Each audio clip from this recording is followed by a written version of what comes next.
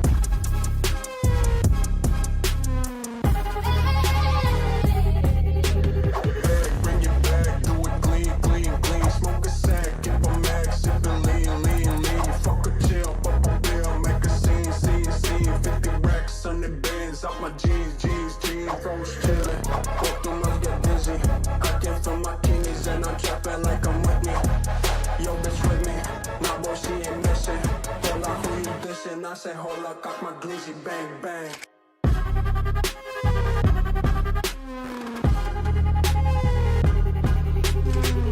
I say hold up, cock my glizzy, bang bang.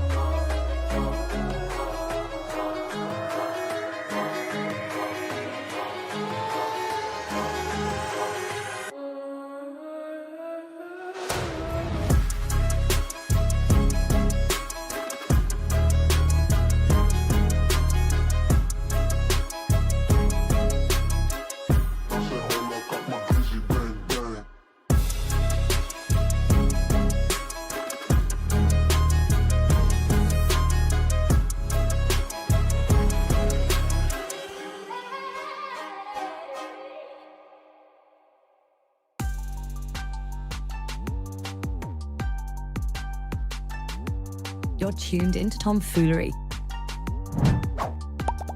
Make sure to hit the thumbs up button and subscribe. And consider donating with super chats, stickers, memberships, or you can even gift memberships to other chatters. Or use the tips link in the description to write a message for TTS that will be read on stream. Hit the like button, or you ain't black. And that's a fact. Jack. Enjoy the show.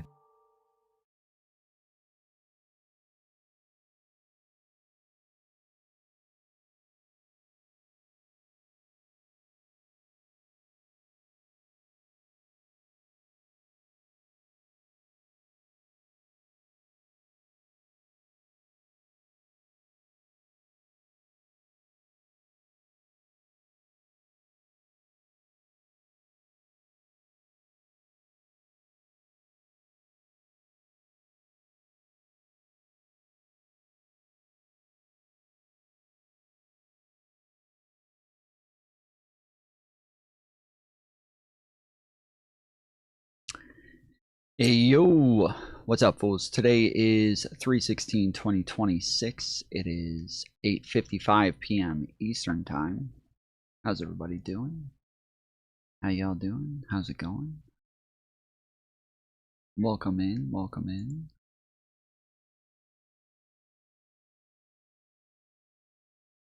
I don't know if you guys heard, but we got some news that is bonkers. Oh my goodness, this news and the amount of bonkers that it is. Yikes. Yikesies. Yikers. Alright.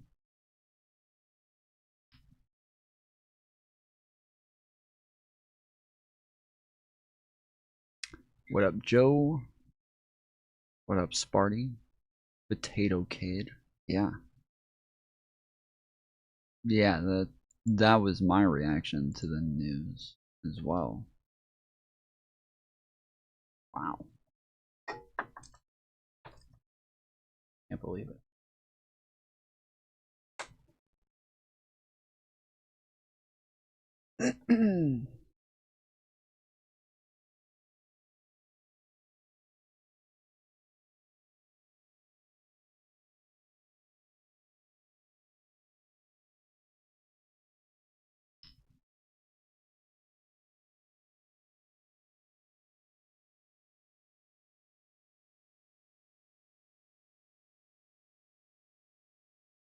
Is that what?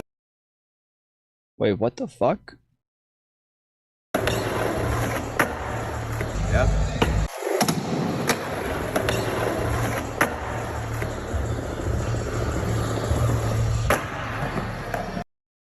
Yeah, every time I ever see him skate, he looks like it's his very first time ever skating.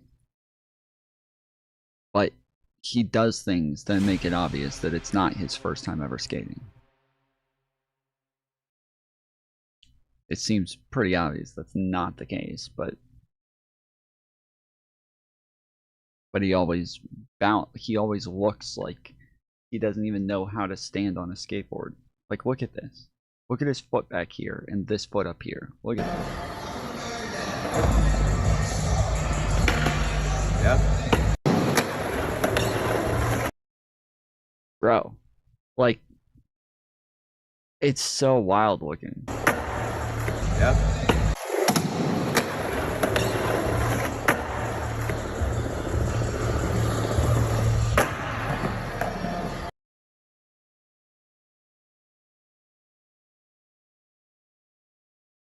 It's ridiculous. Good to have you with us on this Monday morning. I'm Joe Fryer. And I'm Savannah Sellers. Thank you for starting your week with us. We are going to begin this Monday morning with the ongoing war with Iran as the conflict stretches into its third week. Well, this weekend, the 6 U.S. crew members who died when their military refueling plane crashed in Iraq early Friday morning were publicly identified.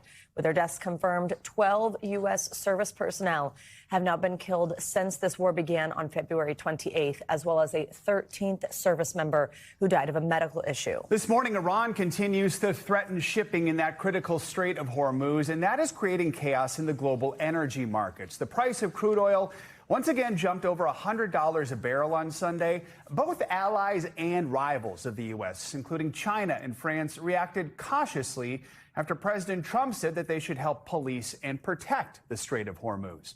And U.S. Energy Secretary Chris Wright told NBC News on Sunday that there is a very good chance gas prices could.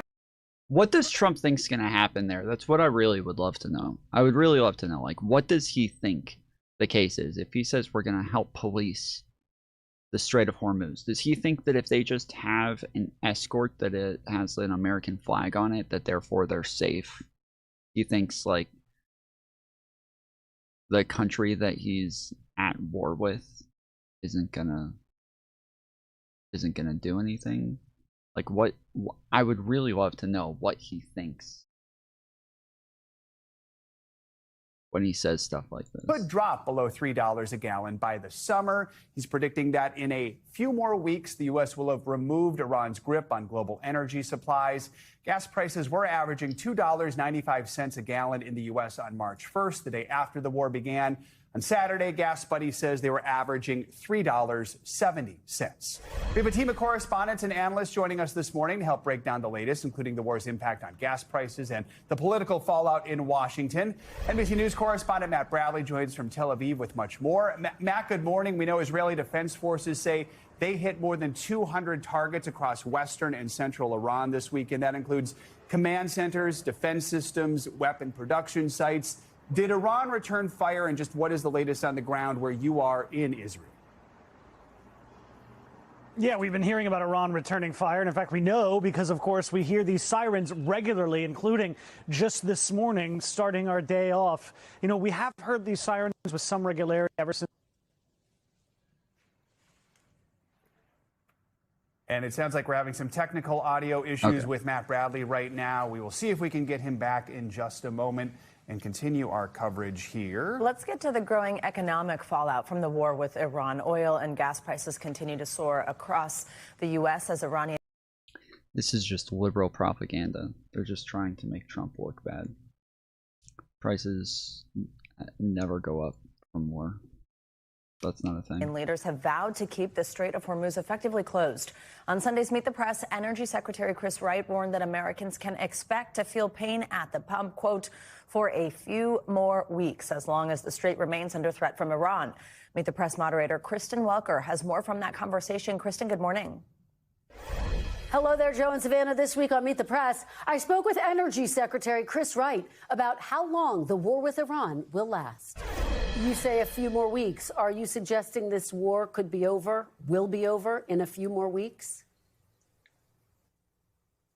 I think that's the likely time frame, yes. I think the president came out early on saying he expected the need for 4 to 6 weeks to completely defang Iran's military capabilities. We started focused on the projection of distant power. So their Navy's been destroyed, their Air Force has been destroyed, their long-range missiles have been destroyed, their ability to construct and build long-term missiles has been destroyed. And the effort continues now on more of their short-term threats, short-range missiles, drones. The military performance has been outstanding, but it's just critical for the world and critical for the United States that we remove this just growing threat from Iran, defang their ability to rain terror on their neighbors and the world. You can see my full. Those ships cost around over to 80 to 100 million to build. Companies can't afford to replace ships because Trump is stupid. That would literally sink their business. Yeah, I don't think any companies are going to want to take the chance of trying to send their ships through there, send their cargo, send their employees who probably have families and things. Like, none of them want to try to go through there while, just because Trump thinks that everybody's terrified of the US in a way that makes them just unstoppable. Interview and a whole lot more at meetthepress.com. You can also get more Meet the Press right here on NBC News Now every weekday at 4 p.m. Thank you, Kristen. Well, for more on this from Washington, let's bring in NBC News political reporter Megan Leibowitz. Megan, good morning. So we just heard there from the Energy Secretary about this potential time frame for this war, but we've heard shifting messages about that from the administration. What is President Trump saying about the possibility of making some kind of deal to end the war? Yeah, good morning. President Trump said in an interview with our colleague Kristen Welker over the weekend that Iran wants to make a deal, but that he doesn't want to make a deal yet because he said that the terms are not good enough yet. Now, he said in the interview, asked about the terms needed to create a deal in order to end the war. He declined to say, but he agreed that any deal in order to end the war would need a commitment from Iran in order for it to abandon. Stupid or 5D chess? Yeah. True. What's up, OF? What news is bonkers? Well, you'll have to wait and see. Its nuclear ambitions. Now, President Trump also discussed his views on a potential deal with reporters last night on Air Force One. Take a listen to what he had to say. I don't know that I want to make a deal because, you know what? First of all, nobody even knows who you're dealing with. Because I hate these like little pressers that he does on the planes. It's so obnoxious because you can never hear crap that he's saying. The plane is so loud right there, but this is where he always chooses to do it. He always chooses to just go stand in the doorway like this. I don't remember this with other presidents. I don't remember other presidents just going and standing there. And apparently it's not even like a formal thing that like they'll bring the press on the planes. That is like a common thing for other presidents, but normally they'll just go and talk to the press and the press will write things down. Normally it was like text-based news, but apparently here Trump will just go and just start talking to the press. That like he literally likes to just go and hang out and just talk to them for periods of time, and it always sounds like shit. Like, I feel like if this is your plan, you would maybe come up with a actual plan to make what you're saying legible. Tug life. Naomi, let's go. Tug life. Hashtag life, not hashtag. Hash. Tug life. Based. Thank you, Naomi, for the $1.99. Let's go. Most of their leadership has been killed, as you know. So I don't even know that we want to make a deal. Why right then you mentioned that Iran's military? They want to make a deal badly. I do want to note, though, in a separate interview with CBS, Iran's foreign minister appeared to contradict the president, saying that Iran has not asked for a ceasefire and that Iran hasn't asked for negotiations either, Joe and Savannah. Gas prices are up across the country. We mentioned earlier and heard Secretary Wright saying Americans can expect these prices to remain high for, quote, a few more weeks. It's absolutely insane that he can just lie about stuff like that. It's absolutely insane that he can just lie about whether or not they've asked for a ceasefire. Like, that should not be the case. Like, when we're at war, when people have families who are dealing with this, they have families who are in the military, they have people that they care about, they have like businesses that depend on this, they have, like, this is a thing that really affects people and their lives and their livelihood, and he's just gonna start lying about things like this. This is not right, man.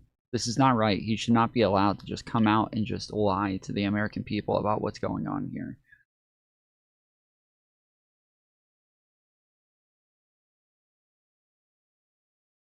Like, when you work a job, generally, you're not allowed to just lie either. Your freedom of speech does not apply to your job. If you work at a job and you're supposed to even just be a Taco Bell employee, and somebody walks up to the front counter and you're just like, "What's up, bitch? What the fuck you want?" Like, you're gonna get fired. But for some reason, Donald Trump is held to just a much lower standard than a Taco Bell employee, to where he can say whatever the fuck he wants. And the Taco Bell employee is gonna lose their job, not gonna be able to pay their bills. Donald Trump, he can do and say things that affect the entire world. No problemo. What else are we hearing from the administration when it comes to these rising costs? Yeah, President Trump did not seem too concerned about long-term gas prices in his interview with Kristen Welker, where he said that he ultimately expects gas prices to go lower to what they were previously, and that he also wasn't concerned about gas prices and the impact that they could potentially have on the midterm elections. Also, during that interview with Kristen, he said that there's a lot of oil and gas out there, but he said, quote, "It's being clogged up a little bit. It'll be unclogged very soon." Now, at the same time, we're seeing a rise in oil. Do you think Trump gives fist bumps? I don't know. Let's see. Is there evidence?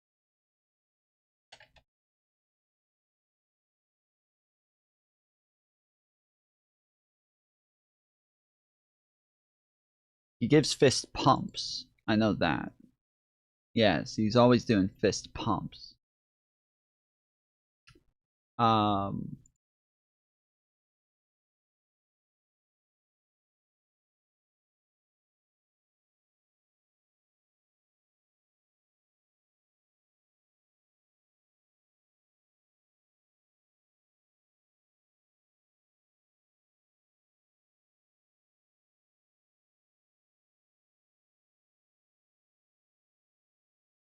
Let's see.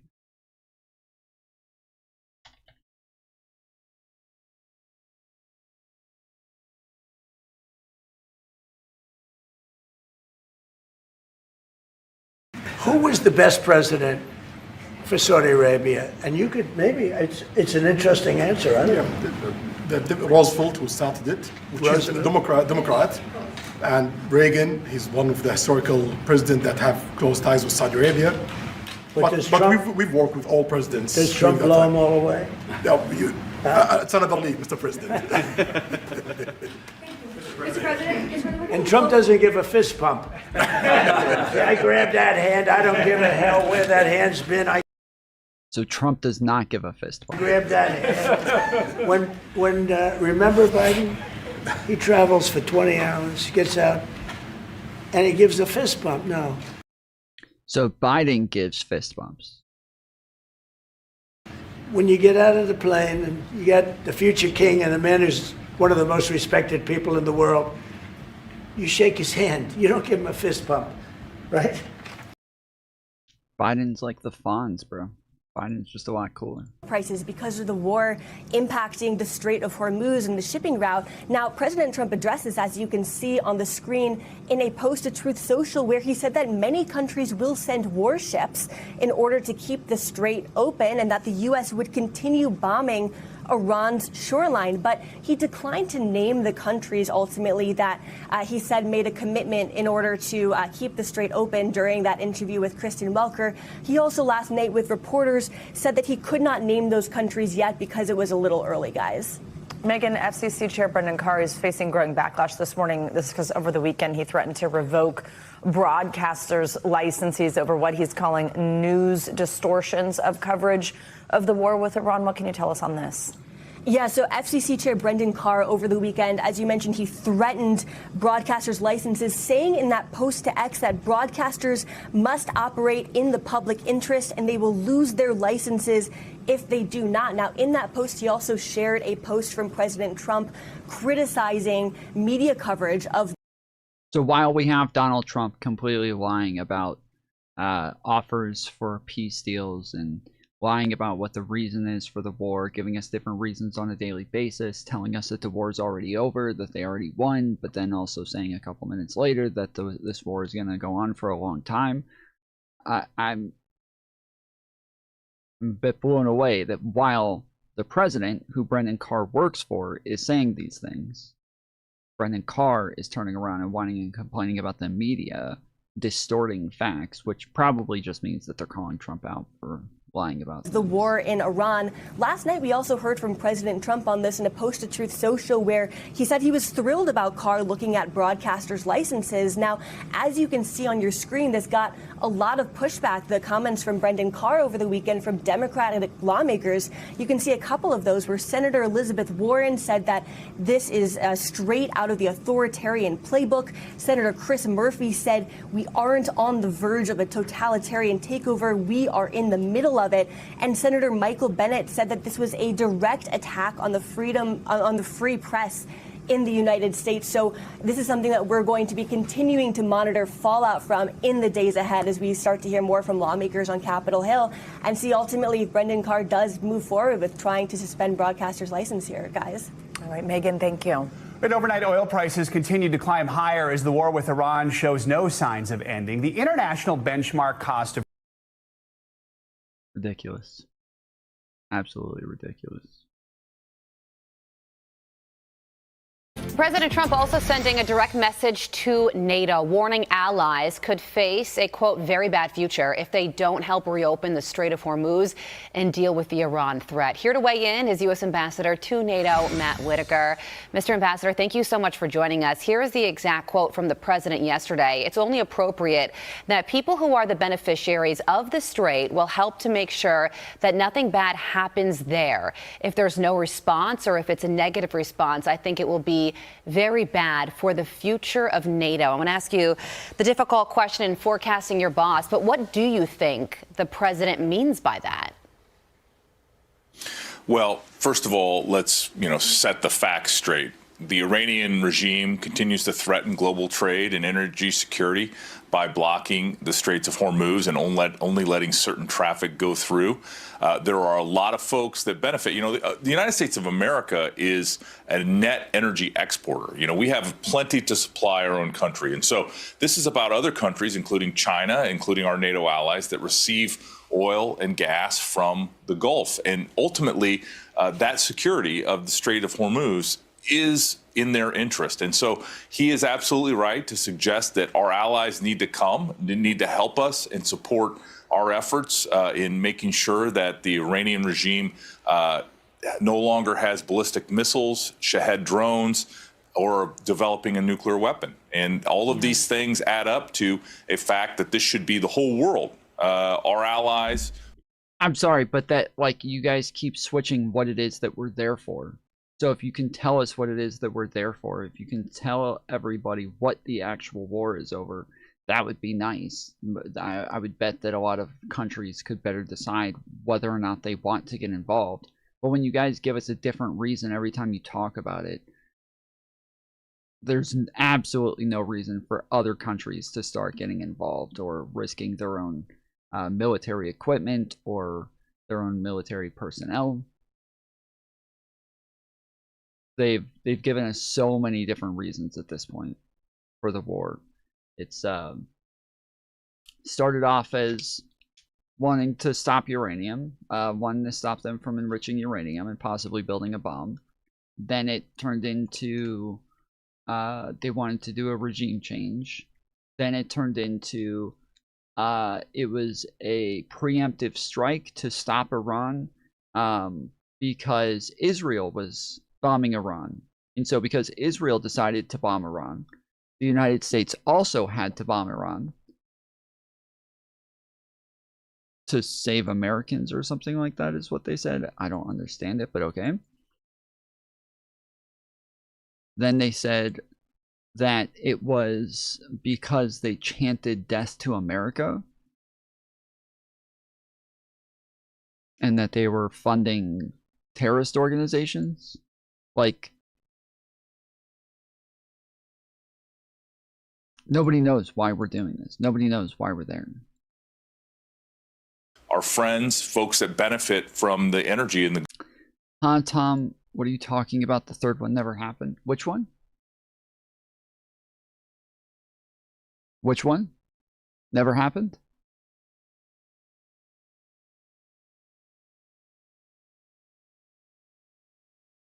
Which one never happened?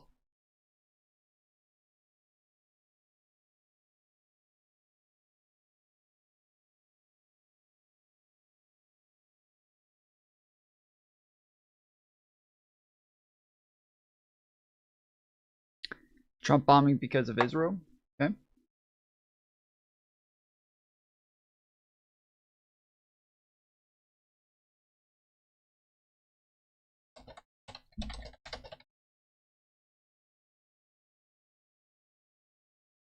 Donald Trump saying it's just the start of a relentless campaign that could last more than a month. Those words are backed up, in fact, by the Israeli Prime Minister Benjamin Netanyahu, who said the war will take some time. Well, let's hear the words then from Marco Rubio. If we stood and waited for that attack to come first, before we hit them, we would suffer much higher casualties.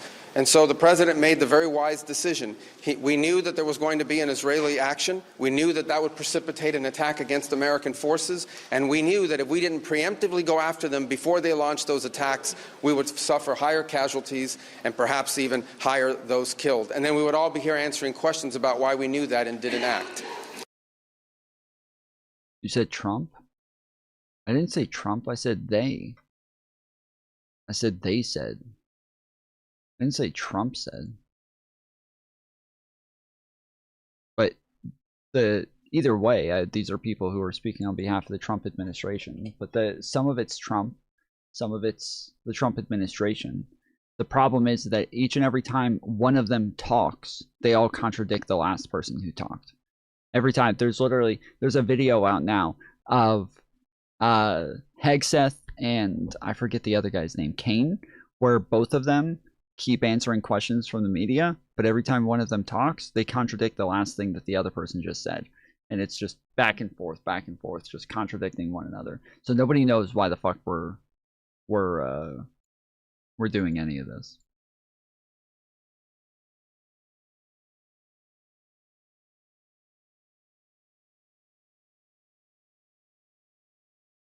Gulf coming together and sending a clear message that the Iranian regime can no longer get away with this. Well, speaking of that, the Financial Times is also reporting that Italy and France have contacted Iran to try and arrange passage for their ships. While President Trump is trying to create this coalition against Iran, how does the U.S. view that?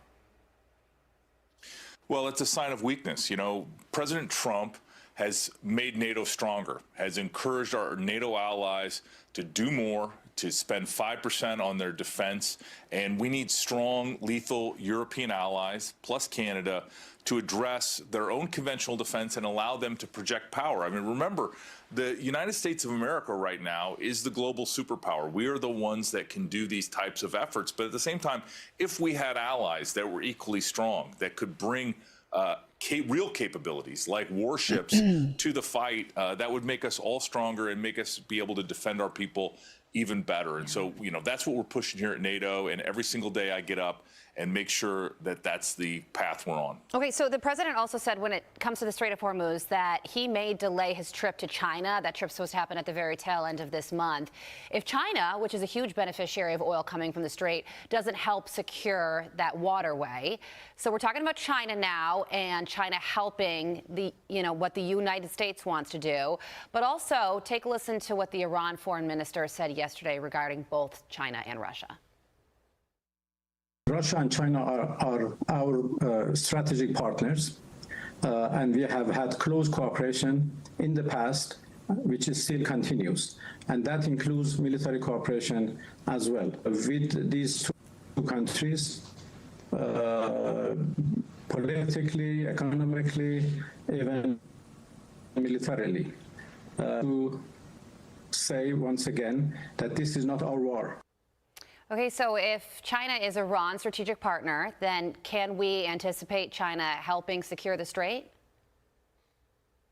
Well, remember what that means. A strategic military partner means that Iran and I guess China are trying to kill American troops. That's very bad for China. That is not a good look. And President Trump and President Xi That is not what that means.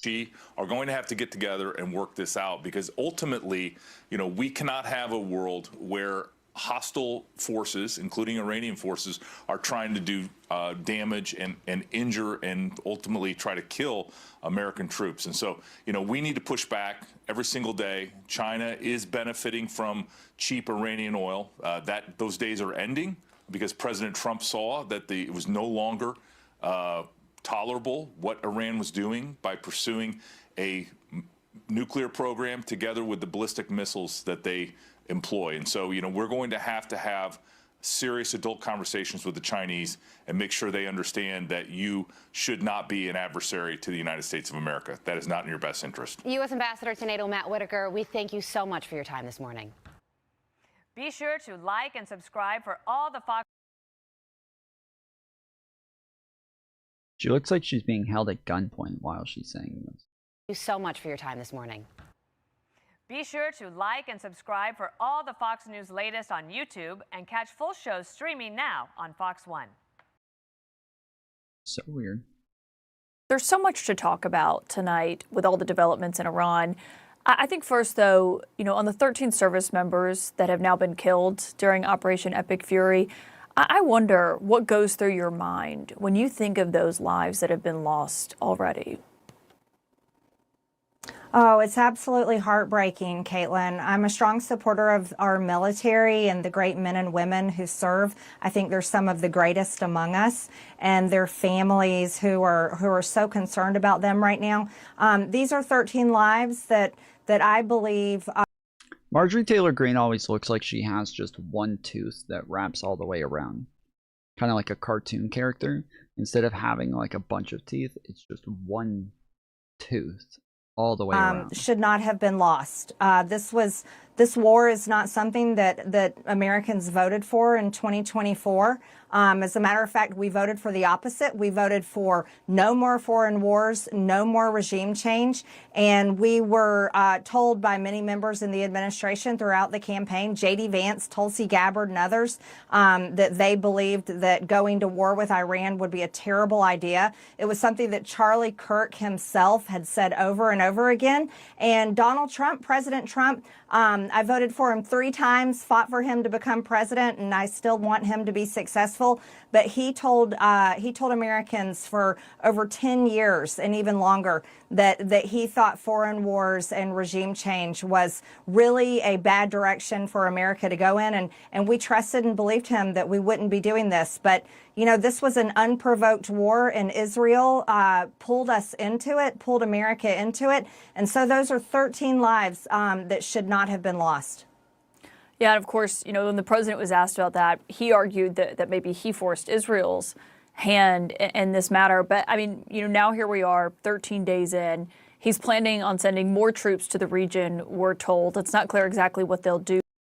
Marjorie Taylor Greene's interesting because obviously she put up with Trump lying, with Trump failing on his promises, with Trump just not doing what it was that he said he would do for a long period of time. And then all of a sudden she decides to be principled.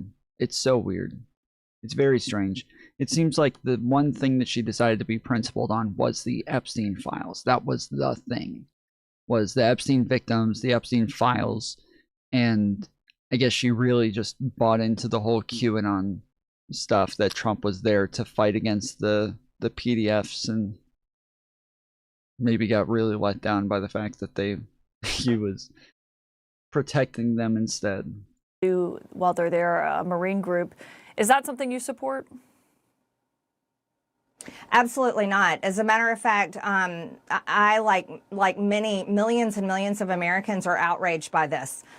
He never came to America and addressed the nation and gave clear reasons why we would go to war with Iran, especially after he told us back in the summer that he had completely obliterated all of their nuclear capabilities and had even I'm so glad other people are finally starting to bring this up. This is what I was bringing up on day one. Like, wait, this makes no sense. Why are they saying that we're going over there to take out enriched uranium when they told us in June that he obliterated all of their uranium, that they had nothing left? And even after American intel came out and said, oh, it seems as though Iran moved the uranium before we bombed them, Trump still said, no, they're wrong. They're totally wrong. We did get it. We did get it. We got all of it. We obliterated it. And now here we are, apparently going after the same uranium. Doesn't make sense. Chastise any news organization or media that said otherwise. But here we are in a war with Iran, and it doesn't make any sense. And I'll go further with this. Why are we sending thousands of more U.S. military troops? Why are we sending more of our military resources? Why are we pulling military resources away from other sectors of the world where it's much needed and putting it all there to fight Iran and to have this war in the Middle East? And the reality is, there are so many innocent people dying. I mean, the little girl's school is such an outrage. It's horrific. And Americans, we don't want to think of our military as being responsible of killing little children. This is absolutely something that Americans should not tolerate. And we are owed answers. They keep saying that they're investigating, but it is such a serious situation. I drove by an elementary school today, and there were children out on the playground swinging on the swings and playing on the playground. And I thought to myself, I'm so thankful that our children are safe, but I can't imagine living somewhere where school children or people's children have been bombed or killed. And this is something that has so many people outraged, because I'll go back, Caitlin, we did not vote for this. We voted for an end to foreign wars, and that's exactly what we should be seeing. On the school, so you don't think that their answers so far have been sufficient on who's responsible for that, given the evidence that points to the United States? I don't want to ever think about our military doing something like that or making that type of mistake or however it happened. But everyone has seen the video. Everyone has seen the still shot of the Tomahawk missile. So no, I think they need to come out and talk about it. There's so many things that are so concerning about this war, and Americans have not been given enough answers. Here we are. Here's Americans at home right now. We've got families getting ready to go on spring break and gas prices are skyrocketing.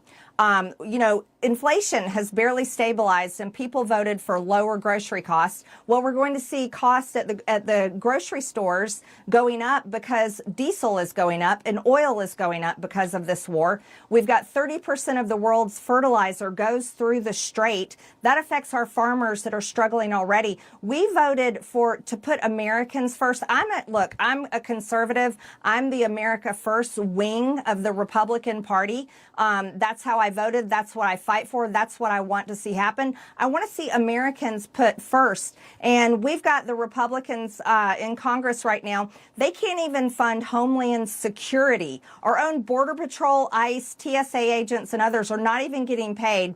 But yet here they are told that they're going to be voting, and they'll vote for it. Believe me, they love the war. The neocons love the war. They're going to pass a supplemental to fund the war in Iran. What is that going to be? $50 billion or more, while the war is costing us approximately $1 to $2 billion a day. But yet we're not even funding Homeland Security, and Americans are still struggling. And Caitlin, I got to tell you, I'm still waiting on Mike Johnson to roll out that Republican health care plan that he boasted and bragged that he was going to have, because Americans can't even afford health insurance right now. Yeah, I think you said that this is not what the president's supporters voted for. I mean, you're someone who campaigned for him endlessly on the campaign trail. You know what those voters wanted. And when you talk about just gas prices, they're up 74 cents almost per gallon in Georgia in the last month. The administration said today they have a plan when it comes to the Strait of Hormuz, which is, basically choked off at this point, which is why those gas prices are so high. We're 13 days in. Do you think that they have a plan? I don't know if they have a plan or not, because they've never made a clear case to the American people why they are bombing Iran. They've never made a clear case why they're supporting Israel while Israel is bombing Lebanon, and while Israel totally grazed Gaza, killing thousands and thousands of people and children. No, I don't think they've made a clear case for this at all. And the reality is, this is something that Americans are so fed up with, and we voted to end it. That's what we voted for, to end all of this. Stupid. It is true that a bunch of people keep saying, well, Trump has been saying that he was willing to go to war with Iran the whole time. This is nothing new. That's true. They're not wrong. That is true.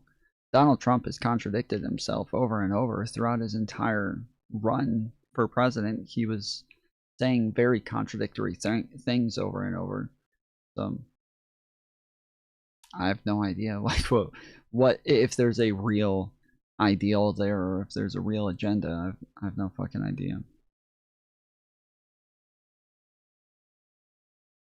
Tom, who is this woman? This isn't MTG. It's AI, bro. MTG died. Not enough people talk about it. Let me show you how CNN is able to get you to believe the exact opposite of the truth just by using some very choice language. Iranian bombers came within just 2 minutes of striking the largest military base. What did they say?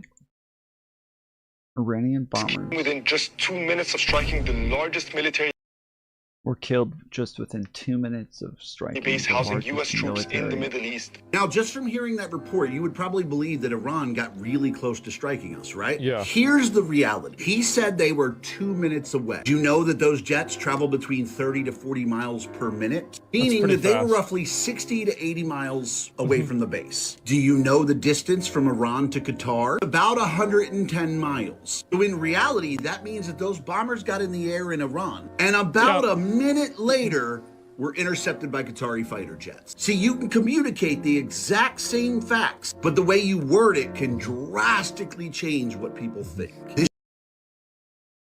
This is how outlets like CNN manipulate selective. What?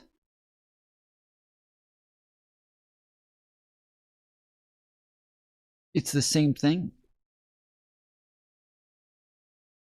He started off at the beginning saying how they can communicate words, but by using selective facts, they can say the exact opposite. That's not the opposite. That's the same exact thing. You're just trying to manipulate the language to use bigger numbers. So where they say 2 minutes, you're like, well, it's actually 100 miles. Okay, so it was still 2 minutes. Like, what? Why are you acting like that's a big difference? Like, what? Who gives a fuck? Who gives a fuck if it's 100 miles versus 2 minutes? Like, it's still 2 minutes. If you tell somebody it's 100 miles, but they don't know how fast something travels, then they just actually don't know what that means in reality. The amount of time is what it means in reality. Like, this is how long it was going to take for them to do this thing. That's what matters. Am I crazy? This is the same thing, right? Of reporting.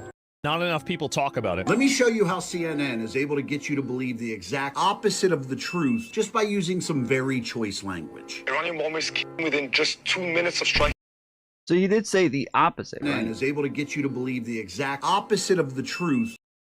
The exact opposite of the truth. Just by using some very choice language. Iranian bombers came within just 2 minutes of striking the largest military base housing U.S. troops in the Middle East. Now, just from hearing that report, you would probably believe that Iran got really close to striking us, right? Yeah. Here's the reality. He said they were 2 minutes away. Do you know that those jets travel between 30 to 40 miles per minute?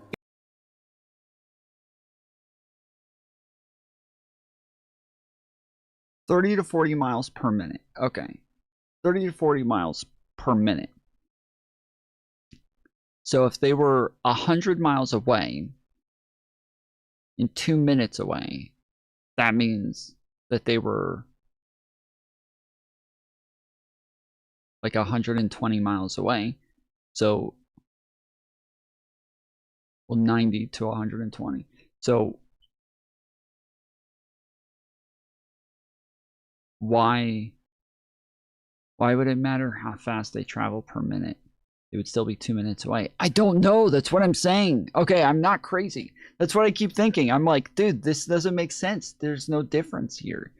He said the exact opposite. That's not the opposite. That's literally the same exact thing. Meaning that they were roughly 60 to 80 miles away from the base. Do you know the distance from Iran to Qatar? About 110 miles. So in reality, that means that those bombers got in the air in Iran. And about a minute later, were intercepted by Qatari fighter jets. See, you can communicate the exact same fact. So what?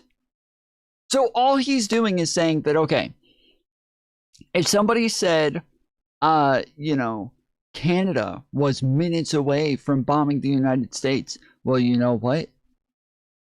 The base that the Canadian jets took off from were actually only 100 miles away from the border. And so it literally only took them 2 minutes to go from the base to the border. That's what he's saying.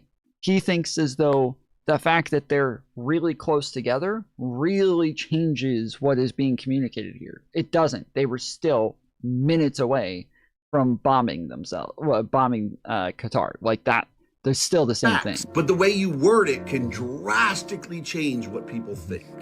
But it didn't change anything! These people are too fucking stupid to exist, bro. They're actually too fucking stupid. This is insane, bro. This is actually fucking wild. It didn't change anything. It's the same. You're just putting it in terms of miles instead of minutes. That's all you did. Miles is a much bigger number, which this is something that conservatives do. Conservatives will do this where they'll say millions of immigrants came into the country under Biden. Okay, millions came in under Biden. Millions, that sounds like a big number. Millions, that sounds like a really big number. Turns out it was about 2 million under Joe Biden in 4 years. Most presidents have about 1.2 million under them. So Biden did have a bit more than other presidents. But when you think of things in terms of like proportionalities, like lots of presidents have had millions, and then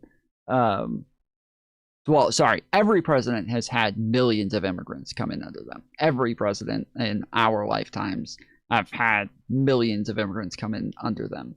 But on top of that, like this is the way that they do is they'll just give you a big number like millions, and it's, well, that doesn't mean much. We need to know, like, what do other presidents get? What are the proportionalities there? Like, that's what you would need to know what that actually means.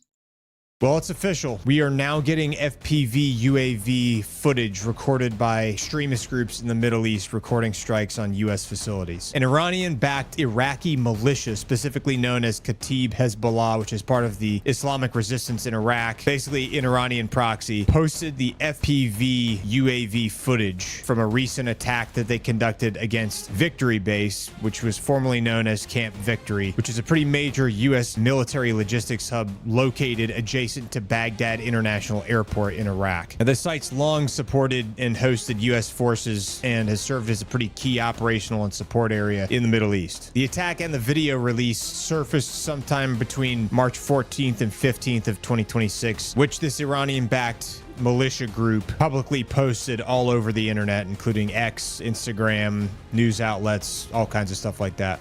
And in the video footage, you can see this UAV navigating the base before it crashes into a small building.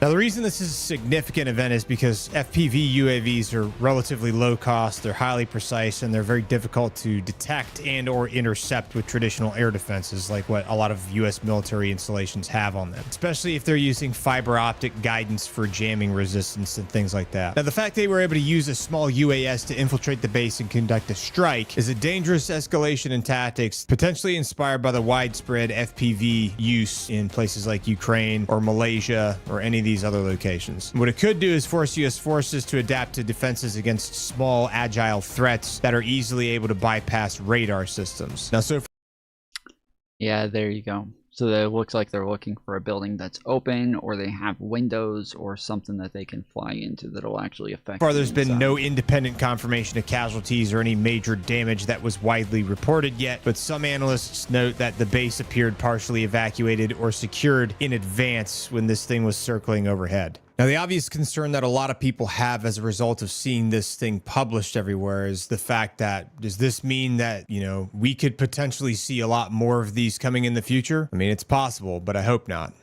Well, it's official. We are... The Islamic resistance. Interesting. It's interesting watching it fly because it's super shaky. I wonder if it's like in the form of a plane instead of it being in the form of a drone. Because drones normally are a lot more stable. They have a lot more stability where like you turn it and it goes right back flat. Whereas that thing was doing this the entire time. Like it was probably more like a little plane. It was too agile to be in the form of a plane. Like it turned too sharply. Wait, no, that's the point, is that the planes would be able to turn more sharply. Oh, you mean like it did this? Did it? Let's see. Site's long supported and hosted U.S. forces and has served as a pretty key operational and support area in the Middle East. The attack and the video... Because it looks like it's going forward the entire time. So it looks like it doesn't ever like stop and hover and go up or backwards. It looks like it's release surfaced sometime between March 14th and 15th of 2026, which this Iranian-backed militia group publicly posted all over the internet, including X, Instagram, news outlets, all kinds of stuff like that. And in the video footage, you can see this UAV navigating the base before it crashes into a small building. Now, the reason this is a significant event is because FPV UAVs are relatively low cost, they're highly precise. FPV UAV. Yep, form of a plane.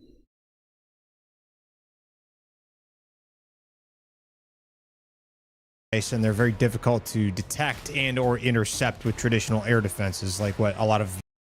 Although this is like hovering sideways for a moment there.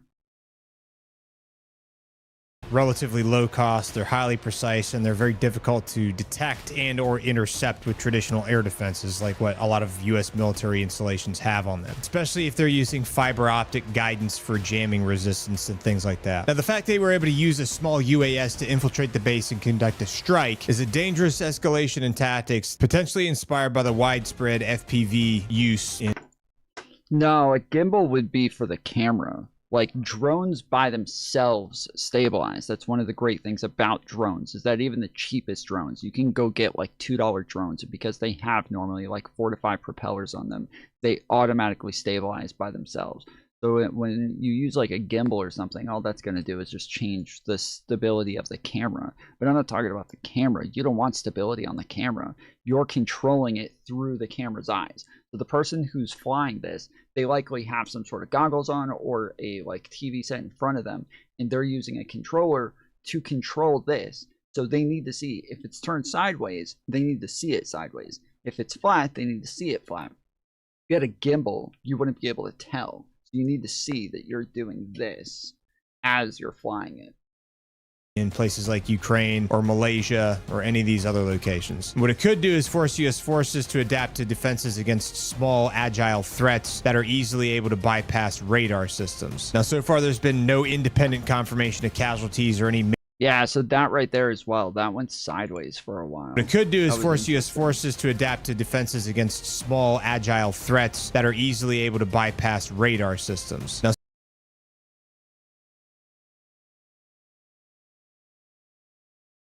okay, so this looks like it might be one as well.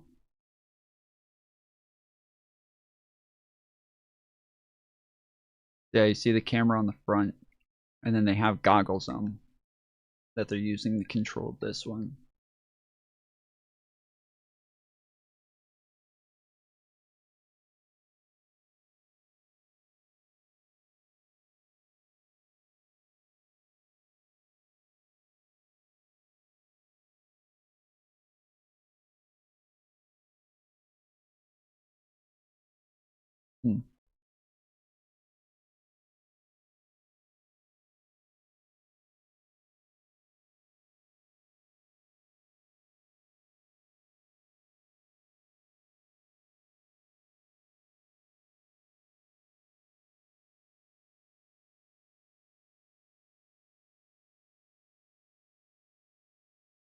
Yeah, I have a couple of FPV drones. I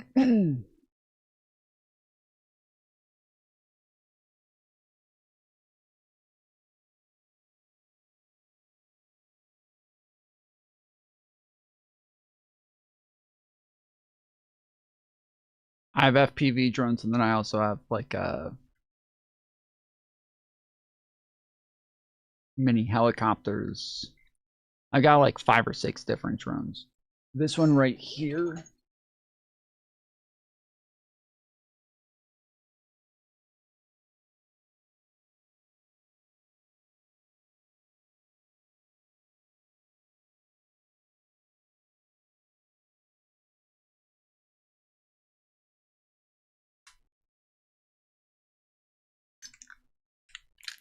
This one is an FPV drone.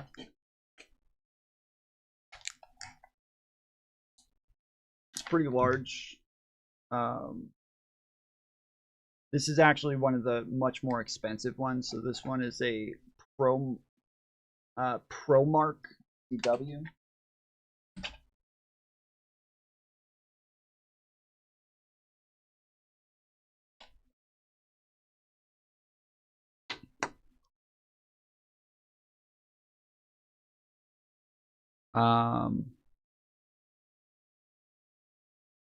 I didn't realize they have cheap ones now. This is the one that I have right here.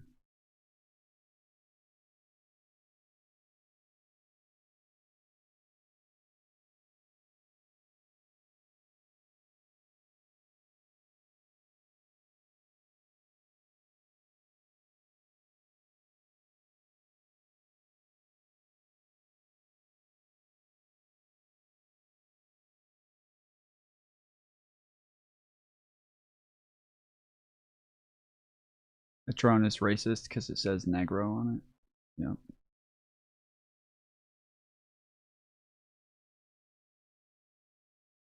Yeah, this one, I have ones like this as well, where you have on the controller, you have a screen that's on the controller. So that's what FPV is, first person view. You have on the controller a screen so that you can control it from that screen. And then I also have some that have goggles. And then I have one that the screen from the camera, it has Wi-Fi built inside of the camera, which I think is this one. I think this one has Wi-Fi built inside of the camera. And then you have a program on your phone or an app on your phone that you use. And so you connect your phone to the Wi-Fi on the camera. And then on the controller, you slide your phone into this little attachment that holds it right on top of there. And you can just watch what's on the camera from your phone the entire time. So I have like a bunch of videos and stuff from my drones over time.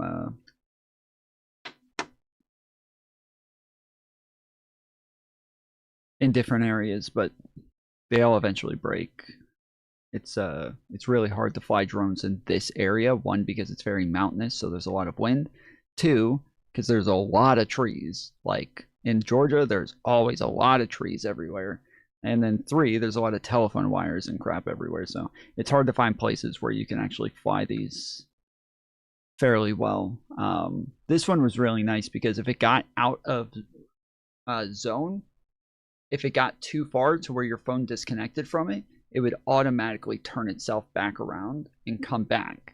So yeah, this one was a really nice one. But I've got a bunch of other nice ones as well. But my biggest issue is every time a drone would break, like you would just get a bent wing or anything, there's nowhere to take it to get them fixed. There's no places around that fix drones. So you just have to buy a new one every time one breaks. You gotta go buy another one.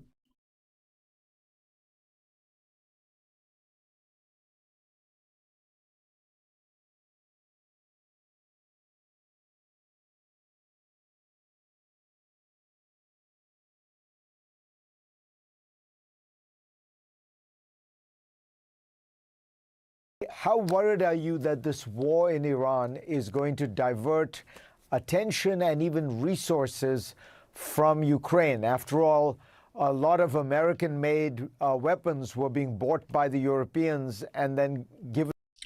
I can't imagine like how offended Zelensky is throughout all of this. You know, I can't imagine when he hears that the United States is like, you know, they pull funding from Ukraine, they pull a lot of support from Ukraine, they're not helping them nearly as much. I think we even pulled, what was it called? The Tesla link thing that they were using. And was it Starlink, I think, that they were using?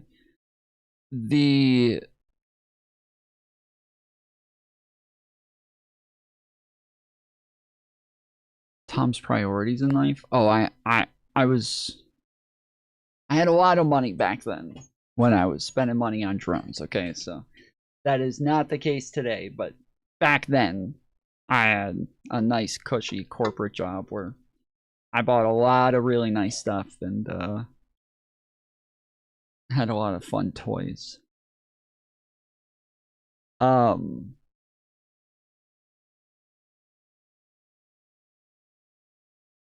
Yeah, rather than focusing on China or Russia, it's freaking Iran. Well, I mean, imagine Donald Trump says that he's willing to go invade Greenland. Can't really help Ukraine, but we can go invade Greenland. And he's willing to pressure NATO into helping him invade Greenland, but not into helping Ukraine. He's same with the EU. Then he's willing to just go in and kidnap the leader of Venezuela, but still can't do much to help Ukraine. Now he's able to go and fight a full-on war with Iran to help Israel, but still can't do a whole lot to help Ukraine. Like, I'm sure Zelensky just feels stabbed in the back at every turn right now. Even to you, Are you worried that these weapons will now all be diverted to the war in Iran? Yeah, of course, we have big risks. I think so. And of course, I think that we can have deficit with air defense, especially Pak 3, Pak 2, for Patriot systems, for defending our sky. And, after such difficult winter, such massive attacks using Iranian Shaheeds, by the way, 500 per day of Shaheeds, and dozens of ballistic missiles. And of course, for us, it's a very difficult, sensitive question. And of course, if the war will continue, of course, we will have deal with these challenges, and the challenges will only increase. Do you have intelligence or any information about this report that the Russians are providing Iran with intelligence, specifically providing Iran with intelligence on where American troops are, where American assets are, so that the Iranians can strike and kill Americans? First of all, Russia gave drones already, these Shaheeds. They are using Iranian licenses, that they built and produced a lot of drones. They gave them. I have 100% facts that that the Iranian regime used against American bases and against our Middle East and Middle East neighbors of Iran. They used these drones. We saw intelligence shared with us some details, and it was Russian details in these Iranian drones. This is the first. And the second point is my intelligence told me next that they think that they share intelligence with Iranian regime. They help them. And also, my intelligence told me that they said if Europe and the United States can help Ukraine with intelligence in this war, it means that Russia can help Iranian regime. This is their point of view on this. So it's a fact, and you see that it's not a big secret. Now, you have been... Yeah, it's not. I don't think it's a huge jump to say that Russia would help Iran, especially with intelligence, when, they do just have aligning goals in a lot of ways, especially considering the fact that, yes, the United States is helping Ukraine, and the United States then goes to fight Iran. Well, Russia would like to hurt the United States, who's helping Ukraine, so they would help Iran, but they would help Iran anyways, just out of shared goals in totality, in similar alliances with China. Able to do something extraordinary. You've been asking for weapons from the West, but now you are providing weapons to the Gulf states and perhaps even to America, because Ukraine is very advanced in drone and anti-drone warfare. Will you be able to afford to continue to provide these kind of weapons to Saudi Arabia and the UAE and the U.S.? So we've got messages from the United States. Also, I spoke with Emirates and Saudi, and we spoke also with Qatar and Jordan, and we understand what does it mean at the very beginning of the war when you are under big, massive attacks. We remember this. And I said that we, with Americans, we are partners. We are ready to help Americans, and we are ready to help also Middle East allies. So we are ready to help to save the lives of civilians. And I moved 3 big group of experts, military experts from our army, and they will help. Do you worry, though, that you still have not been able to persuade President Trump, it seems to me, because he tweeted out saying, if America does not have enough weapons, it's because Joe Biden gave them all to Zelensky. And he compared you to P.T. Barnum.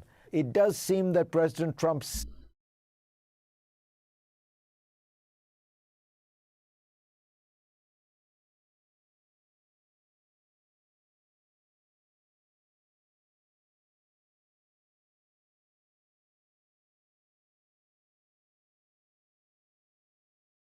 So why would he even say something like that? Like, why would he even signal that we may not have enough weapons? Like, why the fuck would he even try signaling something in the sense that we wouldn't have enough weapons? It says here, it says the United States munitions stockpiles have, at the medium and upper medium grade, never been higher or better. As was stated to me today, we have virtually unlimited supply of these weapons. Wars can be fought forever and very successfully using these supplies, which are better than other countries' finest arms. At the highest end, we have a good supply, but are not where we want to be. He just said we have virtually unlimited supply. He said, at medium and upper medium grade, never been higher or better, we have unlimited supply. But at the highest end, we have a good supply, but are not where we want to be. Much additional high-grade weaponry is stored for U.S. in outlying countries. Sleepy Joe Biden spent all of his time and our country's money giving everything to P.T. Barnum, Zelensky, of Ukraine. Hundreds of billions of dollars worth, and while he gave so much of the super high-end away free, he didn't bother to replace it. Fortunately, I rebuilt the military in my first term and continue to do so. The United States is stocked and ready to win big. Thank you for your attention to this matter, President Donald J. Trump. Why would he even signal that, like, we don't have enough weaponry? Why would he even do that? What the fuck? I'm pretty sure the majority of what Ukraine got was not our newest, like, highest grade stuff.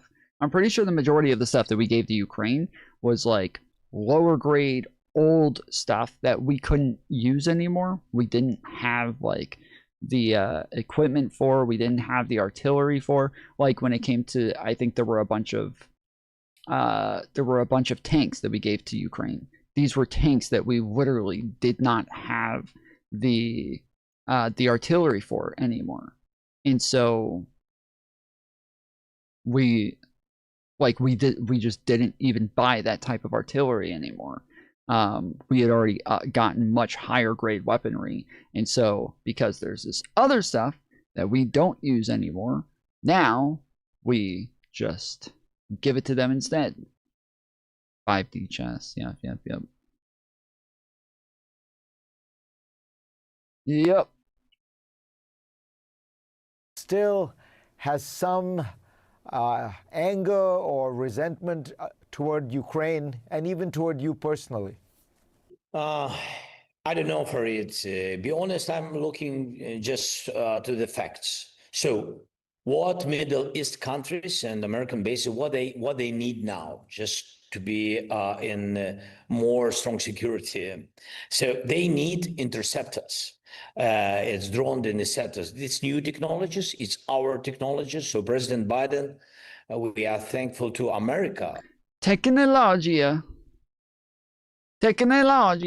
And bipartisan support and to President Trump, but we never got drones interceptors from the United States. So we never asked. It's just new technologies. But we've got Patriot missiles. And we are thankful to America that we could get. He's not Italian.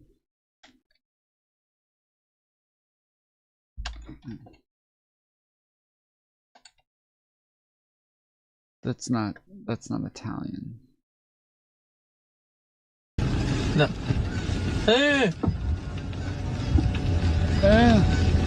تكنولوجيا أشهد إنها تكنولوجيا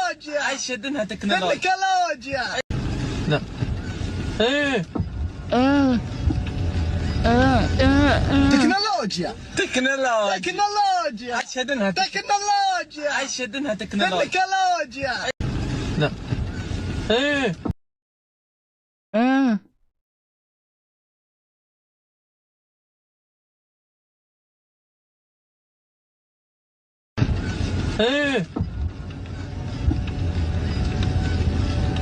تكنولوجيا تكنولوجيا أشهدنها تكنولوجيا أشهدنها تكنولوجيا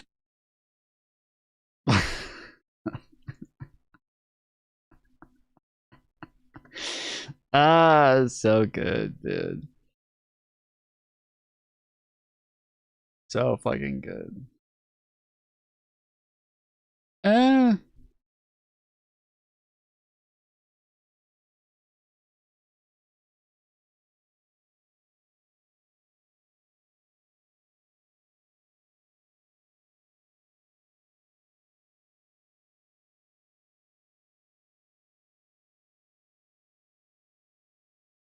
There's a song to it as well. Yeah, there you go.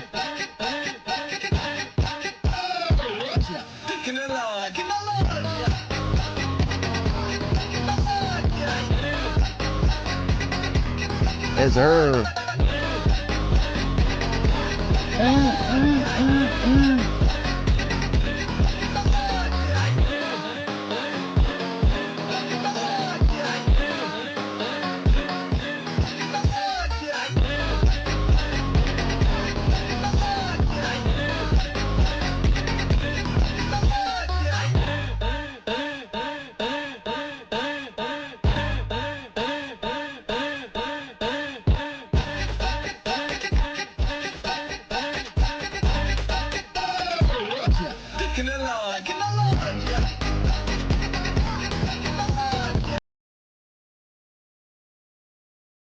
Get some missiles, but also at the same moment, I want to underline that Middle East partners had more missiles for Patriot than we've got from the United States and Europeans during all the war. They used more missiles. They used more than 800 Patriot missiles during first attack, during first 24, 36 hours.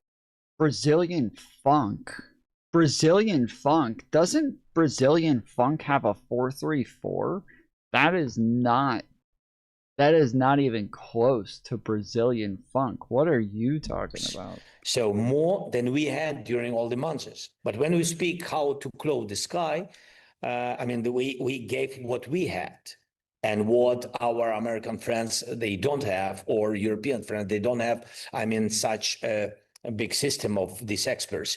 They have more other things, very strong things, but not this. And Middle East countries asked us exactly about this. Let me ask you about the situation in between Russia and Ukraine, because the reports that I'm hearing from the ground are that Ukraine is now gaining territory for the first time in 2 years in the area around Zaporizhia. Can you tell us a little bit about this? And if so, what has changed that has allowed Ukraine to now start taking back some territory from Russia? For it, Russia prepared new big offensive operation, and they wanted to begin it at the end of last year. Okay, I'm wrong. Brazilian funk is just a 3-4.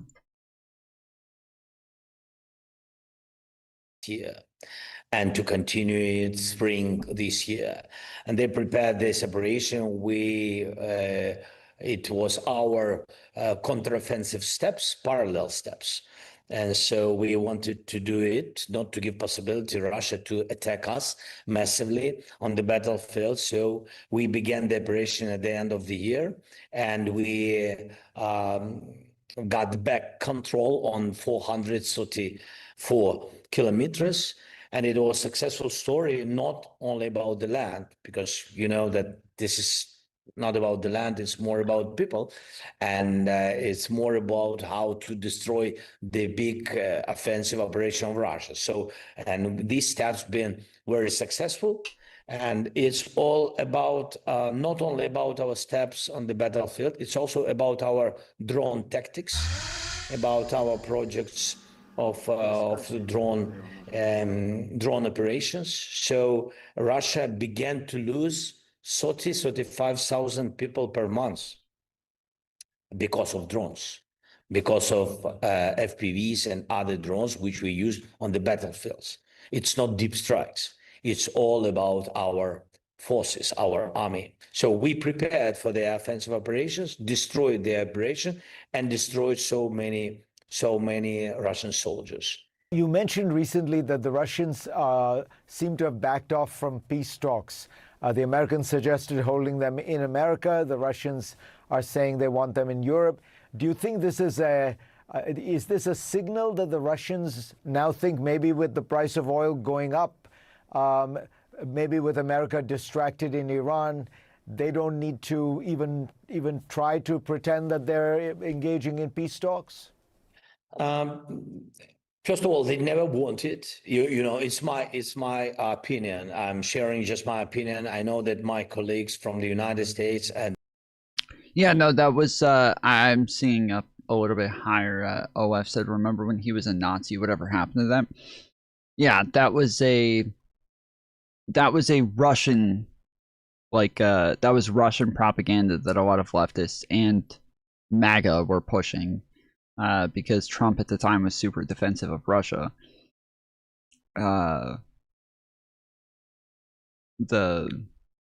Because Trump was defensive of Russia, MAGA became very defensive of Russia, and so all the propaganda that Russia put out, MAGA just ran around repeating it, and it was that Zelensky was a neo-Nazi, that a lot of the brigades that were fighting for Ukraine were neo-Nazis, that it was all just they were all a bunch of far right nut jobs. The revolution that took over was apparently all neo Nazis. Like that was what all of them were pushing. So they were saying that because Ukraine had a white nationalist military division. Yes, like they did have like one brigade that was the case for one, but then that they took that and kind of applied this to everybody, which was ridiculous. Sometimes they have different view, but we are partners. I mean, we share very openly what we think about it. So Putin never wanted to stop the war. They've been afraid of steps of President Trump and pressure from America. That's why he played this game that he wants negotiation. And I'm still sure that America has to make big pressure on Putin. Otherwise, he will not negotiate. He wants only ultimatums from us that we have to withdraw from our territory, but he will not end with this. No, it's not enough for him. Of course, this situation in Iran gives him more money, and yeah, they weren't part of like Russia, Ukraine's like actual military again. These were like separate. They were like separate brigades or whatever you want to call them, militias.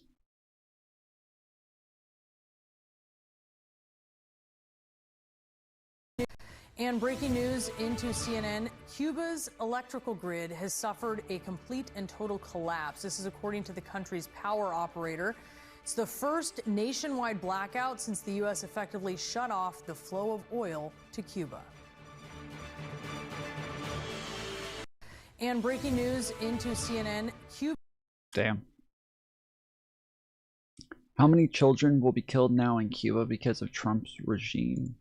This is ridiculous. People are allowing Trump to kill civilians and children around the world. Cuba, Iran, and Lebanon are all combined and tell one story, that Donald Trump is a threat to the world. And innocent children are paying the price. God will judge this evil and wickedness. America is a terrorist state. Yeah, this is totally brand new and had never happened before. 2024 onward, multiple collapses. Cuba saw a series of nationwide blackouts starting in 2024, marking the beginning of an escalating energy crisis. Notable events include... Wait, hold on. I don't think that's what they said. This is according to the country's power operator. It's the first nationwide blackout since the U.S. effectively shut off the flow of oil to. So did it, when they say the U.S. since the U.S. shut off the flow of oil, didn't that happen with us taking out Venezuela's leader Maduro? Wasn't that from us kidnapping Maduro? Isn't that when we shut off Cuba's oil?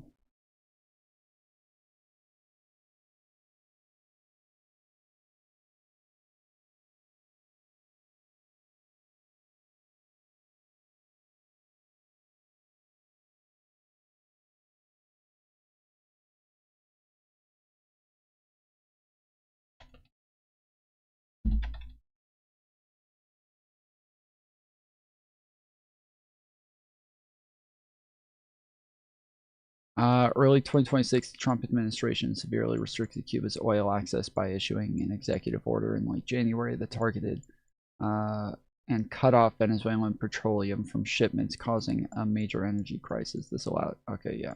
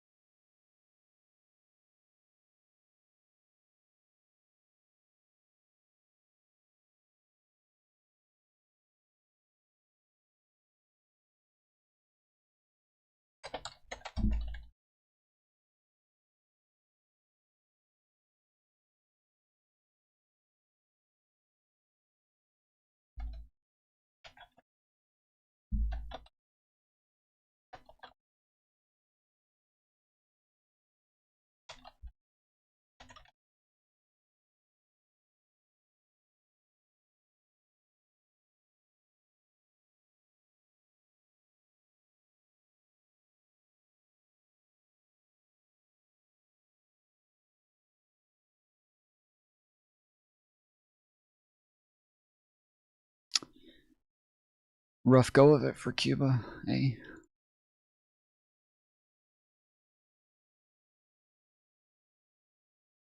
Iran has declared it has 440 kilos or so of nuclear material. Where is that material now? Who has custody of it?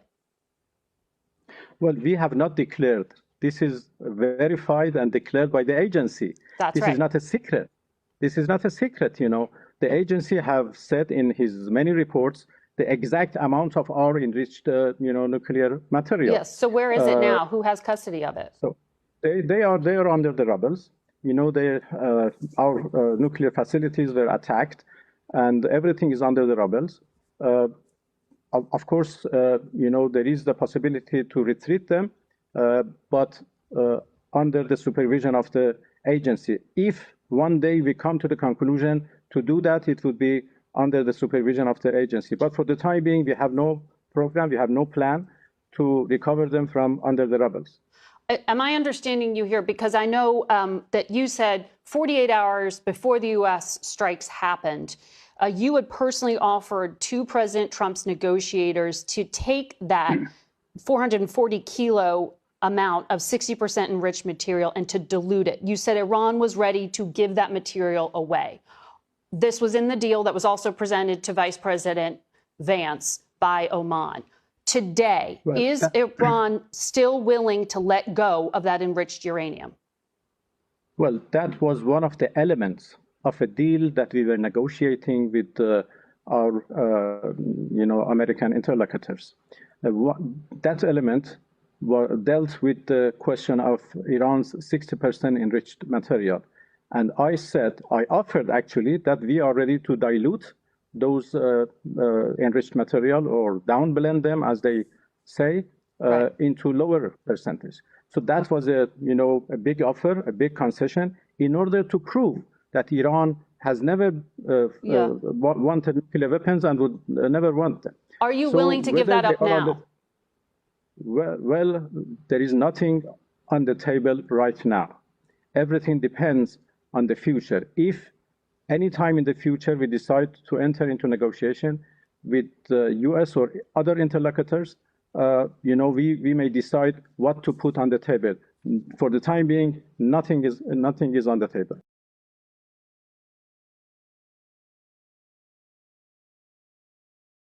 Again, Trump said days before they bombed them that Iran was days away from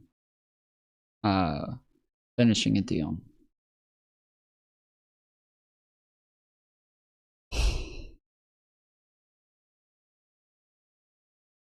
This is so stupid.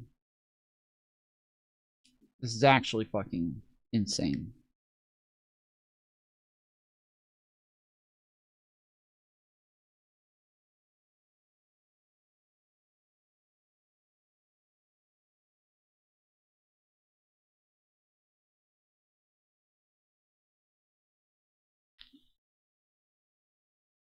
Something else. Now that you've announced that the U.S. has destroyed all of Iran's mine-laying ships, why can't the U.S. just immediately reopen the Strait of Hormuz? Well, we could, but it takes two to tango. We have to get people to take their billion-dollar ship and drive it up.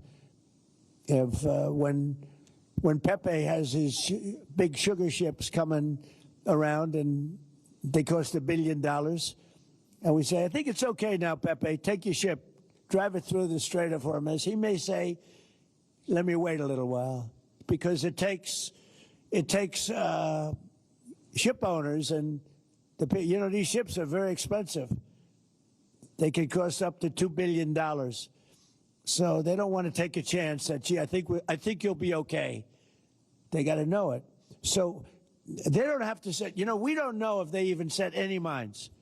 But the thought that they may have is enough to keep people from saying, we don't need it. Now, we are pounding that area, that coast, as you know, left side. We're pounding it, like really pounding it hard. And again, they may have no mine set. We hit every one of their mine droppers. They call it the mine layers, right? The ships. They're pretty sophisticated ships. Every one of them is gone. But it only takes one. So it's a little unfair. You win a war, but they have no right to be doing what they're doing. But we're hitting them very hard. And today is a big day where we're pounding a certain area that has very much to do with the strait. And I think we'll get it going very soon. In addition, we do have other nations coming in. You need people to watch and people to see. We have other nations coming in. Yes, please.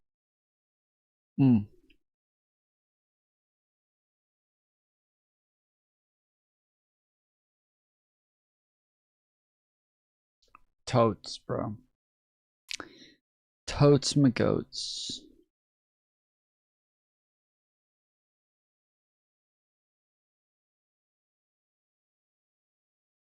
So we've been keeping up with some of the back and forth between Ben Shapiro, Megyn Kelly, Tucker Carlson, Piers Morgan. There's been a lot of fights there. There's been a lot of back and forth going on. There's some more, apparently, as well. We've got Megyn Kelly now getting into it with the Trump administration. Rather than dealing with it like a man by making a joke about it, whatever, ignoring it, brushing me back from the plate, he actually ran to the President of the United States. He ran to Donald Trump and had Trump send out a nice tweet about him last night, overnight. And it was a ridiculous tweet for which now the president is getting blowback because he does not have his finger on the pulse of where his party is right now, which is very unusual for Trump. This is very strange. The tweet, it's very strange that Mark Levin couldn't fight his own battle. But like true pathetic weakling bullies, he's all bark and no bite. As soon as you punch them back, and look, I'm all for taking the high road, and I did try. But after 111 tweets, increasing the security profile in my own life and attacking me in the most vile terms, I think anybody could see that I was entitled to one below the belt punch, right? When they go low, we go micro penis. That's the way it's going to be, at least insofar as that bully is concerned. And sure enough, he didn't know what to do. He went crying to the president. She actually looks like Megyn Kelly again. She hasn't looked like Megyn Kelly in a long time. In like years. She's looked like a completely different person. This actually kind of looks like Megyn Kelly again. He's running a war right now, not to mention the country. It's crazy that this happened. And Trump sent out a truth late last night. I'll read to you in part. Calling Mark Levin a truly great American patriot. He's somewhat under siege by other people with far less intellect, capability, and love for our country. Mark is tough, strong, and brilliant. I mean, if he's so tough, Mr. President, query why you're fighting his battle. That's why they call him the Great One. Sean Hannity realized it. He was special. Mark's a true conservative and has intellect. He's far smarter than those who criticize him. Above all, he's a man of great wisdom and common sense who truly loves our country. When you hear others unfairly attack Mark, remember, they are jealous and angry human beings whose sway is much less than the public understands and will, now that they know where I stand, rapidly diminish. This is Trump. He firmly believes that if he criticizes you, meaning me, Tucker, or anybody, that we will have no more audience left. I mean, I have 10 years to show that's not true. Now, yet, are there some who will say, oh, Yeah, Trump has been attacking Megyn Kelly since the beginning. He's him and Megyn Kelly have always been at odds. So okay, the president's mad at you, I'm out? I guess so, but I feel like those people left me long ago because nobody ever thought I was a Trump sycophant. Fan, yes. Sycophant, no. And, you know, we've sparred many, many times. Again, he's not naming me, but I think it's fair to say this is about me. It's about Tucker, and it's about some of Mark's critics on the right. Let's see. Those that speak ill of Mark will quickly fall by the wayside. So if you speak ill of Mark Levin, you will quickly fall by the wayside, as do people whose ideas, policies, and footings are not sound. They're not MAGA. I am. And MAGA includes not allowing Iran, blah, blah, blah, to have a nuclear weapon. So what he's saying is if you criticize Mark Levin,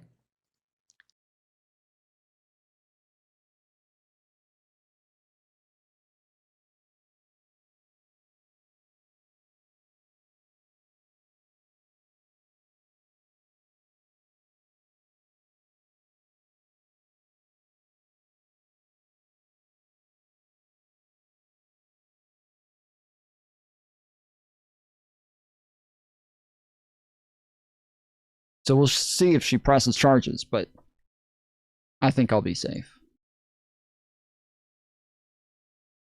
She wasn't that drunk. And she looked older. he says, those who speak ill of Mark will quickly fall by the wayside. They are not MAGA. So you cannot be part of the MAGA movement if you speak ill of Mark Levin. That's where we are. That doesn't hurt me at all. I've not been part of the MAGA movement. Again, I will stay MAGA adjacent, which is where I am happily, but he is going to further destroy his own coalition if he continues with this. I mean, the Trump coalition has been melting ever since Trump got back in office. It has been melting. It has been disappearing. It has been very divided, and Trump is only making it worse. And I think she's right. Like, Trump normally does have a pretty good, he has a pretty good idea of where his base is. He has a pretty good, like, idea of the pulse of his base. This time, he's totally lost. And I was thinking about this the other day. It's interesting to me because I thought, okay, Trump getting into office the second time, he has nothing to run for again. Like, one of the things that normally holds people accountable like him, who are completely corrupt, who like have no care for the American people, one of the things that at least gives them some level of accountability is that they have to run again eventually to win re-election. But Trump doesn't. So he just has nothing stopping him. He could literally just do whatever the fuck he wants, and nothing's going to stop him. He still has to appease the American people enough to where, like, they're not going to be okay with Republicans impeaching him. They're not going to be okay with, you know, them attacking him and going after him. He still has to be like, you know, get them to be on his side just enough. But I felt like he hasn't tried doing it just enough. He seems to continue trying more than that. But now that I think about it, he really isn't. Like, he really isn't trying just enough. He really isn't trying much at all. Like, he seems to just be going at his own base nonstop. over the Epstein stuff, over the Iran stuff, over over the prices, over he has been in constant turmoil with his own base. So it's interesting. A minute ago when I was muted, I was saying here in Atlanta, yesterday it was 75 degrees. Today, right now, it is 32 degrees here. It is literally freezing right now. It is so fucking cold. I keep having to get up and turn the heat up more because it just keeps getting colder and colder and colder. We had really bad storms yesterday and tornadoes, and the lightning was ridiculous. So, Megyn Kelly on her beef with Mark Levin, rather than dealing with it like a man by making a joke about it, whatever, ignoring it, brushing it back. You actually went to the president, blah, blah, blah. Rather than dealing with it. Okay. Then to the comments. Try and Take It said, poor Megyn. He's been loyal to Trump and his agenda and presidency, unlike you phonies. It wouldn't be PHONY''S, right? It would be NIES.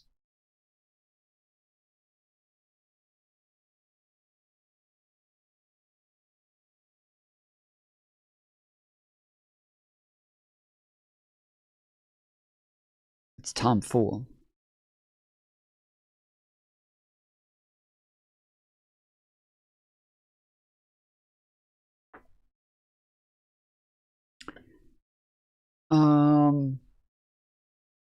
They thought they could destroy Levin, but it made him stronger.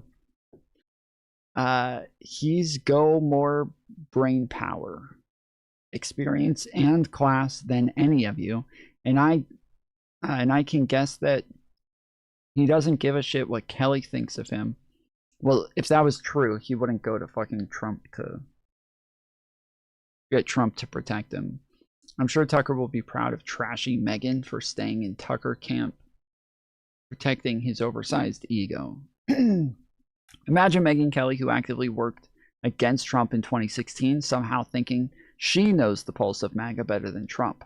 Pure delusion. Megyn Kelly isn't helping herself here.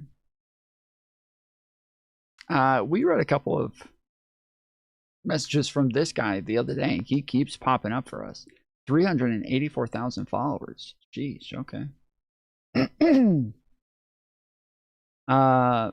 Posky Watcher said, so the playbook now is don't joke it off. Sprint to the White House and get a supportive tweet. Kelly claims Levin did just that.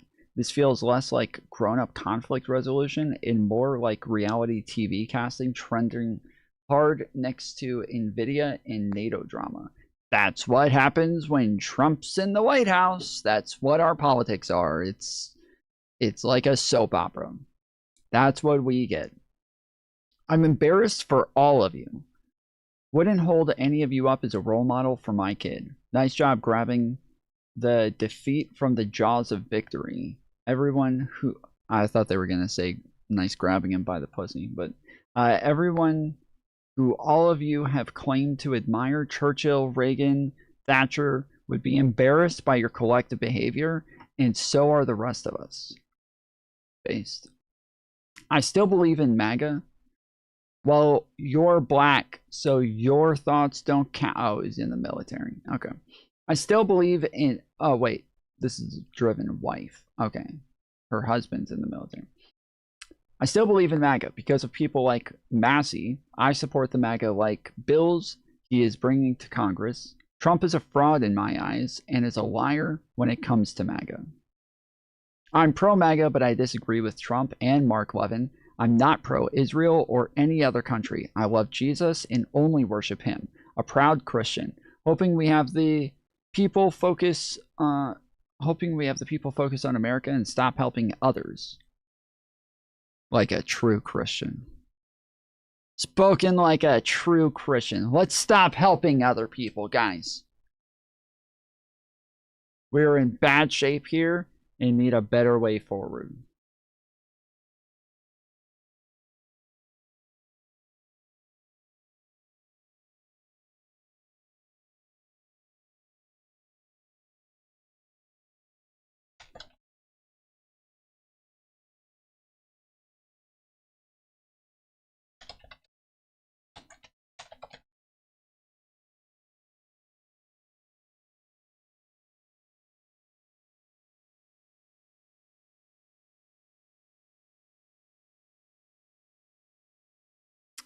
That's funny.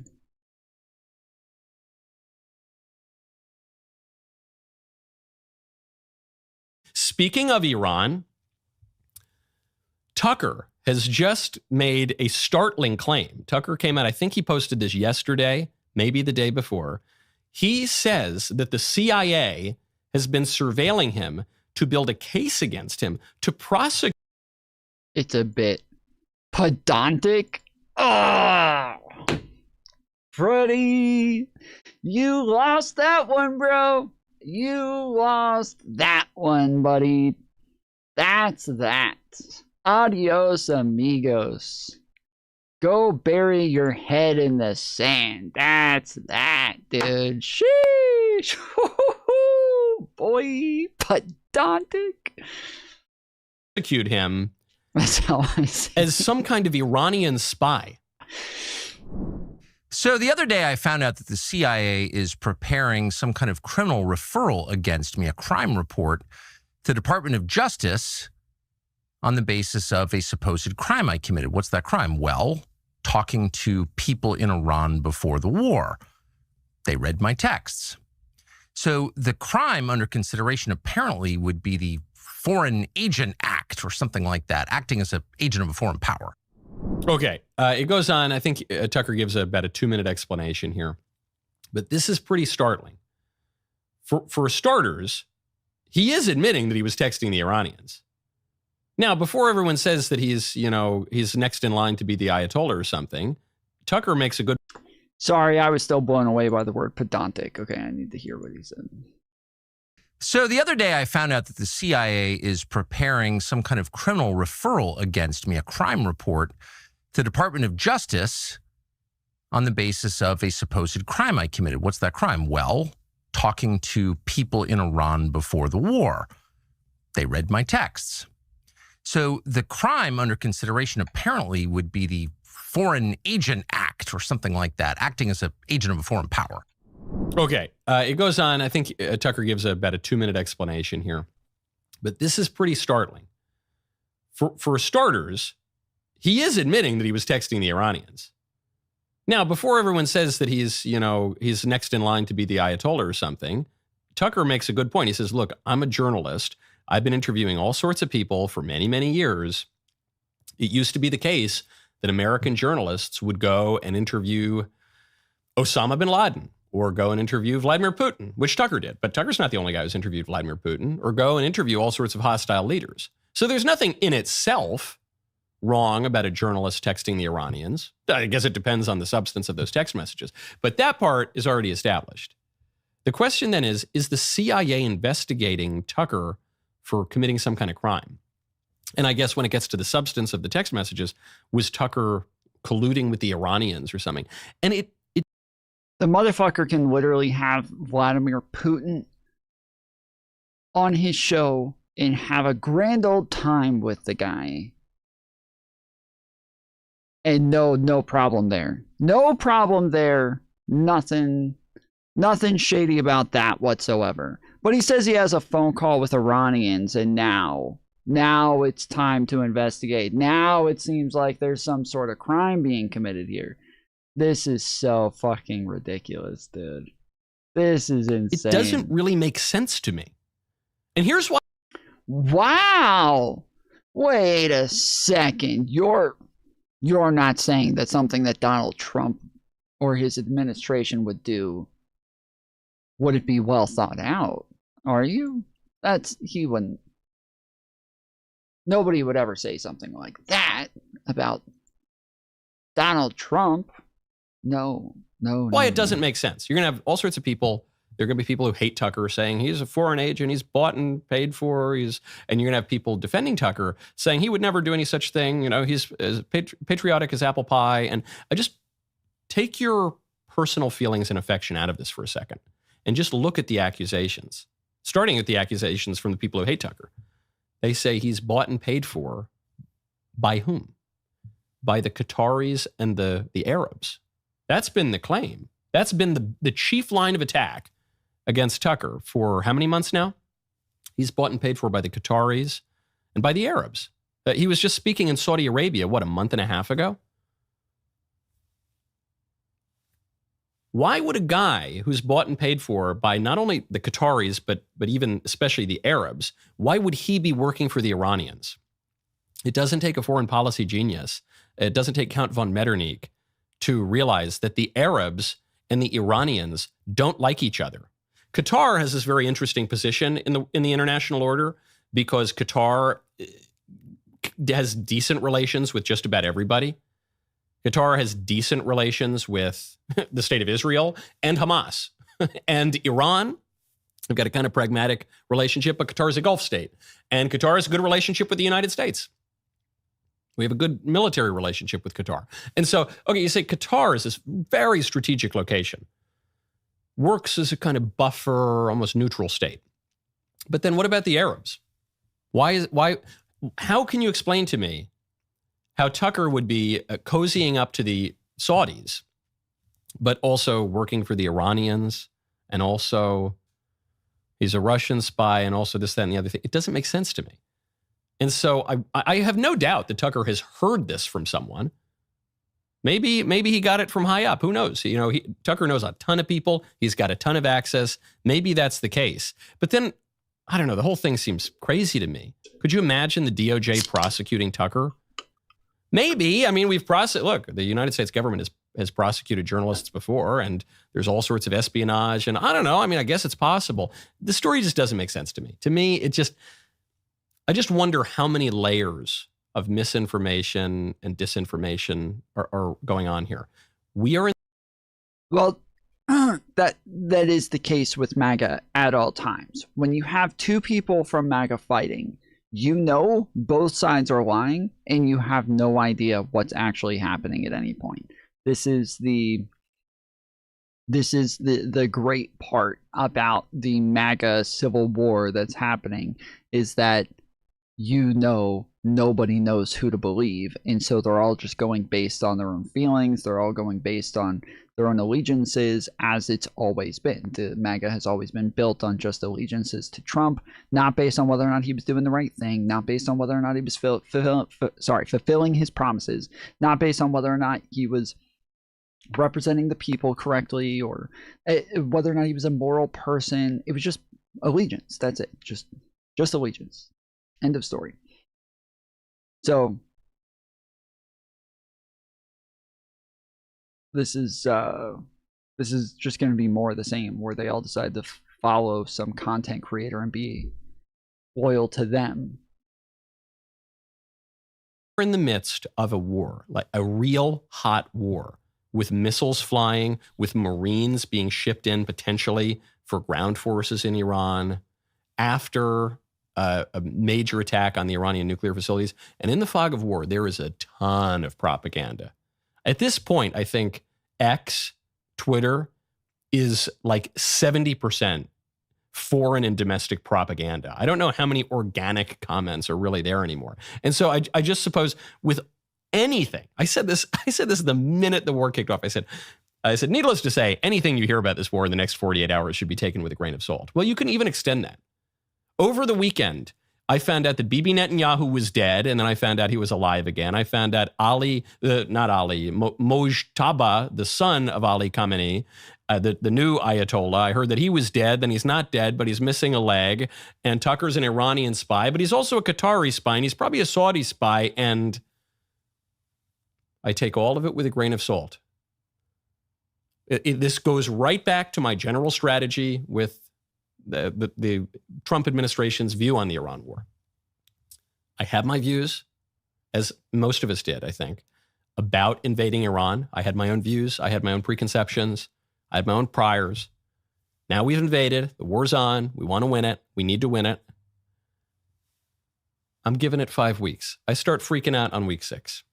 Very strange, though. I mean, some of the claims being made just don't make any sense. No surprise. Propaganda flies around in times of war.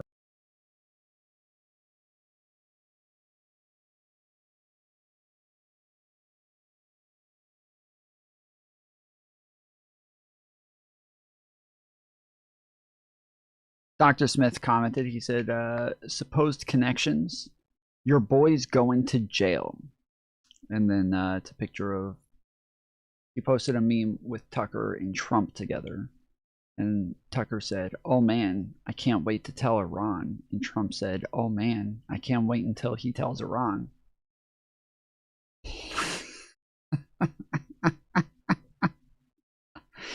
That's good. Come on, Michael. Everyone knows what foreign government you're connected to. It's weird because Ben Shapiro is actively beefing with all of these people here. Ben Shapiro is actively beefing with Candace Owens, Megyn Kelly, and Tucker Carlson. And Michael Knowles can't seem to take a side. And even as Thev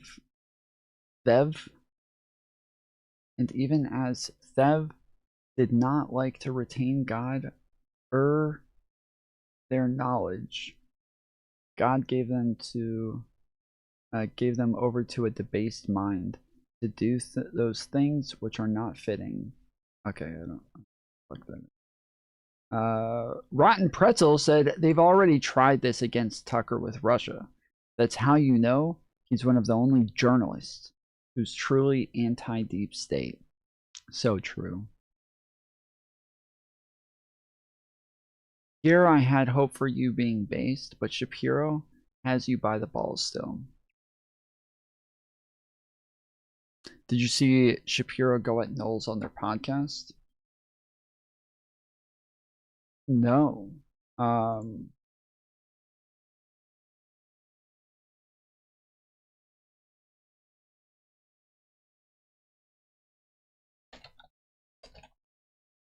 Is this the after hours show?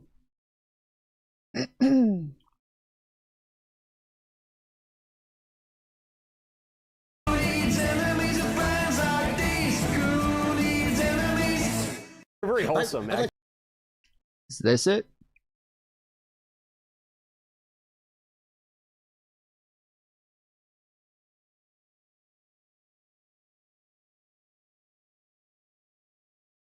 A little kinky, if I could. And Knowles, I'm just wondering, like, why are we doing the Piers Morgan show here? Like, why is that a thing? Yeah, exactly. I want to know what's the new feud going to be this week? Who else are we going to hit? I want to start a feud with Rachel Maddow, because it would be kind of like right in the mirror, you know?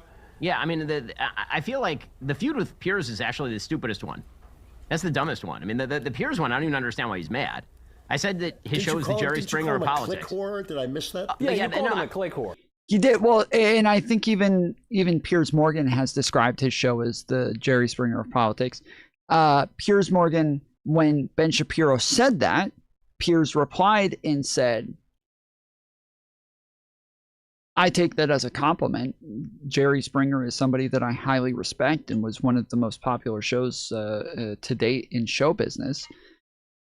And so it is true that it is weird that, like, Piers Morgan got so upset about that. People used to call my show the Jerry Springer of YouTube, and I understood it. I said, like, I get it. Like, I get why people see it that way. I disagree with it, but I was never offended by it. I was never like, I never took it. Some people may have meant it as an insult, but like, it was a just analysis, even if they meant it that way. Like, it wasn't all that far off. Well, that was after. So I started by saying that he was the Jerry Springer of politics, which he is, and then he admitted online to being. He like tweeted out a picture of himself with Jerry Springer and talked about how Jerry Springer was great, but he was super pissed about. Here's the thing that Piers does, because he is indeed a click whore. In fact, he at this point runs an entire click whore house. He is the madam of the click whore house. He's the by the way the best little click whore house in Britain. The best little click whore house in Britain. I know you do, Michael. Yeah, listen, you're free to go wherever you want. By the way, I feel like that's a good full-scale demonstration of my point, which is me saying that he's a click whore doesn't mean that I'm saying anybody should not go on his show or that he's being canceled in some way. You're going on his show. That's it's fine with me. You wanna waste your life doing that? I mean, I suppose that you can. We all make our decisions. But he got fake mad about that. Hey, guys, I have to stop you for a minute. Somebody is talking in my ear. And I can't. Drew, he's actually less interesting than you are, which is like kind of a shock to my system. No, Drew, so, that's just. I know when those voices crop up over the years. He keeps telling me kill, it's kill, not kill. Real. I know. Yeah. Hey, all right. Should we actually get into the show? So, I think we should get into the show. This is Friendly Fire. I'm glad it's finally live. I hate it when it's pre-taped, because when you do the pre-tape of the show, everybody's all tired. You do the advertisements later. I want to do the advertisements right now. I want you to go to dailywire.com/shop. I want you to get all that sweet merch. We are spring cleaning over here at Daily Wire. You can save up to 50% for a limited time. Conservative gear that doesn't bend the knee, that loves to tell the truth, that loves America, including Ben's latest book. It's a New York Times bestseller, Lions and Scavengers, whatever, signed copies. Okay, that's fine. More importantly, though, the yes or no game. And you can get the Dating and Relationships expansion pack. Matt is doing whatever. He's got the Leftist Tears dog bowl. That's kind of cute, whatever. But you can also get all of my great stuff, the candles, and the whole Michael Knowles collection. We have some sweaters. And then also Drew, who is an Edgar Award winner and nominee again, has his new book, A Woman Underground, from his Cameron Winter mystery series. It's after that, The Dark. They should be putting up. Why did they didn't update your copy? But after that, The Dark. That's right. I didn't think that was the new book. I am still an Edgar nominee. I have another month until I actually. Yeah, I'm sorry. You're taking way too long to answer, so you're gonna either have to send me a link or. Sleep has a sleep quiz. It uses your preferred sleep position, furnace, and other factors, match you with the right mattress for you, which is a far more rational system than. That was the problem. You know, sometimes people say like, "Wow, we know more than the ancient philosophers," you know, because they lived a long time ago, and we have scientific discoveries. Yeah, forget about that. We have nicotine. They didn't have nicotine then, so their brain. I answered you ages ago. Either way, it was still way too long.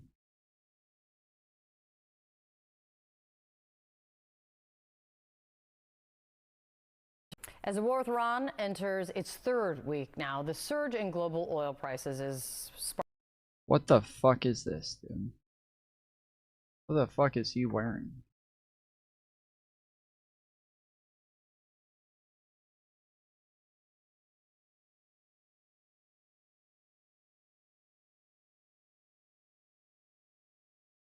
The Jordan, LeBron, and Kobe?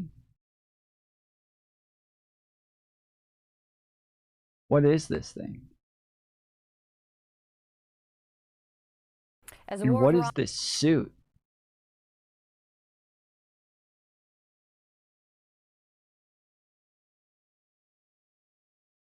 Iran enters its third week now. The surge in global oil prices is sparking recession.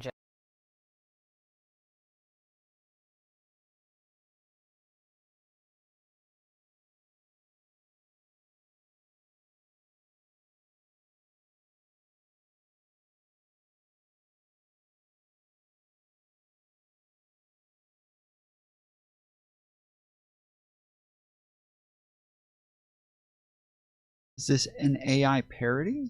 I don't think so. Jitters. And American consumers are paying more and more at the pump is just one example of where prices are headed. Gas prices have climbed 23% since the start of the war. What is your assessment of how how President Trump has handled the rise in oil prices so far, their messaging and their attempts to try to manage it? Well, there's no question that in planning this insurgents, exploration, whatever you want to call it, that risk was always on the table. But history tells you something, regardless of the administration, and here are the numbers. In order to really spike a recession, you need to keep oil prices between $90 and $100 for at least 3 months. You know that from decades past data. And so this is obviously a reaction to the closing of the Strait of Hormuz, and everybody knows that. But you really ask yourself, will this be the status in 90 days? And I'm guessing, and I think the administration's betting on it, that won't be the case, because it's not just American pain. Oil is the only commodity on earth used in every single sector of everybody's economy everywhere, even adversaries, even the Russians, even the Chinese. And so it's in no one's interest to have this happen.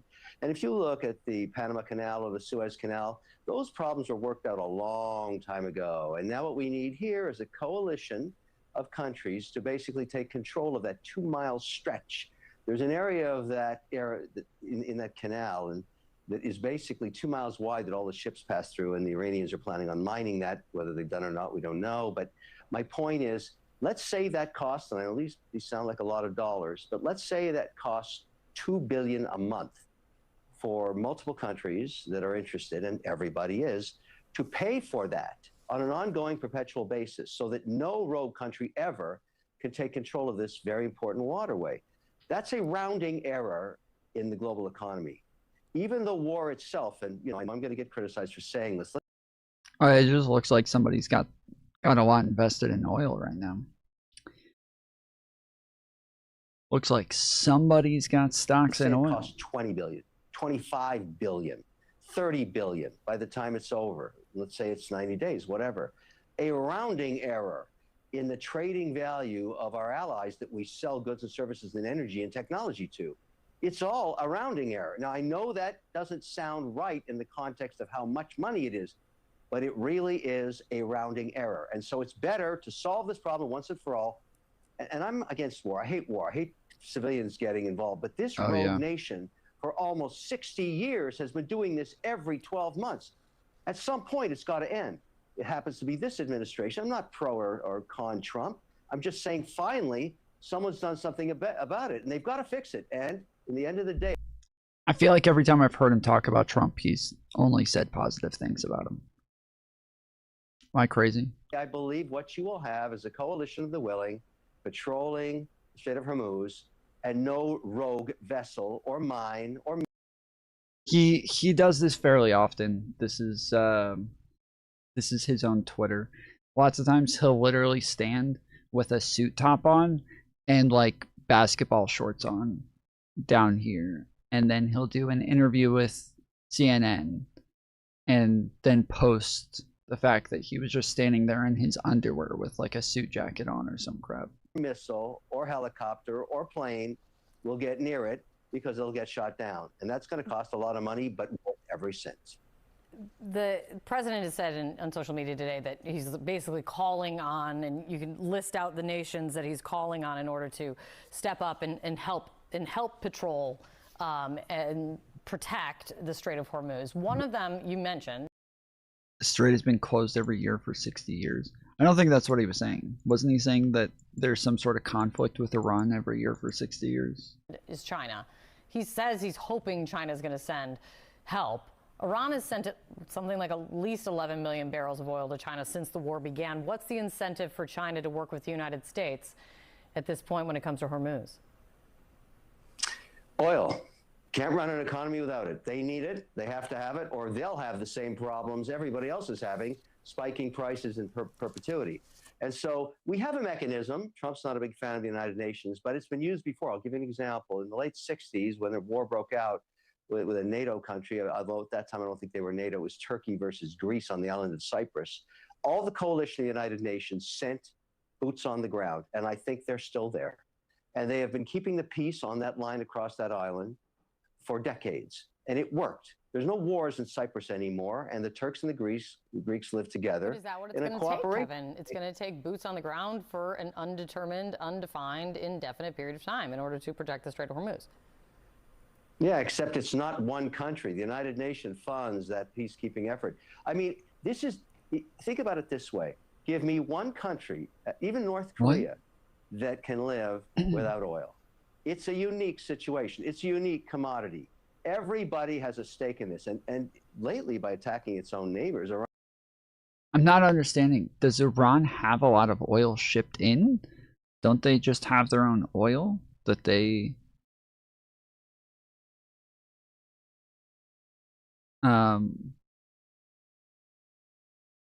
that they process themselves? Like...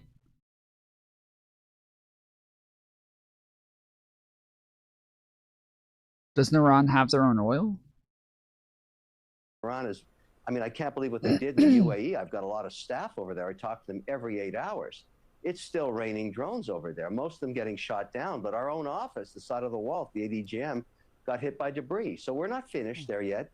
And they haven't done much damage in terms of oil production, but they're not making any friends in the region. So when you pass the hat to these oil-producing nations and say, hey, it's $2 billion a month, and I'm guessing that number, I don't care if it's $4 billion a month, whatever it costs it's worth it in the context of a global economy for a commodity that's used in every single sector. Every single sector needs this commodity. And something else to think about, and I know it's on a lot of investors' minds that have put money to work in alternative energy, it didn't work. We spent billions of dollars on wind and solar as an insurance policy for exactly times like this. Does not work. We need oil, unfortunately, whether you like it or you don't, and this is proof positive. So going forward, I think you're going to see very pro-hydrocarbon policy all around the world because of this event. And wind and solar, I have no problem with it, but governments are going to stop subsidizing it because it just doesn't work. What?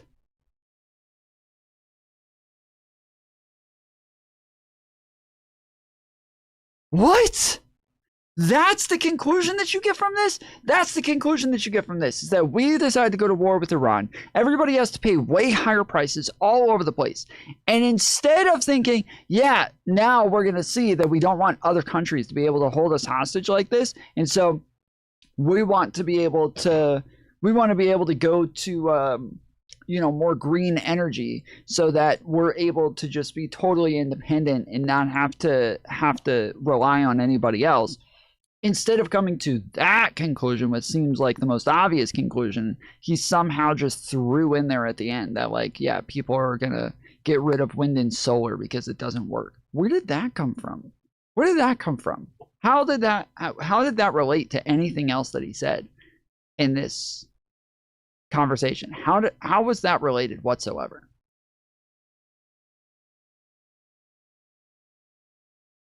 Like you said, the guy obviously has money in oil. Let's see.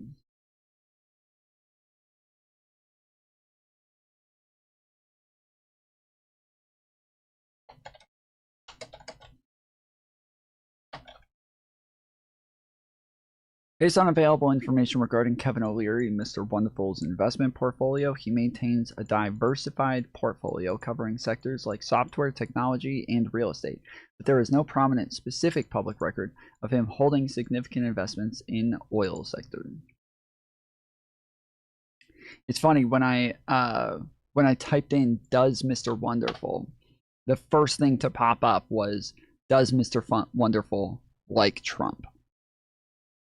And he said, like, that was one of the things he said at the beginning. It's like, I'm not, like, pro-Trump or anything. I thought, yeah, it says, Kevin O'Leary, Mr. Wonderful, generally supports Donald Trump, particularly praising his pro-business, deregulation, and tax policies, which he claims saved entrepreneurship, while he has criticized specific actions like certain tariffs. O'Leary has attended events with Trump, expressed hope for his support on business deals, and aligned with his economic agenda. His economic agenda is just tariffs. That's it. That's his whole economic agenda. I don't know what other economic agenda Donald Trump has besides tariffs. But at this point, so what Biden did is Biden did cut off us getting oil through Canada. And that was something that Trump was very upset about. He had arranged this deal and was very upset that we had set up this pipeline. Or sorry, very upset that Biden had stopped the building of this pipeline. But the whole idea was we had actually had newer technology that made it to where we were able to pump more oil than ever before. We would become, like, highly sufficient in producing oil. And this made it to where we had just insane amounts of reserves. And because we had a lot of inflation, gas prices were going up, Biden went into the reserves and started putting this into the market. That made it to where we were able to offset the cost in shipping while we were having problems getting oil from one place to another. I don't know if Trump's done that, but that seems like the thing to do in a moment like this. Like, that's what you have reserves for. That's why you try to become energy independent, is to, like, for moments like this, when there's a war, you're able to start putting your reserves into the market. We import so much from Canada already. Yes and no. Like, we trade oil. We we pump a lot of oil that we don't use ourselves. So we give it to other countries, and then the oil that we do use, that's what we import. The majority of that's going to come from Canada, and then a lot of that goes into reserves. But we U.S. is #1 exporter of oil. Yeah, we export oil because we don't use most of the oil that we're not able to process it. So, like, we want to use shale oil. Is that right? There's like a couple different types of oil, but we have like a lighter, thinner oil, and then we have a darker, thicker type of oil. We pump the darker, thicker type of oil, and we don't have the like facilities to process darker, thicker oil. We can only process the lighter, thinner oils. So what we do is we send out the darker, thicker ones to other countries where they do have the ability to process this, and then we bring in the thinner, lighter oil. Let's see.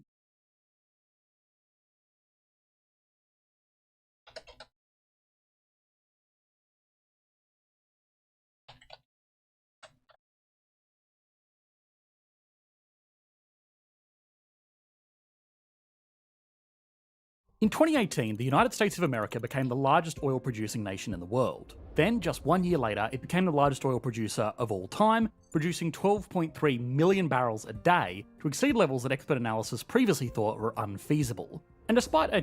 What year was that? What year was that? Barrels a day, to exceed the largest oil producer of all time, producing 12.3 million barrels a 2023 and 2024? What? Oh, wait. Oh, that record was set in 2019. Okay. Day, to exceed levels that expert analysis previously thought were unfeasible. And despite a turbulent period during the COVID-19 pandemic when oil prices temporarily went negative, production in the US is continuing to grow, which is made even more bizarre since the number of oil rigs in operation is actually declining. In just a decade, US production levels have leapfrogged those of geopolitical opponents Russia and Saudi Arabia, rapidly transitioning from import dependence to becoming the dominant global oil superpower. This is what I was talking about earlier, that like we have technology to just produce more oil. We're able to pump more oil even though we have less oil rigs. So when Biden made it to where like you weren't able to pump oil off the coast of the United States anymore, or he cut off oil coming from Canada, you are wrong. What am I wrong about? Yuri? What am I wrong about?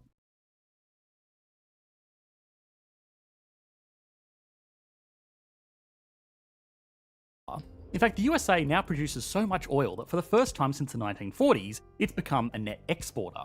This is a far cry from the USA of past decades, which was chronically reliant on geopolitically tenuous suppliers who could stop selling to the US whenever they liked. The country now enjoys its powerful position in the global market as both the largest producer and consumer, gaining a stronger hand in the trade deals and making it less susceptible to market control from the Organisation of Petroleum Exporting Countries. It's also ensuring a consistent energy supply to domestic heavy industries and households, supporting the wider economy and living standards. In a time when energy security is at the forefront of government agendas, the oil renaissance in the US has been extremely timely.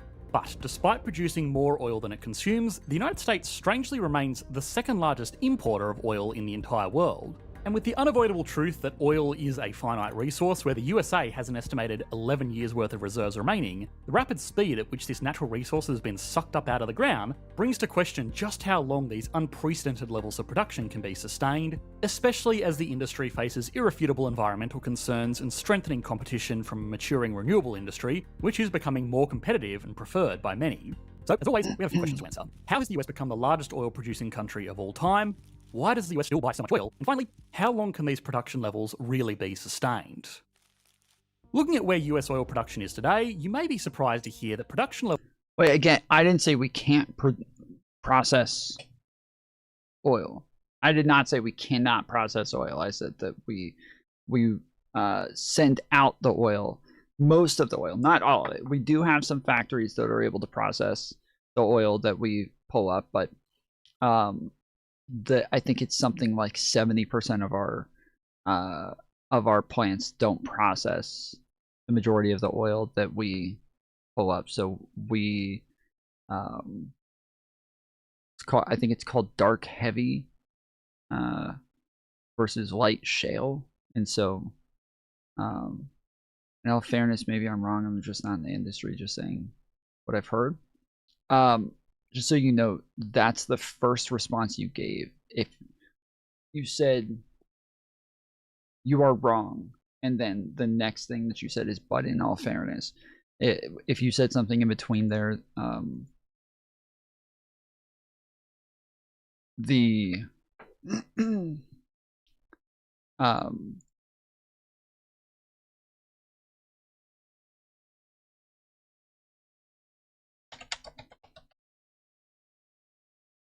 sorry, the YouTube likely censored it. Levels actually declined consistently for 38 years from 1970 to 2008. During that time, the world was becoming increasingly interdependent with lower barriers to trade, and the most easily accessible US oil reserves became depleted. It became more profitable for the oil industry to simply import from other countries where oil was more abundant and production costs were lower, such as Canada, Venezuela, Mexico, Saudi Arabia, and Iraq. For the most part, this... What is the oil you're talking about that we can't process called?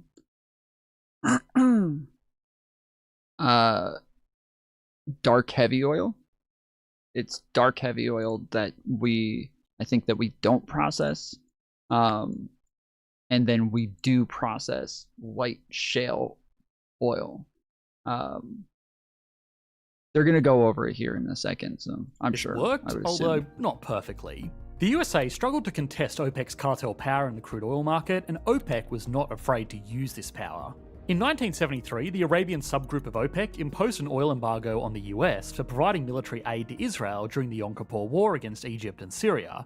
Prices suddenly skyrocketed, leading to shortages at gas stations and desperate measures such as a 55-mile-an-hour speed limit on national highways. 6 years later, the Iranian Revolution occurred, triggering another oil crisis and price hike. American dependency on Middle East oil was recognised as one of its biggest weaknesses for the next 3 decades, especially after President Bush's war on terror in the 2000s. The US oil industry dreamt of accessing the harder-to-reach crude oil that was literally sitting underneath them at home. But the problem was that it was trapped in 60 to 70% of US oil processing capacity is devoted to processing dark heavy oil. Right. I don't, maybe isn't that what I said? Maybe I mixed it up, but I thought that's what I said. We import dark heavy, we export light shale. So I said earlier that like 60% of our facilities are set up for dark heavy, and that's what we process. So we have to, but we don't pump that much dark heavy. I said it backwards. Okay. So yeah, so we import dark heavy and we export light shale. Tight rock formations with no technology available to extract it profitably at scale. Decades of trial and error ensued, and at the turn of the 21st century, the critical breakthrough was made by the team of the energy tycoon George Mitchell and the Barnett Shale. It was discovered that crude oil from shale could be extracted at commercially feasible levels by fracturing the rock formation and loosening the oil using a specific mix of water, sand, and chemicals. Hydraulic fracking was then applied to horizontal oil wells, which dramatically improved results, enabling a single well to almost magically extract more oil at a lower cost. In the early 2000s, the shale gale truly took off, with wild-spirited independent operators, who are fueled by private equity, rapidly acquiring land and investing in these new technologies. And so the stagnant oil industry was gifted a new lease on life. In Texas, the Permian Basin became one of the most productive oil fields on the planet. Elsewhere, the economies of small rural towns were completely transformed. North Dakota... Wait, isn't it just called crude oil and the other one's called refining oil? No, okay, so when I say processing, I'm talking about refining. When I say processing, we're talking about refining. All of it is crude oil. So the shale oil is still crude oil. But these are different types of oil. Yeah, so like sour, heavy, sweet, light. Yes, exactly. Exactly. Dakota, home to the Bakken Shale Formation, experienced the equivalent of modern-day gold rush, booming with employment, high wages, and urban sprawl. Towns within Bakken, like Wilson and Watford City, attracted so much labour that North Dakota was the only state to have its population become younger in 2021 compared to 2010. The state had the lowest unemployment rate in the country from 2008 to 2014 and ran a ginormous fiscal surplus from tax revenues. During this time, the oil industry was suffering from success, with oil storage facilities swelling to full capacity at alarming rates. Cushing, the storage facility in Oklahoma, which is regarded as the pipeline crossroad of the American continent and a benchmark for oil prices worldwide, reached a record high of 69 million barrels in 2017. The boom in North Dakota ended as fast as it began, with production growth halting in 2015. Remarkably, Texas has continued to break all-time production highs since growth began in 2010, with output increasing 5-fold since then. This state alone produces 43% of all crude oil in the US, with growth in fracking becoming so astonishingly fast that the unlikeliest of obstacles, sand supply, suddenly became the major constraint on production since it's needed to fracture the rock formations. Overall, the revolutionary technology of hydraulic fracking and horizontal drilling spread like wildfire across the entire country, and the effect was dramatic, with production levels increasing by 258% from 2008 to the present day. While traditional oil extraction techniques continue to be used, fracking now dominates, making up 2 in every 3 barrels produced in the USA. But then, why has fracking been so successful in the USA in particular, compared to other fracking nations like Canada or Argentina? Well, it obviously helps that the country has plenty of large shale formations, the natural resource that fracking is designed for, which many other countries don't possess. By being the birthplace of the new technology, the USA had the first mover advantage, which it rapidly capitalised on using its skilled labour force and a pre-existing infrastructure base of pipelines to move it. This rapid scaling process was accelerated by the strong private incentives, where landowners were quickly able to lease their land to oil companies. This is why when Kamala Harris said things like she wanted to ban fracking, this is something that was actually fucking stupid. This was something that was just actually brain dead fucking stupid from Kamala Harris. Like, it was just absolutely fucking insane when she said this shit. And, like, people were rightfully critical of her. Companies due to a relatively favourable regulatory environment. Oh, and let's not forget the abundance of venture capitalists and private equity investors in the US financial markets who quickly took the opportunity to fund startups. Hate it or love it, the adaptability... Apparently this is all because our refineries are old. Yeah, it would cost a lot to upgrade the refineries. It's just a lot cheaper to import things. And when we say old, listen, it's not just old. Like, a lot of countries can... other countries are fine with only refining shale oil. Like, that's not a problem for them. It's just better for us to do it this way. It's just a lot more cost effective. So old is one like way to look at it, but it's more so because they were built a long time ago that they weren't built for the type of oil that we are now digging up. So they're just trying to find out if Tom caught today's president. Not yet. We're going to go over it a little bit later. And dynamism that comes from private incentives in a country with legendary property rights means it simply attracted more investment into this new industry. Now the USA produces enough to match its own consumption levels. Given the US's bumpy history of market instability from oil trade and the increase in geopolitical tensions lately, you might expect that the USA is using its own oil production to supply its own oil consumption. But amazingly, despite all of this, the USA is still one of the largest importers of crude oil in the world, with only China importing more. Total petroleum imports make up 41% of consumption, and while levels have decreased since the fracking boom began, imports remain puzzlingly high. So what is going on here? Simply put, the crude oil being produced in country from fracking isn't suited to a large proportion of US refining infrastructure. Not all oil is made equal. Crude oil deposits have a range of varying chemical and physical properties that determine the refinement process that's required. During the 20th century, the USA's refinement infrastructure was developed to process heavy sour oil, which without going into too much details, means it was dense and has a high sulfur content. This is because the US was mostly dealing with this type of oil being imported from countries like Mexico, Venezuela, Saudi Arabia. Yeah, heavy sour is the same as heavy dark, and light sweet is the same as I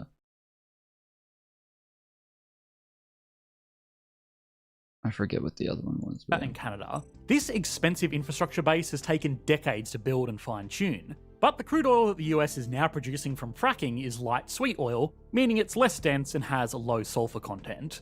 A huge proportion of the refineries that have been built in the US cannot process this type of oil, particularly in the refining hub of the Gulf Coast. Oil companies could invest into developing new refineries or expanding current ones to build capacity in order to process the fracking oil, but this represents an enormous investment of capital with a huge time horizon before any new refinery would be operational. The industry does not know how long the fracking age is going to last, and with the slow and inevitable march towards renewables ever present, the uncertainty surrounding the longevity of fracking makes any large-scale infrastructure investment into the industry extremely risky, particularly when the investment is expected to take many years to even become usable. And so the optimal solution for the industry has been to export the excess fracking oil, which it can't refine, and in return import the heavy sour stuff, which it has been built to refine. This has quickly generated steady cash flow for the industry, which has fueled growth. It's also supported energy security of political allies in Europe following the ban on Russian oil, which is now the top destination for US exports. For the US, there's another strategic benefit to this trade. The light sweet fracking oil is more expensive than heavy sour as it requires a less complex refinement process. Since at the end of the day, they usually produce the same petroleum products at the same price, there's more added value from refining heavy sour oil compared to light sweet oil. Therefore, by selling the more expensive crude oil and processing the cheaper crude oil, the USA is maximising the value it retains both from the oil trade and from more complex refining. Ultimately, this protects jobs, incomes, and profits in the States. And oh boy. Yeah, so yeah, this isn't just like, oh man, our refineries are just so out of date that we're just stupidly are just importing so much oil. No, this is actually like the best way for us to do things, and it is just like, yes, the most profitable process for us. Boy, have there been profits. ExxonMobil and Chevron, the two largest oil companies in the US, are making the highest levels of profit they've made in the last decade. Admittedly, this is in part due to global factors, such as the gradual price recovery since Saudi Arabia flushed the market in 2014, and the sudden price hike in 2022 from the sanctions on Russian oil following the invasion of Ukraine. But these caveats are exactly the point. The US oil super majors and the rest of the industry were able to profit from these events because they had access to easily accessible high-value fracking oil to sell. When we look at the almost absurd growth in the US oil production in the last 16 years though, it's important to remember that oil wealth by itself doesn't guarantee economic prosperity, and in dozens of other countries around the world. Trust me, I quit listening, but it was priceless with him claiming that he warned about 9/11 2001, or implied that he did and wrote it in a book. Wait, he did that before. This isn't the first time he's done that. He claimed in the past that he warned about 9/11 as well. He claimed before that he knew about this. Really, all he did is he talked about, I believe he just talked about Osama bin Laden in a book.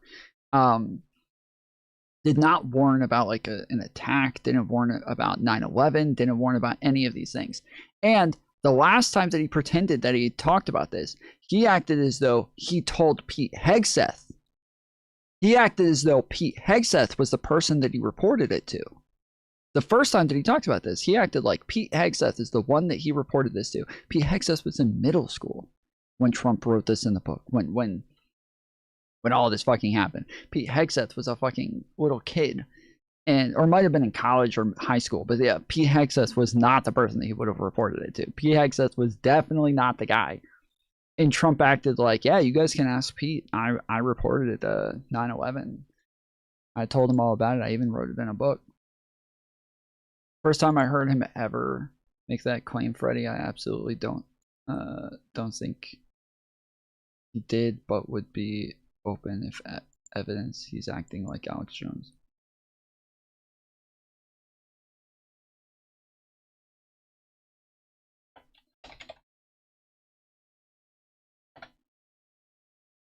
world, it's done exactly the opposite. It would be naive to just automatically assume that the USA is any different. The resource is finite, and shale rock formations will at some point become exhausted. So how long can these levels be maintained, and how can the boom in oil production be reconciled against the environmental backdrop of global warming, a maturing renewable energy industry, and political ambitions for net zero?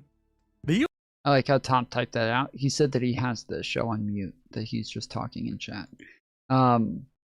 So yeah, so for all of you motherfuckers who were sitting in there in chat acting like I didn't know what I was talking about when it came to oil, I pioneered oil, okay? I invented oil. Don't fuck with me. Things didn't work quite as well.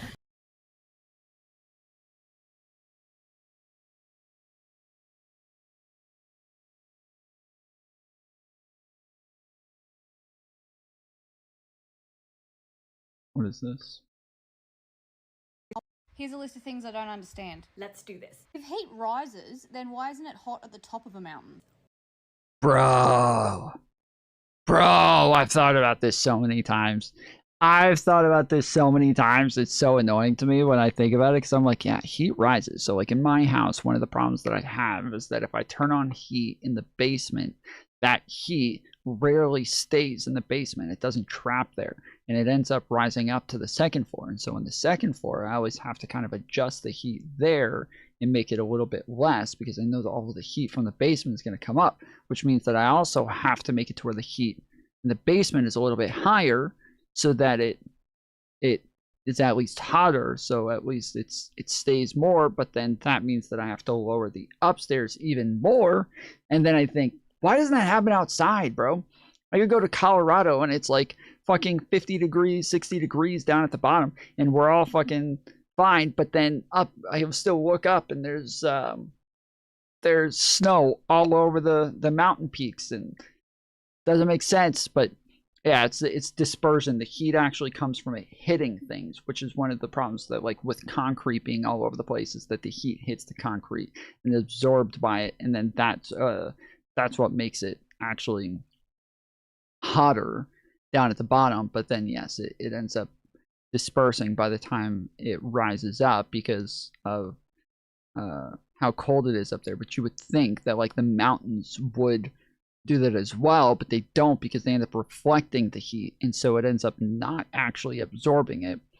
But yeah, you would think these are closer to the sun. Like, they're closer to the sun, they should be hotter. Like, it doesn't make sense. Warm air does rise, but as it gets higher, the air pressure is lower, so the air expands and cools down.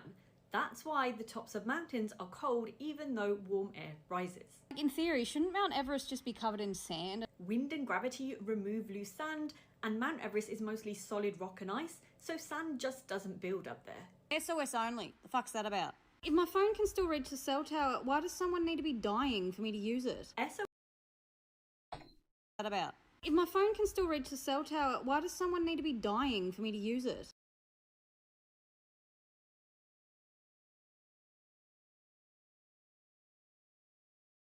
What does happen with emergency calls?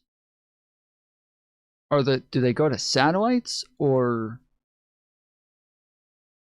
do they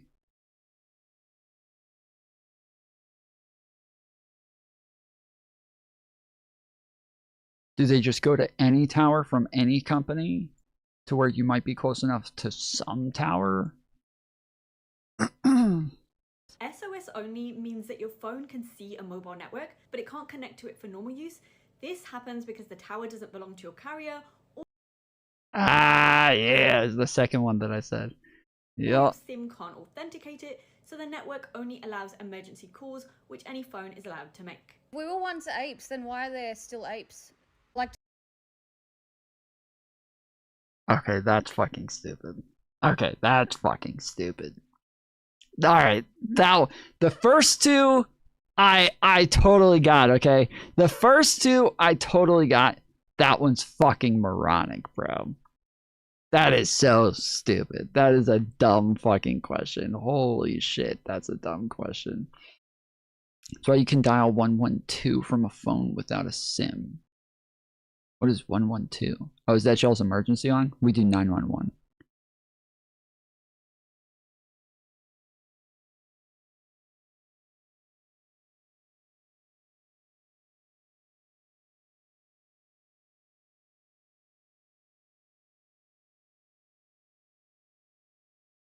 (112) is the global emergency number. Why is it dumb? Because things adapt, right? So, like, one of Shark's earliest ancestors actually still exists today as that thing. And that thing eventually had a split off later between, you know, Sharks going in one direction and, fuck, what are the flat things with the spiky tail? I'm totally blanking on it. I want to keep saying eels, but that's definitely not an eel. It doesn't even look like an eel. Stingrays, yes. So like rays and sharks ended up splitting off, but it's all about them adapting to different environments and having like different types of like evolution. So like it's not even just adaptation either. So this is kind of like saying, if all humans came from Africa, then why are there still black people? Like, if we all started off as like black people in the savannah and then moved out, and then eventually there was white people, why didn't everybody just become white people? Yes, because they stayed in Africa. Exactly. They stayed in fucking Africa. Whereas others moved somewhere else and then they adapted to those other areas and they started to change in ways that were different. And a lot of it's not just adaptation. Some of it is just random, right? Like there's this is like a common misconception, and it's even something that like YouTube evolution channels will push, is that everything is about adaptation and survival of the fittest. That's totally not fucking true. Totally not fucking true. A lot of things are just random. So like when we talk about most of it is some sort of what's it called when like you something happens, like you grow like a big like ball on your neck or something like that. It's a the word has popped in my head like 5 times, and the second it's there and I try to grab it, it disappears. Like it's it was just there again, dude. It's like what the X-Men are. Like they're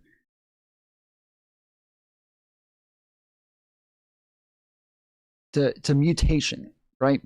So they're mutations. They're like they're not yeah, it's not necessarily like something that was meant to be. Lots of times it's like some sort of like genetic variation that's not supposed to happen, but then it does. And sometimes that mutation is beneficial. Sometimes it actually is helpful. So like, let's imagine you're a regular fish and you guys eat other fish, and all of a sudden your parents mate and you get this mutation that makes it to where you have a bigger mouth, right? And to all the other fish, you look a little bit different than them. Like you look a little bit odd to them, but you're able to catch a lot of fucking fish now. You're able to eat so many other fish because your mouth got a little bit bigger than theirs. And so now, because you're able to eat a lot more, you are now a better hunter. You're somebody who's able to maybe provide for young. That's not common with fish, but with any sort of vertebrates. But anyways, the point is that like because you now just happen to have a wider mouth, now this is something that's actually beneficial. And because it's beneficial, you stay alive longer and have more of a chance to mate. Because you have more of a chance to mate, now you end up mating and having more offspring that are now more likely to have this mutation, to where they are now more likely to have these big mouths. And then they are also going to have an easier time hunting, which means they live longer, which means they're more likely to have more chances at mating, and so on and so on. But that is a type of like thing that is beneficial. sometimes you just end up with like a red dot on your head. Okay? Sometimes you got just a little red dot just on top of your head, and none of the other things, you know, in your species care. It's not a turn off. It's not a problem for them. And so they end up mating with you. And because they mate with you, you just so happened to have gotten a wider breeding field to where now this red dot carries on more and more. And some of these even end up spreading the red dot, and they end up mating more and more. And this is what happens with like lots of birds, is that like there may not have been like a specific reason for them to have this red dot on their head, but they have it. It's there, and it continued spreading, and it continued moving. But in order for these variations to stick, they have to be kind of separated from everybody else for it to be for it to actually like take, right? If you continue diluting those variations with others in your species, it makes it harder to spread. So you have to have like you have to be somewhat separate from others, but also have a big enough pool of people to where there's enough mutations there to continue carrying on, to where you evolve faster with more mutations, to where you become a totally different thing over time. And so these are the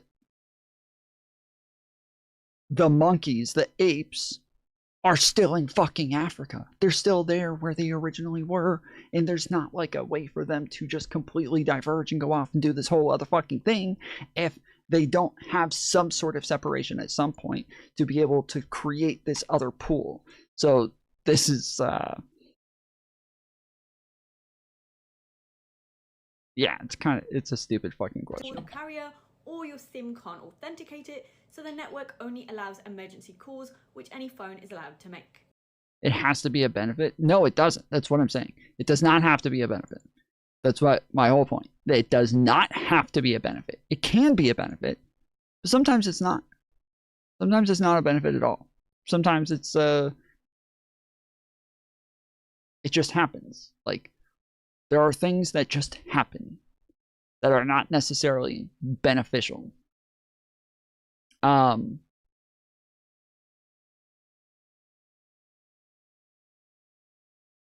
Kent Having says different. I know, this is what I was just saying a second ago, that a lot of people still spread this bullshit, but we know it's false. We know it's false. We know that it is not about this like survival of the fittest, that like it's actually like moving in a direction to become better with more benefits. We know that's not the case. We know for a fact that that is not the case, and some things just diverge just cause.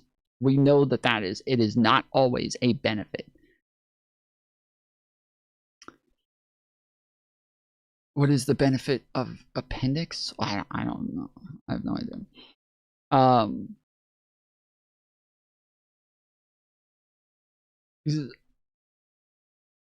Even an appendix doesn't have to be a beneficial by itself, especially not right now. It could have been beneficial in the past with like past variations, but currently we've evolved past it to where we don't need it, and it's just still there, right? There's things like that could exist, but there's, again, we know that sometimes mutations just exist.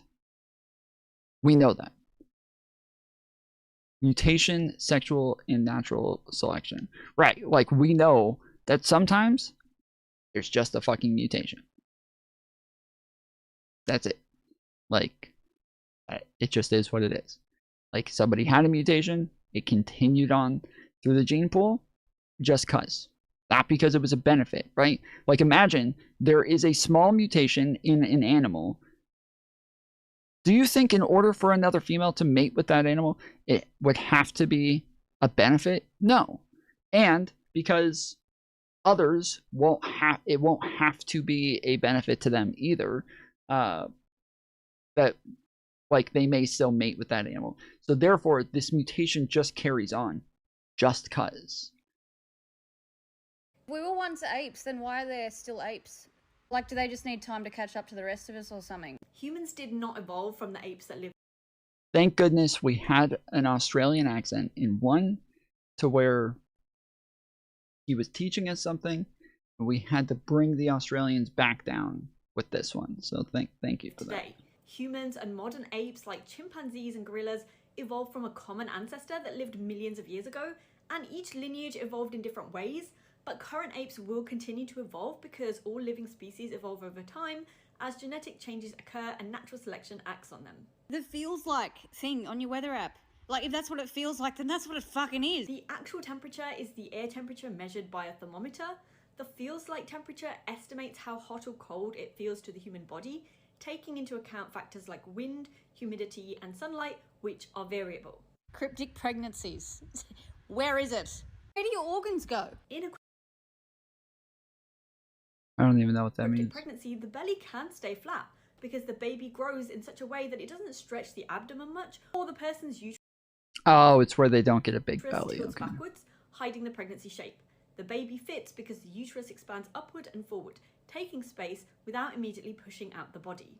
The body adjusts by shifting organs slightly, so a healthy-sized baby can grow safely even if the belly doesn't look that big. DVDs. I don't understand how a full movie can just be on one of those. How does it come out of that? Why can't a CD do the same thing?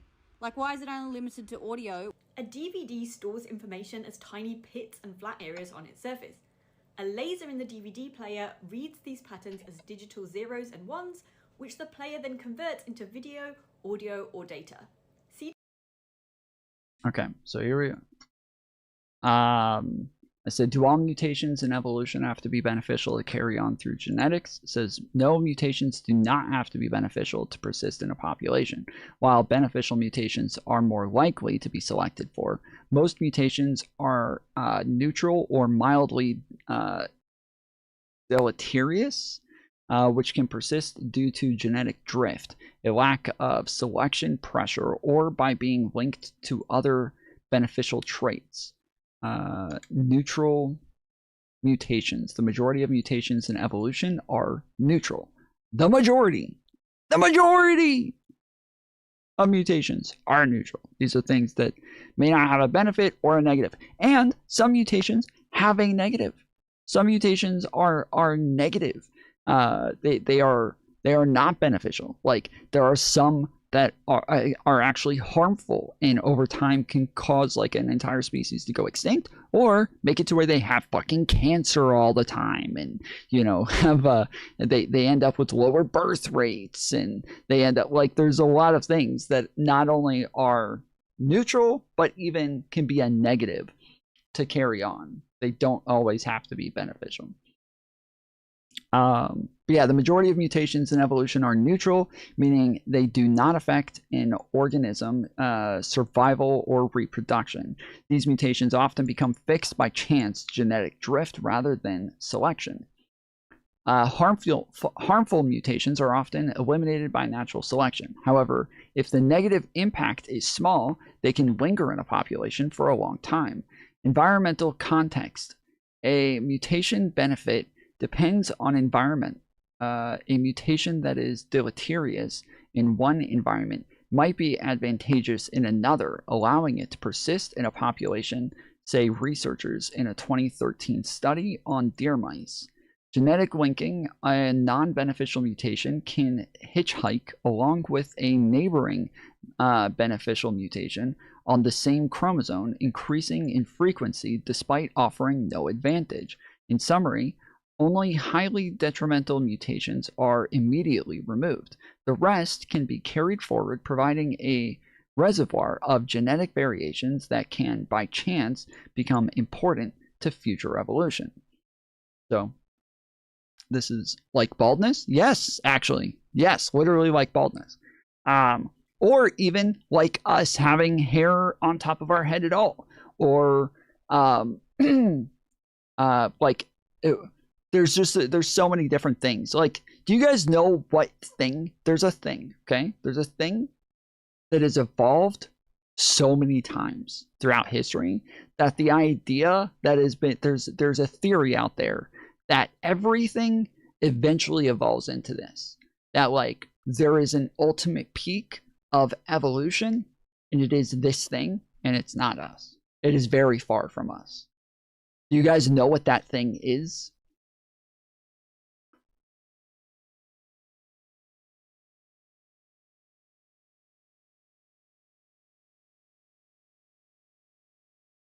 Mushrooms? No. Most human genes are due to genetic isolation because after a while we settle and never leave our environment. Well, that on top of that, humans actually choose based on very different things than genetics. That we keep evolving kind of past our biological intuitions to where we start to care about other things. So like where we start doing this thing about like, oh, fat is beautiful or whatever it is that they said. Like this makes it to where people who are more unhealthy and actually have a slower metabolism and would be less likely to be able to get away from a tiger chasing them, and would be like more likely to have diabetes, and more like all of these other health problems come with this. But if we push this as like as a societal norm to where big is beautiful and people actually start to see it as the same as everybody else, well, now you actually start to accept this problem there. Just the same as like we do with ADHD, with autism, with all these other like mental illnesses or disabilities for like learning disabilities. Those, the more we normalize them, the more it becomes like a thing that will be carried on more and more throughout human evolution. So it becomes more problematic in that way. But I'm surprised none of you know the answer. It's a crab.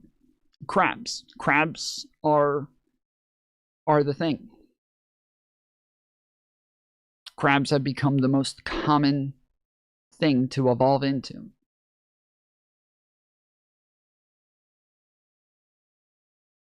To where there's a theory that everything eventually evolves into a crab.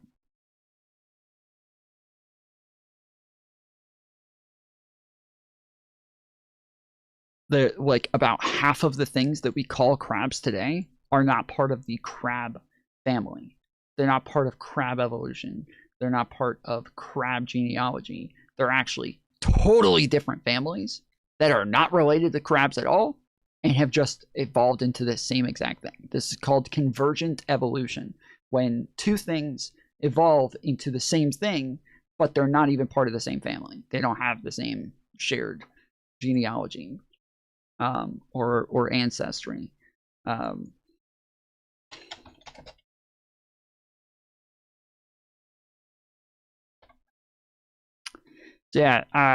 Carcinization is the evolutionary trend where non-crab crustaceans independently evolve into a crab-like form, showcasing remarkable convergent evolution. This crab shape is a versatile design favoring flat body and tucked tail for protection and maneuverability, occurring at least 5 separate times. It is highly successful in adaptation for benthic lifestyles. Will everything eventually turn into crabs? While this might seem like an outlandish theory, it's based on some fun evolution. In 1916, the term carcinization was coined as a term to define one of the many attempts of nature to evolve a crab. It's an example of convergent evolution, in which a crustacean... I gotta run to the restroom real quick.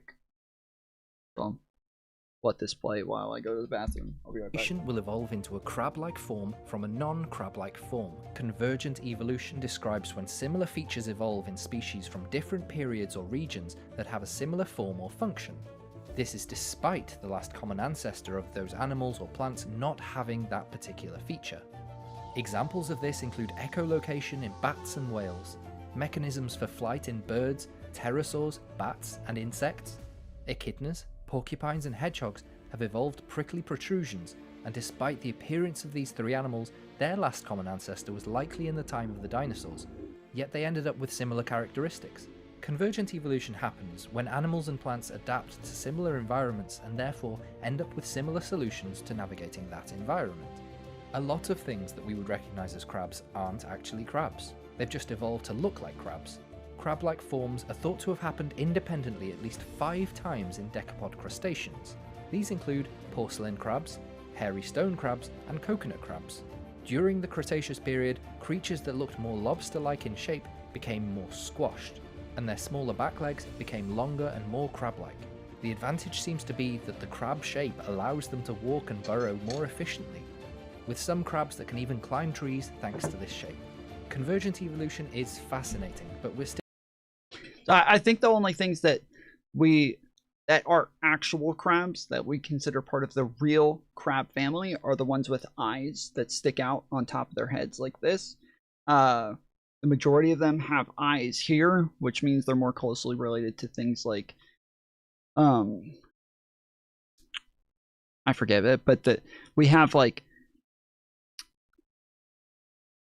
we have a bunch of different things that are even crab-like, that don't even look like crabs, but they are crab-like. So like we have like lobsters, we have crawfish, we have like a bunch of other things that are still similar in a way, but are still not that, but it looks like they're heading in that direction. Discovering new information. So until we know more, that's why everything wants to be a crab. Everything wants to be a crab.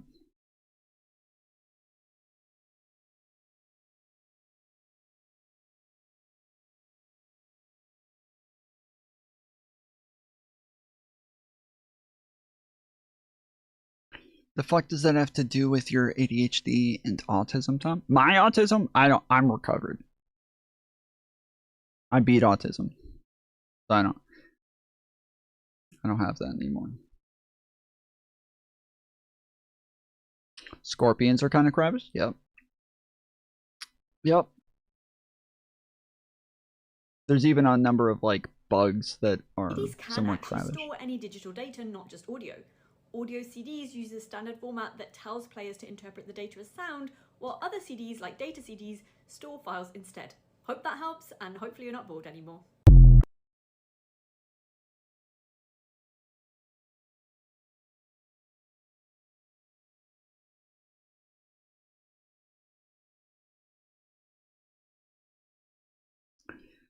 No, they're not.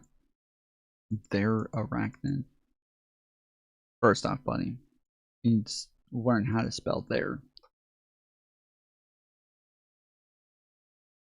THEY''re. Secondly, what are you talking about?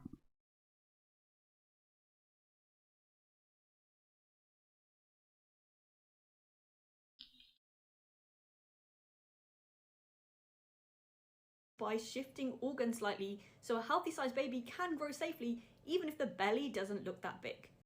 I used to think about that as well. I used to always get CDs when I was younger, and I would burn CDs, but I could only put 20 songs on them at most. And then I thought, how the fuck are there DVDs with a whole movie on it? And then I thought, how the fuck are there video games with a whole fucking universe on it? What the fuck? Why can I only put 20 songs on this thing? But because there's limit, they purposely limit them. DVDs. I don't understand how a full movie can just be on one of those. How does it come out of that? Why can't a CD do the same thing? Like, why is it only limited to audio? A DVD stores information as tiny pits and flat areas on its surface. A laser in the DVD player reads these patterns as digital zeros and ones, which the player then converts into video, audio, or data. CDs can actually store any digital data, not just audio. Audio CDs use a standard format that tells players to interpret the data as sound, while other CDs, like data CDs, store files instead. Hope that helps, and hopefully you're not bored anymore. Yeah, she didn't actually explain it. You're right. She didn't explain it. She kind of by saying it's formatted, but not really. She didn't give like a real explanation.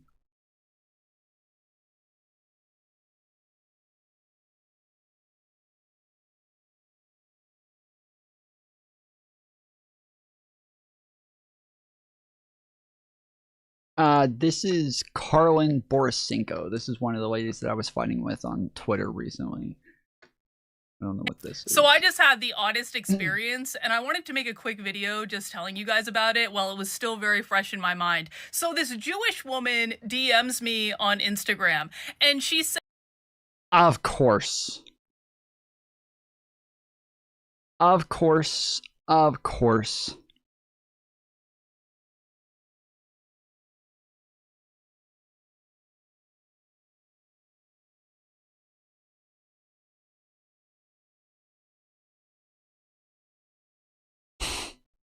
So fucking stupid. says to me, Carlin, you know, I saw you on Dr. Drew, and I just really loved what you had to say, and I'm producing this show in Los Angeles, and I want to talk to you about it. Now, I was really reticent to even answer this person, but I was like, you know what, whatever, like, let's just see what this is about. So she gave me her phone number, I gave her a quick call. Bro, she has so many filters on right now. This is crazy. And she's like, wow, I really like your work on the far left and all this stuff, and I'm producing this show, and I just have a couple questions for you. Do you consider yourself to be a conservative? And I said, no, I'm much further right than most conservatives are. I consider most conservatives to be liberals. And then she said, do you consider yourself to be a Christian? I was like, no, absolutely not. I'm not a Christian in any way. And then she said, oh, wow, that's really interesting. I said, well, actually, a lot of people on the far right that I know are not really Christians. And then she said, I'm really, you know what? I'm just really worried about all of this woke right stuff and all of these people who are going after Israel and spending all their time on Israel and talking about Israel to the detriment of the far left, and they're going after AIPAC and all this stuff. And I said, let me stop you right there. I do believe that the far left is the most important problem the country faces, but I actually am not in favor of or supporting Israel at all in any way. And she said, well, what do you think about Islamic fundamentalism? Islamic fundamentalism is taking over this country. And I said, this is the, like, if you like waffles, then you must hate pancakes sort of thing. Like, everything has to be one or the other. And this is kind of the conversation that we were having yesterday. For those of you who weren't here, we were doing a TikTok panel, and the first topic that came up was about the fact that in England, they are having problems with Muslim immigrating over there, which, again, England, not as much. That is true for London. London actually does have problems with mass immigration. Every time I say this, Don Dota pops up and it's like, Tom, you've fallen for the propaganda. Every time I show the fucking data to say, like, I didn't fall for the propaganda. It's a very real thing in London, not the rest of England, but in London, it is a very real thing. And then he seems to concede, and then he'll come back the next time and be like, as soon as I mention it, Tom, you fell for the propaganda. You fell for the far right propaganda, bro. No, I didn't. It's very real. But like, just saying, like, hey, I don't think that. So one of the things that I did, that I brought up, and I need to make a short out of this. I came up with a great fucking argument on the spot while we were talking to this guy. So he's sitting there talking about the fact that we need to stop letting Muslims into all of our Western countries because they commit a lot of terrorism. Okay, true. They actually do. Like, proportionally, they commit a lot more terrorism than pretty much everybody else. Now, of course, the lefty response is to be like, oh, yeah, well, what about the white nationalists? They commit the most terrorism in the country and blah, blah, blah. They actually do. White people, white Christians don't commit the most amount of terrorism in the United States.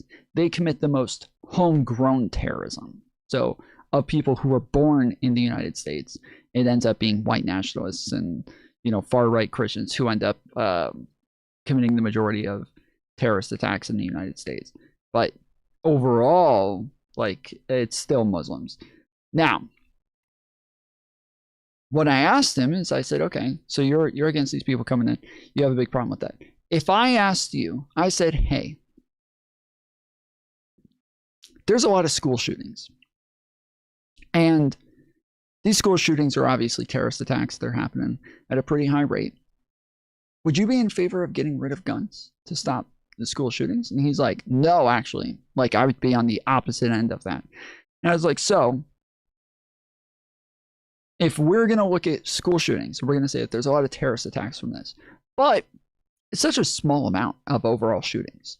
And by far the majority of shootings are committed by, like, you know, gangs and accidents and domestic disputes. Like, why would we look at just school shootings and then start to make laws to, like, get rid of guns and things like that to stop this? That would be pretty fallacious to do that, right? Doesn't make sense. It's a minority of shootings. It's a minority of them. So why, when it comes to Muslims coming into the country, would you blame all of Islam for all of these terrorist attacks and say we're going to just stop all Muslims from coming in, when there's still a very tiny minority, even bigger than the school shootings? There's a tiny minority of Muslims who are committing these terrorist attacks. Like, if you want to be consistent here, I think you need to be in favor of getting rid of guns. Top Chat? Is it on Top Chat? Nope, not Top Chat. You just your messages keep getting hidden. Listen, I don't like Islam. I don't want it to take over the country by any means. But do I think Islamic fundamentalism is the most important issue this country faces? No, absolutely not. I think the radical revolutionary far left is worse. And I kept saying to her over and over and over again, I was like, if you want to talk about the far left, I will talk to you about the far left. But just to be very, very clear, I do not support Israel. She's like, well, but what about all this woke right stuff going on online? And I said, oh, you mean that thing that James Lindsay literally made up? I don't think the woke right is a real thing. And P.S. He just made it up. He made up the term for it. All terms are made up. All labels are made up at some point. This is so stupid. I hate it when people do this. They're like, oh, that doesn't count. That was just made up. Okay, well, it's the same as literally everything else. Like, all of other language just made up. Cool, James cool. Lindsay is a liberal. It's another example of someone who's on the left. He is not on the right. He's never been on the right. And then she says to me, well, don't you think that people like Tucker Carlson should be talking more about the far left than they are about Israel? And I said, actually, yeah, I would love it if Tucker Carlson wanted to talk about the far left. That would be rad.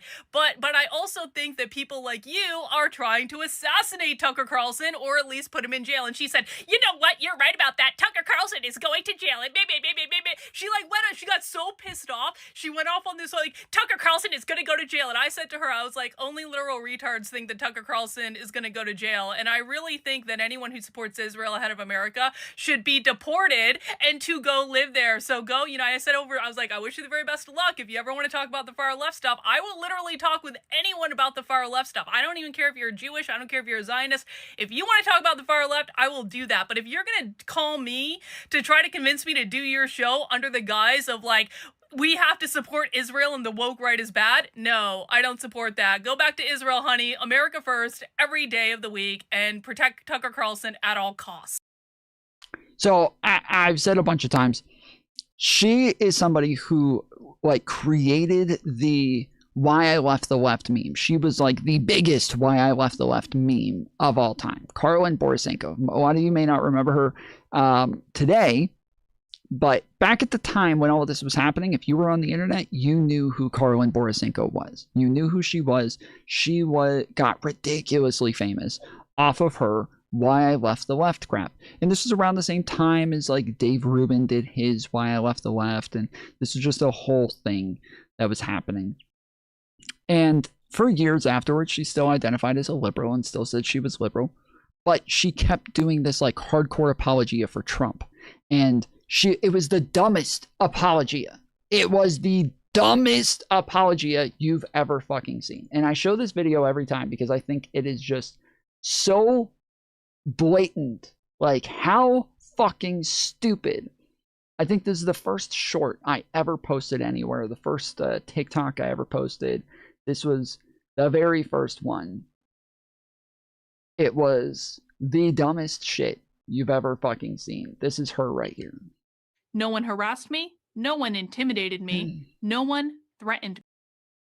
This is her just talking about she went to a Trump rally and that as a liberal, she was blown away at how different it was from the way that everybody told her.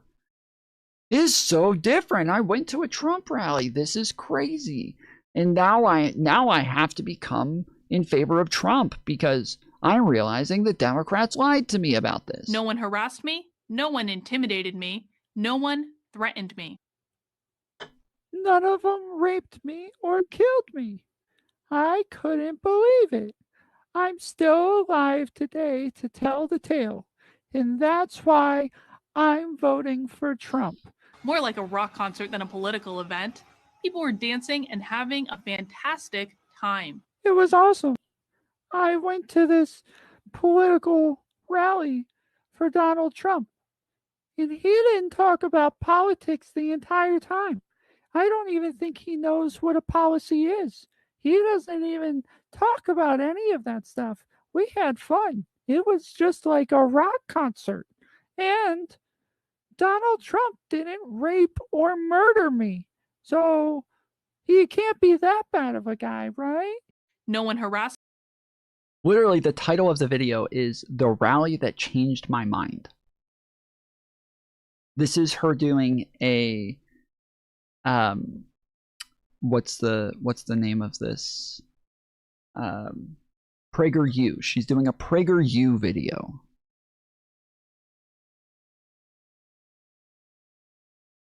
This is a PragerU video that she's doing because she went to a Trump rally and they didn't fucking kill her. So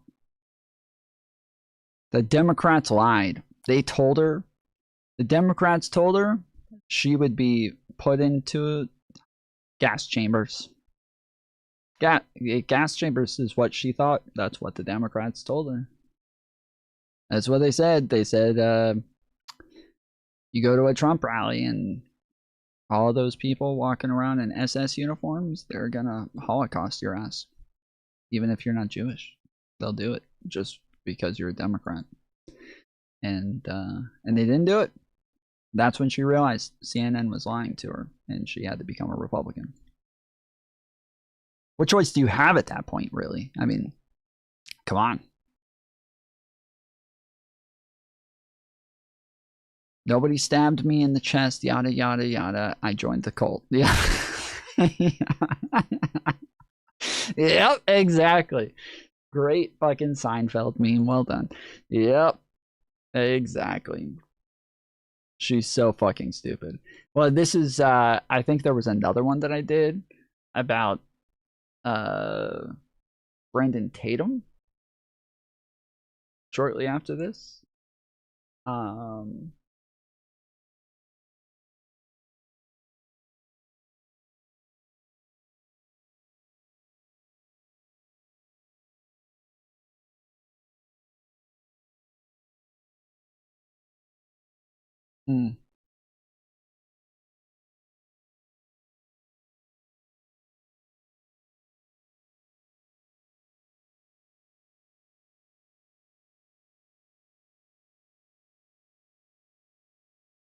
I guess I didn't post this on here.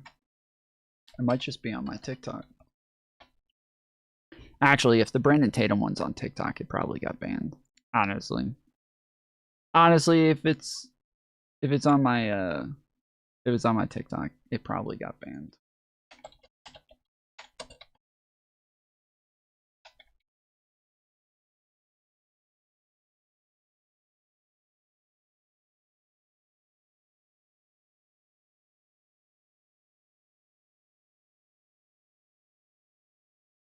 Am I able to... Okay, oldest...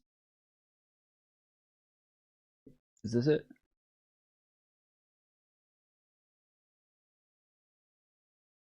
I'm not going to rape. You have all these advantages that I don't have? Like what? Like you can get a mortgage loan that I can't get? I got a loan. At a great rate, by the way. And I got the house. Why would a banker not... So, here we go. Here's logical fallacy number one. He got a loan. So, racism's over. It's done, guys. It's done, everybody. Racism's done. He got a loan. Woo!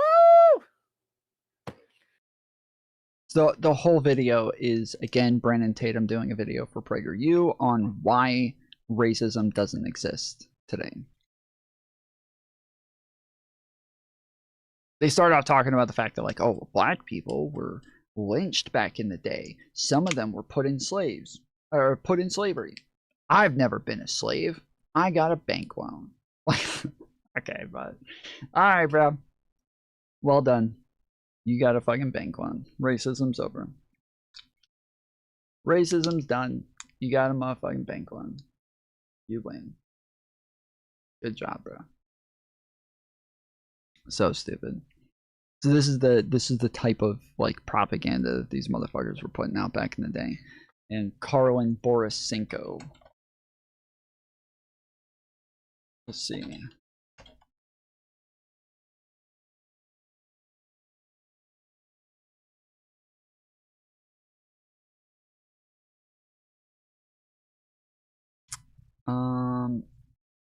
I hate the filters on YouTube. They never really let you limit stuff like by year or anything like that. Excuse me. Okay, here you go. The day started out actually at an MSNBC live taping that was taking place a couple blocks away from the Trump rally. And I kind of went there first because I was very nervous about going to the Trump rally. And I went there first because it was more of a comfort zone and just started chatting with people. And everyone I told, I was like, I'm thinking about going over the rally. And they were like, don't do it. They're horrible people. They're the lowest of the low. They're going to harass you. One woman actually offered me her pepper spray to take with me. And I was like, no. I think I'm gonna be fine. It'll be okay.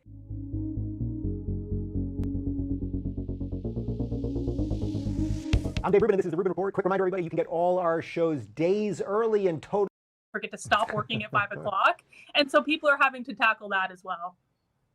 Yeah, when I was writing my book, I would go into our green room here, which is a bedroom, and I would just start at about 7:30 or 8 a.m. and I'd be writing, and then it would literally be 2 p.m. and David would basically slide a plate of food through the door. He would open up the door, slide it in, not even bother me, because I would legitimately forget to eat because I was so just in that zone. Oh, the same when I wrote my book. I was up here at 1, 2 a.m. in the morning, and I would go downstairs. My husband would be like, what the heck happened to you? Where did you go? And it's just the way it is when you get into that flow of work. Yeah. All right. So you're a psychologist, and you're doing. Than bully people on Instagram, I think. So what were the types of things that you were seeing besides just, oh, you're evil, you're racist, you're a bigot? Like, they were actually trying to go for people's jobs, and as you said, I mean, at least one guy had a mental breakdown because of it. But can you talk about that? Because I think a lot of times people that don't pay that much attention to this stuff, they're always like, oh, well, it's just some trolls on Twitter, and there's no... Tom, do you have high school wrestling videos you saved for us? I did not wrestle in high school. Definitely not, no. Real world consequences, you know, toughen up. What is happening in the knitting world, at least, is these people are not just leaving nasty comments on people's images. They're actually going after their businesses. So what they do is, first off, they pick out high-profile people to go after, because you don't want to just go after like Susie Q with like 2 followers. You're not going to make an impact that way. So they go after people that are influencers in the knitting world, and then what they do is they direct message all of the major knitwear designers or knitting stores, and they basically say, if you do not denounce these people, we are going to come after you too. And so there are very detrimental effects on people's businesses, and this is what their livelihood is. And knitting, you know, like spoiler alert, Dave, knitting is not like a lucrative business, right? And so when we're talking about going, you're not getting that knitting money. No, I mean, I don't make my money from knitting, but no, I mean, they're doing what they need to do to get by, and so it really does have a horrible impact. Did you do any sports? Yeah, I played football and basketball when I was in high school.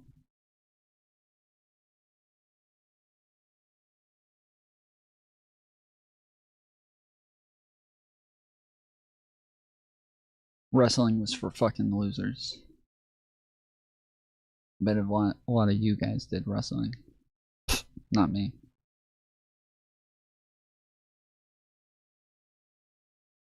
This week I saw this new video by Johnny Harris, and in it he's lying to you. The video looks amazing. It has map roll porn, and it's also wrong. He simplifies events. Map roll porn. Oh man. Map roll porn. It's got the map roll porn. It has guys. map roll porn, and it's also wrong. He simplifies events, screws up the timeline, and he's rewriting history. As a historian, it's painful to watch. Since leaving Vox, Johnny Harris has become a YouTube god. Just putting his name in a title guarantees views. What? But with these views also came criticism. He's been accused of putting out propaganda, not citing sources, and today of simplifying history so much it's harmful. Any good? I sucked at basketball. I was pretty trash at basketball. I was really good at football, but I was never interested in football in the way that I was in basketball. I always wished I could like transfer my skill from football to basketball because I loved basketball. Basketball was my favorite sport, favorite thing to play. And I didn't really know much about football. I was just good at it because I was just athletic, but I didn't I didn't know what the fuck I was doing. I had no fucking idea what I was doing. I never understood the plays or what I was supposed to be doing. So what's this video actually about? Johnny Harris discusses a subject that has been the base for countless of books and academic discussion. How did some countries from a relatively unimportant region in the world just rise up and dominate everyone else? It's a big question. A 500-year project of moving people and weapons and germs and language and violence.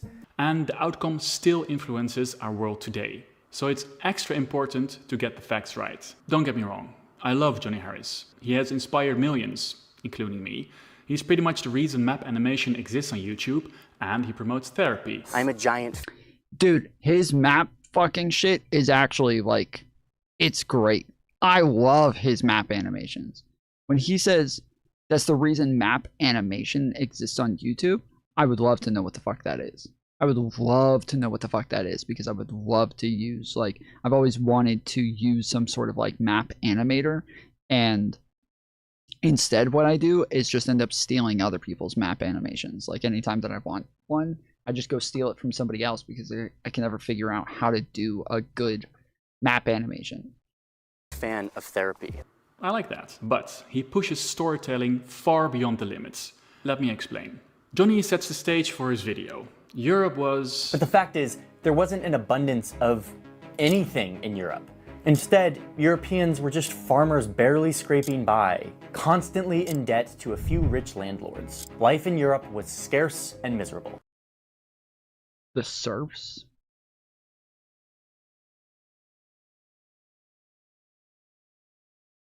That's not true.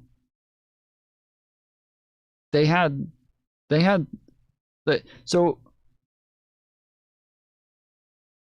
he's looking at like one part again. He's just looking at the serfs and the way that they were living, as though there wasn't any sort of economic generation for there to be high lords all over the place who were fucking killing it. Like, obviously there's something there. That really pissed off people in the comments. He then goes on to talk about empires that, according to Johnny, were doing just fine in this time. Meanwhile, there was a bunch of other empires around the world that were... He's going to go to Asia, right? He's going to go to Asia. He's going to go to Asia. He's going to talk about like the Chinese empires and things like that, because that's what lefties always do, is they talk about how horrible it was in Europe, and then they go straight to Asia, which you guys have seen. There's been times where I've talked about like scenarios in Europe on panels, and immediately there's some fucking right-wing nutjob who gets so fucking defensive and starts acting like I'm saying there was nothing in Europe. Yeah, like I talk about like I'll say something about like the Dark Ages and how like this is a time of just like very little prosperity, very little economic mobility, very little ingenuity, and they're like, no, that's not true, you're lying. And then they start arguing against things that I never fucking said. They just start arguing against a bunch of shit that I never said. And it's because of this, because like lefties say stupid shit like this to just try to like dog on Europe as much as possible. Thriving. All of these empires were trading with one another, making all of them even richer. They all had better everything than Europe did, and miserable Europeans eventually wanted in on all the trade. So what goes wrong here? Well, let's start with the whole wretched place and landlord thing. Johnny voices this general idea about Europe in the Middle Ages. Everything was shit and everyone went to bed without dinner. That sounds bad, right? Well, the time period he discusses saw a lot new technological innovations that made agriculture way better. With all this innovation, there was a lot more food, and the population of Europe grew a lot.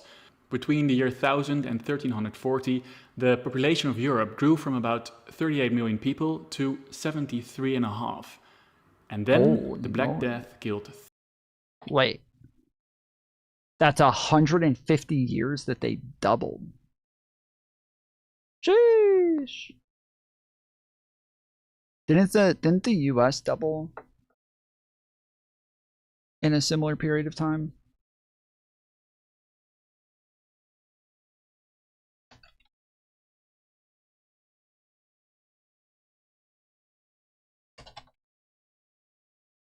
From the baby boomers? Texas and Florida, no.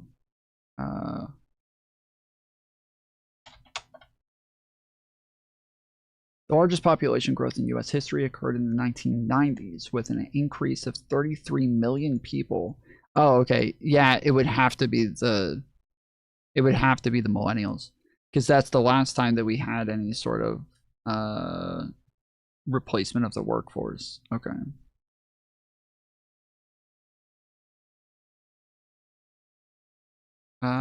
This boom surpassed the previous record set during the 1950s in the baby boom. I was born in 88, so suck it. The 1950s previously held the record for the most numerical growth, adding 28 million.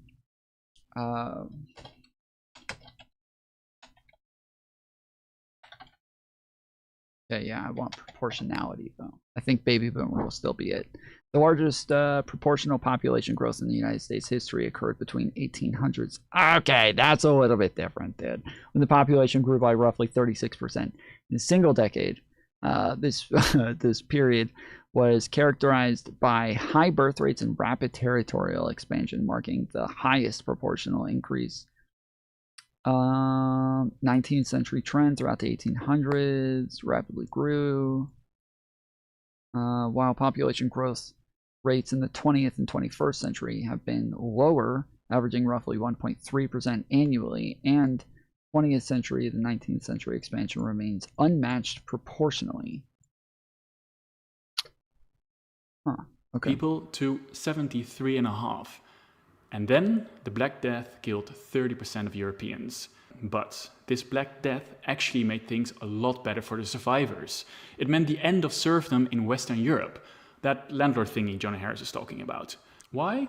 Well, labor was really scarce, and that meant that workers had a much better bargaining position against their landlords. Of course, this didn't happen everywhere at the same time, but even so, generally seen, the situation of the farmers in European states definitely wasn't worse than those in the empire Johnny Harris mentions. So then Johnny says there were no shiny things in Europe. There wasn't an abundance of anything in Europe. But trade with the empire he mentions really existed for a long time. Since Roman times, there was the Silk Road. You know, this network of roads, shipping lanes and towns that connected Asia with Europe. Just sometimes the trade broke down for a bit. This is what happens when the Ottomans conquer Constantinople in 1453. They come in and introduce higher taxes. So Portugal and Spain...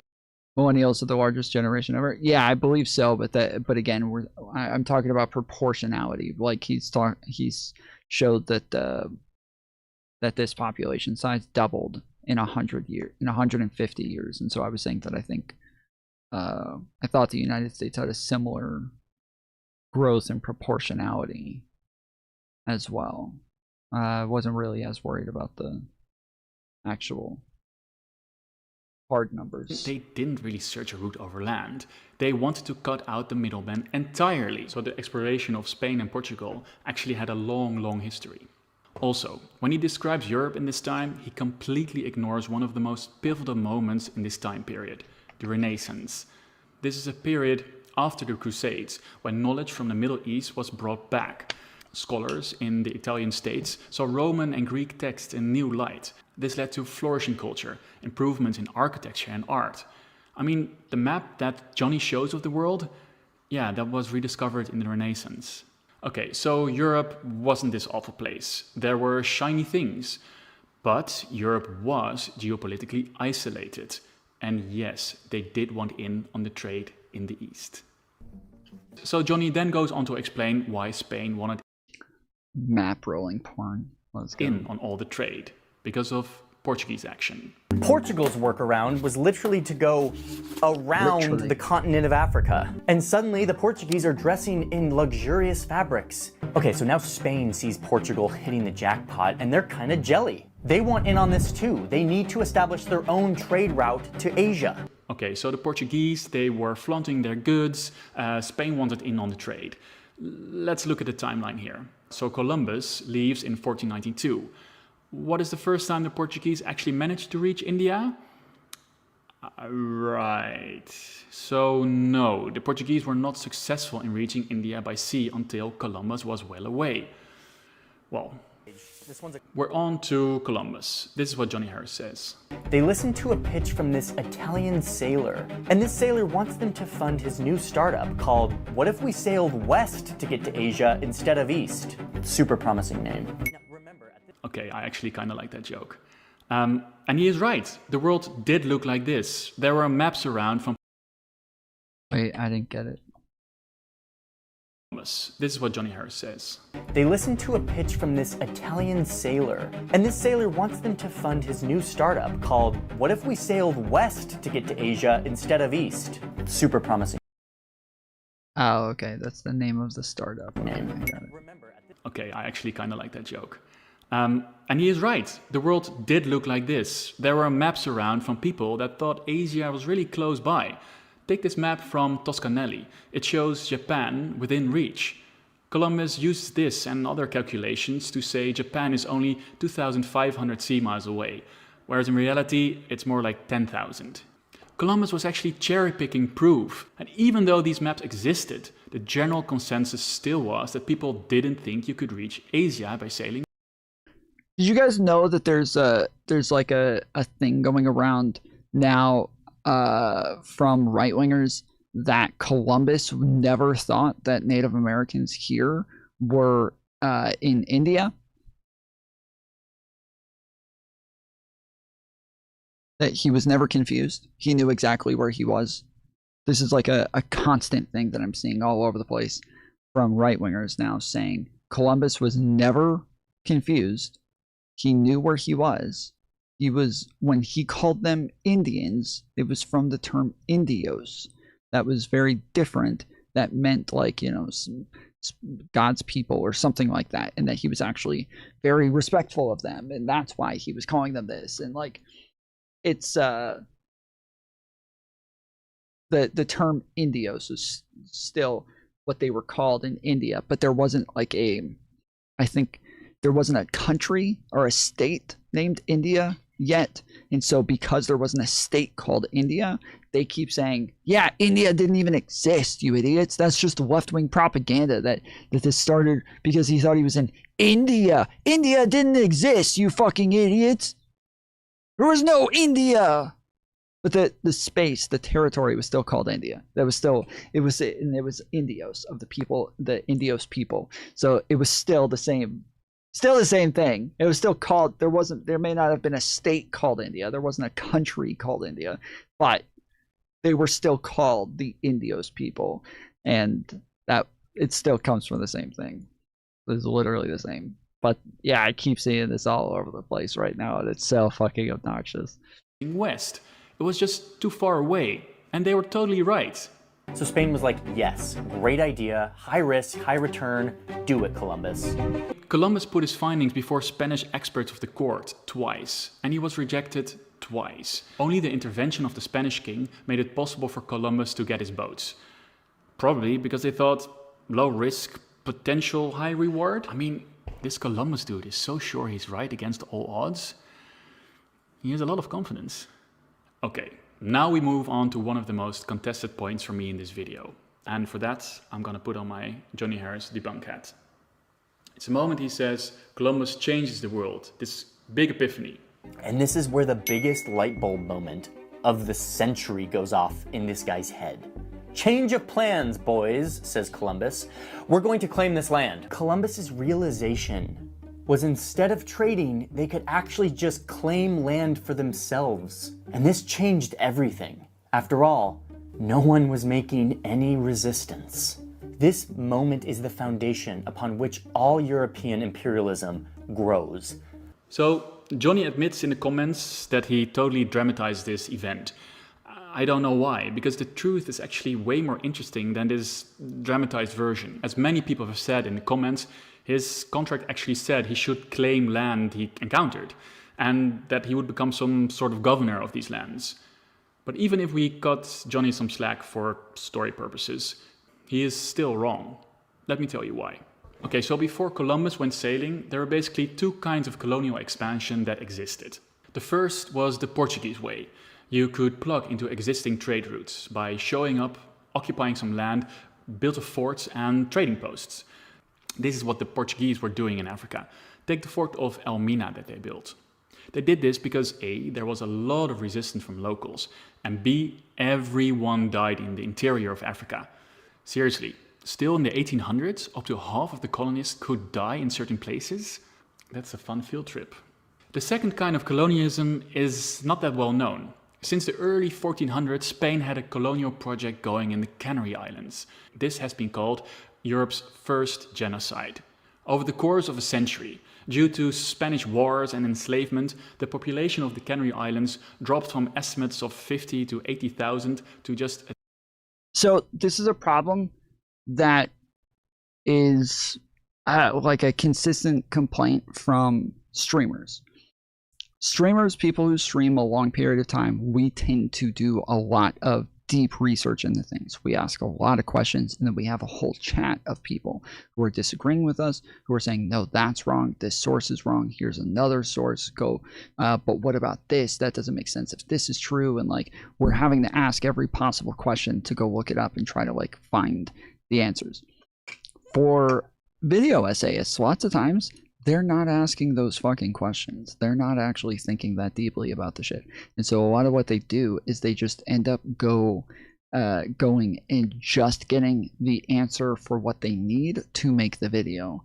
And that's it. They're just doing enough research to make their video, and that's all. But when you do that, you're looking for an answer to explain the next part instead of actually having a holistic understanding of something, which means that you can easily end up with like a miss, like a gap to where you explain something in a way that is technically untrue, and now you're just kind of jumping the gun. Nope, usually just ChatGPT. But right, they're probably using ChatGPT too often. So, Tom, you're wrong on the nature of streamers. On the nature of streamers? What? Really curious what your process for video making is, because I don't know how it takes you weeks. Does the writing take a lot of time or something? Normally it doesn't take just weeks. It normally takes even longer than that. So the editing part is the part that takes the longest. So like for the Candace Owens video that I made, that I took a day and a half to write it and then 2 weeks to edit it. But while I'm editing, I am changing the writing. I'm changing some of the aspects of it. I'm double checking things, triple checking, quadruple checking, trying to find extra sources. When you write it initially, you now have to go get like a bunch of videos to fit what it is you're talking about, and to show, to source, to like explain, to give visuals, to like all of these things. And so, and then on top of that, you want to go get sources, you want to go get like, you know, magazines and crap like that. And so just doing the studying is one thing. Then lots of times while I'm doing the studying, I'll think, okay, if I was somebody watching this, I would wonder, wait, how do you know that if X, Y, and Z? Or, well, there's another possibility. This could also be true. Your source doesn't disprove that. So now I have to go find that as well and add that in. And a lot of times, again, I want to have a holistic understanding of it before I actually put it in. So,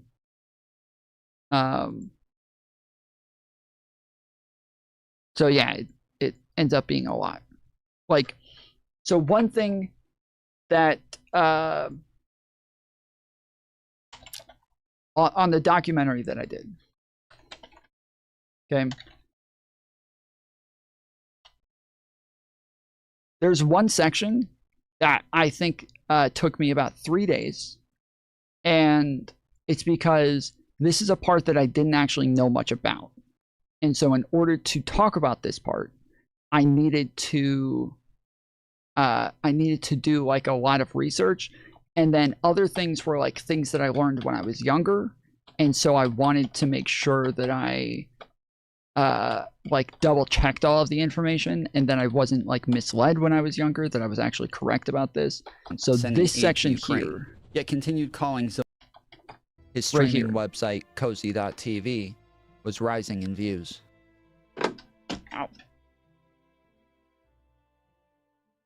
During the Russia-Ukraine war, Candace spread tons of pro-Russia propaganda but continued to claim she wasn't pro-Russia, only anti-sending aid to Ukraine, yet continued calling Zelensky evil and was very soft on Putin. Well, Zelensky has locked down, they raided churches under the guise of saying that these churches were conspiring with Russia. They didn't prove that they were conspiring with Russia. They just said that they were conspiring with Russia. So they not only locked down and raided and took over, transferred control of churches to the state. Does that sound like democracy to you? Transferred control of Protestant and Russian Orthodox churches to the state after raiding them. But yes, he also suspended elections until further notice. He's just running the ball and assuming all power for himself. She said that Zelensky was assuming all power for himself by calling off elections. But she's wrong. The Ukrainian constitution requires him to postpone elections while maintaining martial law. And she acts like Zelensky banning the church as part of the UOC is an act of war on Christianity, while in reality, only 4% of Ukraine's population is part of the UOC. Meanwhile, the majority of Ukrainian Christians are part of the OCU, and their churches are not shut down. Plus, this was a decision made after Kiev accused the UOC of ties to Moscow and spreading Russian propaganda. And the decision to ban these churches was backed by Ukrainian parliament by passing the bill, not a decision made solely by Zelensky. She said there's no proof of church leaders conspiring with Russia. Ukraine's security service initiated 68 criminal cases, including accusations of treason against representatives in the UOC, with 18 already being convicted by the time Candace recorded that episode. But Candace also said they transferred control of Protestant churches to the state, which I can't find any evidence of anywhere. Though Russia has outlawed Christians evangelizing outside of churches, and there's even reports of Russian troops unjustly killing pastors. In some cases, Candace is claiming Ukraine is evil based on incomplete information, while in other cases, she's just outright fabricating information, making Zelensky sound evil, when the reality is that Russia is much worse in each instance. And she repeated these talking points among others numerous times over the next couple months. She used similar tactics during the Israel-Palestine war. Ben has always been a staunch defender of Israel, as have other hosts at the Daily Wire. Didn't Jesus say, if a man should come into your home and slaughter your children and rape your women over your dead body, you should declare a ceasefire to give him time to celebrate his vicious enormity so he can make plans to do even worse? While Ben is obviously Jewish, all of the other hosts are loud and proud Christians. As they keep with the trend of holding the conservatism of old, their religious views say that Jews are God's chosen people. Jesus was Jewish and killed for claiming he was king of the Jews. The Bible states that he will come back in the second coming to rule over the new Israel here on earth, after all the Jews profess that he is the Messiah. Everyone knows Jews don't believe that Jesus died for their sins, but Christians still have respect for the Old Testament and the history and traditions that led to their current practices. Yet younger generations of Christians don't believe this. They believe that Jews stopped being the chosen people when they turned their back on Jesus and nailed him to a cross. That's when Christians became the new chosen people. So while older Christians don't think Jews are getting saved or going to heaven, they do stand up for Jews and hold Israel as the Holy Land. Younger Christians don't feel the same kinship with Jewish people. They see them as the ones who murdered their Savior and believe they are bastardizing their Holy Scripture. So when Ben and the other Daily Wire hosts all defended Israel's actions, Candace Owens didn't claim one side or the other, at least not explicitly. On November 3rd, 2023, Candace Owens tweeted out, "No government has a right to commit a genocide, ever. There is no justification for genocide. I can't believe this even needs to be said, or is even considered the least bit controversial to state." It seems So like I said, I took a day and a half to write the script. To source all of those things, I hadn't done that yet. These are things that I just knew, so I just wrote the script. But now I have to justify my claims with what I have in front of me. So I have to go and get all that information. So one of the things I had in the script is, in the outline, is she also spread misinformation about Russia and Ukraine. But now I'm like, oh crap, okay, I can't just say she's spreading this information about Russia, Ukraine.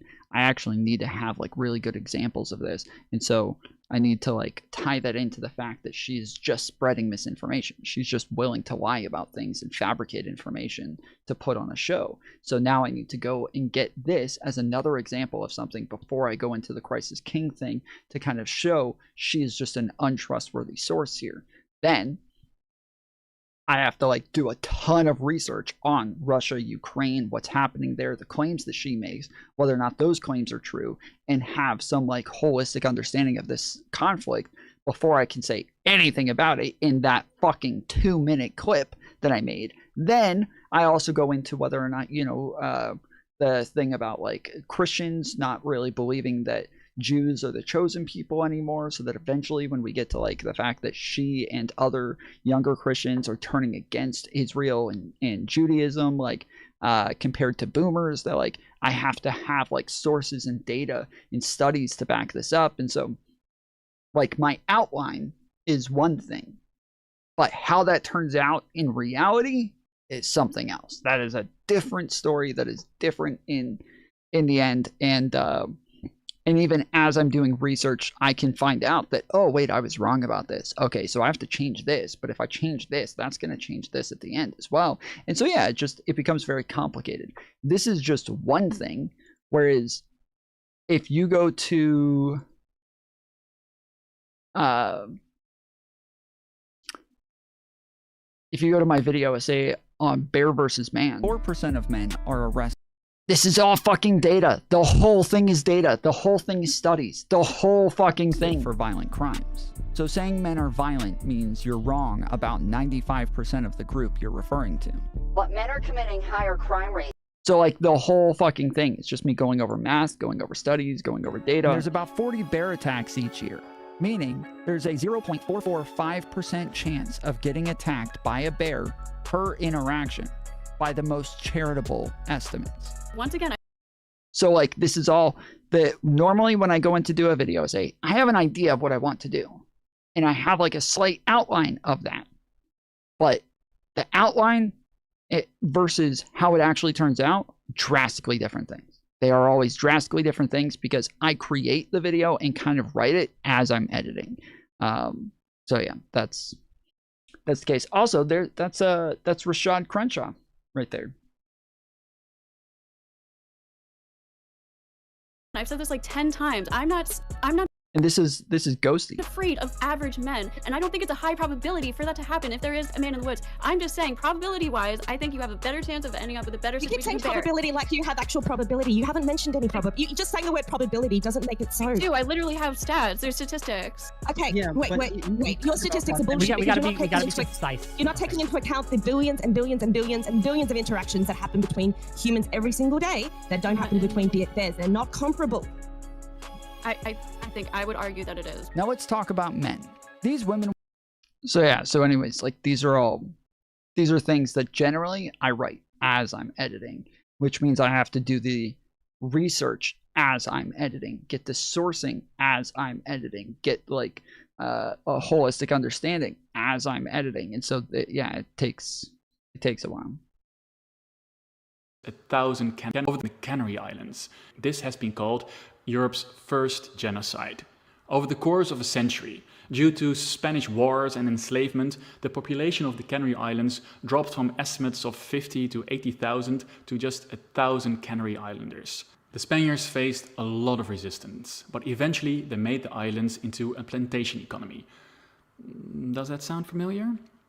This is a thing historians have called a template for Spanish conquests in the New World.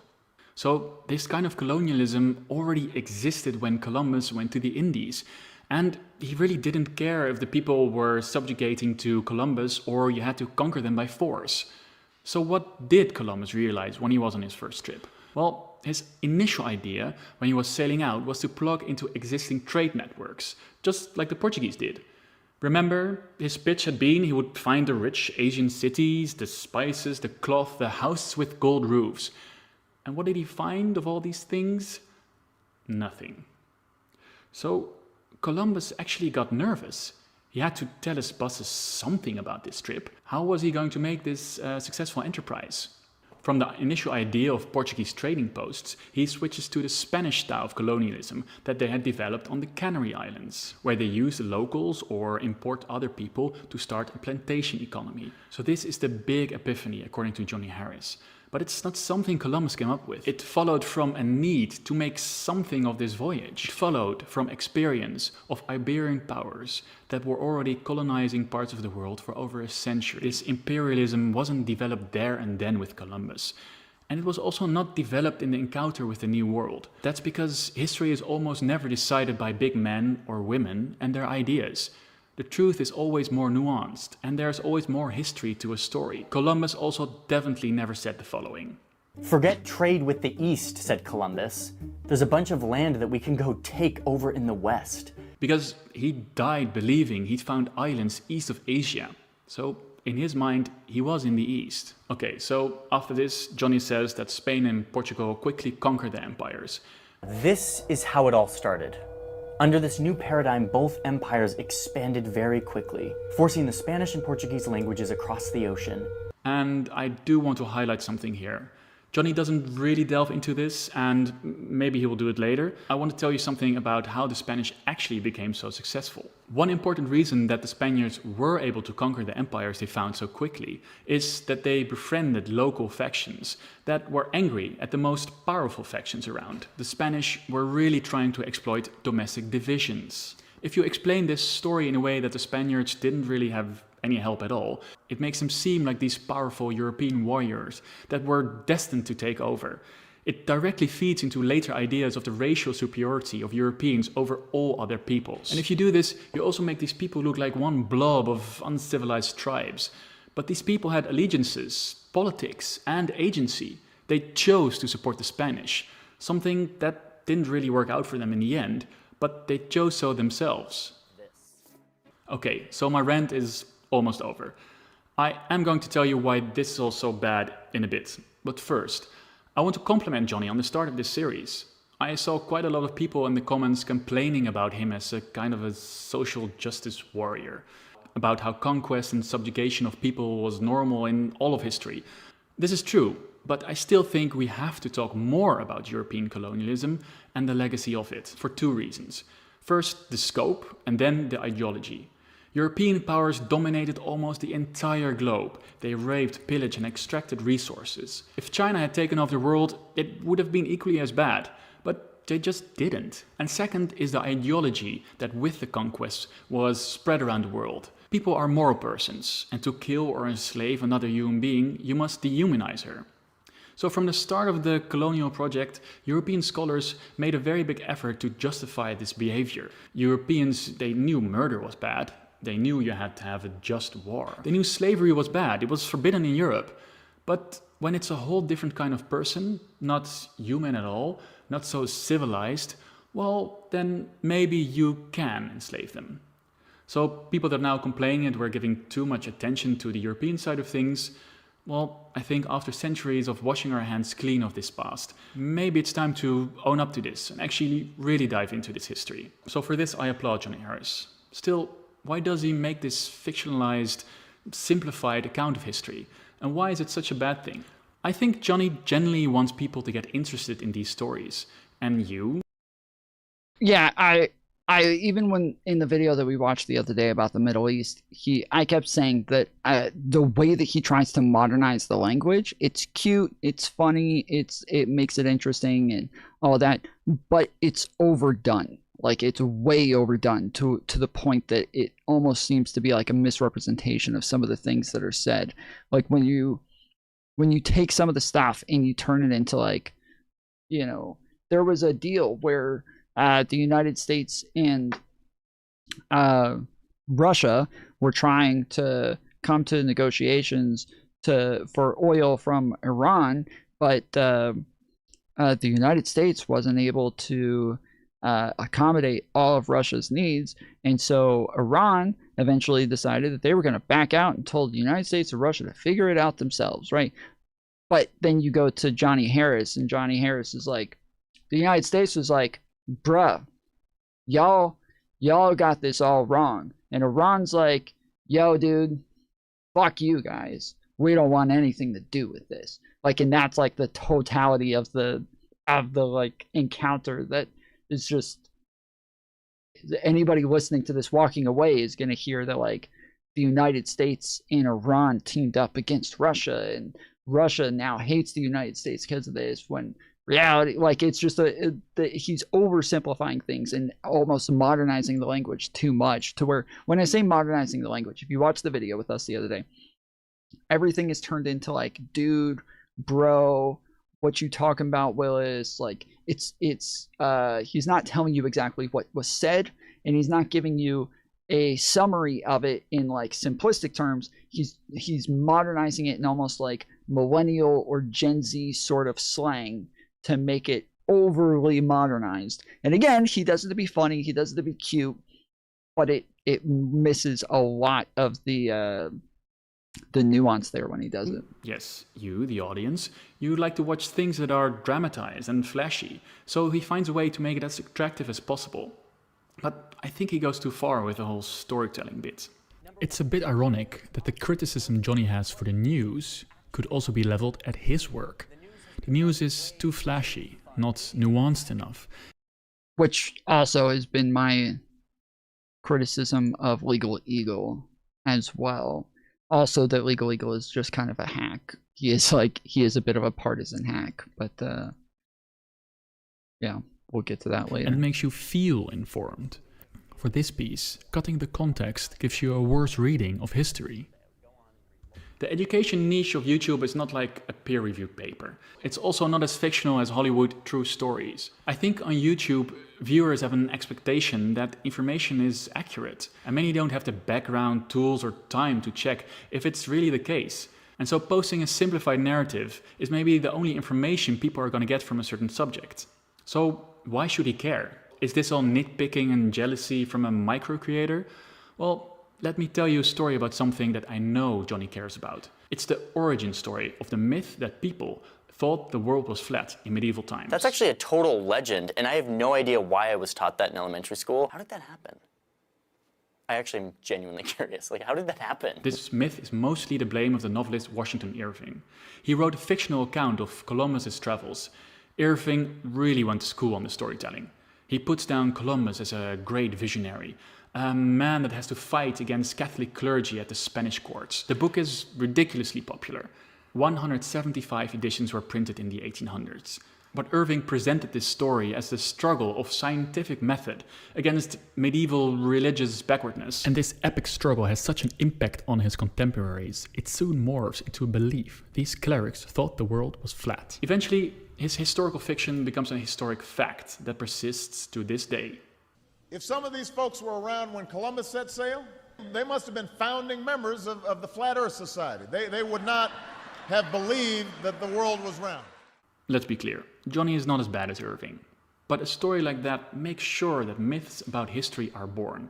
This idea that Irving put forward soon became the idea that medieval people were all stupid. And when history is used to present myths that explain the modern world, we should be very wary. Okay, one last thing before we go. Johnny, if you ever see this, please, please, please start citing sources. It gives more accountability. It can be a starting point for people to read more about a certain subject. It can help academics that write books to do. I actually didn't know that. I think that I also believe that they thought that the Earth was flat. I thought that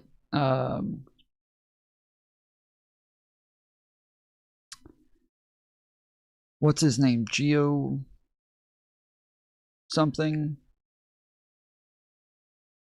in Martin Luther had like fights with the Catholic Church over the Earth being flat.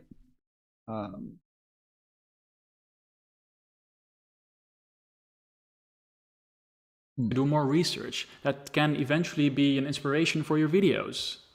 Okay, rant off. I made this video by using different sources. They are in the description. YouTubers Imperial and Faultline gave feedback on the script. All mistakes are of course still mine. Don't forget to check out their channel. I definitely didn't touch upon everything that was wrong with the video. So let me know in the comments what I missed, and be sure to check out my content, which I try. Galileo is who I was trying to think of. Galileo. To make as truthful as possible. See ya. But that was over whether or not the Earth was the center of the universe, not over whether or not it was flat. Okay.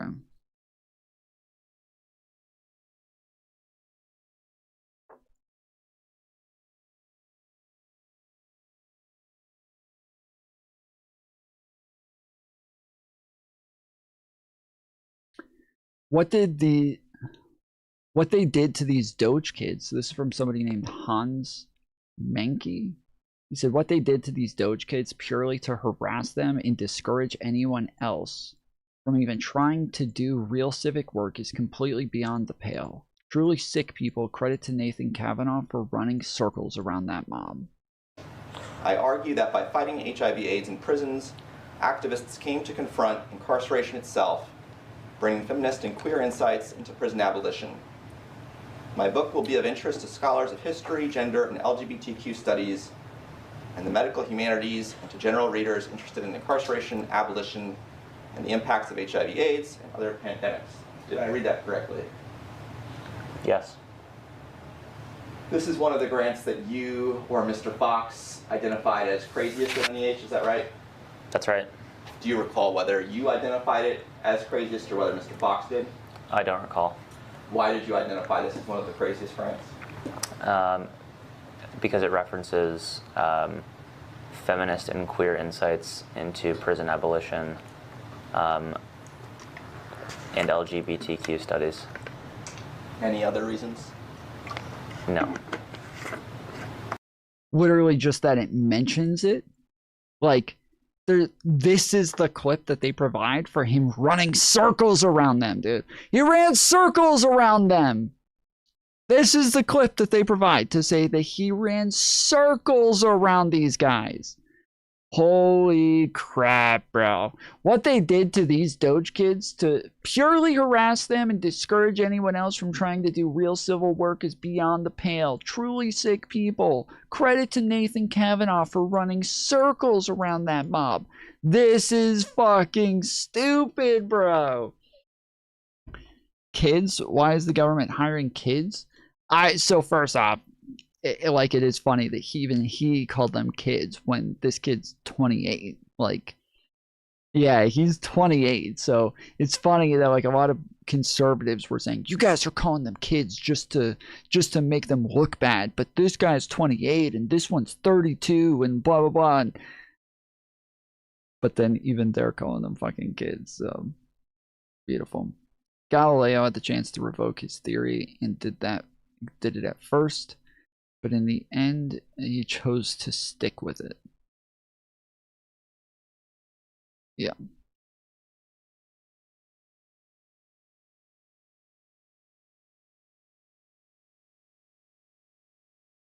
Like the Republicans chat group full of kids. Yeah, the young Republicans group with 40-year-old men in there.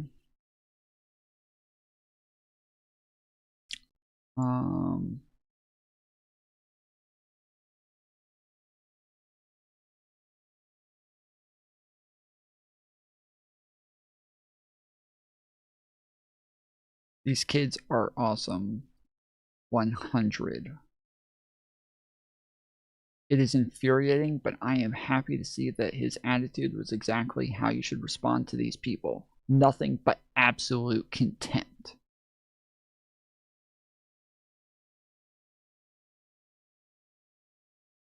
Ugh!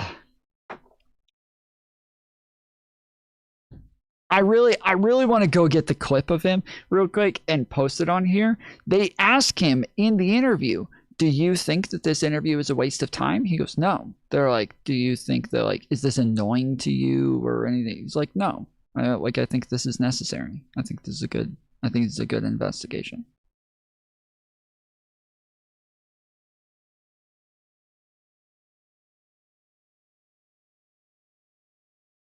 I really want to go get that clip real quick and just reply to him with that.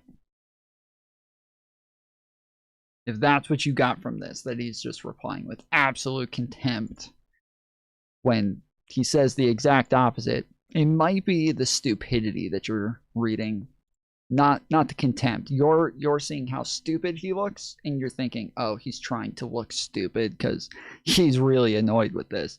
But instead, he's actually just stupid. He's actually just that stupid. Well.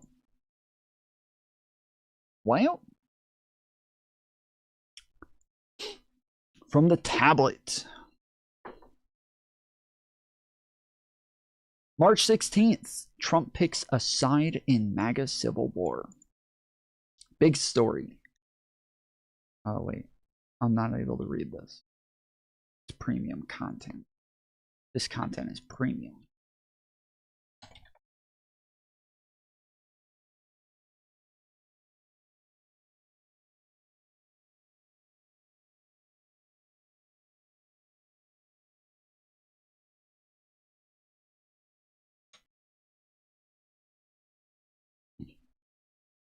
Well,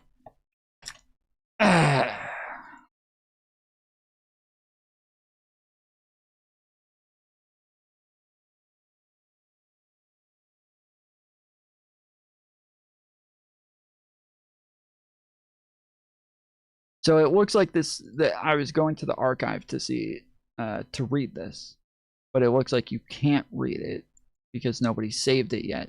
So I believe if you go to archive ph and you save, you type in the link and then save it, it will then save the link, right? I think that's how it works. So then we can go back later and it'll be there. I think that's how it works. I'm pretty sure.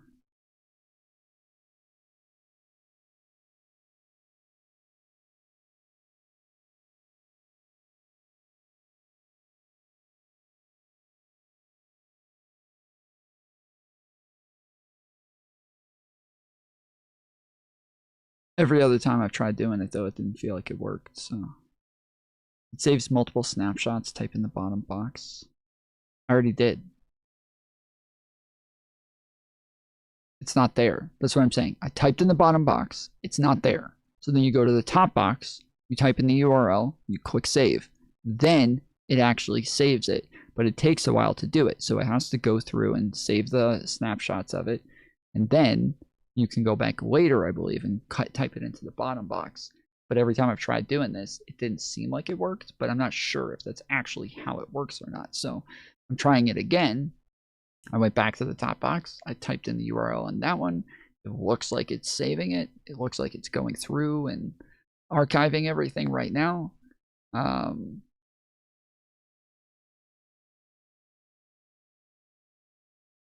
are you taking callers? No. No, I'm not. Actually, sure. Why not? Why not?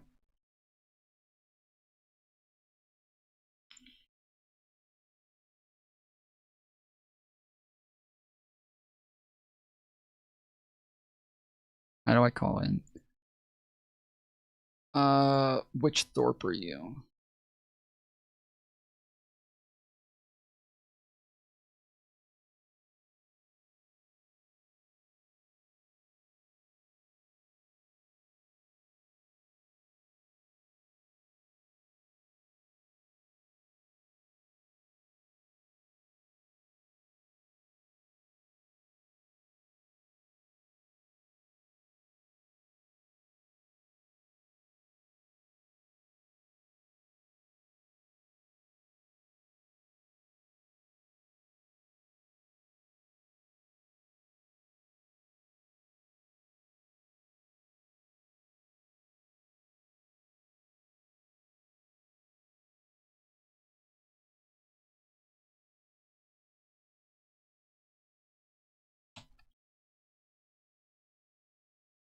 Are we not still friends on Discord, or did you get banned?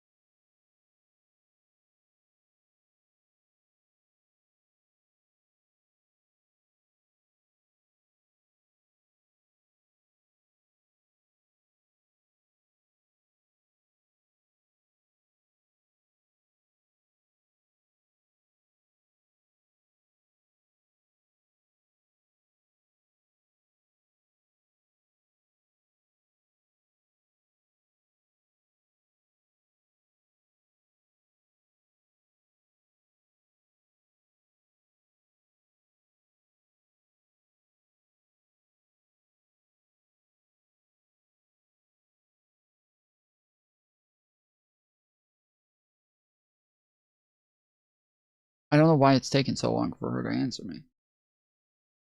What the fuck?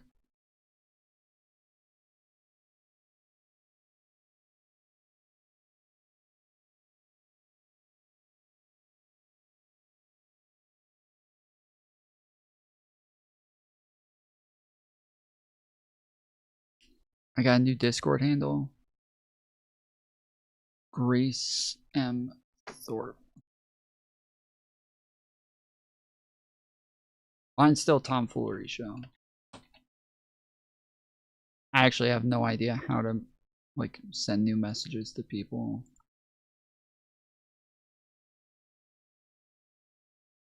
Okay, I think I sent a friend request.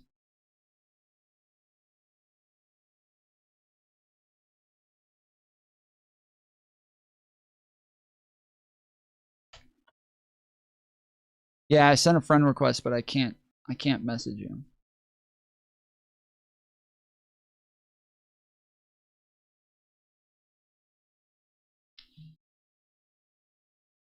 Okay, there it goes.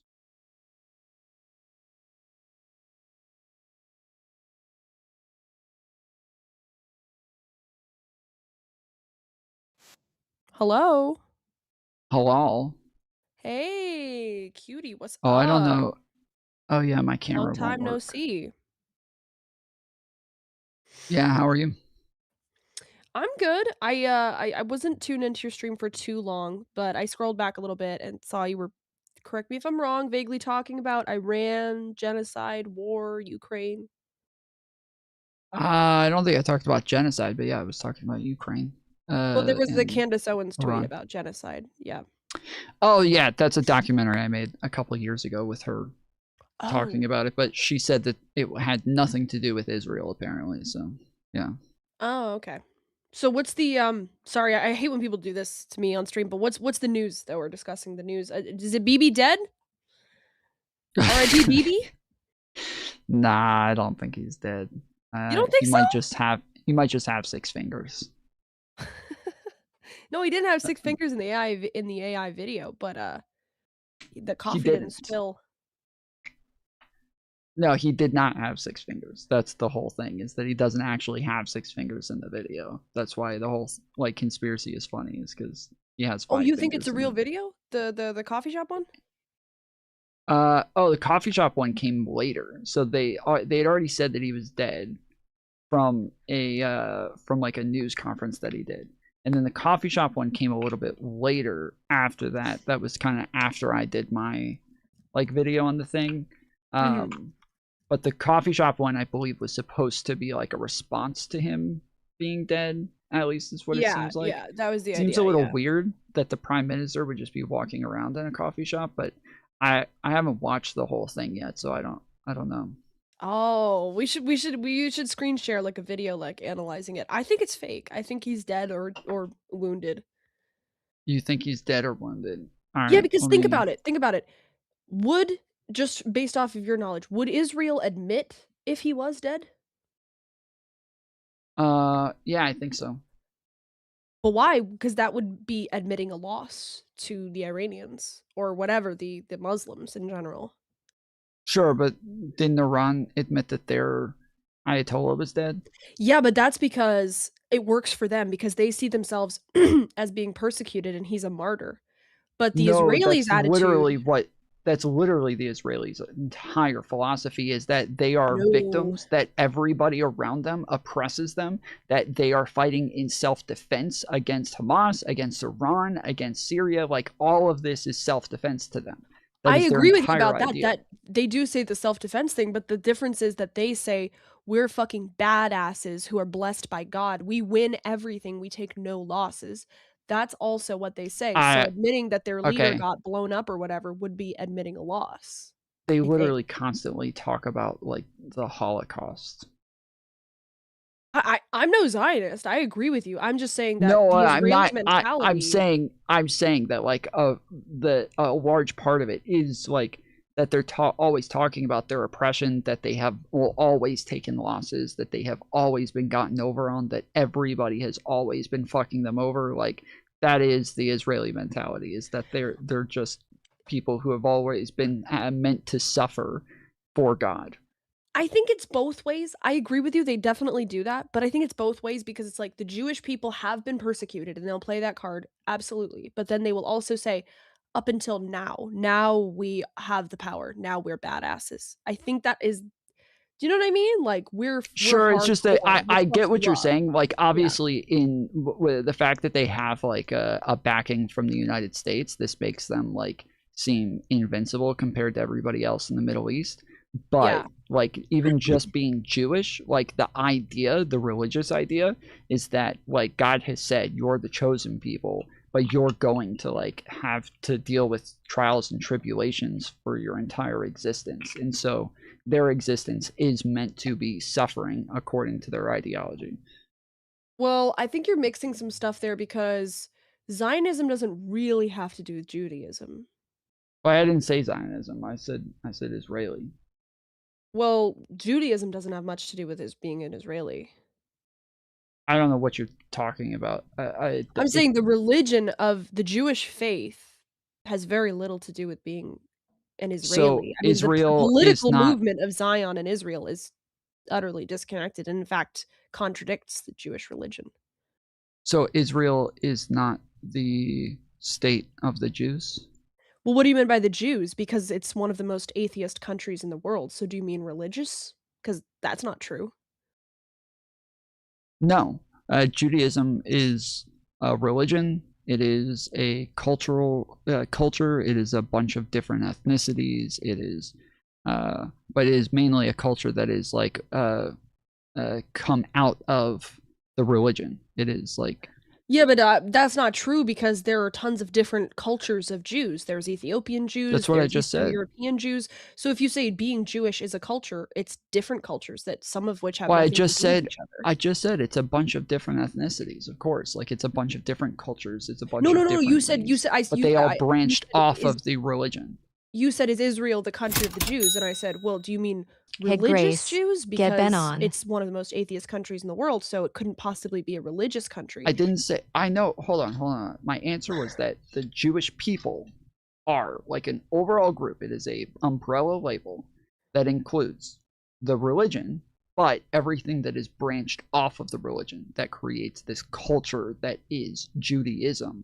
But they all have their separate like parts. So like you can say Christianity, but then if you're talking about Catholics, like Orthodox Catholics versus like Roman Catholics, if you talk about Baptists and like there's all of these different sects that are all Christianity, but they all feel as though they have somewhat of a similar culture to one another. Just the same as like Judaism, they'll have the Ashkenazis and they'll have the they have a bunch of different like separate sects of Jewish culture, but they're all Jewish. Yeah, I agree with you that obviously it started from the religion. Do you mind if I add my dad to the call? Yeah, go on. Okay. I agree with you that it started as the religion, obviously, because otherwise, like, where would you get this term from? Well, no, actually, it started as an ethnicity, right? Like the tribes of Israel, and then they were God's chosen people, right? I don't know. Didn't they exist before? Yes. Yeah, it's the tribes of so David. So it was originally an ethnicity, right? Kind of, yeah, sure. Yeah. So it was an ethnicity, then God chose them. But it's not an it's like hard when they to say identify God it chose as, them. Okay, hold on. When they say God chose them, the idea is that at the time, Jesus was a Jew, right? So that's God chose them. Like they are the chosen people of God because Jesus of Nazareth was a Jew. But that is like the main like choosing of them, and then from there, they believe that their religion is correct. Whereas like even Christians, a lot of boomer Christians will believe that they are the chosen people in some. No, the chosen people thing comes from the Old Testament, like the covenant between That's Abraham. what I'm talking about. Well, Jesus is like the Jews don't think they're chosen because of Jesus because they don't believe Jesus was the Messiah. Wait, I said that the Christians believe that they are the chosen people because of this. Oh, Whereas okay, Jews are, sorry, I might have mixed it up. But yeah, Christians believe that they're chosen people because Jesus was a Jew. Whereas Christians believe that, or Jews believe that they're chosen people because their like religion is correct and that they're the ones who believe in this religion. So yeah. Are you well, do you mind switching into the other group chat just so I can restart the call? I'll be right back. yeah, I'll jump in there. Okay, 1 second. Okay.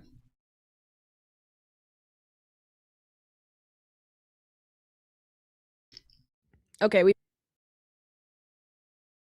Hey Dad, what's up? Hey.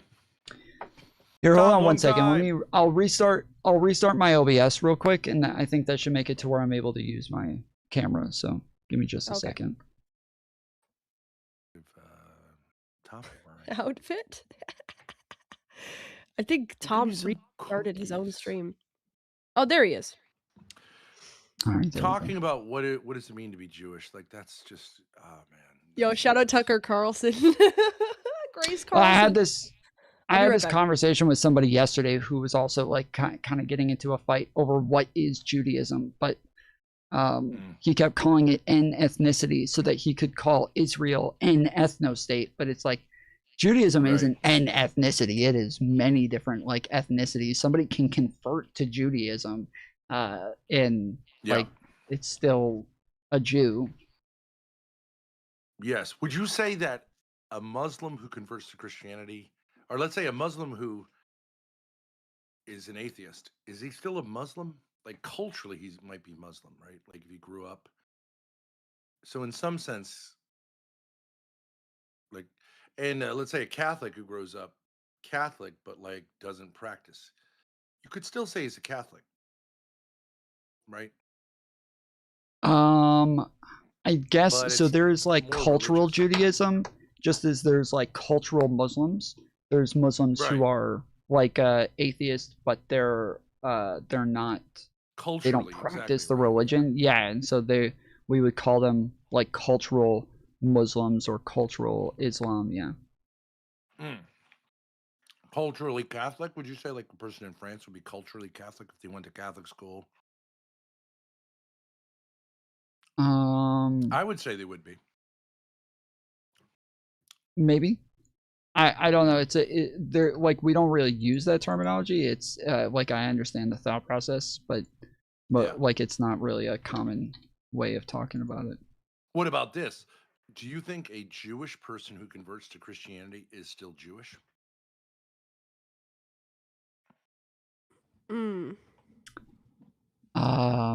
Yes. That is like the way the terminology is used. Israelis will not let you don't have to write a return if you become a Christian. I didn't know that. I did not know that. Absolutely. Is that true? I thought that all you had to do is just be born by a Jewish mother, and if you convert to Christianity, no way, can't do it. Huh. That's how it works. It's weird because they made Jewish into a nationality, which is a totally new. Israeli is a nationality. No, Jewish was actually on their cards, but they've changed it subsequently. But for a long time, it would say nationality Jewish because they're that from is Judea. how you define. That's how you define the country, right? So you make a religion into a nationality. That's what Zionism is making Judaism. So a lot of old school Jews would say that's identity theft. You've taken a religion and reframed it as a nationality, and that's a mistake. But so okay, so yeah, so I guess if they leave while they leave Judaism, they don't lose their right of return, but if they convert to any other religion, then they lose their right to return. Yeah. Right. So you can be Jewish or atheist, I suppose. But if you're what about this? Can you be an Arab Jew? Well, Jews initially were Arab, right? No. I think they're not. What do you mean Arabs. Well, so the idea The of Arab Arabs is like were in that you're Arabia from. until Well, sure, but I guess You mean like Middle technically, Eastern? yeah. Well, not even so. Arab is Kind of, different because but the Iranians are not Arabs. Right. Yeah. right, but the Palestinians would be considered Arab, right? But they're still from this area as well, and so it's. Are they considered Arabs? I don't. They weren't. They didn't be. The Arabs had a conquest after the time of Muhammad. Prior to that, they were different.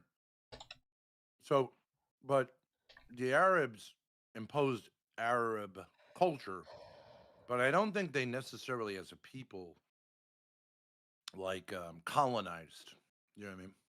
Somewhat, Well, yeah, but there's like it's about being from like the Levantine like area, which Jews are as well, and so that at least ethnic Jews would be, and so that's like they would be Arab, right? Like Jesus would be considered Arab. No. The Arabs were in Arabia at the time of Jesus. They weren't in the Levant. Well, it is true that Palestinians You had those groups like Edomites, Moabites. They weren't Arabs. Yeah, I guess you're right. Yeah, because okay. There may have been some Judea Arabs, was a different area. Yeah, you're right. Yeah, the Arabs were in Arabia until they exploded out of Arabia, but that was after the time of Muhammad or whatever happened then, 700, 800. Then they had this huge conquest of a huge part of the Roman Empire, all the way up until the Ottoman Empire fell. They were huge, and now I don't know if you heard, they Dad, still but speak Arabic in a lot of those countries, but Tom thinks that BB's alive. He thinks that it's not an AI video. oh really? I Do you know think. Do you know there are places now you can go on the internet and you can actually bet on stuff like that, and bet real money on like events. So I'm not sure if that's one of them, but like Yeah, no, we keep up with this stuff too because like when Trump did his speech the other day, we were going over the bets on like how many times he would mention how many times he would mention Joe Biden and things like that. And so actual because like I know Destiny does these like stock markets, but they're not, you can't bet on them, right? Like whose stock's going up and who's going down. But you can actually what's the name of the website, chat? That Polymarket or Kalshi. Polymarket. Yeah. And then there's another one. Yeah, Polymarket is the one that we normally pull up. That'll give us that information. But okay, so this is the video of BB in the coffee shop. So tell me if you guys can hear this. Yeah, we can hear it. Okay. This one's not translated. You don't really need to hear the translation, but whatever. It's mostly about the visuals. Yeah. Ah, fuck. Okay, so tell me what I'm supposed to look at. Look at the cup of coffee. אני מת על קפה, אתה יודע מה? אני מת על העם שלי. Picks it up. איך הם מתנהגים, פנטסטי. See how it doesn't spill? אתה רוצה לספור את מספר See how it's אצבעות? overflowing, but it doesn't spill? Watch when he puts his left hand back in ראית? the pocket. יפה מאוד. לחיים. It had a bit of like a move. Yeah, when he moved his hand over, it kind of sloshed for a second. אתה יכול להראות לנו? פה. Also, so watch right there. It sloshes there. But it never spills, but it's like super high. If you look at it, it's like, especially when it's on the table when he goes to pick it up. It looks like he tilts it over and it doesn't spill. Also, he doesn't look like this. If you look at pictures of him, he doesn't look like this. He looks much older and much less tanned. If this was really him, then he would have just gotten like a lot of Botox or something. אבל ליד מרחב מוגן. והעמידה שלכם היא מדהימה. נותנת כוח לי, לממשלה, לצה"ל, למוסד. אנחנו עושים דברים שאני לא יכול לשתף. So normally when I'm trying to tell if something is AI, like especially for a video like this, the best tell for me is the way that their lips move.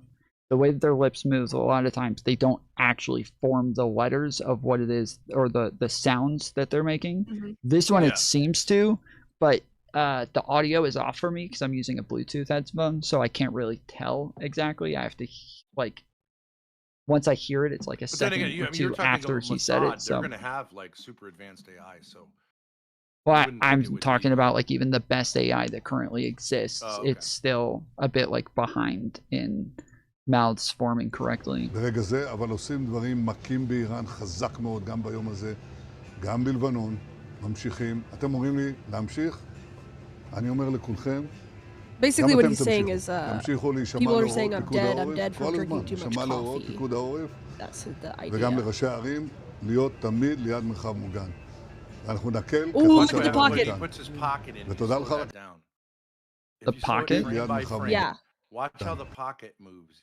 Okay, ready? Go one forward.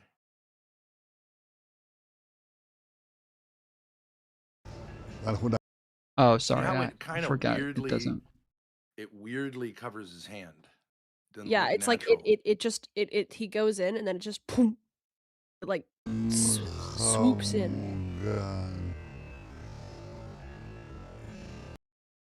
See, that looks a little weird. Yeah. Yeah. You see It looks like he pushes it and then it folds and then unfolds. Kind of bounces back, yeah. That's It kind of could how be, but people the put their movement hands in is their so pockets. smooth.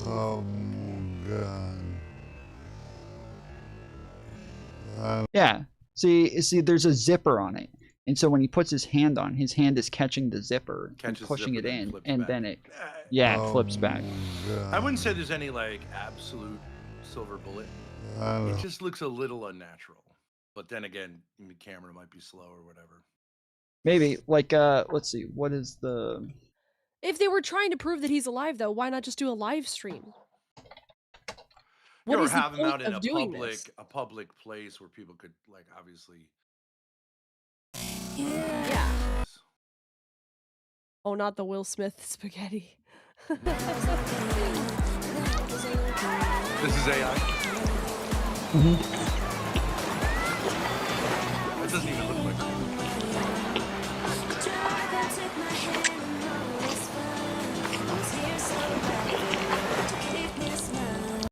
There's a newer Wouldn't one you than say- this. wouldn't you say- This is here's the newer one. This is it. Where's the mute button? Okay, there we go. Oh, that's hot. That's hot. Uncle Phil, come try this. Fresh pasta of Bel Air.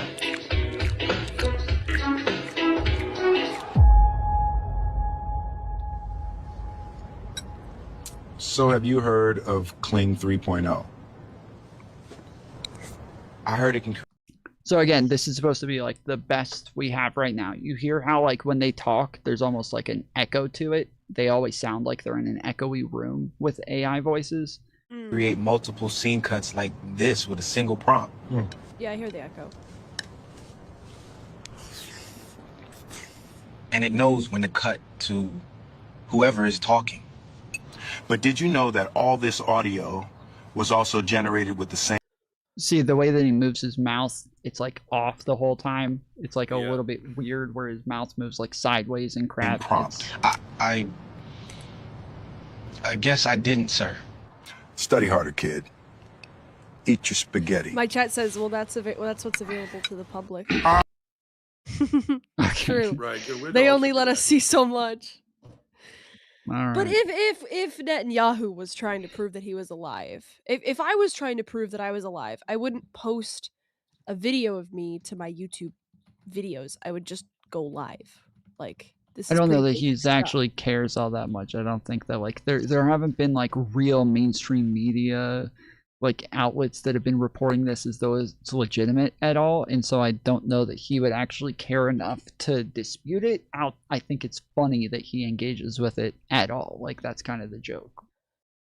Well, why? So you think? Yeah, it does seem beneath his dignity to say like I don't have 6 fingers. Like it also seems.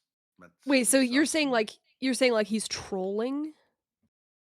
I'm saying that like yeah, kind of like it's a funny thing for him to do, to even engage with it at all. You guys think I'm dead. I'm not dead. He goes to a random coffee shop, takes time out of his day, goes to a coffee shop where he's not protected to film this video. Well, he's protected. I don't. There's people there.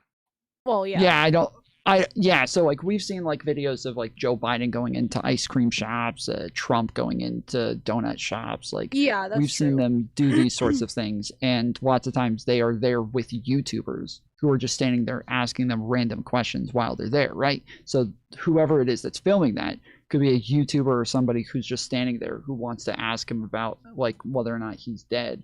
But I don't know if this was only posted to like Netanyahu's Twitter, or if somebody else filmed it first and they just ripped it and uploaded it. Yeah, I don't know. Tom, here's an interesting question I've been thinking about. You know how people believe in propaganda? Like countries use propaganda. No one's going to doubt that the Israelis use propaganda, which basically means lying or exaggerating things, right? Sure. And the first group that used propaganda was the National Socialists. They were big into propaganda. They spent a lot of money on it. And everyone feels like there's two wars. There's the military war, and then there's the information war, the propaganda war.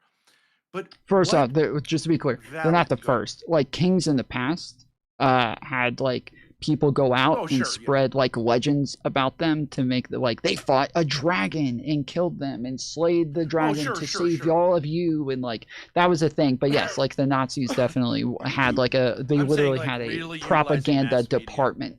Yeah. Yeah, really using like radio, utilizing film, utilizing I don't know if there was TV then, but like whatever, really pushing.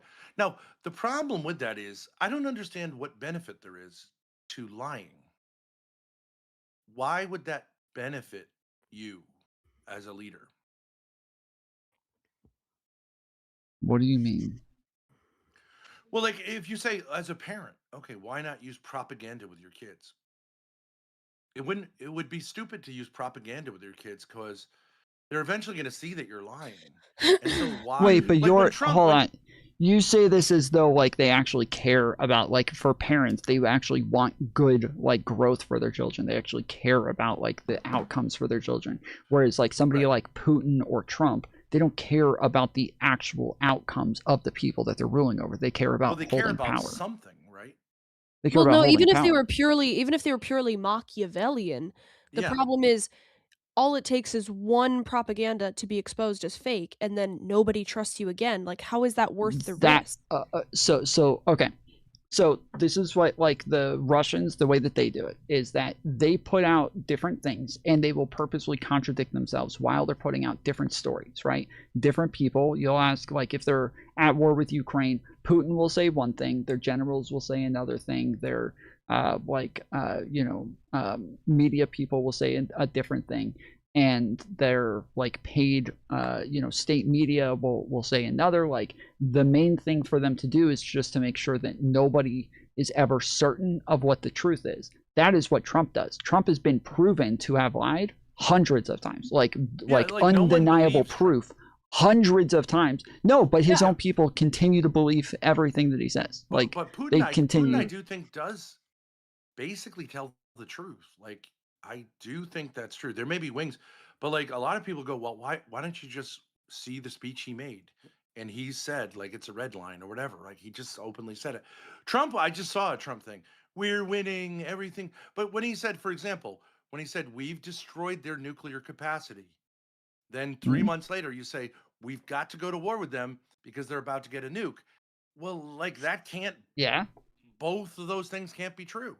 Correct. Exactly. So what's the point?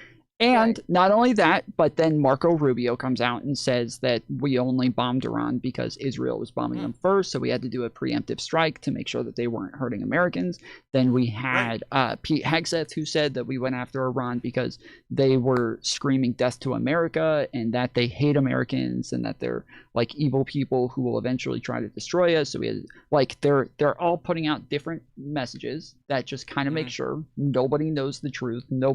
But that is the idea, is that like you at least have enough doubt in what you think might be true to where the other things are still possible, and that is the whole plan at all times.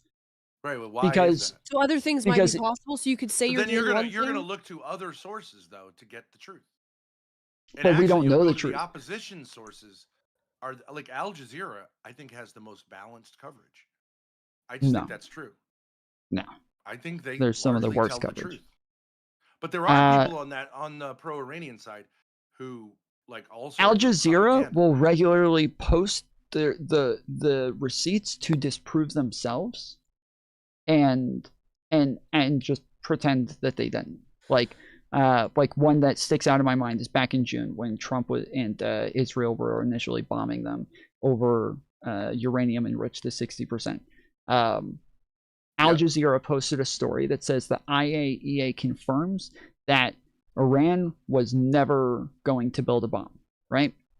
Then you go watch the video, and IAEA actually says the exact opposite. They present dozens of pieces of evidence that Iran was likely going to build a bomb.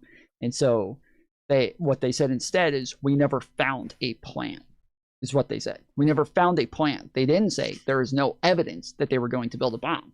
But Al Jazeera presents it as, they said there's no evidence they were going to build a bomb. It's totally different. It depends. Like words mean something. So I don't think there was any evidence that they actually were trying to weaponize uranium. But did they enrich it to a level where they could say, if they wanted to, it'd be relatively easy to do? That's two different things. Okay, what reason would there be to enrich uranium to 60%? A deterrent. It's a deterrent, but it's not the deterrent same to thing what? as North Korea. Wait. Hold on. Deterrent to what? Let's go down that line of thinking. What is it a deterrent to? In the same way, North Korea having nukes is a deterrent, but it's not the same having nukes. Deterrent to. Okay, so your idea. Okay. So you're saying they want people to believe that they might build a bomb, right? Yeah. Okay, and so what you're saying is, if they have uranium to 60%, they believe that anybody who hears they have uranium enriched to 60%, that automatically means they're likely going to build a bomb, which means that to everybody, having uranium enriched to 60% is evidence that you're going to build a bomb. Well, but if you have they did a good job, they convinced us. If you have the IAEA inspecting, which they did under Obama, then you really can't secretly take it from. But they didn't have that uranium until after Trump pulled out of the JCPOA. Once Trump pulled out of the JCPOA, that's when they started enriching, because the deterrent was they were allowed to enrich to a certain level. To 6%, and they never enriched above 3.6%. So they literally never got anywhere close to 60%. But once Trump pulled out of the JCPOA, that the Obama approach was more prudent, right? 100%. I would say that this is Trump's fault that we're in this situation in the first place. But Trump created the circumstances to go to war with Iran eventually by pulling us out of the JCPOA in 2018. No, I agree. I think it's stupid. I think Obama's approach was the right approach. But it's the Israelis who wanted Trump to rip that up, clearly, because they do want us to go to war with Iran on their behalf. Mm-hmm. I mean, I think that's definitely for us to do it on our behalf. But what I'm saying is, with propaganda, that's definitely part of it. I don't think it's I don't think that's the full motivation, but I'll admit that that's definitely part of the calculation. It's not the only thing. It also has to do with economics and empire and stuff like that. But look, if I'm going to be a liar, right? So say me and Grace were con artists, like the traditional sense. People will say we're grifters on the internet, but we'd have to con in one place. She presents herself in some way. I present myself another way. Then we can get the money, but then we got to go somewhere else and run the same con. We can't keep a con going in the same place over and over again, because people will get that we're con artists. It'll become But you wouldn't do the same con. We could do the same con in different places. But I understand, but I'm saying that the best con men never do that. What they do is they just continue the same thing. So one con is you could marry a rich guy and make him think that you love him so that you can continue siphoning his money out to somebody else, right? That would be a con, but you don't have to go marry another person. You can just keep stealing his money over a long period of time. A lot of con men on the internet are people who pretend to be pro MAGA. They push lies and say oh, how great Donald Trump is. is, but everything they're doing is a lie to say, I'm the only one who has this information. Nobody else will tell you this except for me, because they're just making it up. In the hypothetical, it would have to be a relatively short con, because propaganda in general is a short con. Like, it doesn't last for very long. Right, like a traditional con. Let's say, what would it be with Grace? She's finds a rich guy who's a target, right? Like, say, like son of a billionaire. She gets the guy to fall for her, right? And then I come along and act like I'm a threat to her to get the guy, right? To get the guy to white knight for you by giving you, let's say I pretend to kidnap her. He gives us a ton of money to get her out, and then we just keep the money and go to the next guy. Right. Yeah, sure. Like, but that these would are be a like short traditional cons and long cons, right? Like, wouldn't you say but they're- propaganda is a short con? It doesn't work long term. So this is one of the reasons that like Trump is always in some sort of scandal, like from one moment to the next. There is all like everybody forgets about the last thing, right? So all of a sudden, all we're talking about is Iran. Nobody's talking about the Epstein files. Once everybody's talking about the Epstein files, nobody's talking about the the bombing of Iran right before that. Like there is always another thing. Nobody's talking about Russia, Ukraine anymore in Trump's fight with Zelensky. Nobody's talking about them kidnapping Maduro. Nobody's talking when they pretended that they were bombing boats over drugs. Like they lied forever saying they were bombing drug boats. That like that was another fucking con. But they immediately do something else to where now your focus is on this new lie and going after that because they have to what do they keep call that in the ball debate? moving. You change the subject instead of resolving it. Well, it's a pivot, but in this case, it would be more like almost. No. It would be a pivot, but this is more like a gish gallop, where like you're throwing so many things out at once to make it to where they can never address every single thing. But it's like a long-term gish gallop, because gish gallop usually is like I'm gonna make 20 points so you can't even remember the hell what I was saying. But anyways, whatever it is, it's you create a mess to confuse people. This is what you're saying. Then you move on, make another mess, and by the time people sort out the first mess, no one really cares anymore. Right? Yeah, well, it's kind of like what magicians do with like misdirection, where they're trying to like hide the ball, and they're always trying to get you to focus over here while they're doing something else over here, and they'll always like move your attention to a different spot. Like that's what they're you think it's always effective? trying to do. Because what I'm saying is like let's say October 7th. Babies beheaded, babies cooked in ovens, kids lined up 20 deep, right? All those were propaganda. They weren't necessarily cooked up by anyone in particular, but it was like Biden said it. Totally not true. But the idea is it gives us a tremendous amount of sympathy because this is like the Holocaust. These people are subhuman. They deserve everything they get. They're monsters, yeah. Okay.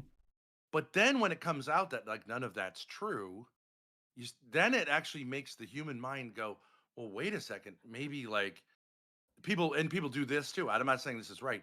They say, well, maybe the whole thing was a psyop, and actually it was set up. Well, we do know where the babies Israelis, beheaded thing came from. We do know where that came from. Like there was a press report that went out. Yes, there was a press release that went out that was said two different things, but the reporter didn't interpret it as two separate things, and so one thing was about beheadings, and the other one was about babies, and they like interpreted the line as babies being beheaded.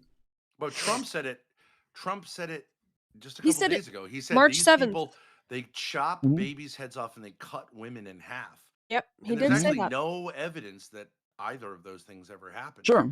I mean, Though no Donald one's Trump gonna also doubt there said was that death. like the Haitians were eating the cats and dogs. Like there's people of all sorts of Springfield. things that they'll say. Yeah. Right, but is it effective? Is what I'm saying. Or is it just stupid? She just tell the truth. Yes. Because No, it's very effective. Like so the thing with Trump that's been actually like the most important thing that he ever did is when he was first running. A lot of people, we all have like a level of where we kind of think about things and we're like, okay, I never saw Abraham Lincoln, right? I never saw him. that's like what I would trust the most, is like what I see with my own eyes. But I never saw Abraham Lincoln. Like, if it turned out that he just never existed, I would have no way of proving that he existed. I have no way to know for sure that he was ever a real person, that slavery ever really happened. I have no fucking idea.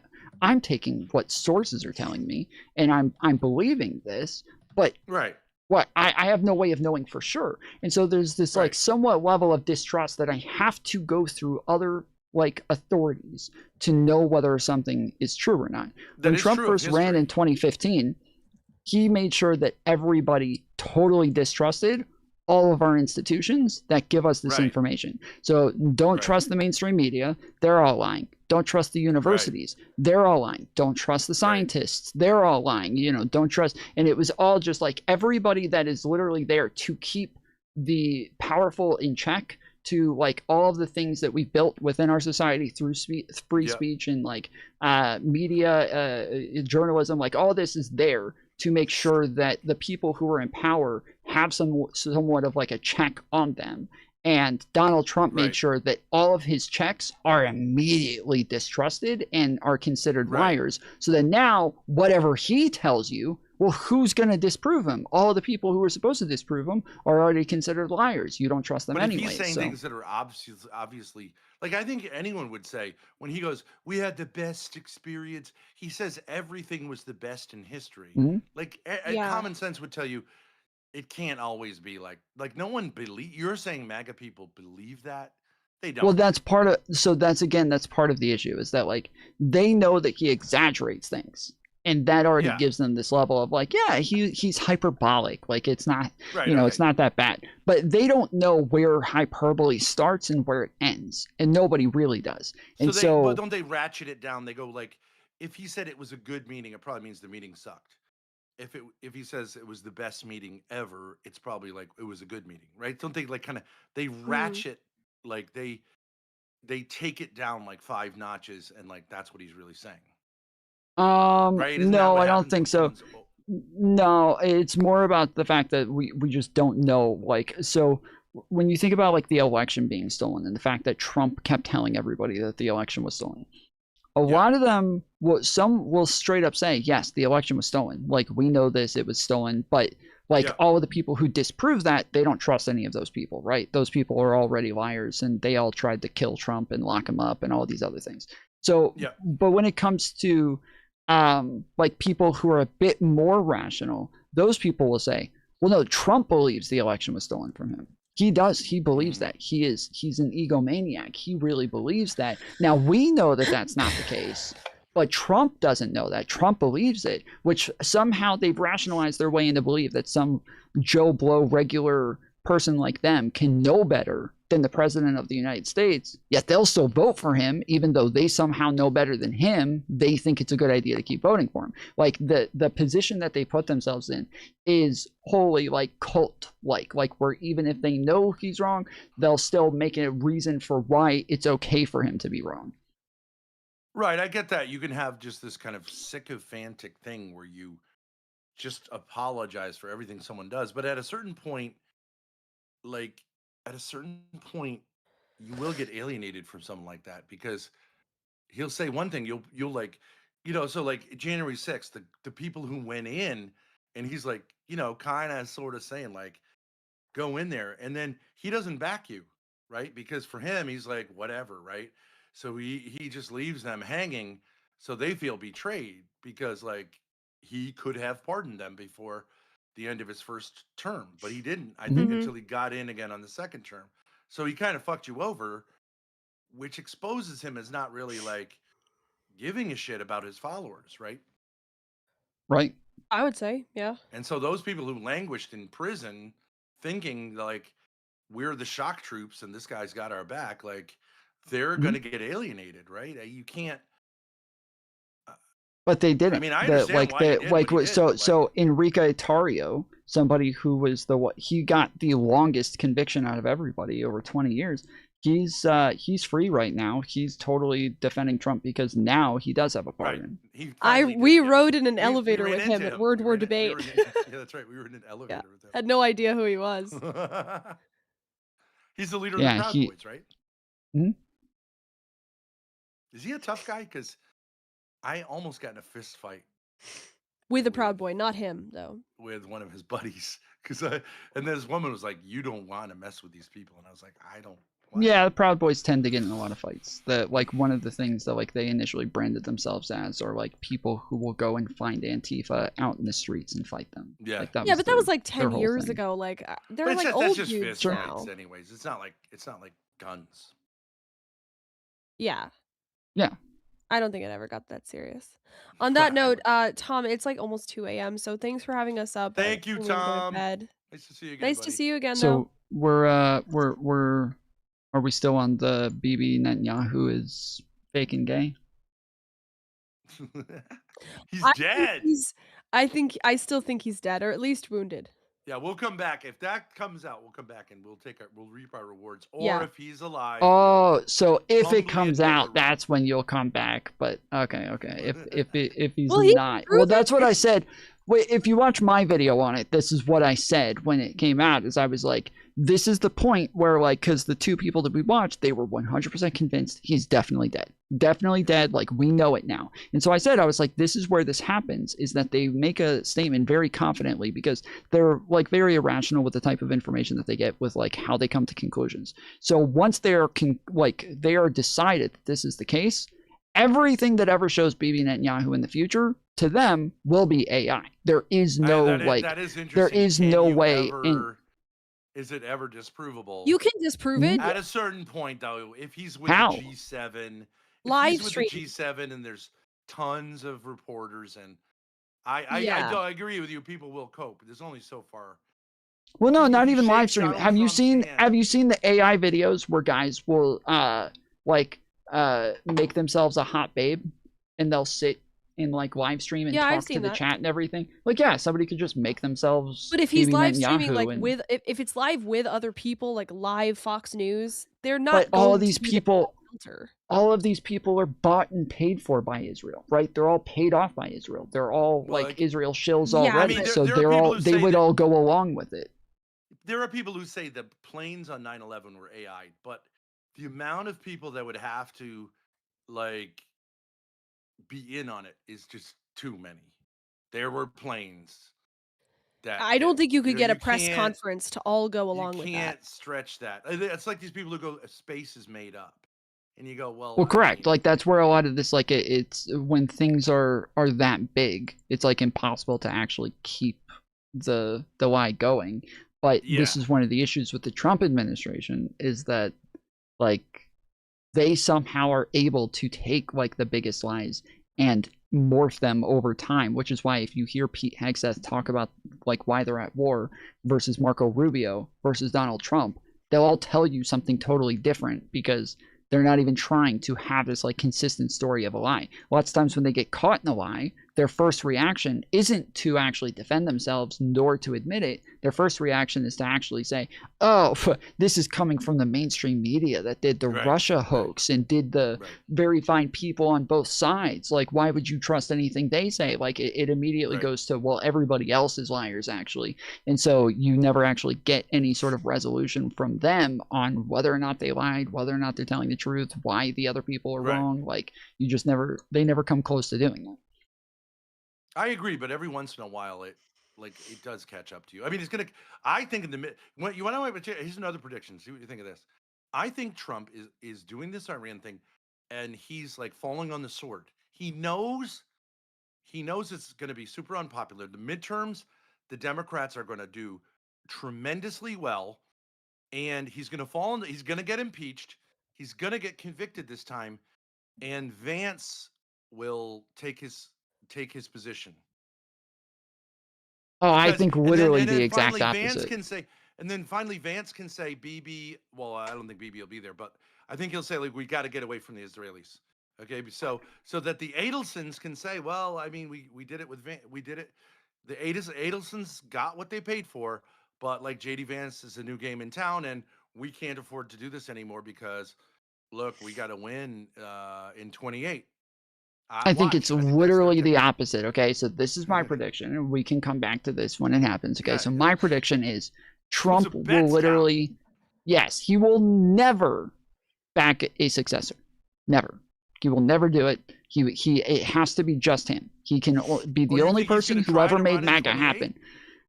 Either that, or I think that my more likely scenario, I think, is that he will continuously dog on people like Vance or whoever runs. Let's say it's Vance or Rubio. What he'll say is like, people will say like, hey, how do you think Vance is going to do as president? And he'll be like, he's learning. He's figuring it out. We'll get him there. He'll be all right. Putin was running the show at a certain point, though he wasn't elected, right? So but everyone knew he was running. It was like a shadow. Mm-hmm.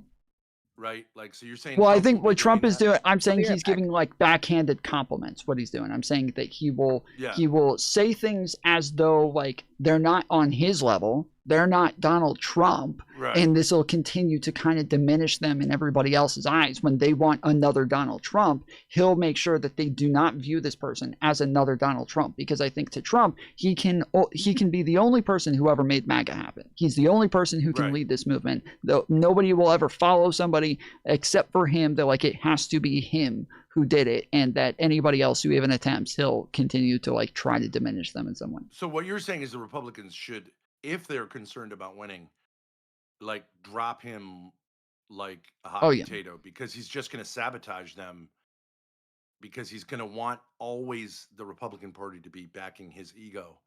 So he should drop them, or they should drop him hard. I don't think he got into politics because I don't think he really even cares. I think he wants to make his money and leave. And I think he made his money from the Adelsons, and they're not going to come after him privately. But I don't think he wants to do what's going on in Iran. Why didn't he make a case for it? What other president? I mean, Bush before Iraq, he was making the case. Trump is already saying, I got pushed into this. I'm not sure we should be there. He's already backing out because is he? I haven't seen that. He said it. He said he'll say it offhandedly, but like he said something like, I don't even know if we should be in Iran. Just I think. Well, I think he's talking about whether or not we put troops on the ground. I think that's what he's talking about. He doesn't know if like we should literally physically be in Iran. Not that like we shouldn't be like fighting them with like he started to missiles say, and he said publicly, I got pushed into this by Kushner and Rubio, and like so he's already kind of like protecting his ego for like in terms of legacy, to be able to say it wasn't really me. Whereas like you think if you're going to do something like that, you put your chest behind it and own it. But I think he's just, look how many times he does things and then he kind of pulls out of it. He's like a faker. He hasn't really deported many people. He just gives a show. He didn't take over Venezuela. It was just a show. Well, so true of this too. Deportations, like technically he has like a very high level, but the problem is that what he did is because remember the whole idea of like deportations and everything is that we want people to come in the right way. We want them to come in legally. So he ran around saying that there were 20 million illegal immigrants that came in under Joe Biden. It's not even 2 million. It's like it's maybe 2 million at most 2 million, right? So this is his whole thing. But once he got into office, there's literally no way that he could have done this. And I kept saying the only way that he can like do anything to come even close to what he's saying, like deporting 20 million, which again, we already had about 15 million illegal immigrants before Joe Biden.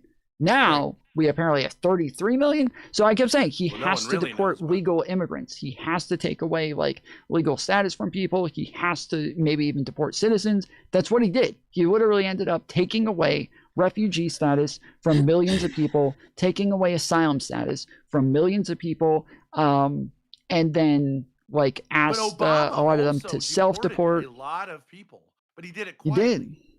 And it wasn't about quietly. If you look at Minneapolis, that's a way to do something, and then it's really an excuse not to do it because you go, well, I'm out of here. He just pulled out of it. He's like, I say this every time somebody brings this up. Every time somebody brings this up, I mention this. That Barack Obama has the most deportations for an 8-year period. Okay, Joe Biden has the most deportations for a 4-year period.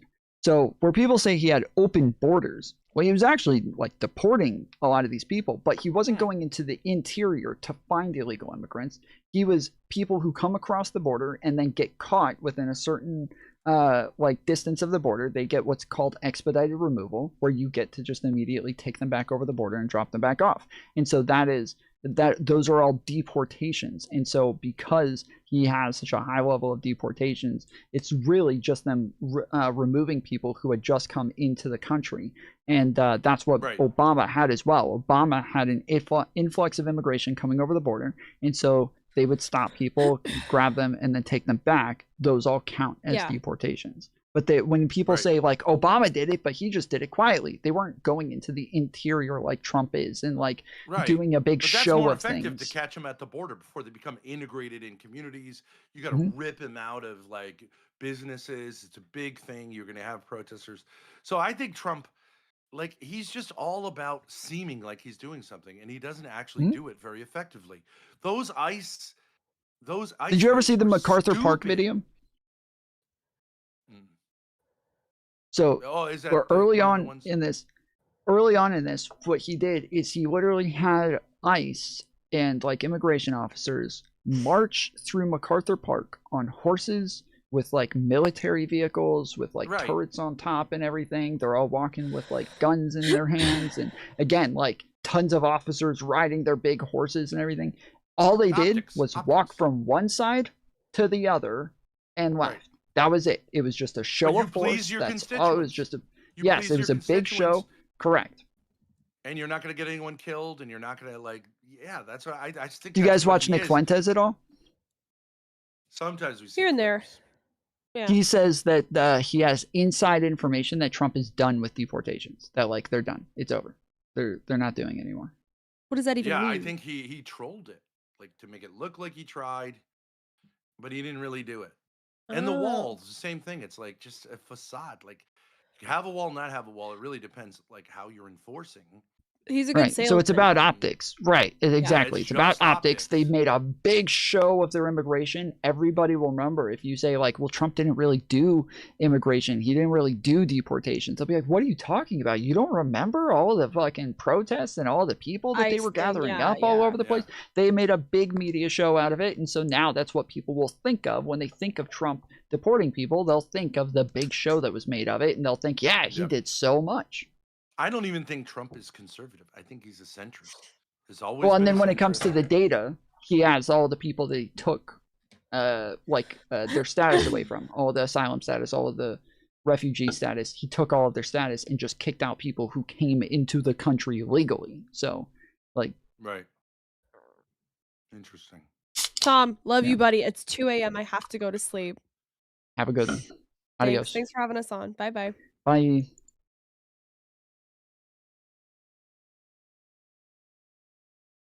That wasn't so bad. I figured out something while we were in the middle of that call. It normally annoys me that I can't have my background on the sides, and I hate the black marks on the edges when we're talking. And so I realized I can just take my background and overlay it where the black marks would normally be. I just thought of that like in the middle of talking to them, to where I can just add a section of the background and crop it into the area wherever the black marks are. The only issue is that the background normally has opacity on it, so it's very like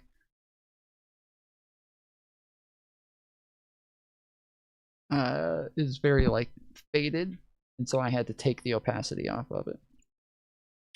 All right, so let's see if this worked. I saved it, and nope, still not there. Okay, well, we can't read the article.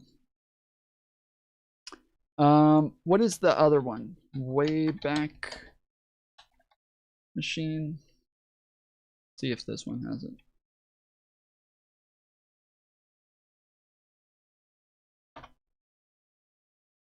Nope.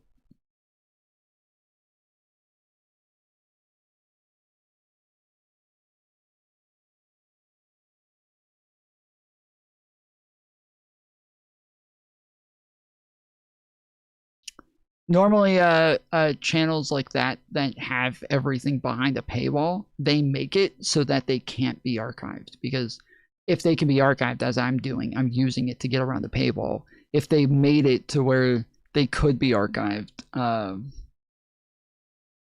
then the paywall is kind of pointless. So a lot of them make it so that they can't be archived at all.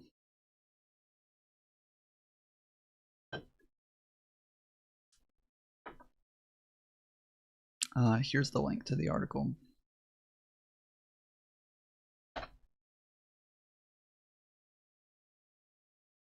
Wasted, do you not know who the Thorpes are?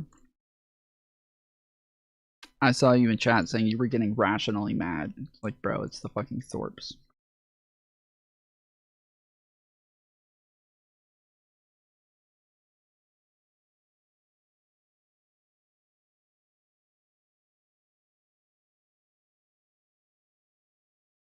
Video about the fictional superhero to provide.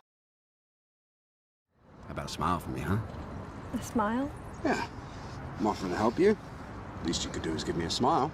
Crucially, he makes contact with the map that Captain Marvel is holding, pulls it down, and says something that might be interpreted as a threat. How about a smile for me? This guy. So, I don't like Legal. I've said this a bunch. I do not like Legal. I don't like his legal analysis. It is all the most like partisan bullshit hackery of all time. His videos, his titles, his thumbnails are all just like the most clickbaity thing I've ever seen from any channel. It is horrific. It is fucking horrific, mate. So, all right. I need a fucking mod in chat. I'm having to like click show on everybody's thing. Oh, somebody else is. Okay. I see somebody else is getting it now. Earlier, I was getting so frustrated while talking to the Thorpes because every other fucking message was getting blocked, and I'm sitting there having to click show on all of them. But now I see it is, and then I thought it was giving me an error message, but it is giving me an error message. The error is just that somebody else already did it before me, so it just doesn't show me that somebody else did it. So I kept getting annoyed. I'm like, fuck, dude, like. Why? Why are all these getting blocked, and why isn't there anybody else to click? Okay, thank you. I think it's Allie. So thank you, Allie, for the help.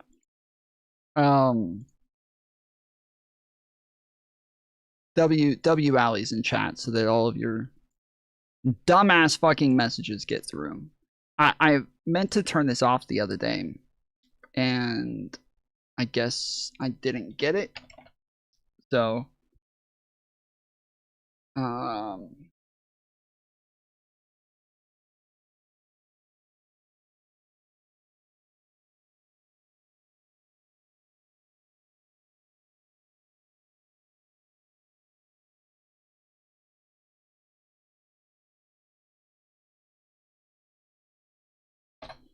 But yeah, anyways, I don't like Legal. He is very partisan, hackery, bullshit pilled. Like, and I can't stand his analysis. So if you guys watch Legal, if you like him, if you think that like you go to him for legal analysis, I beg you not to, okay? I beg you not to. He is obnoxiously fucking stupid. Even this right here, where he, like, even when he's doing analysis of, you know, Marvel films, where it's supposed to be very memey, it's supposed to be a joke, it's supposed to be funny, blah, blah, blah, right? Imagine the MAGA lawyers that you guys see. Imagine the MAGA lawyers that, like, we all get really annoyed with because they are just such fucking partisan hacks. He is that, just for liberals. He's just much closer to the truth because the partisan hacks on the left just happen to be right way more often than the partisan hacks on the right. Partisan hacks on the left happen to be more, they happen to be right more often than the partisan hacks on the right. So this is like the benefit for him is he just happens to be aligning with the side that's correct. He is, I guess, morally lucky in this case, but his analysis is bullshit. And so here, where he's saying that they pulled down the fucking newspaper and said, how about a smile? That this could be interpreted as a threat. and now she can use like self-defense in response. No fucking way, dude. No fucking way. Like, there has to be a level of reasonability there. There has to be a level of reasonability when it comes to what it is interpreted as a threat. That is not reasonable that somebody says, how about a smile? And you think that's a threat. There's no reasonability there. Marvel video? Did you not just see that? Did you not just see this? How about a smile for me, huh? A smile? Yeah. I'm offering to help you. Least you could do is give me a smile. Crucially, he makes contact with the map that Captain Marvel is holding, pulls it down, and says something that might be interpreted as a threat. How about a smile for me? This guy is not a particularly nice guy, and crucially here, he has invaded Captain Marvel's space. So Legal Eagle... So the pushing down the newspaper, invading her space, those two things, fine. If that's all he had mentioned, I would not have that big of an issue with it. But when he says, how about a smile for me, baby, which could be interpreted as a threat, shut the fuck up, dude. Shut the fuck up. Like, you're just doing your partisan hackery just for the good guys now. This is so stupid. Is the definition of slop, trash, legal analysis, which is actually just entertainment masquerading as legal analysis. And honestly, we covered him in a previous video before on this channel, but this is somebody that I should have been breaking down a very long time ago because he's an absolute idiot in every... We're not on SJW's side over here, okay? We're not on his side. He's not very bright either. He's kind of a fucking idiot. But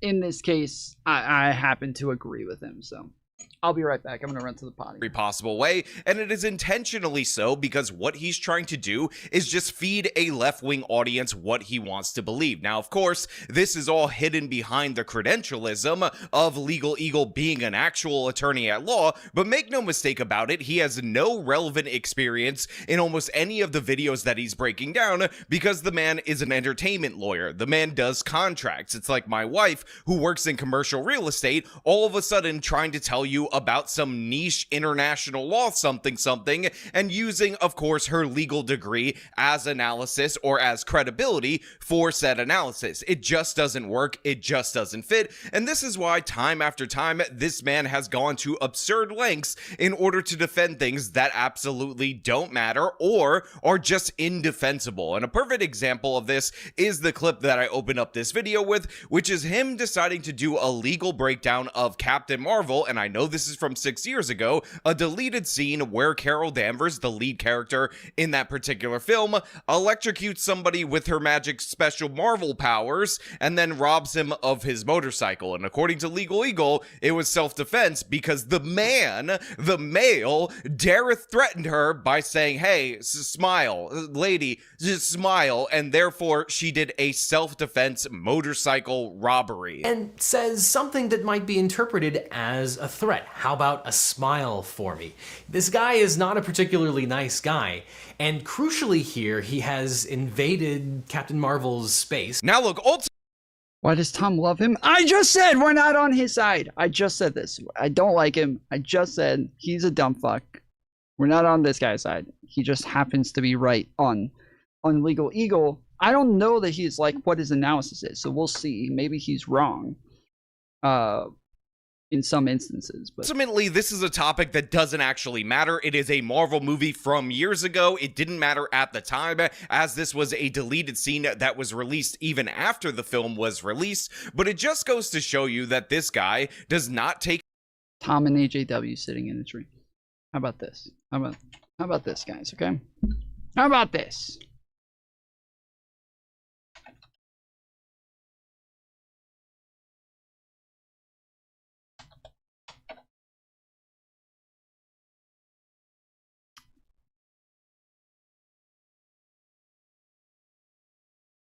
Wait, did he take it down? He has a whole fucking video on me. He has a whole fucking video on me. Saying that I called him racist, which is not true. It didn't fucking happen.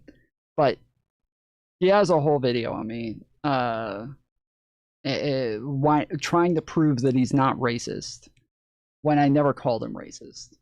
Somebody was talking about the fact that they thought that AJW might be. There you go. So this was the video.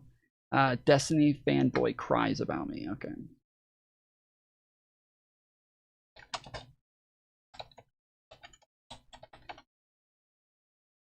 There you go. Greetings and salutations, loyal viewers of this channel. My name is Sean, and over the years on the internet.com, I have faced a lot of criticism, a lot of allegations, or as the Super May would say, allegations.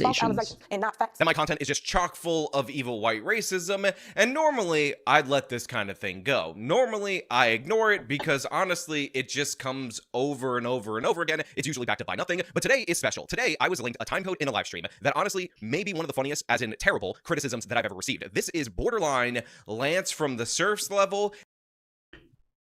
It's so funny. It literally never called him racist. Literally never happened. Didn't do it.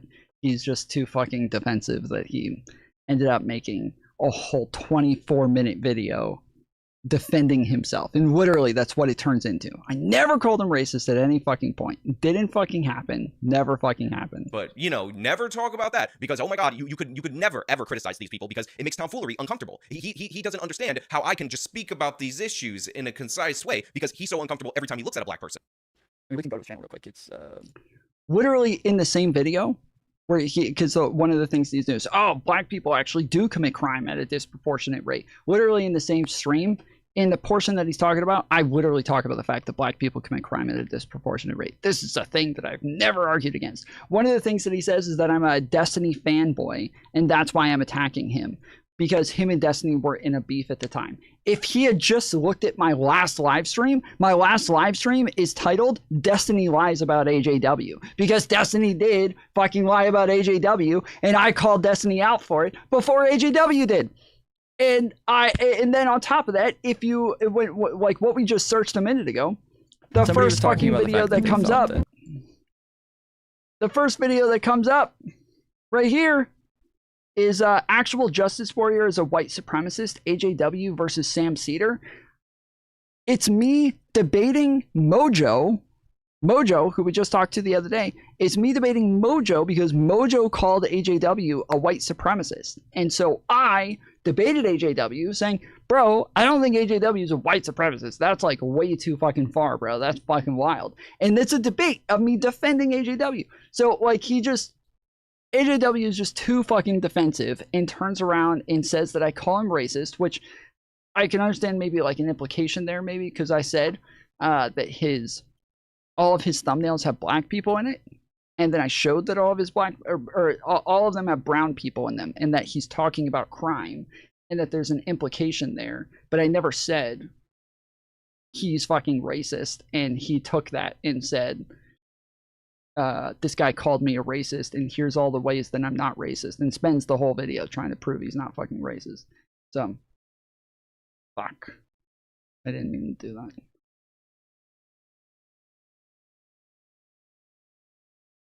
Just smile, and therefore she did a self-defense motorcycle robbery. And says something that might be interpreted as a threat. How about a smile for me?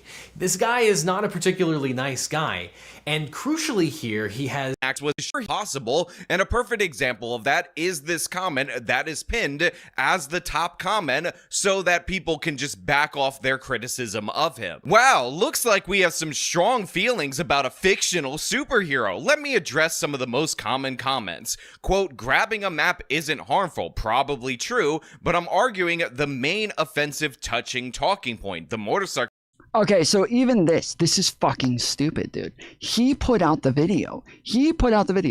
Legal Eagle puts out the video giving legal analysis of a Marvel superhero show movie. And then he's making legal arguments for it, right? And he's wrong in his legal analysis. It's very stupid legal analysis. And then he, in reply to people calling him out for the bad legal analysis in the video, he says, wow, looks like we have some strong feelings about a fictional superhero. You're the one who made a video about the fictional superhero. Like, If it's so stupid, if it's so ridiculous to have an opinion on this, why did you make a whole video on it? It's so stupid. Like, you can make a video on anything. If you're wrong, people should be able to call you out on it. So, oh, it's a fictional superhero. Come on, guys. Guy committed battery. It should be uncontroversial among lawyers. Famous cases of offensive touching include snatching a plate out of someone's hand, taking a necklace off someone. Not really a stretch to extend those cases to what happens here. Reasonable minds can differ, though, and then people say, how can you justify her stealing the motorcycle? He claims he's not. He absolutely was, and he thought it would be clear that one crime doesn't justify another. He was just pointing out that commandeering a vehicle is common wish fulfillment trope in action movies. No, you can't steal from someone if they commit some kind of unrelated tort against you. Now, this comment goes on and it's very defensive, but the thing I really want to harp on most of all is the fact that this guy actually compared a purse snatching or plate snatching to, again, telling a girl to smile, which is absurd, ridiculous in every possible way. And of course, he started off by saying, oh my god, why do you guys care so hard about a fictional superhero? Even though this is the man that made the video about the fictional superhero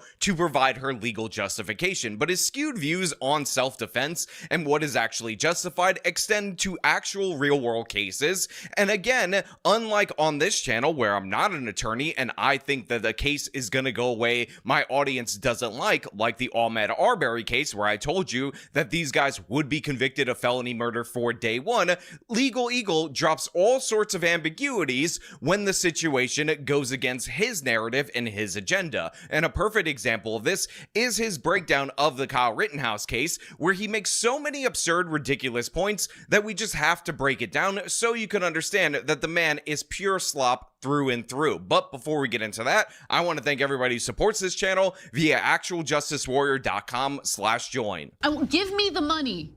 Give me the money. Okay? So looking back on this particular video from Legal Eagle, I realized a number of things. First and foremost, the man's an idiot, which I guess I already knew based on the Renee Good / Daniel Preddy video that I did analysis of a little bit earlier. But in addition to that, I actually left a comment under this video because it was one of the worst bits of legal analysis I've ever seen in my entire life. And the reason for that is because this is activism masquerading as legal analysis. This man actually said that Kyle Rittenhouse's team may have made a blunder, or some people out there.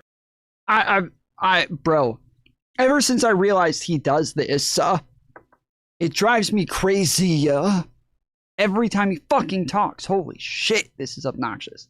Every time. I feel like I'm starting to recognize there might be some autism there or something like that. He does the YouTube voice that people talk about, and the YouTube voice I've always said seems to me like Asperger's or something like that. Like, it seems up there, and now that he has this thing that he does, it drives me fucking crazy. This is activism masquerading as legal analysis. This man actually said that Kyle Rittenhouse's team may have made a blunder, or some people out there thought that Kyle Rittenhouse's team made a blunder, when Kyle Rittenhouse's defense team acknowledged that Kyle Rittenhouse shot the 3 individuals that he was accused of shooting. Many people thought that when Kyle Rittenhouse admitted on the stand that he intentionally used deadly force on Rosenbaum and Huber, that was a huge tactical blunder. No, absolutely not. Ridiculous in every possible way. Can you imagine if you were an actual defense attorney and you had a client that was going to utilize self-defense in order to get out of a homicide conviction,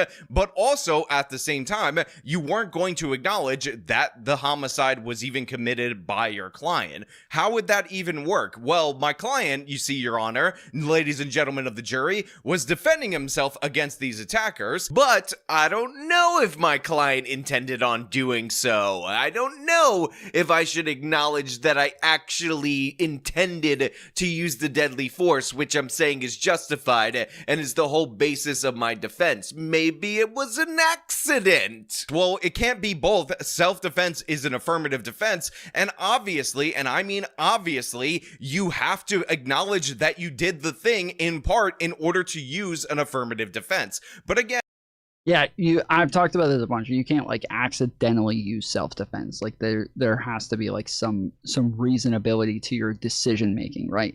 And this is something that we've talked about a ton of times. Like you have to make a reasonable decision. Your thought process is what matters. The information that you have at the time, it matters to make the decision. So yes, you have to actively decide that you're making the decision. And his analysis goes into partisan hackery a little bit further because he starts talking about the issue of provocation. Now, you guys know we covered this multiple different times on this channel, and we also covered the ridiculous assertion that somehow a key fact in this case is that Kyle Rittenhouse crossed state lines. But guess what? Our attorney over here, our legal eagle, our absolute eagle-eyed observer, is going to highlight this as a potential portion of the provocation that people are bringing up. Think about it. Is it the possession of the gun that provokes the attack, or is it the possession of a gun by a minor, or possession of a gun that crossed state lines that leads to someone provoking an attack? Now again, I'm not an attorney, let alone a criminal defense attorney, but I am capable of looking up the law,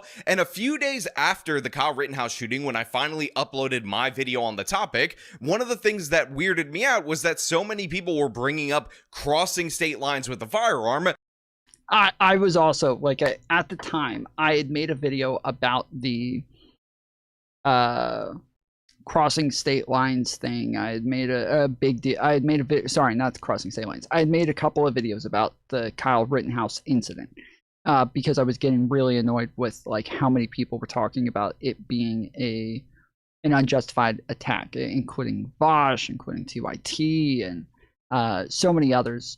And TYT was the worst of it. Vosh was up there, but TYT was the worst of it. And the thing that they kept bringing up, they would all bring up that he crossed state lines. I think it was either him or one of his like lackeys, but somebody made a montage of everybody saying he crossed state lines. And oh yeah, okay, they have the fucking montage. Okay, it's Anna Kasparian who kept saying, who crossed state lines. He crossed state lines. And don't forget, he also crossed state lines. So he didn't cross state lines. He didn't cross state lines. It didn't happen. But even if he did, that's not illegal. It's not illegal to cross state lines with a gun. That's not a thing that's illegal. This isn't a law. This isn't a thing that's a problem. And so they keep bringing up something that, one, didn't happen. The gun was already in Antioch when he got there. And then two, it's not illegal. It's not a thing that's a crime in the first place. So they just keep bringing up something that is so irrelevant and so made up that it drove everybody who actually had just the least bit of sense mad. When it's not, we got very rationally mad. Not even illegal to do that. Like on its own, that is not a crime. And this is one of the reasons why I cut together and play the Anna Kasparian Cross State Lines compilation. Possession of a gun that crossed state lines. Who crossed state lines? He drove from Illinois to Kenosha, Wisconsin. Now again, he drove from Illinois to Wisconsin. It's not like he was in his front yard. And he was approached by a group of individuals who posed an imminent threat to his life. He drove across state lines in a state that he doesn't even live in. Because obviously we're dealing with a 17-year-old from out of state. And then he crossed state lines with it. He crossed state lines, meaning he traveled across state lines. He traveled there from out of state, who again, traveled across state lines. So he did not cross state lines with an illegal gun. Now, it's one thing for people in the media that are absolute idiots to say this time and time again, but this guy is saying he's an attorney. Again, he's using that credential to denote some level of expertise without acknowledging two key facts. First and foremost, Kyle Rittenhouse did not cross state lines with a firearm because the firearm was kept in Wisconsin the whole time. But in addition to that, it's not illegal to cross state lines with a firearm. It's not a crime. It's like saying Kyle Rittenhouse crossed some streets. It's like saying Kyle Rittenhouse crossed his arms at one point. It's like saying when Kyle Rittenhouse enters a room, he crosses the threshold of the doorway of that room and trying to make that some kind of legal argument, yet somehow, bafflingly, it is in this guy's actual arguments in relation to this case. And another thing that I notice about his analysis, despite the fact that this is after the trial, that supposedly he was an eagle-eyed observer of is that Legal Eagle claims that Kyle Rittenhouse admitted, and this could be considered provocation, to pointing the gun at one of the people, aka Joseph Rosenbaum, and therefore that could be considered provocation. And again, if you believe this, if you actually watched the video, if you understood the trial, and this is one of your takeaways, you're an absolute idiot in every possible way. Now, it's a closer call when you consider Rittenhouse admitted that he pointed his gun at the victims and claimed that when he was pointing his gun, it wasn't a dangerous provocation. Now, you could argue that pointing your gun at someone is assault or misuse of a firearm. So one of the craziest things about this Legal Eagle video is that he actually shows you from multiple angles Joseph Rosenbaum chasing Kyle Rittenhouse, and he says here in this particular video you could see Rittenhouse point the gun at Joseph Rosenbaum. And this is especially important in the context of the Rittenhouse shooting. Even Rittenhouse's testimony seems to indicate that Rosenbaum didn't lunge at Rittenhouse until he raised his gun at Rosenbaum, and that the reason, or at least one of the reasons that Kyle Rittenhouse shot Rosenbaum is that he feared that Rosenbaum would take his gun away and use it against him. And we'll talk about that in a second. But the thing is, the encounter has already started. Rosenbaum is already charging at Rittenhouse, and considering Rittenhouse is armed with a rifle, it is the most notable thing about Kyle Rittenhouse when he's being chased by Rosenbaum. It is a logical assumption that this man, who by the way knows that he's a felon and is not to be in possession of a firearm, is going for the firearm. Well, on top of that, yes, Rosenbaum is throwing things at him and threatening him as he's chasing him. Then, after Rittenhouse kills Rosenbaum, then a mob starts to gather and start saying things like, get him, stop him, shit like that. So he takes off running, and while he's running, there's people saying, cranium that boy, kill him, somebody fucking stop him, like, and so there's all of this like a chatter from a mob that is chasing him, from a fucking kid with a mob of adults chasing him in the fucking streets in the dark. He has a reason to be fearful of these people when he hears those yells, but he does not have the right to hurt them, right? He doesn't have the right to turn around and shoot the fucking mob. I think that it would be reasonable if he did, but you don't have a right to do that. I think that like that is a normal thing, especially for somebody who's a 17-year-old. When they hear a mob of people yelling, cranium that boy, for him to just turn around and just start shooting across everybody. But he didn't. He kept running away. They come over, hit him in the head, trip him. He falls over, and then as he falls over, somebody hits him over the back of the head with a skateboard. He shoots that person, and then each person he shoots one by one after they actually assault him and threaten him, pointing guns at him, like kicking him in the chest, like each person one by one. It was a fucking clinic that kid put on. He did everything exactly the right way that you ought to do it, and this is one of the most tense of situations where you have a mob of people chasing you and people attacking you at the same time while you have a gun. And instead of just hitting everybody and just spraying, he only hits each individual as they hit him or as they assault him, then he kills them. Like, it was a fucking clinic, dude. It was as perfect as it could possibly be. And if he gets that firearm, that makes him a deadly threat to you and other individuals, which means that Kyle Rittenhouse is perfect. Rittenhouse is a murderer? Fuck him. Murderer in the like most meaningless sense of all time? Sure. He's a murderer in the sense that like murder means absolutely nothing. Like, sure. That's meaning like he just killed somebody. Sure. But that's not what murder means. Murder does not just mean you killed somebody. Murder means you unjustly killed them or you illegally killed them. He didn't do any of those things. He, again, did everything, not just the right way, in the most perfect way possible. That's how he did it. perfectly justified in firing upon this guy in order to prevent him from getting this gun. It is completely justified. You can't say, well, in the middle of the encounter, Kyle Rittenhouse pointed a gun. Nah, I watched the trial. Your opinion on Rittenhouse sucks. It's not my opinion, first off. I'm telling you just like objectively that's the case. So go ahead and tell me what part of the trial am I confused about? What happened in the trial? What is the thing that really just makes me wrong? I watched the trial. I made numerous videos on this before the trial happened. I was telling everybody and debating people before it happened that he was going to get off, that this is clear self-defense. Going back to what you said, how exactly could he spray at them, pulling the trigger a bunch of times?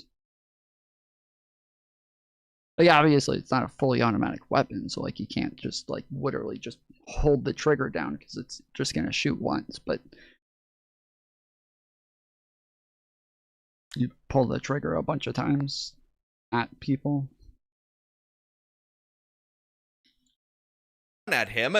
Prior to shooting him, Kyle Rittenhouse also pointed a gun at him. Therefore, that was provocation for the encounter that started prior to this, that started when the chasing actually started. But of course, Legal Eagle not only makes this case that this is potential provocation, but in addition to that, he goes on to cite precedent in order to sound more.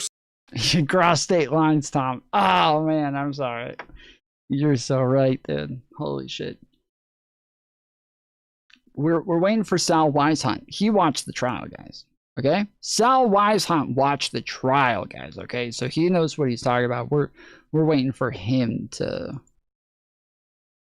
give us the analysis. We're all totally unaware of what happened there. Sal Weishunt, he watched the trial, so we need to wait for him to correct this. Smart and more actually like he's looking into the facts of the case and coming to a neutral conclusion, when in reality the cases that he's highlighting are in no way, shape, or form related to what we're talking about. But that probably doesn't work if the reason that you're pointing the gun at someone in the first place is for the purposes of self-defense. And in fact, there are Wisconsin cases to this effect. Though on the other hand, Wisconsin courts have an interesting history in analyzing the provocation exception. For example, in a 1975 Wisconsin Supreme Court case, the court held that a defendant was a provocateur by virtue of... If you think that was self-defense, I asked you, Sal, what about it wasn't self-defense? Give me the answer. You watched the fucking trial, bro. You're the one who knows. Tell us. If you want to hop on, we'll go over it, right? You know. You understand this. You understand it better than I do, right? You totally get it. I'm the one who's confused here. I'm the one with a horrible opinion. You get it, dude. So you can just tell us what it is that we're wrong about, what it is that we're missing here, because I know I could tell you. I could easily tell you. It seems like me asking you the question 3 or 4 times now is a little bit too overwhelming for you. You can't answer the question. But that's normal with people who actually know what they're talking about. That's normal for them to just not be able to answer the most simplest of questions. That's pretty common. It's odd that somebody who knows what they're talking about is actually able to tell you what they're talking about.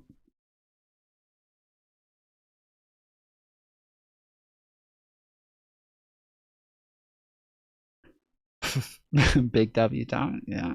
You're getting it. You're getting it, Sal. You got it. Openly bringing a gun into a tavern. First of all, the description that we have right here of what the judge actually ruled in the case that he's highlighting is absurd, asinine, and ridiculous in every possible way. He makes the case that the judge is actually saying just the bringing the gun into the bar is provocation, therefore people can attack you, and therefore through the transitive property, Kyle Rittenhouse can be attacked by Joseph Rosenbaum just for carrying a firearm, while at the same time he acknowledges that the state of Wisconsin is an open carry state, and by the way, Kyle Rittenhouse was legally allowed to carry this firearm because it meets the long gun exemption, and Kyle was over 16 at the time of this case. Now, of course, All of these things cannot be true at the same time. And what you ultimately end up figuring out when he gives you a little bit more information about this case is that obviously the circumstances are completely different. In this particular case, you had an assault against the person while he was unarmed. That person left, grabbed a gun from his vehicle, then came back in with the gun in order to get revenge, and then another encounter ended up happening. The Wisconsin Supreme Court held, quote, the defendant himself testified that after being slapped, he went out to his car, got his shotgun, loaded it, and returned to the tavern. As he was entering the tavern, he was grabbed from the side by someone, and he pushed that person away.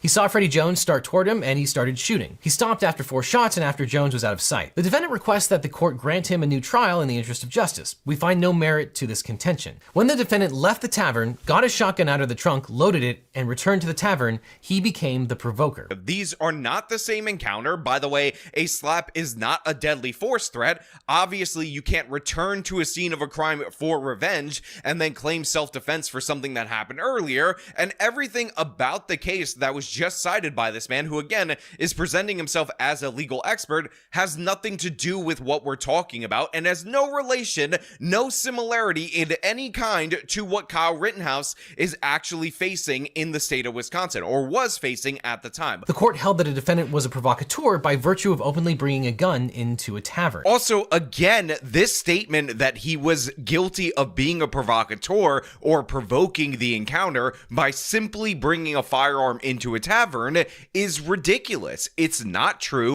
A tavern? What the fuck? Simply bringing a firearm into a tavern is ridiculous. It's not true. It's absurd. Again, as he read later on, it's all about bringing a gun again into a new encounter after he was slapped, which is a separate instance. This is commentary about the self-defense window being absolutely closed at this point. It's not about him having a gun on him in the first place. It's about him leaving, retrieving a firearm, and engaging in a new altercation. All of the key facts are different. This is more similar to that case that people dragged out post the Trayvon Martin case, where they said, oh, a black woman tried to use stand your ground, and she ended up going to jail and was convicted for 20 years because they said she wasn't allowed to use her gun to defend herself. And by the way, she just fired a warning shot. However, when you looked at the details of that case, it was very similar to this case. She ended up getting into a dispute with the father of her children. She left, went to her car, came back, re-engaged, and then fired a shot, which by the way was not a warning shot. It was at him. It just happened to miss. And that's why she was convicted in that case and not protected under the no duty to retreat, because she did in fact retreat in that scenario. That is a more like case to the one that was cited by Legal Eagle. And the other case that he brings up, which is somebody unlawfully pointing a gun at somebody else and then that person lunging for the gun and then getting shot and that being murder. Additionally, there's an 1883 Wisconsin Supreme Court case that says, quote, if one points a loaded gun at another and the other grapples with him to prevent the shooting and is shot, it is murder. Also, again, not at all related to this, because Joseph Rosenbaum was clearly the aggressor. And Legal Eagle actually makes the crazy case that all of the people that were shot by Rittenhouse, including Rosenbaum, could have made a case for self-defense. If Rosenbaum or Huber or Grosskreutz had killed Kyle Rittenhouse, they might have been justified in using self-defense under the law. Again, reasonable minds might differ on this, but any system that incentivizes rule by the last person standing, that is,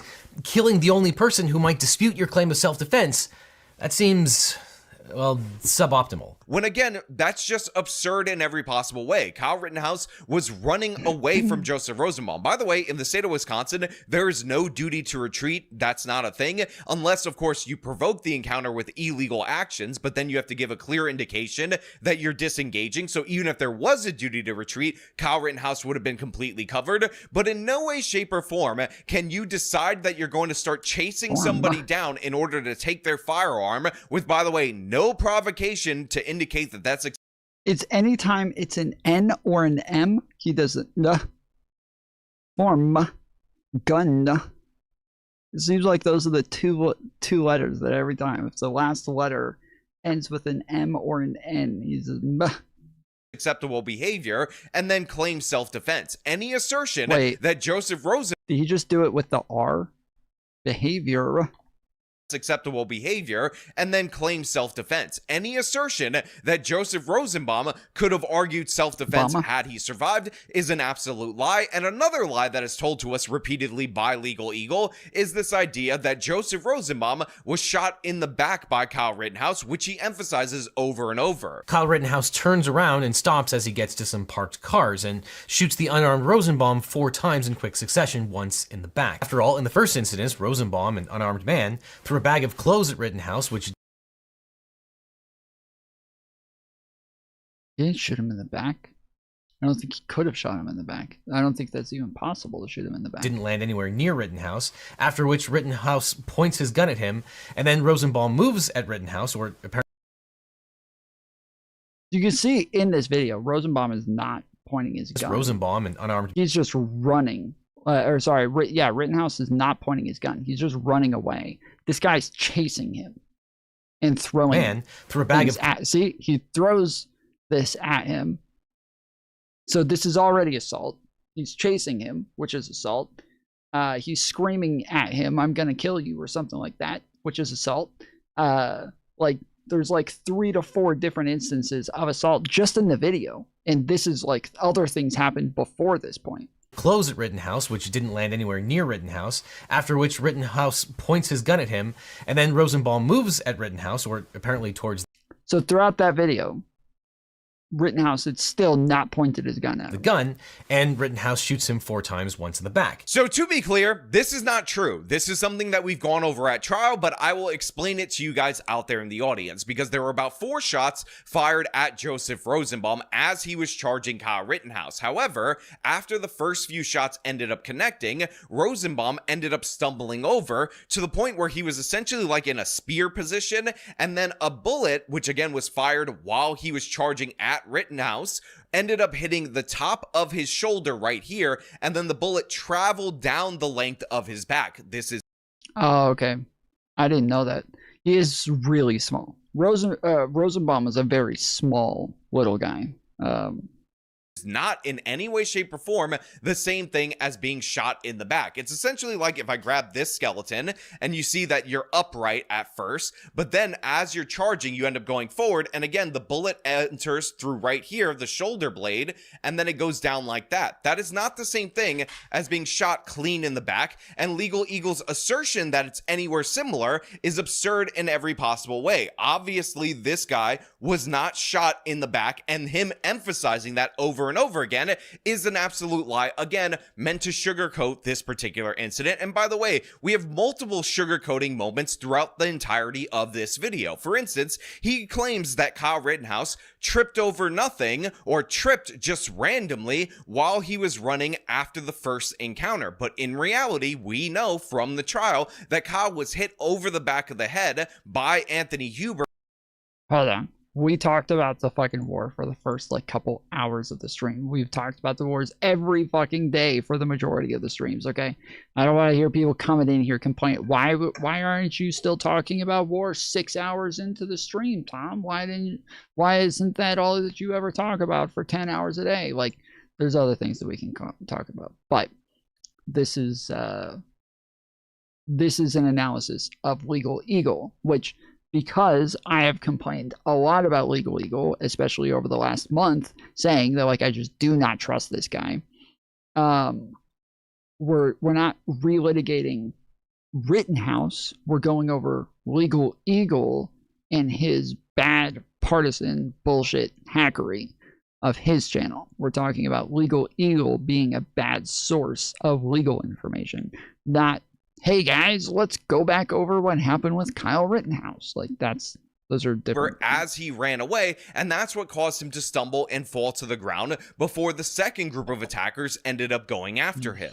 Rittenhouse trips, falls to the ground. Again, these are all lies after the fact. These are all lies after we ended up seeing the results of the trial, after we saw all the testimony, where all of this was made abundantly clear. And one of the things that I found extra amazing about this particular analysis is that Legal Eagle, because he's just repeating left-wing talking points, ends up concluding with this particular statement related to Kyle Rittenhouse. Is Legal Eagle the dude or the lady? So used to, people called him Legal Eagle. technically it's just the name of the channel. But now, because she does the like a lot of analysis on the channel, I think they just call the channel Legal Eagle now instead of calling him Legal Eagle. But I still call him Legal Eagle.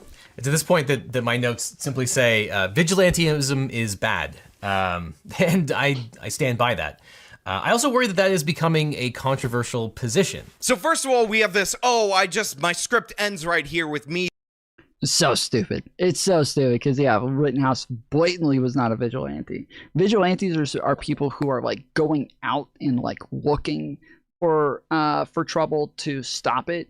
When somebody is chasing Kyle Rittenhouse and he's running away, he's retreating, trying to get away from the trouble, this is not somebody who's looking for trouble, right? He may have gone out to defend a building and he left that building that he was supposed to be defending, but that's still not vigilantism. Like engaging in defense would not be vigilante at all. He's writing that vigilantism is bad, even though Kyle Rittenhouse didn't engage in vigilantism. He didn't shoot anybody for attacking property or anything of the sort. He shot people that attacked him. That is not vigilantism in any possible way. Net, bringing guns to a protest is bad. Anyone that brings it, not just Kyle Rittenhouse. But then he says bringing a gun to a protest, and this is not just for Kyle Rittenhouse, is arguably the vigilantes were the people who chased him. Yes, correct. Like, yes, the people who decided that they didn't like him being there because, and this is probably what it was for a lot of these people, is that he did show up with like a pseudo militia that was there, all with guns and medic equipment. And a lot of them felt as though because those people were stopping them from burning down these buildings, they felt like the people with guns, the pseudo militia, was now as though they were counter protesters to their protest. But I disprove that in my video where I show these guys saying, we're not here to like stop them from protesting. We're not counter protesting them. We're not against BLM. We're against them burning down private businesses.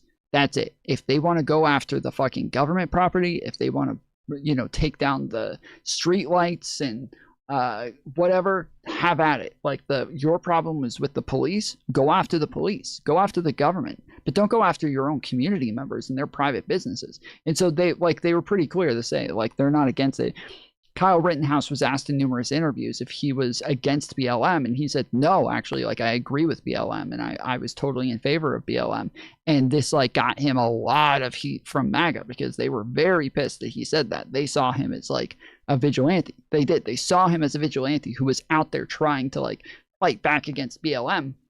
But he was like, no, I'm not against BLM at all. I was in favor of BLM. I think that what happened to George Floyd was disgusting, and so I was totally in favor of BLM. And yeah, that really pissed off the MAGA folk. Is bad. It's just a bad thing to do. And again, I will fast forward to the recent video that we covered of Legal Eagle, where he talks about how Preddy had every Second Amendment right in order to have his firearm on him at that particular protest. Again, okay, Rittenhouse is different than Preddy because Rittenhouse was underage.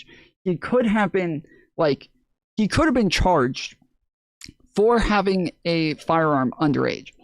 The problem is that, let's say you're even like a 10-year-old, okay? You're a 10-year-old, and some adult starts attacking you, and there's and they have a gun on their waist. That 10-year-old can grab that gun off that that attacker's waist and shoot the adult. If it's justified self-defense, they can take their fucking gun. If there's a gun just laying on the ground next to them while they're being attacked, that 10-year-old can grab that gun off the ground and shoot the adult that's attacking them. So while Rittenhouse was wrong for having the gun in the first place, he was allowed to use it for self-defense. So it's very, these are very different circumstances. Rittenhouse should not have been there and should not have had a gun. That much we know. Legal slop analysis through and through. Captain Marvel, fictional character, doesn't matter. He gives legal justification saying that telling her to smile is a threat, therefore she can not only attack you, but then rob your motorcycle. And then you fast forward to Kyle Rittenhouse, and he can't defend himself, or it's questionable if he defends himself against a guy who's chasing him and going for his firearm. Joseph Rosenbaum magically has the ability of self-defense to pursue somebody who's not threatening him, try to disarm him, despite the fact that, by the way, Rosenbaum, convicted felon, by the way, serious sex crimes against minors is what he was convicted of, knows he can't possess a firearm. That's honestly possibly self-defense, but one thing that we know... They are similar.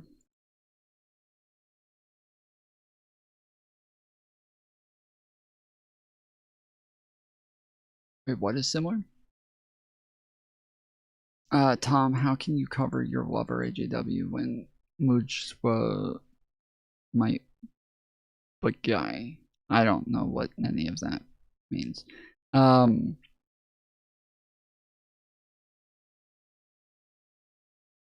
Yeah, just to be clear, the Kenosha did have a law. Was it Illinois? Kenosha, Illinois, I think, or Indiana. I can't remember, but they did have a law that said that, like, you're allowed, people under the age of 17 are allowed to carry hunting rifles if there's an adult present. It doesn't say, like, just for the purpose of hunting, one. And two, the rifle that he had was literally, like, a quarter of a fucking inch off from meeting the requirements. And so the judge did throw out the charges on him legally being allowed to carry the weapon because it was such, like, a small margin that they were off by. He did have adults present with him. He did have the permission of his parents to have the gun. And so, yeah. Didn't know Rosenbaum was a pedo. That makes him falling in the chair during the pre-trial hearings better. Rosenbaum was not at the pre-trial hearings. Rosenbaum is dead. Rosenbaum died. Rittenhouse killed him. You're thinking of the other guy. I can't remember his name, but the other guy, he was a fucking douchebag. That guy was so fucking stupid. He made my brain break and how fucking retarded he was. The guy got shot in the shoulder. Yeah, I can't remember. Shit. He had a weird name too. Who did Kyle shoot in the shoulder? Gage Grosskreutz, I think it's, yes, Gage Grosskreutz. Yep.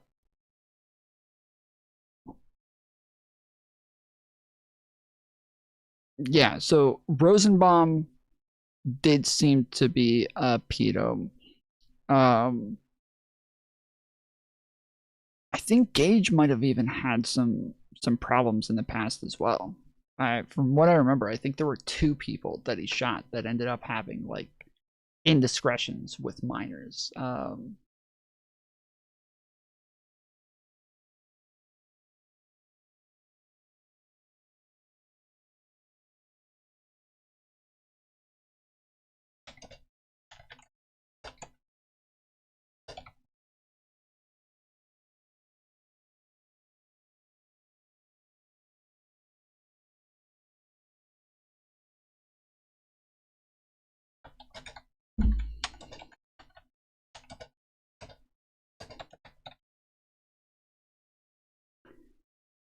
Since you asked a specific question yet, I can't give you a direct answer, but I'm happy to help with whatever's on your mind to get the most helpful response. Asking a specific question about a topic curious about, providing a prompt for something you want me to create.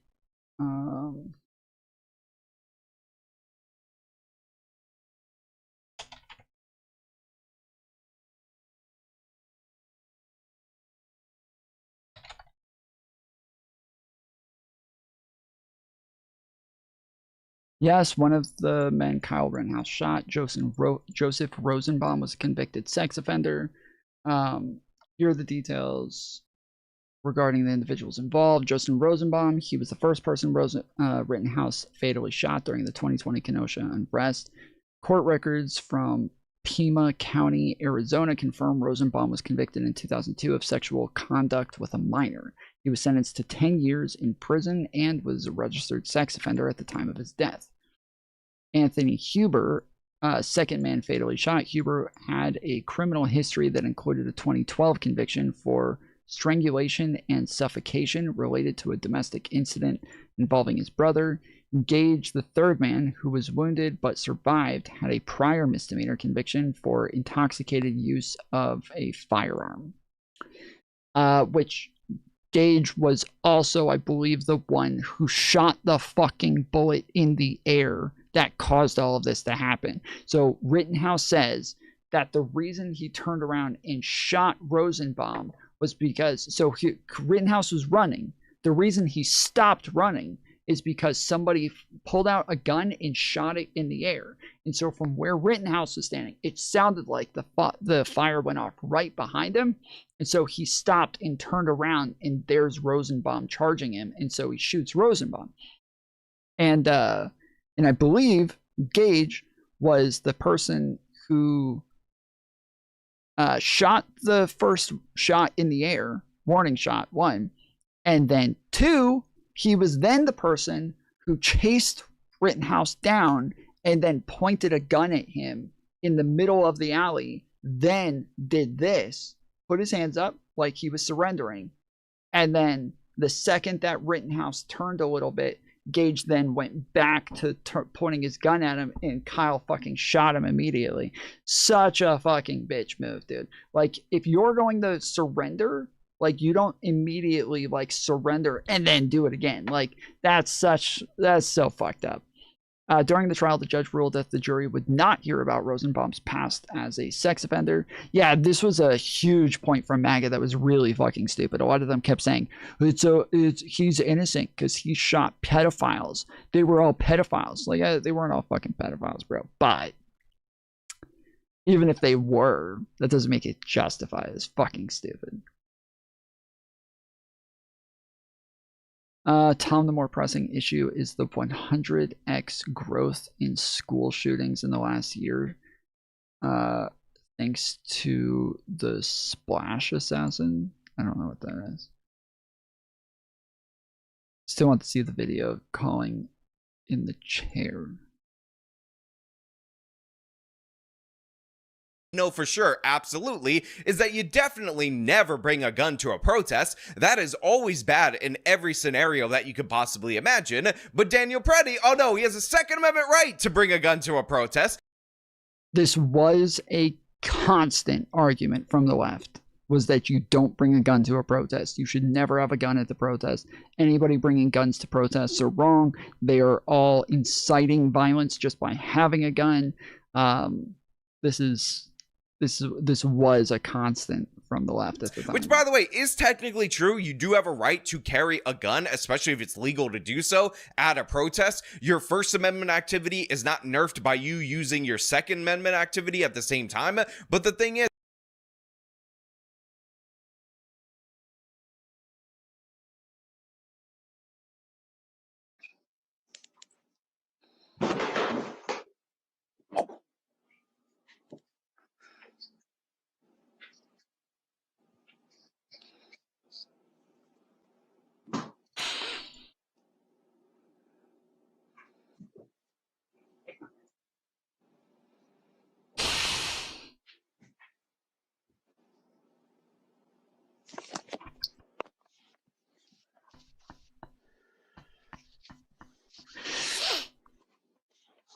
oh my goodness, dude.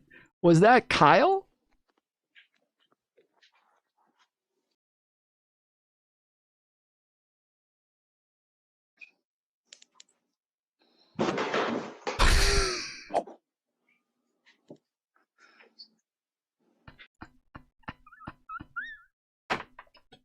Kyle just goes down. He's like, oh shit. And even the lawyer is laughing. That's fucking hilarious, bro.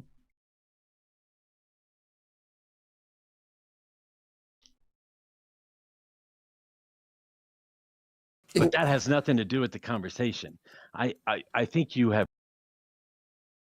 As this man has no consistency, it is clear and obvious that if you're on the left espousing left-wing values, you have immunity according to our entertainment lawyer over here. But if you're on the right and you're clearly and obviously in the most defensible self-defense case ever imagined, then you're kind of guilty and it's kind of your fault. And I'm even going to bring up crossing state lines in my fraudulent legal analysis. It's embarrassing. It's ridiculous. And by the way, this guy's whole channel is full of legal slop where he talks about how this case is going to get Trump and all sorts of other things that I haven't even touched upon. And if you're interested in me breaking that down, let me know down in the comments below. Now, as per usual, if you like this video, then show them by leaving a like, subscribe for more content, follow me on all my social media. So yeah, legal. A legal douchebag.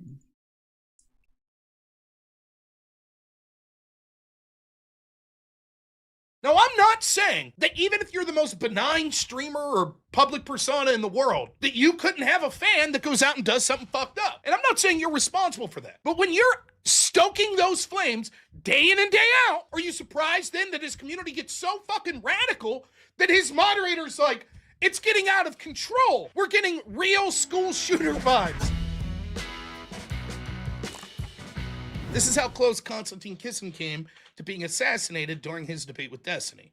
Looks like this guy's now nuked his channel. This was Digital Gnosis was the name of this guy. Now, we're gonna watch the video, but we're gonna watch Destiny covering the video. Now, Warren's video, and people were sending me this, not only includes the coverage of this Digital Gnosis guy and the things he's saying, which we'll get to. Suffice it to say, he was in the front row, was staring at Constantine. On his video, he pulls out sort of a box cutter and is basically saying how he wanted to end Constantine's life, how he learned the lessons from Charlie Kirk's murder, that you don't want the blood and the gore to be seen for it to be too gruesome, or there'll be sympathy for the person you just murdered. And he was feet away from Constantine. But what I thought was more, I saw this, and then there's a little section in the video of Destiny and his mod. Now, this is doubly hilarious because I can't confirm this, but I'm 99% sure that it's this guy. Remember when this guy called into my show and it was Destiny's moderator from his subreddit? I'm trying to tell you a conversation that I just had that would take you.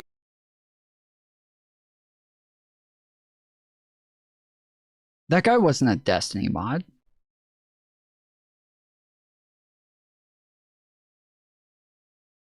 Was he? That guy wasn't a Destiny mod, was he? It's not that guy? Okay, so he's just using that picture because that's like a moderator, that's like the mod meme now. You 2 seconds to find, okay? People are saying abolish ICE on Destiny subreddit, okay? I said we shouldn't say abolish Destiny ICE. fan. You're a Destiny fan. I'm the head moderator of Destiny subreddit, yeah.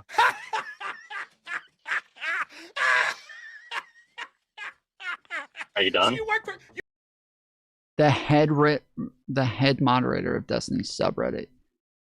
Isn't that what's his name?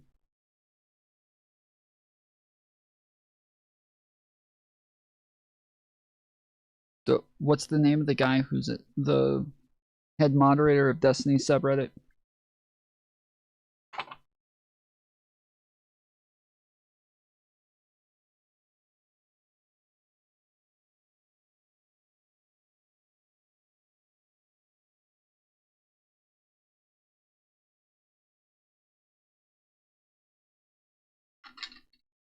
Kafka? No, there was a guy who literally would like get into fights with like Kelly Jean and Cherry, and August is his editor. No, there was a guy, and he used to always go on the Destiny streams and like get into the fucking dumbest fights. Nina, no, okay. You work for a You're guy, way off, way his way subreddit that off. said that all Republicans should fear for death. Do you call that out on the subreddit? Can I find you calling that out? Well, seeing as how he didn't say that, I have not called it out. What was the question? Are you done? So you work for a guy, his subreddit that said that all Republicans should fear for death. Do you call that out on the subreddit? Can I find you calling that out? Well, seeing as how he didn't say that, I have not called it out. I'm sorry. He said all Republicans should fear for their lives to be in public. Did you call that No. out? You didn't. You didn't call that out. Rob, did he say that all Republicans should fear for their lives in the sense that they should feel threatened in that something's going to happen to them? Or do you think that he was saying that because people are so blatant, like Matt Walsh saying that all of the things that Matt Walsh says, okay, that are you Go ahead, good? go ahead, I'm listening to you. Go. Okay. How did I know? How did I fucking know you were a disgusting fucking lefty like this? Oh, you're not really a lefty, you're just a centrist Destiny mod. It's kind of funny. We're going to get to this, but maybe after that conversation, he started to think about this a little. Because what you're going to see is, and there's two videos we're going to watch. One is Destiny's watching the Warren Smith video, right? So we're going to get meta. We're going to watch a guy watching a guy do a video. That's number one. And then we're going to watch some of Destiny's, I haven't watched it all, but we're going to watch some of Destiny's conversation that is partially mentioned. No, the guy who he got in like big fights with Mr. Girl. This is the dude who literally like split Destiny and Mr. Girl up because Mr. Girl threw a fit over the fact that Destiny wouldn't stand up for him against his Reddit mod. And his Reddit mod is, again, the guy who just runs his entire subreddit,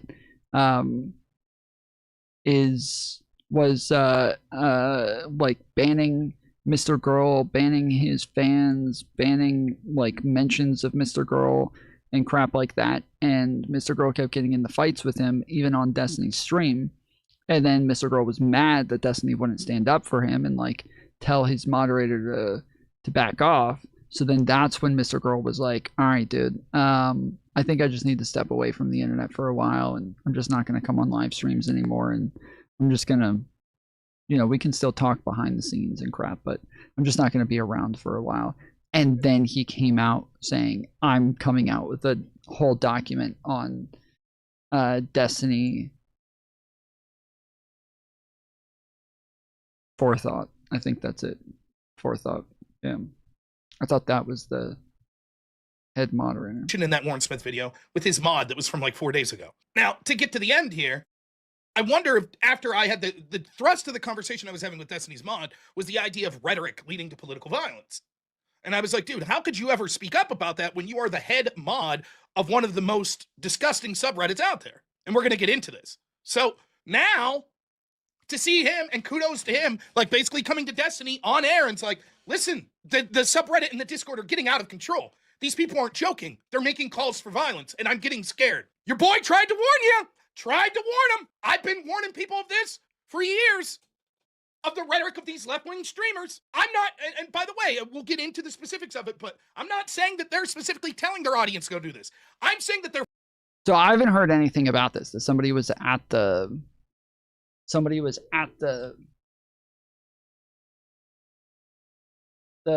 Constantine Kisin debate planning to kill Constantine.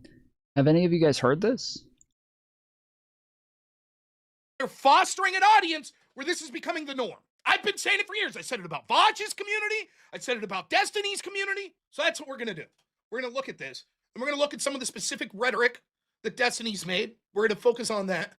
And then I'm going to talk about some of the things we've heard from streamers that I've interacted with here in the past. And whether or not we're surprised then when the fruits of that, when you have fucking 6 years of these left-wing streamers beating this drum, that all of a sudden the fruits of that are, even left-wingers are like, before I show this, I just want to let you know, I have not watched the entirety of these videos. Is it possible that Destiny or someone else says things in this that markedly change what some of the clips I'm going to show you? Sure, that's possible.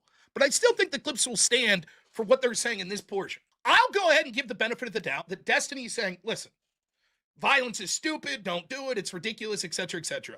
That when he stops and thinks about it, that's what he tells his audience. My problem is, in the heat of the moment, when he's passionate, yelling about shit like the Trump assassination attempt, etc., he's saying things that his audience is taking as a wink and a nod to, we get it. For example, when his co-host at the time, Pisco, asked him, did you want that bullet to take out Trump? And he's like, I don't know what I could say. The worst thing could happen was that it didn't kill him. His audience, I saw it in real time. People were sending me links to his Reddit where his audience were like, they made Trump God, Emperor, King. We tried to beat him at the ballot box. We tried to beat him through the courts, and none of it worked. So now we have no choice. That's what his Reddit was saying then. And the guy that they're watching is saying the worst thing it could happen. I don't know what I could say. I don't want a Fed post. In other words, yeah, I wanted him to die, but I can't say it. And his audience is like, we read you loud and clear. Everyone can make a joke from time to time, but it's Destiny's fucking brand at this point. Hyperbolically going off and spiraling out of control. Now, far be it from me. Listen to me. I get my blood pressure rising, talking fast and loud and shit too. But show me making calls to violence and shit. Good luck.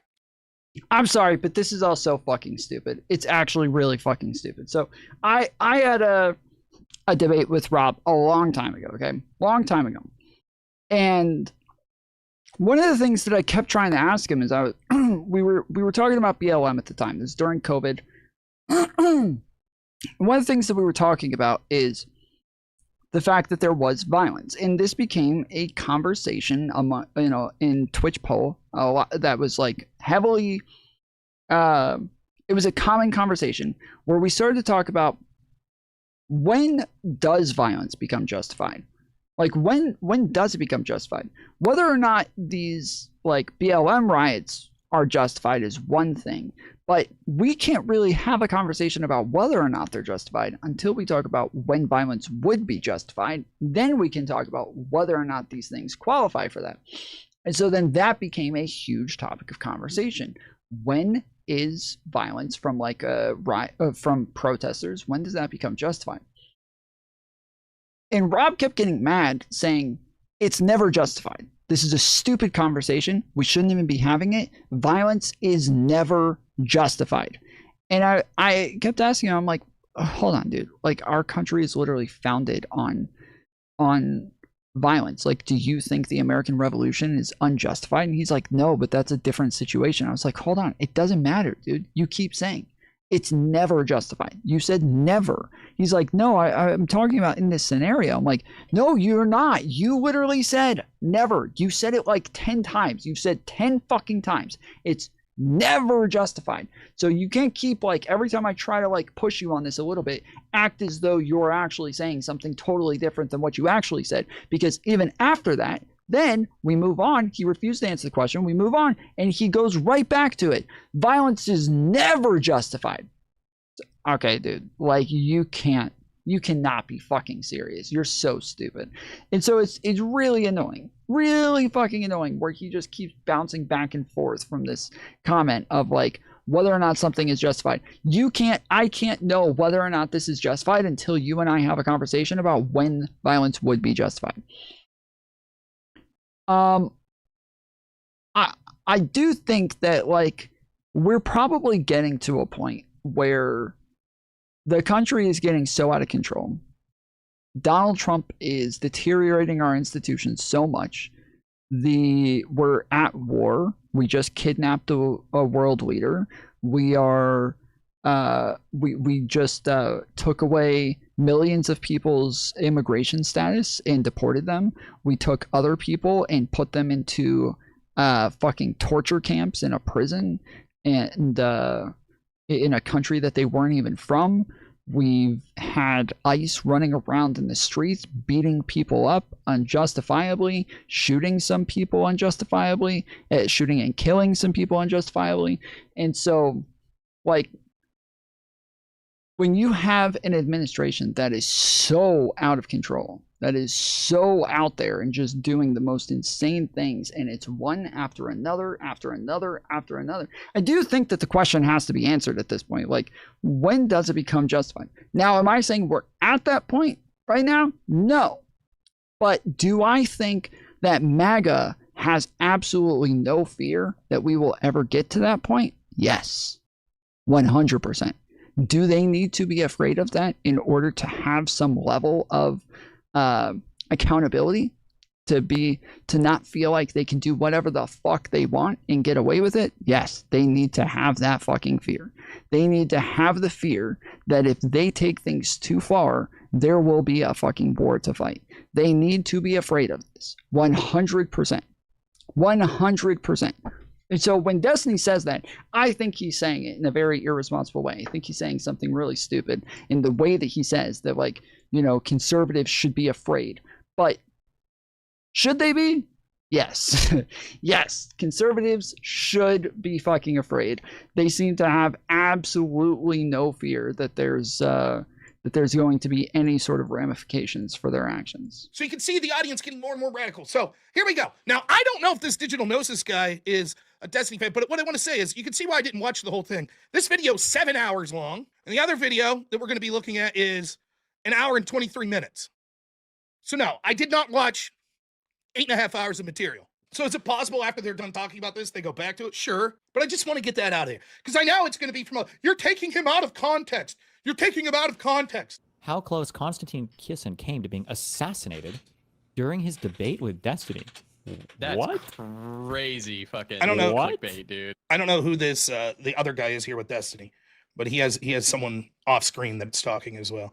So here he's going to watch the video. Now watch his initial reaction. I've learned It's from Moody the Charlie Cakes. Kirk killing. This guy was sitting mere feet away from Konstantin Kisin during his debate with Destiny. When you hear what he has to say, it is scary to think how this could have gone. I was like fucking locked onto his eyes, and he kept like glancing down at me and then like breaking eye contact. Because I fucking hate the guy. I was just like, I wanted to kill him. I stumbled upon this. Oh my god. Are we being serious right now? This is a genuine assassination attempt. How is it that every single thing Trump and everybody else says is just a troll, it's just a meme, it's just whatever, but for these people it's like, he said he wanted to kill him. Oh my god. Now, so far, Destiny's already given the impression, what's this video? I haven't seen it. And within the first 10 seconds, he's like, clearly bullshit. Clearly, it's clear bullshit. Oh my God. Trump. What about Trump? Right out of the gate. Oh my God. This is such bullshit. Hasn't even seen, has no idea what's about to be said in the video at all. This is clearly bullshit. What about Trump? Stream when I was.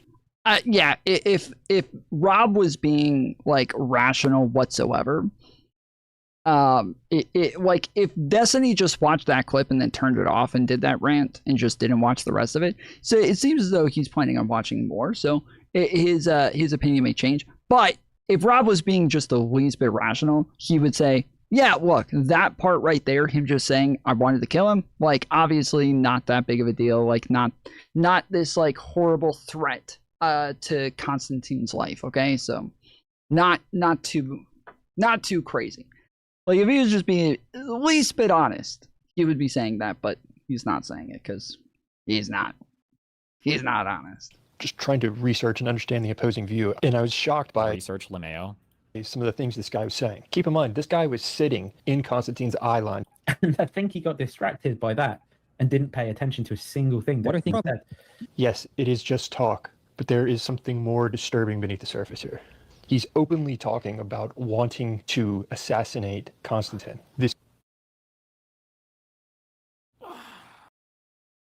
So Destiny didn't overreact to that. This guy is taking him just saying, I wanted to kill him, and then saying he's openly talking about wanting to assassinate him. That's not the same. Wanting to assassinate him is not the same as saying I wanted to kill him. Like, these are drastically different things. There are times that I've wanted to kill a lot of people. Throughout my life, there's been many times where I wanted to kill somebody, but I wouldn't do it. Like that would be like a lot of fucking work. I'm not interested in work, first off. Secondly, I don't want to deal with the ramifications of it. I don't want to have to, it's like a whole lot of crying from their mom and the just, fucking shit.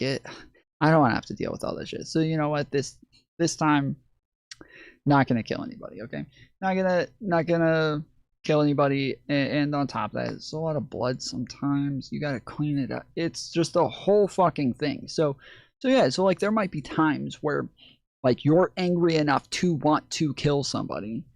That doesn't mean that you're actually going to do it, right? Like something can be desirable without you actually intending to do it. A want for something and an intent for something, drastically different things. Not that MAGA can understand those things. Not that MAGA has ever like thought about differences in wanting or intent. It's not as if like philosophy is a part of their intake at any point, but drastically different things. Want and intent, totally different things. Shit, this guy's about to make a second trip to Rogan. This could have gone very differently. Now, also, notice he throws in the little Joe Rogan clip. Little jelly there? Destiny? Little jelly? Huh? Destiny's literally like put out tons of videos talking shit about Joe Rogan. I'm pretty sure that if he was jelly, if he really wanted an invite to Joe Rogan, he would not have been publishing so many videos just raging at Joe Rogan, okay? I think that's some fucking projection there, dude. There's no shot. All right, so we poisoned the well. This is clearly bullshit, blah, blah, blah. Let's hear what the guy says. He even has a box cutter or X-Acto knife. I should have done. Stanley Blades just fucking sprinted onto the stage, slash Constantine in their fucking jugular. Okay, that's unhinged and retarded. That was an unhinged comment. Jesus Christ. But he wants to kill him. You can see the chat. They're all thinking the same thing, it seems. Huh? Wait a minute, big man Destiny. Where's that guy that didn't see the clip that just 10 seconds ago was, oh, this is clearly bullshit. What about Trump? The dude pulls out the knife and it's like, I was going to run up on stage and just slash his throat. Oh, Destiny's like, oh, yeah, that's not good. No shit. Really? You don't think that's good? No shit, huh? Whoops. No one seems to be bothered by this because it has become...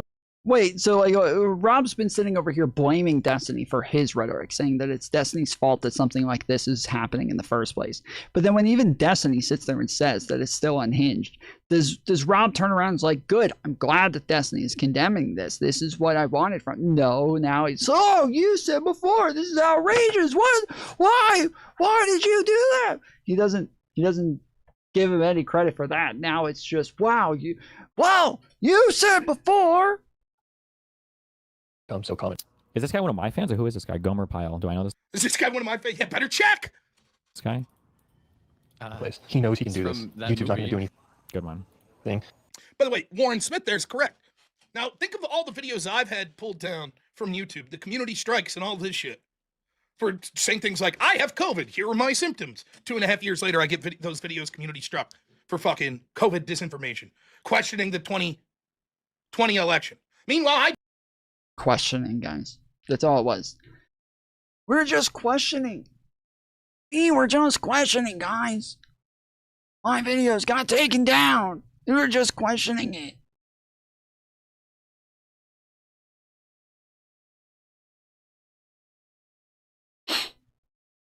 Just asking questions, guys. That's all we did. We just asked questions. I debate people regularly that are out there telling people, go break the law, go obstruct ICE. Commit acts of violence. People commit acts of violence. We have the moral duty to attack ICE now with guns to take them out. No one's channel gets harmed for this shit. Once in a while, they'll get demonetized, whatever. The amount of eggshell walking me and other conservatives had to do for fucking years on this platform and other social media platforms. Meanwhile, people could just with impunity. Remember when Vaj was on YouTube? Remember? Was saying he wants to envision a world where people are taking shots at Patriot Prayer members on the streets from their windows. You guys remember when Vaj was on YouTube? You remember that? Back in the day? When Vosh was on YouTube? No consequence. None. Done. Sorted. Prison forever on the one hand. Prison forever on the one hand. And then I should have gone. Then I should have gone woke jihad. Woke jihad. I should have gone for the white race or something, I don't know. You could say, oh, okay, well, he just worded that poorly. It's just an expression, but he takes this much farther. Then he gets into, based on what happened to Charlie Kirk, this is what I have learned when it comes to how to kill conservatives. No, I feel like my genuine psychopath thought that I've learned from the Charlie Kirk killing is... Is this guy like, I'm curious if this guy's a lefty who hates me, or if he's just a random YouTuber guy or whatever. Why? Seems like all of a sudden your tone's a little more serious, Desi. I wonder why. Where's the big man that was joking? Oh, this is clearly ridiculous. Before he saw the clip. Has to be satire now. I don't know. I guess I have to watch the full video. But when you start to like pull out weapons, I feel like you gotta calm the fuck down. If you are going to assassinate a political target, then try to reduce the gore as much as possible so people can't sympathize with the bastard who's getting it. So you'd have to go up with like a cape, and, like cover him in a cape and do it cleanly under that. Okay, nobody's linking his YouTube, so I will find it. Hold on. Just watch, right? So now Destiny's looking as to whether or not he's trying to find the guy's account to see if he's ever mentioned Destiny favorably or if he's a lefty that hates Destiny. Oh, hold on, wait, somebody linked it. Now it's funny because Destiny will call out the Hassans of people of the world when they're using violence. But as we'll get to after I show you this clip and then part of the next one, Destiny himself is as guilty as anyone when it comes to violent rhetoric. And the no, he's taken out of context stuff is absolute bullshit. Yeah. He's still looking, so I'm going to talk over. He's as guilty as anyone. Destiny does not literally pull out a fucking knife and talk about how he would go up and shove it in somebody's jugular. Like, he doesn't go into gory detail about how he would assassinate somebody and that he has to do it in a certain way so it's not viewed as like a so that they're not sympathized with or anything. Like, he hasn't, when you say as guilty as anyone, not as guilty as this guy. He's not near as guilty as this guy. So that's there's one person we know of that he's not as guilty as. So he's looking now. I don't think that Destiny's obligated to know every single person in his community and whether or not this person's part of it. With that said, I have called out Destiny for saying things that I think are way too, like, over the line. Like, he said some things that I think were too violent. When it came to, like, Donald Trump being shot at, one of the things that he said was that he should have gone to the shooting range. I definitely think that's way too far, for sure. I think that was way too far. Like, when you say that, you are saying, like, to your audience, this would be a good thing if you killed Trump. If you're going to attempt to do it, like, you need to at least be a good shot. Like, make sure you actually hit him. That is blatantly, like, the message that's being put out when he tweets this out, right? He doesn't say this in, like, a joking manner on YouTube or something like that. He tweets out, like, it's a shame he didn't go to the shooting range more or something like that. So yeah, when you say things like shame they missed or something, I think especially when you have a large audience, you need to be, like, a bit more responsible with the way that you say things. And I think that was definitely way too close to the line. His community. What I'm saying is he's fostering an environment where it's incredibly believable that this guy would be an average Destiny. He showed up to a Destiny debate in person, and then afterwards, Gomer Pyle's like his YouTuber name or something, or afterwards, you could maybe find he's doing a video talking about wanting to stab into the throat his opponent it by doing some of the chatters in the or something, maybe or in the chat. I don't know. Here, I'll try now. I'll start after. Like an abattoir. So he's literally openly talking about assassinating political targets here. So the question is, well, why? That's what I wanted to understand. That's why I take the time to even look at these streams. It's all like dog whistling. We need to secure a future for the white people. He makes it very clear. His belief is Constantine is a racist. And all it is appealing or dog whistling to the stupidest voters, like the dumbest 10% of people who happen to be racist as well. Racism. But then he talks about the real problem here is the weak white culture of the UK. We simply don't have the white people stepping up and educating themselves in the right kinds of ways because of culture issues, I guess, because of the weak white culture. You see, now this guy, right, his entire claim is, why does he want to kill Konstantin Kisin? Well, because Kisin's doing a debate talking about the problems of mass migration and how it's disenfranchising sort of the local population. And so that shows that he's racist. And how dare its weakness. The problem is the weakness of white culture for not understanding why they should celebrate this mass migration. I would need to see the evidence of that, because what he sounds like to me, he sounds like a white nationalist who's upset that somebody like Konstantin Kisin is somebody who props up lefties who allow immigration. And they, like, normally when people say these weak white people, they're talking about the fact that white people who are friendly with brown and black people and who are who aren't identitarians, white identitarians, and don't make, like, their white identity their entire life and crap like that. Like, that's normally what I hear when I hear weak white people. I hear a white nationalist who wants people to be more identitarian in their white culture. And so maybe we ought to kill you if you're advocating against that. That's his legitimate argument. How dare English people be like, you know what? No, we don't like this. We don't. There's no way you get white nationalist vibe from this guy. Why? How is he clearly a lefty? What did he say that was clearly lefty?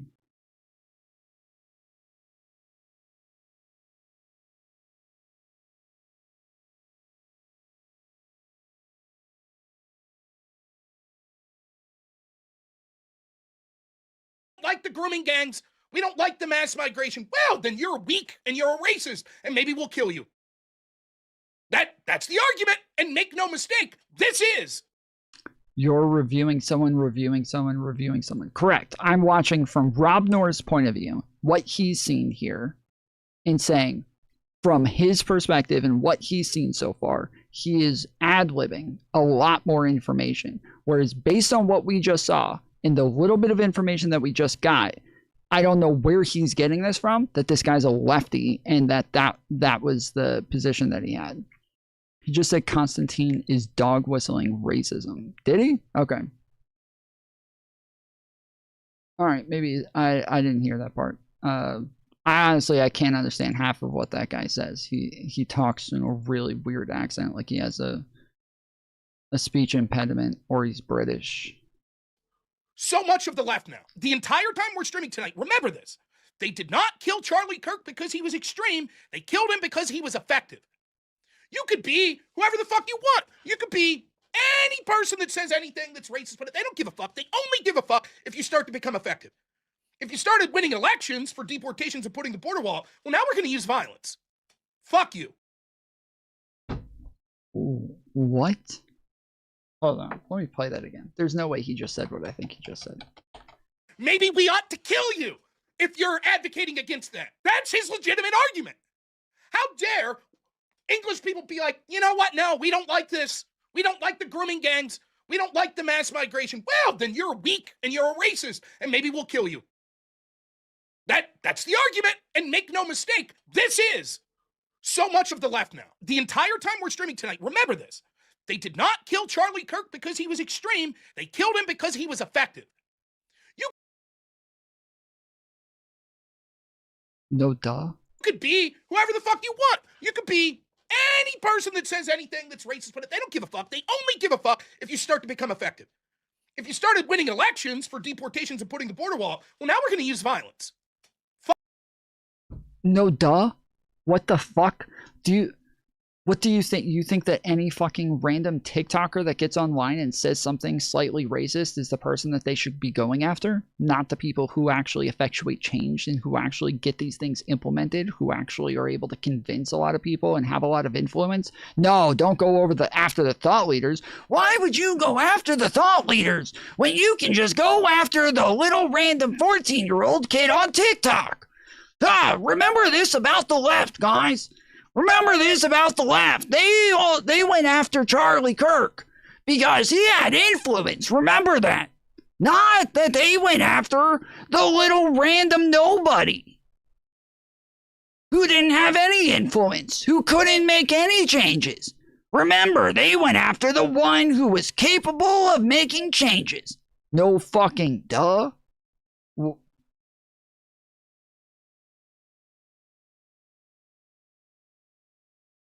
Like, honestly, even more so, there were people who made videos about the fact that, like, they shouldn't have gone. There was a bunch of lefties who said, like, why would you go after Charlie Kirk? He's not even a policymaker. He can't even implement laws or anything like that. He doesn't even have a vote. Like, why would you go after Charlie Kirk? Like, so yes, of course, it's going to be about your power. It's going to be about your influence. If you were actually racist, right? If we're assuming this is somebody who's actually racist, somebody who's actually crazy, somebody who's actually trying to get these things implemented, it's pretty obvious that, yes, you would want to go after the ones who are influential. You would want to actually stop the ones who can actually effectuate change, of course. Fuck you. If we don't get our way politically, then we'll use violence. You'll see when we get to the next video. That's the thought. That might not be Destiny's thought. That might not be the streamer's thought, but the way they talk has built an audience that believes this. And it's not a stretch to see it. And I'll bring the receipts. He is the very thing he thinks he's fighting against. His entire analysis of Constantine's ideas are absolutely mischaracterized. He's not contending with them at all. And then he uses those ideas as a justification. Based on these fucking ideas, for me to vote for the Green candidate, you retard piece of shit, Constantine. That's what righties do. They attack nobodies online while they keep their eyes and ears shut when it's their leaders. Yeah, well, and even to, like, so obviously, again, like, left-wing politicians get attacked by right-wingers at a much higher rate than right-wing politicians get attacked by left-wingers. But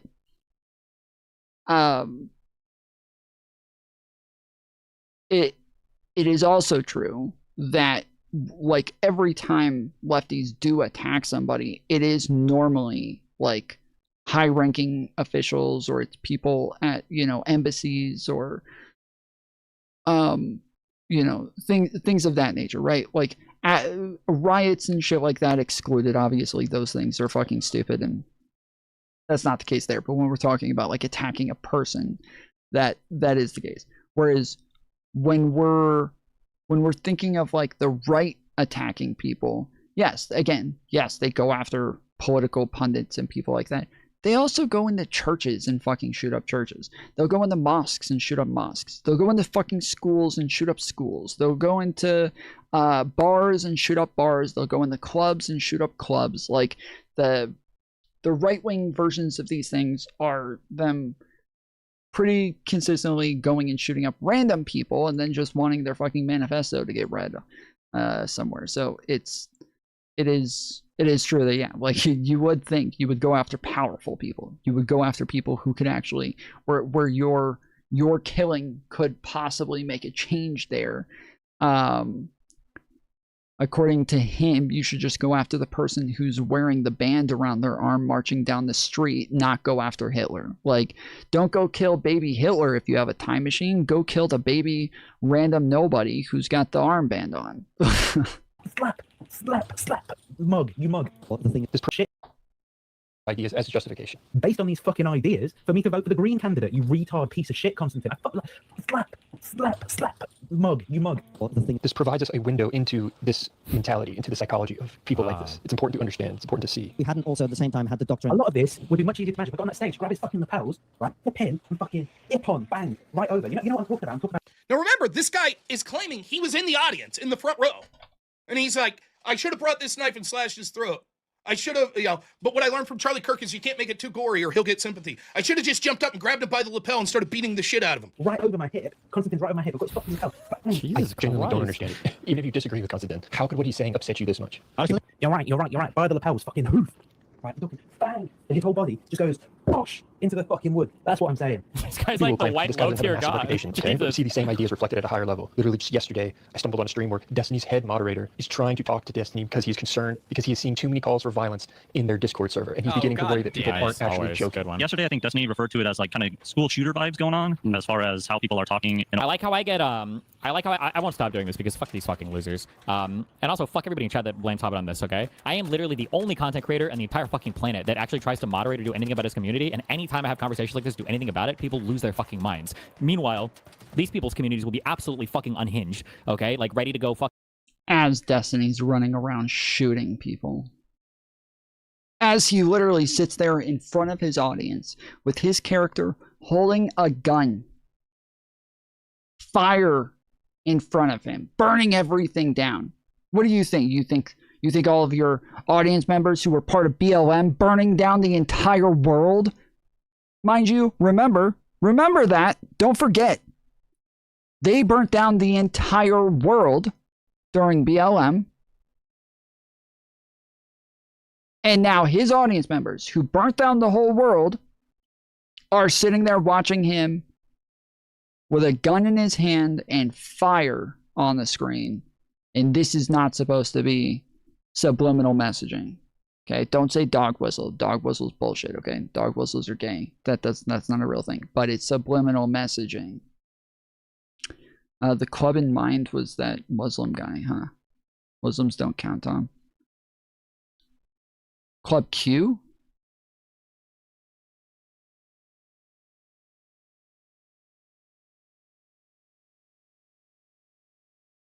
Was it brown guy? Who was a neo-Nazi?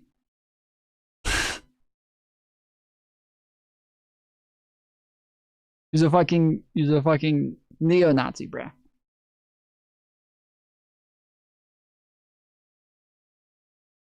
Fucking, beat the shit out of their wives and then sign up for their $50,000 ICE bonus and then not even get paid and go to the border and start harassing brown people for the love of the game. But they just don't say shit about their audiences ever. They never check them. They never talk about any of it. And they constantly elude any amount of responsibility or anything for any of it.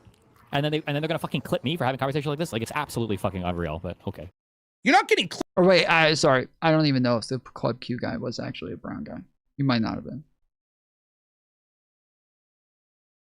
Yeah, the club that I was thinking of was Club Q, which yeah, it wasn't a Muslim. I remember specifically it was a neo-Nazi. clipped for having the conversation. You're getting clipped because that's your community that you foster. That's Destiny's diagnosis. Oh, now I'm getting shit on because I was willing to have a conversation with my mod on stream. No, man, that's not why you're getting clipped. People aren't upset that you had the conversation with your mod. They're upset because even your mods like Destiny, your community is out of fucking control. That's what's going on. So he goes to the same thing that Destiny always does, and that these lefties, well, we have to be like this because of the right, because Donald Trump, because of right-wing streamers. Yes, because if you actually held that standard consistently, Rob, if you were actually somebody with the slightest bit of principles, you wouldn't be sitting there complaining about the people who are complaining about the people who use that type of rhetoric, right? Like when we're talking about, again, Donald Trump talking about shooting, putting Liz Cheney in front of a firing squad, when we're talking about him saying that they're eating your cats and dogs, or making up scenarios where it would be justified to hurt people as though they're rapists and murderers, or they're emptying out the prisons and the insane asylums. Like, these are people where they're setting you up to already be afraid of these people, to already think that they're coming to do violence, to think that they're already coming to harm you. And then even when you bring up the grooming gang scenario as though this is something that was systemic from Muslim people, it's not going to be a massive group of, or a percentage of Muslim people who are going and doing these things. But whenever it comes to proportionalities, then you guys don't give a fuck. You guys don't give a fuck at all about proportionalities. You guys care about the, you guys just care about the number, because that can make things look a lot scarier. It can look a lot scarier when you say Joe Biden let in millions of people, and then you find out that literally every president allows millions of people to come into the country and to immigrate to the United States. Like, you use these big numbers to make everything sound big and scary all the time, but then y'all don't say shit. Y'all don't say anything when people are constantly trying to stoke fear and saying violent things, using violent rhetoric, when we have Donald Trump pretty consistently advocating for violence. Nothing. Donald Trump is at his own rallies, tells the audience, that he wants to punch somebody, and then some of the people in the audience do start punching the other person and kicking him and hitting him. Like, that's the guy that y'all go turn around and vote for, and then you sit there complaining about fucking violence. Donald Trump has literally justified violence from the right. He literally said, when his side does violence, it's because they want good things. When the left does violence, it's because they're evil. This is what Donald Trump says, and you're sitting here acting like it's not Donald Trump who is encouraging violence, but you'll whine and cry about the fucking nobody that I've never heard of saying something, saying he wanted to do something. Again, when we're talking about people with influence, when we're talking about people with power, hey guys, remember, the left will go after the ones with power. Yeah. While you sit there whining and crying about this absolute nobody on YouTube and totally ignoring the president of the fucking United States. Brilliant, bro. We have to. Somehow I'm capable of having a community where I'm not calling for violence routinely and shit like that, and then walking it back as jokes over and over and over again. Despite the fact the community I'm going against, people like Destiny and all them, their community's doing it. How am I capable of doing it? It's always I had to do it because someone else. Not my fault. And what community? Notice how he changes there. We're talking about, and we'll get to when his mod brings this up, his community talking about, like, we're going to use lethal violence. And he's like, well, the right-wing communities, they beat the shit out of their wives. Prove it. And then go harass brown people at the border. I assume you mean people. How's that the same? Are they beating the shit out of people? Are they threatening to use lethal violence? Destiny himself, over and over again, says you should engage in riots against the government. It's the other side of the coin to voting. It's based. He just, the proverbial, the communities out there. It's them, the right-wing communities. They're bad. I have been talking about violence in... Destiny over and over again has said you should. He hasn't said you should. He hasn't said you should do that. He has I think twice talked about it, like it being justified. I mean, you guys correct me if I'm wrong. I believe that he did have a couple of times argue like the justification of riots. I don't remember him ever saying you should go do that. Destiny's community and the way these people talk for a long fucking time now. Not just his community, Vaj's community. There was a controversy recently, I didn't really follow it, but Destiny was going after Pisco because people in Pisco's community were apparently on someone else's. The allegations are they were threatening to dox people and shit like this. How does this keep happening? Now, I'm not saying, I want to make this real clear here. I'm not saying that's Pisco's fault. I'm not saying it's Destiny's fault. I don't think, and I've been consistent on this. We go way back to the Vosh days with stochastic terrorism. Tucker Carlson's responsible if someone goes and does something heinous because he's a stochastic terrorist. I don't think it's that simple. But on the other hand, I think that we have a duty as people that have any audience, even if it's just 2 or 3 people watching, if you're talking about in topics that you find to be very important, on dark topics, to kind of let your audience know that violence isn't the answer. Instead, people like Destiny go the opposite way. Then they act shocked when they're like, well, your community's really violent. Yeah, don't do that. Warren Smith covers this guy whose Substack I'm about to read. So let's read his explanation. He says, I have a YouTube channel for a while where I posted interviews, streams, and commentary on various topics. Last week, I reviewed a debate involving Konstantin Kissinen, where I made some hyperbolic statements and considered a joke and expression of frustration, which I do regret. Since then, some of my contests have been taken in a short video by a large YouTuber, which has resulted in me receiving many death threats. As a result, I've chosen to take my channel down, as I do not see anything productive coming from that.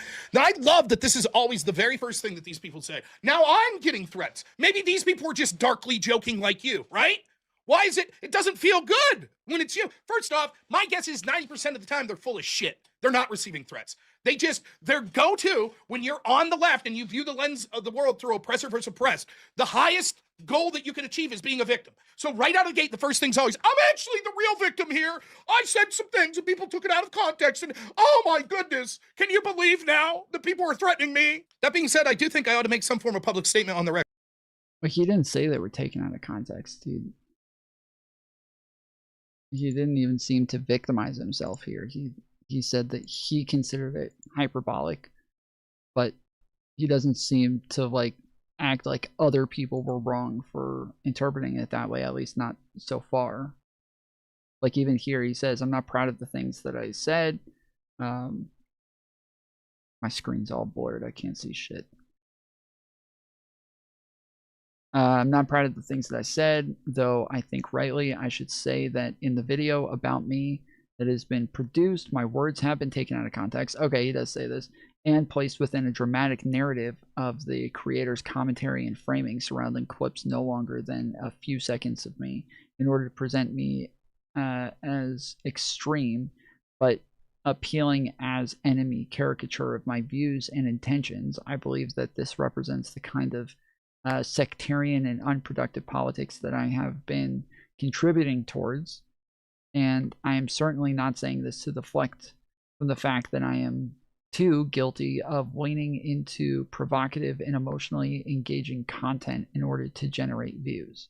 That being said, the reaction to this video has provided me with an opportunity to reflect on the ways that my consumption and vitriolic political content has caused me harm, leading to small distortions in my soul and character. First, I need to apologize for the things I said, or any acts of violence. By the way, if this guy is in the United Kingdom, I mean, man, if he would have just said, I don't like grooming, Control Plus, there we go.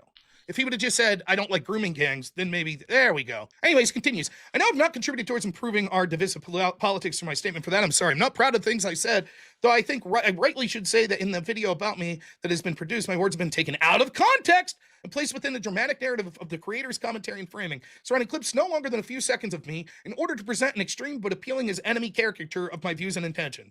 I believe that represents this kind of sectarian and unproductive politics that I've been contributing towards, and I'm certainly not saying that to deflect from the fact that I too am guilty of leaning in provocative and emotionally engaging content in order to generate views. I mean, when you say, I wanted to stab him in the throat with a box cutter, I learned from the assassination of Charlie Kirk not to make it too gory. I'm open to you being like, if 10 minutes later in the video you were like, clear, or 10 minutes before, hey, I'm about to say a joke. Look how people will just clip this, blah, blah, blah. Okay, maybe. That being said, the reaction in this video has provided me with an opportunity to reflect on the ways that my consumption of vitriolic political content has caused me harm, leading to small distortion of my soul and character, leading me to express my frustrations in unproductive and sometimes stupid dark jokes, which go on themselves to perpetuate the cycle of sectarian and sensationalist politics, which I dislike and oppose. It doesn't help me make any of our lives better. I was thinking about what it means for my engagement in these topics going forward. Or maybe Right-wingers in the comment sections are constantly saying lead is the only way to handle Democrats. I see that shit daily. Yeah, well, I've gotten tons of death threats from right-wingers. Even when I said, when we were looking at the ICE agents, when assumed ICE agents, I don't think I ever got any evidence as to whether or not they were ICE agents, but when we kept getting videos of them just walking in plain clothes into buildings and grabbing people and walking off with them, they just look like random nobodies kidnapping somebody. And so I commented on a video and said, this is what the Second Amendment is for. Rob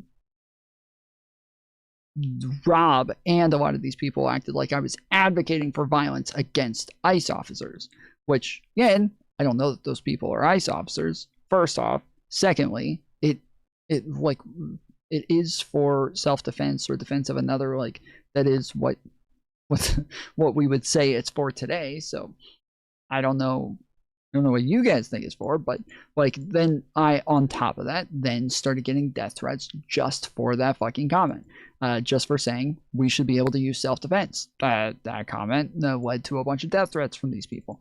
They are not only unwilling to protect their neighbors, but they are willing to protect the government from other people who want people to use the Second Amendment. So those are a bunch of government shills that are willing to go so far that they will threaten you to protect their own government. May or may not come back to the channel, but if I do, it'll be when I feel I can avoid the attention-grabbing, harmful aspects of being something positive. And this is Destiny's head subreddit mod calling it. Now, I don't know how much of this will go through, but I'm going to want to stop it at key points to bring up some things. So, you ready? What does Destiny's mod, who called into my show, and I told him about how insane that community was, and how the insane shit that Destiny has said, what does he think? You can see the cognitive dissonance. He's trying to be like, not you, Destiny, it's not your fault, it's not your fault. But here, let's see how he explains the community and what's going on here. I want to address a couple different things, and I feel like I have like two main things that I want to talk about, and I feel like they're going to overlap multiple times. So I feel like we should just lay out a couple of things that we agree on, and then we'll go from there. Okay. Actually, can we agree that the issues that are in the subreddit aren't just happening in the subreddit, they're also happening in the Discord? Can you tell everybody what the issues are? Yeah, so yesterday I think Destiny referred to it as like kind of school shooter vibes going on as far as how people are talking in a way that makes people think that, like, not just radical and like, I'm so tired of people saying like, well, Trump did radicalize me, you should be radical under Trump. I'm talking about radical as in like gonna cause violence. Now, you'll notice, and I will give this moderator all the credit in the world. Again, this guy called into my show. He can't, it's even difficult. Me covering this is likely to get my video removed off YouTube. That's how fucking crazy a lot of this shit being said is, including straight out of Destiny's mouth. So, no, it's okay. It won't get removed. It's lefties saying it. As long as liberals say it, it's okay. You're fine. He's choosing his words here. But when he's saying, I don't mean radical like, hey man, Trump's a really bad politician, so we got to get radical to get out there at the ballot box and beat him. I mean like school shooter radical. Now, this has been the case at least since the assassination of Donald Trump, the first attempt. I saw Destiny's rhetoric, then people were like, have you checked his Reddit in real time? So I go over and I check the Reddit, and it was all over the place. We tried to beat Trump at the ballot box, and if we don't win, we tried to beat him in the courts, and he's made himself God. Rob sounds like Marge Simpson. Emperor King, and now we must do outside the scope of that. They're trying to vague post to saying it's time to use violence to stop Donald Trump, and they're serious. I'm assuming a small portion of them are joking around, but most of them are dead serious. And why wouldn't they be? If you believe the rhetoric about Trump from people like Destiny, from the mainstream Democrats, etc., why wouldn't you come to that conclusion? You remember when I debated Connor over on Sarah's channel, and he said, you have a moral duty. In fact, so much of a moral duty, you are a coward if you don't kill fascists. That's his claim. Is Trump a fascist? Well, he does fascist actions, but, quote, he's too stupid to be a fascist. Because what Connor is trying to do is, he's trying to be like, but I can't say it. I can't say it or I'll get banned off YouTube. Remember that owlish chick that called in the other day from Wick's community? We have to use lethal violence to stop tyranny. Is Trump's administration tyrannical? Yeah. So you're saying we have to use lethal violence? I didn't say that. Draw your own conclusions. That's what they do. They're not joking. They're fucking serious. Now, most of them are cowards. They're not going to do it themselves. But some 16-year-old kid with, maybe some depression and shit watching back home that looks up to these people, they might be saying, I read you loud and clear. Now, I'm not saying that even if you're the most benign streamer or public persona in the world, that you couldn't have a fan that goes out and does something fucked up. And I'm not saying you're responsible for that. But when you're stoking those flames day in and day out, like someone like Destiny, are you surprised then that his community gets so fucking radical that his moderator's like, it's getting out of control? We're getting real school shooter vibes. And you'll hear his moderator say here later, he's like, the fact that I have to use euphemisms and I have to walk on eggshells right here on your YouTube stream so your YouTube doesn't get in trouble. That's how bad this shit is that's being said. In a way that isn't what everybody thinks it is kind of way. Like when I hear radical, I'm thinking of like somebody who is out of their mind and just like going after people like, in a violent way. Okay. And I'm worried that is what is happening, is that we are having people become radicalized in a way that isn't good. In the subreddit, I've noticed it more, but I also see it like in GGG chat. A lot of times they say like the vote.org thing, I think is like one of the like memes right now around like a way to like get around TOS kind of stuff. A way to say that phrase again? To like get around TOS. No, like, wait, what was the phrase? Yeah, what was it? Bilbo.org? Oh, like the vote.org thing. Oh. I think is like a current meme in the GGG chat. Okay. That's not good. Sorry. Yeah, go ahead. I understand what you mean now. See. Wait, govote.org?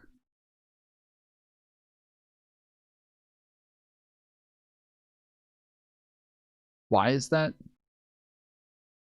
Because that's what people always say that you should do in response, like, oh, Trump did something horrible, blah, blah, blah. And they're like, well, you should vote then. Like, now they're saying, like, this is because what you should actually do is violence. Then you should just go vote. Or, like, this is like a way of voting by killing people, or what is the...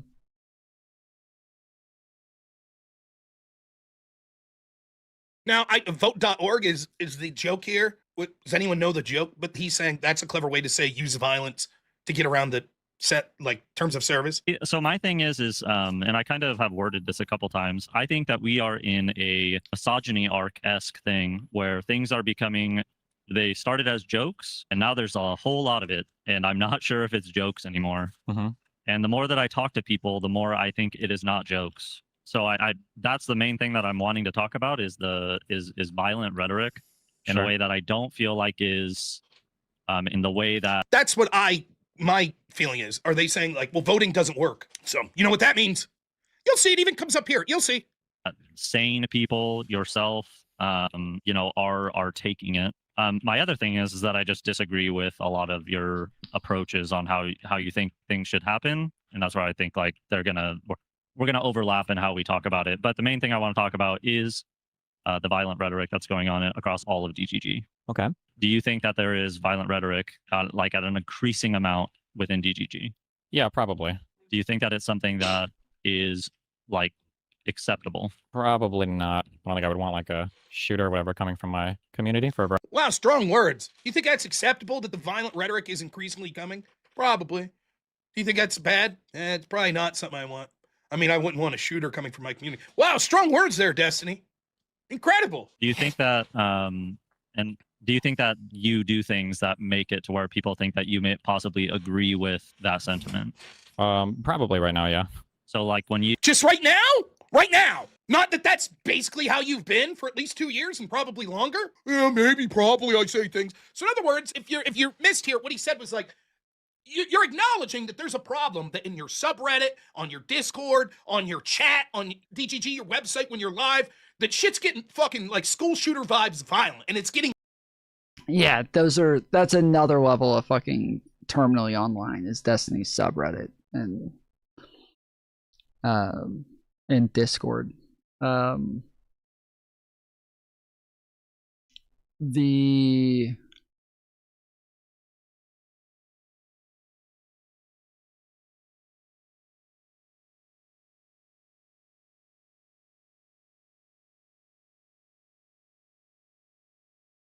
I think that the difference is that like I from my understanding, Destiny has like numerous times talked about the fact that he doesn't think that people should do violence, that he is against them engaging in violent acts, that like he is that like he doesn't think people should be shot for freedom of speech or things of that nature. Like he has said these things a bunch of times.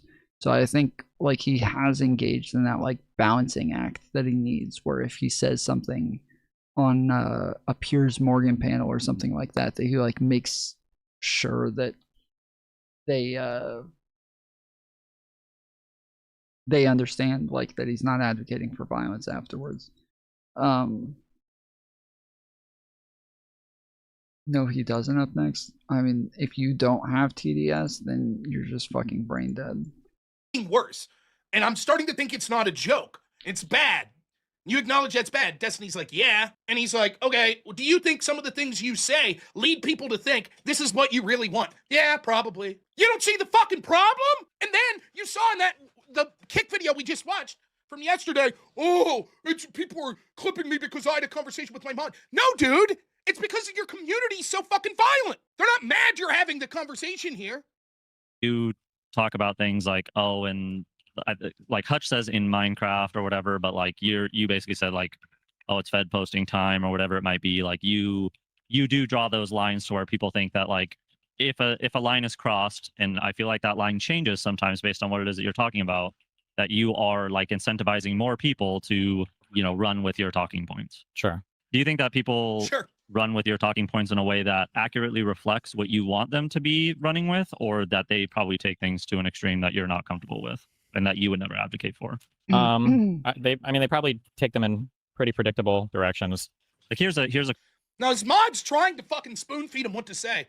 Do you think that this is an accurate representation of what you believe, this violence? Or do you think it's people taking what you're saying and taking it to places you don't believe? And Destiny's like, oh yeah, it's predictable. They probably take it to predictable places. Does this sound like a guy that's like, oh my God, my community's doing what? No, this is out of control. Listen, full stop right here. What the fuck are you people doing? Yeah, I'm sorry, but like based on what it is that Trump is doing, based on what it is that he's doing to the country, based on like how fucked up everything has gotten, it is predictable. It just is predictable based on how actually fucking unhinged Donald Trump, his administration, and MAGA have become. Like you can just go look at literally any poll across the board at how Americans feel about all of the things that Trump is doing, and you can see this is something that absolutely nobody is okay with. Donald Trump isn't forever, LOL. Yeah, don't worry, guys. All of you guys that are gonna die in the meantime and all the fucking lives being taken, it's fine. It's not like everybody's gonna die. Just get over it. Sheesh, LOL. Let me make it as clear as day. Of course, this violence is abhorrent. He's just like, oh, that's good. I wouldn't want something like that coming from my community, I guess. Predictable. I'll just kind of start to dive into like what I've been seeing and the conversations that I've had with people. Like it's pretty clear that we are probably going to win the House in 2026. Whether or not you think that that's like a... Now, I want you to think where this is going here, right? And think of the implication. This to me is my favorite part of what I've watched of this. So he's trying to explain. The mod's like, now listen, in effect, if you're a head mod of someone, they're kind of your boss. I don't think of it that way, but you understand. So he's like, look, I'm trying to bring up this dude, and I know he probably doesn't really want to hear this, so he's sort of choosing his words carefully, not just because he's on YouTube, but okay, that's funny. That's funny. Rob does kind of sound like Gilbert Gottfried. Rob does kind of sound like Gilbert Gottfried. That's fucking funny, dude. He actually does.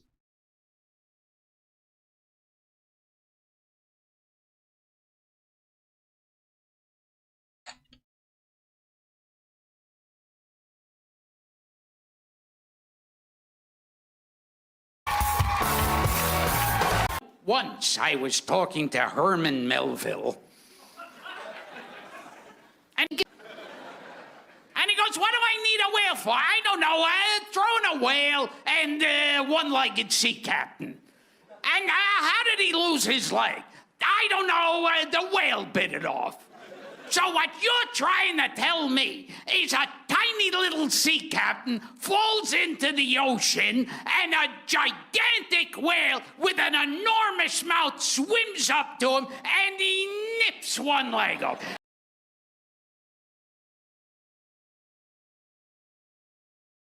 I'm gonna go get clips of the parrot from Aladdin and overlay Rob's voice.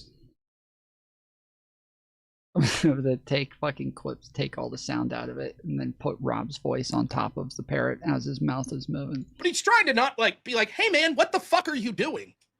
Right? So he's like, let me put it in this context. Now what he's doing is he's like, look, it looks like we're gonna politically win. Now, remember what I told you before? The reason they killed Charlie Kirk wasn't because he was radical. It was because he was effective. Remember when I said that the left's agreement's like, as long as we're winning power, then we don't have to use the violence. But if you win... Yeah, guys. People didn't go to war and want to kill Hitler because he was radical. They only did it because he was effective. Okay? So stupid.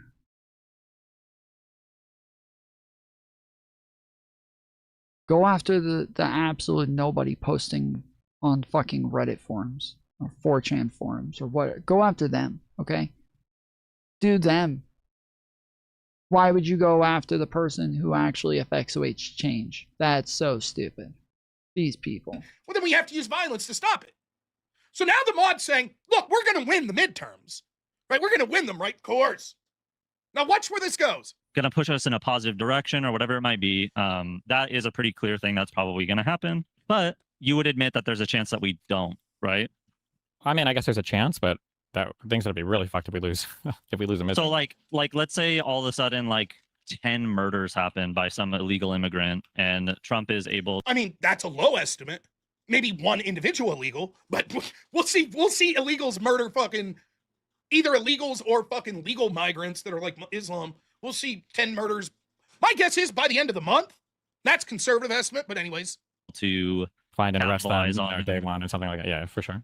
Yeah, so I like make a joke of like we're like one 12-year-old white girl away from being like raped and murdered from losing the midterms. Okay. Like, and I think that's a pretty solid way to put it. So I've asked people the question of like, if we knew 100% that the midterms were legitimate, but we didn't take the House, do you think at that point there is calls for that extreme stuff? And I'm gonna try to like not talk in a way that's bad for the channel. Sure. But I think that my having to do that furthers my argument in how serious it is of an issue that I can't even speak about it in most places.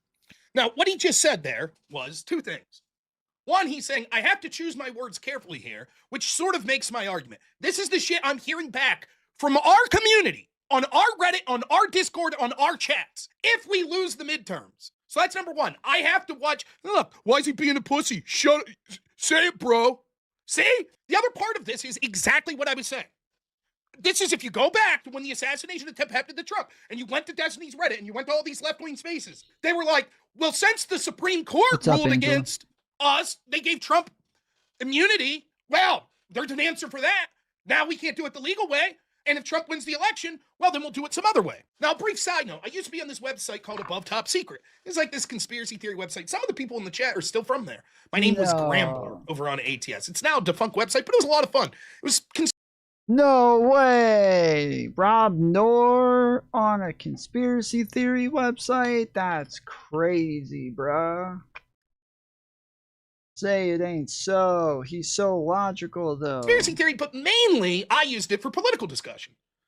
And there were characters that you'd meet on there. Almost everyone's using pseudonyms, and it was, you know, just like blog posting. It wasn't a lot of people making videos and stuff or doing live debates. Anyways, I remember back after Charlottesville, there was this left-wing guy. I still remember his avatar. I remember what he looked like. I remember what his name was. And he was articulate, but he's like a socialist, communist type guy. He's from Britain. He's United Kingdom guy. And he's like, look, at this point, I see him, he's on this thread, and he's talking about Charlottesville, and he's like, at this point, it's clear that Trump's, you know, one of those Austrian painter fellows from that fascist political party.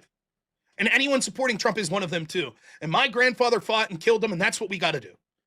And I was like, wait. Are you suggesting that we need to kill Trump supporters? And he's like, well, no, if you voted for Trump, but now you don't support him, that's different. And I'm like, but what if you still do? Well, then yes, you are a Nazi. So's Trump. And if you're supporting the Nazis, then you're a Nazi. That was this guy's argument. And we know what to do with them. And I was like, so your argument is anyone that still supports Trump right now, we should use lethal violence against. And he's like, well, not right now, but it would be justified if necessary. And I was like, when would it be necessary? And he said, if it looks like Trump's going to win again in 2020. And I said, so at this point, if say 70 million people or more were going to vote for Trump, and that's going to have him win the election, we should kill them. 70 million people. And he said, absolutely yes. Now, of course, the moderators in that community didn't have shit all to say about that. They'd bust your ass for little things. And they were like, well, he's not saying do it now. He's saying if things got bad enough. That's true. But how do you define bad? It's not if things get bad enough, like if they start killing people. No. What he means is if they're going to win. If they're going to win the election. Then your access to power is what they say is morally unjust. Your side is not allowed to have political or cultural power. You're allowed to exist as long as you're impotent, as long as you can't sway anything. Yes, you can exist while Joe Biden's in office and we have mass migration. Go ahead. It's crazy. Rob is just all of a sudden figuring out so many things. What is he, like 10 years old now? Proud of you, buddy. You can fucking say what you want in your little corner of the internet. But as soon as you start being effective, now maybe you're winning some cultural battles. Maybe you're winning politics. Well, now we're justified in using violence.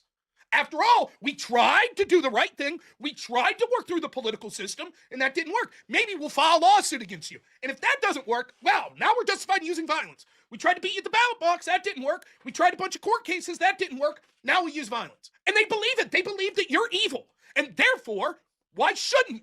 We'll use, in necessary, we'll have an escalation of force. The first force will be like public shaming and stuff, and then we'll move up to like trying to win at the ballot box, then we'll move up to lawfare, and if none of that works, well, then violence and intimidation. So that's, that. When you hear now Destiny's mod saying, listen, the guy from the conspiracy theory forums thinks that there was lawfare against Trump? No way. There's real school shooter vibes. Your fucking community, I'm your mod. Your community's insane. They're getting more violent. Yeah. Don't you think it's because of your rhetoric? Yeah, I can see that. Okay, so here's the example. If we end up losing the midterms, we as in Democrats end up using the midterms, I've asked these people, what would you do? And I can't even say the things on YouTube that they're suggesting, because what they're suggesting is violence, including lethal violence. That's what they're suggesting. Yeah. Never forget that. Yeah. They're not justifying violence because you're extreme. It's not, they're like, well, Jake Rattlesnake's a good conservative. I dislike him. His politics are all wrong, but he's a decent guy. But Rob's, political plans are more extreme. They make no differentiation. They don't give a shit. The mere fact that I'm conservative is enough to mark me as an immoral piece of shit. Now the question of violence being used against me is only how effective am I? Again, no, not conservative. No, not conservative, as you said before. Supporting Trump. You said it before. I don't know why you would change it to conservative. Supporting Trump. You just said it. I don't know why you're moving off that and just changing it to something totally different. It has nothing to do with being conservative. There's lots of people who are conservative who didn't vote for Trump. I mean, I would say that it's kind of impossible for me to believe that you are conservative if you would ever vote for somebody like Trump. I think a real conservative would vote for somebody like Joe Biden or Kamala Harris if they actually held real conservative principles or views. They would vote for those people, but not Trump. Charlie Kirk was very effective. That's why violence was justified. That's why they celebrated it, so many of them. Well, let's keep going. And I know like your argument is like, well, people like Trump and... Besides Trump bad, Orange Man bad, he's a dictator, blah, blah, blah. What else do the Democrats offer their party for the voters? Better healthcare, no government shutdowns over and over.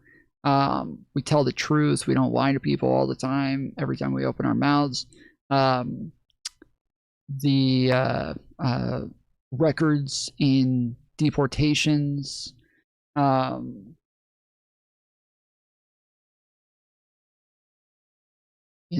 actual being the ones who are continuously lowering spending for the government, being the ones who are not raising taxes for poor people over and over. Tommy, you're hilarious. What parts do you want me to show? Angela, what part would you like me to prove? Which one?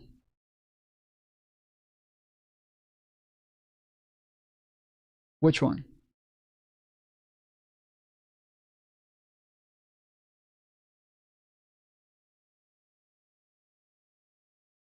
Which one do you think I'm wrong about?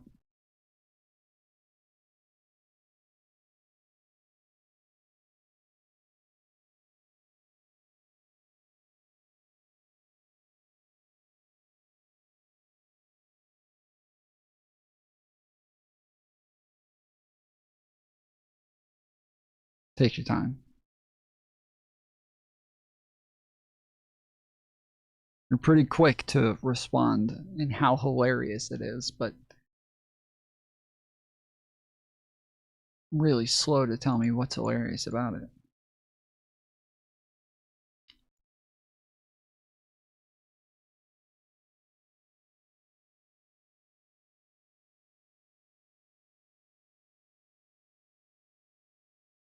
How come Biden or Kamala didn't win the 2024 election if they were so good for America? Just because they're good for America doesn't mean that they're going to win. I could say the same for Donald Trump losing the 2022 election. Or sorry, the 2020 election. I could literally say the same thing. You don't believe in that rationale. You don't think that that rationale makes sense. We would literally say, then why did Trump lose in 2020? Like,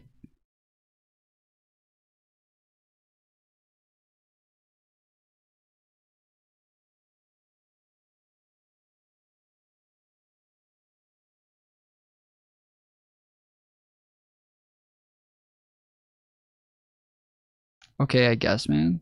No, not you guess. Like, I'm right. Trump lost in 2020. If you actually think that the American people, that like somebody winning means that they're actually better, okay, well then Joe Biden's better than Donald Trump. You would have to say that. Joe Biden didn't run in 2024. He was not on the ballot, okay? He was in 2020. You would have to say Joe Biden was better for America, right? You have to say Joe Biden was better for America because the American people voted for him in 2020, right? If you say that, then fine. If you say Joe Biden was better for America because he won in 20, then I'm wrong. I totally read you wrong. Say Joe Biden was better for America. Go ahead. You're not going to say that. You're either going to say that the election was stolen from Trump, or you're going to say the American people were wrong. The same exact thing that I said. Why in 2016 did Hillary Clinton get more votes than Donald Trump? Why did more people think Hillary Clinton was better than Donald Trump?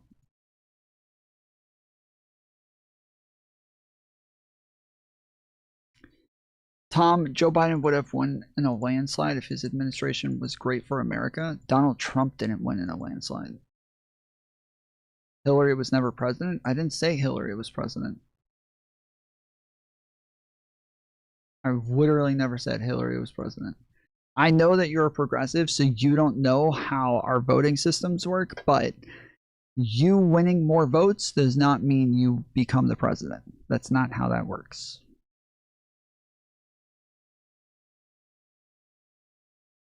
Sorry. I know that you're totally unaware how our system works, because you would have to be totally unaware in order to be a progressive. But winning more votes does not mean you win the election.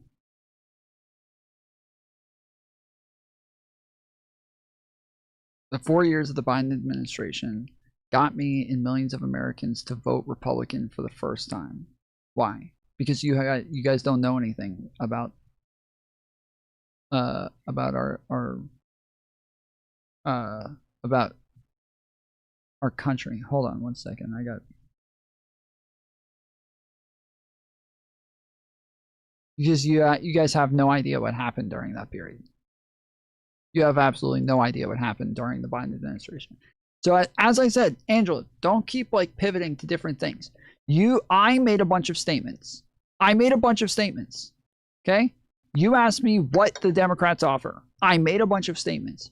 You said that's funny. I asked you, what part do you disagree with? And you're off on a whole other tangent instead of defending your idea that was so ridiculous. Tell me what part of what I said do you not believe in, and I will go pull it up. What part do you think I'm wrong about? The majority of Americans spoke. Okay, again, you think that Joe Biden was better for America then. You would have to say that. The majority of Americans voted for Hillary Clinton. The majority of Americans vote for Joe Biden. Like Joe Biden set the record for the most votes ever.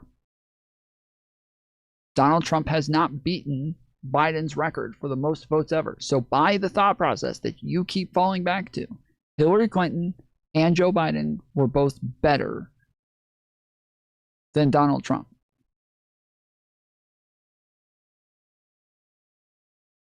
You're going to keep using those arguments in just this one election because it's convenient for you. But as soon as we go back to other elections, you're not going to be consistent with that idea. You will only use it when it's beneficial for you. You're not going to be consistent on that. That's why I keep asking you to just say, then Biden was better for America. But you're not going to. Okay, Biden won in 2020. What did he offer in his administration that was so great? As I said, record-breaking deportations, pulling us out of... we had the best recovery from inflation of all of the G7 nations. We had wages that outpaced inflation. We had more bills getting passed at a higher rate. We had no government shutdowns during his presidency. We had tons and tons of bipartisan legislation that was getting passed, and tons of Republicans who praised Biden for his bipartisanship and the fact that when they were the minority, he continued to listen to them even though they had no political power. 9% inflation. How did this help Americans? Why do you keep doing this, Angela? Why do you have to know that you're coping. You have to know that that's cope, right? When you ask me a question, I answer the question, and you don't engage with my answer. You just move the goalpost to something else.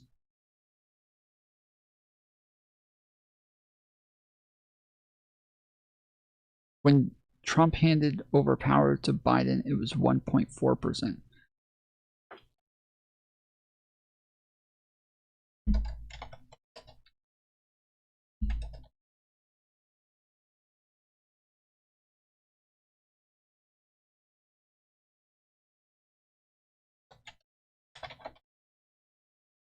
Okay. In 2021, when Trump left office, the inflation rate was approximately 1.4% at the time. Inflation was relatively low, largely due to the reduced economic activity and drop in consumer demand caused by COVID-19 pandemic. You understand, we didn't have an economy when Trump left office.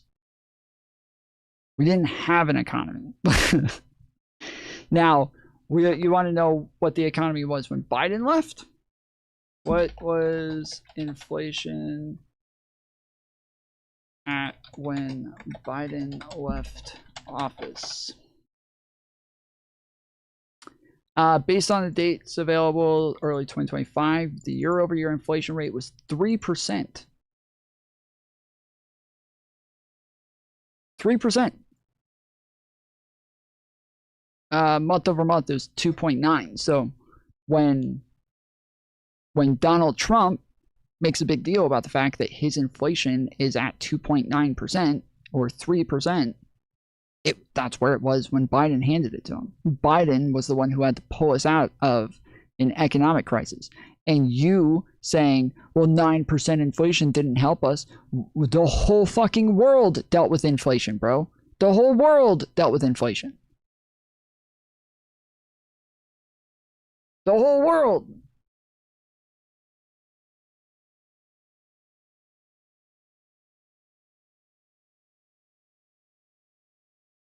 But if I ask you, hey, dude, why don't you blame Trump for our economy sucking when he left office? You're not going to blame that on Trump. You're going to blame that on COVID, right? You're going to say that's COVID's fault. But then when it comes to other outcomes from COVID, like inflation, well, now that's Biden's fault. You're going to blame that on Biden, right? You're willing to take things into context when it's Trump. You're not willing to take things in the context when it's Biden. I take things in the context for both. I'm willing to give it to both. Tom, the Biden administration was no good for Americans. That's why approval rating was so low. Donald Trump has the record for the lowest approval rating right now. You've got to be kidding me. You've got to be joking. This is a fucking joke.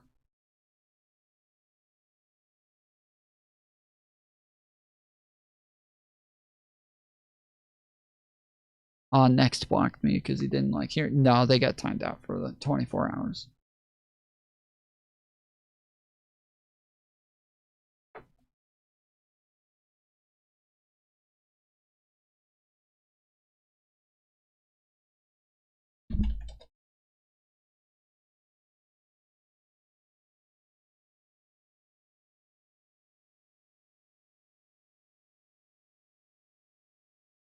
Tom, you're funny.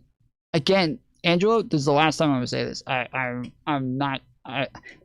don't know if you're purposely being fucking stupid and not engaging with anything I'm saying. If you are gonna come in here and ask questions as though you're being honest, and then every time I answer them, you go into this fully fucking fledged bad faith reaction. As of early 2026, Donald Trump's second term approval ratings have reached record lows for his administration, with some polls in March 2026 showing approval is in high 30s to low 40s range, often similar to or slightly higher than the lowest points experienced by previous President Joe Biden and George W. Bush. These are the lowest that there's got to. This is the average for Donald Trump. The lowest point that there's ever reached is the average for Donald Trump.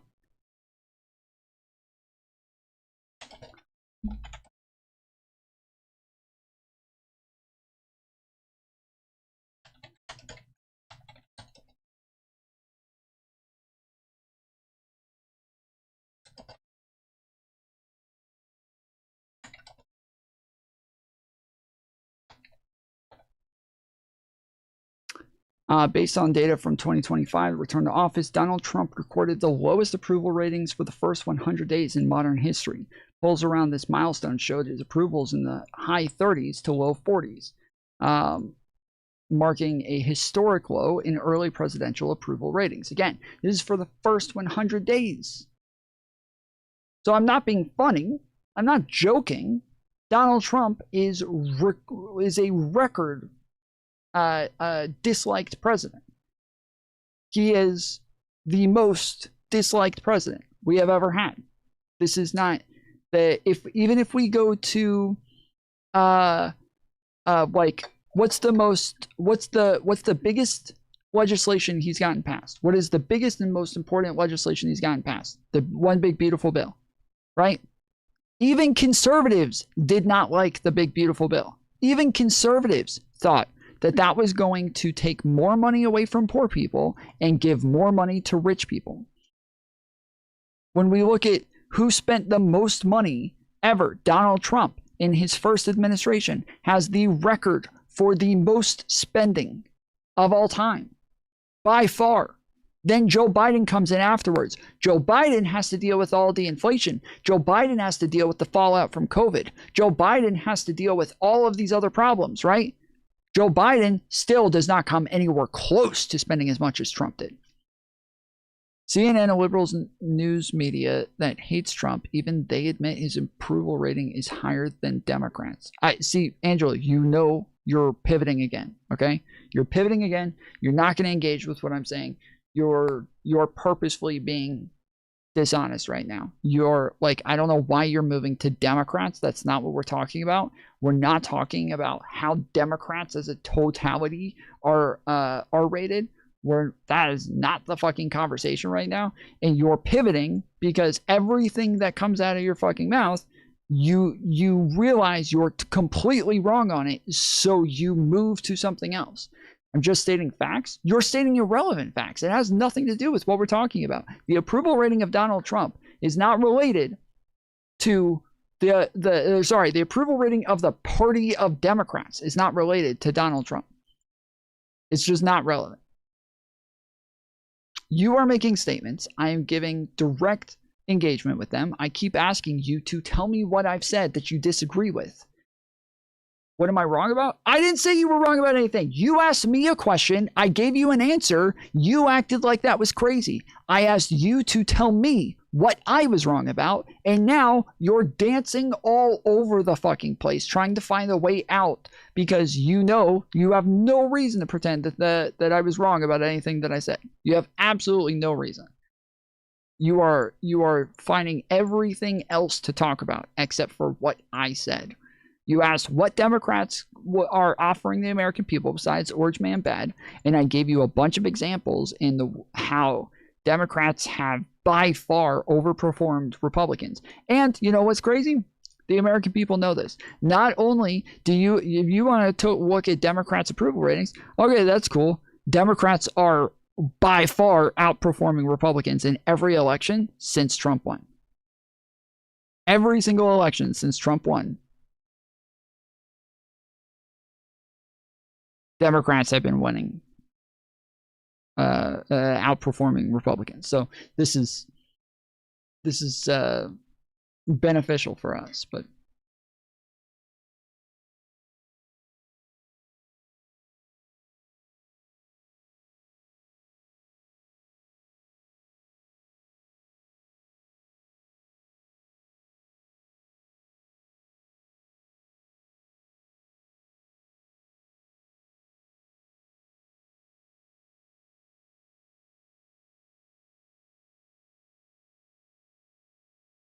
it's hilarious that Democrats are so great at everything, but they lose because what? Explain this to me. I just said we're winning. I just said this. We're winning. But you're not going to engage with that. You're going to come up with a new thing to say instead. So that's all right. I'm done.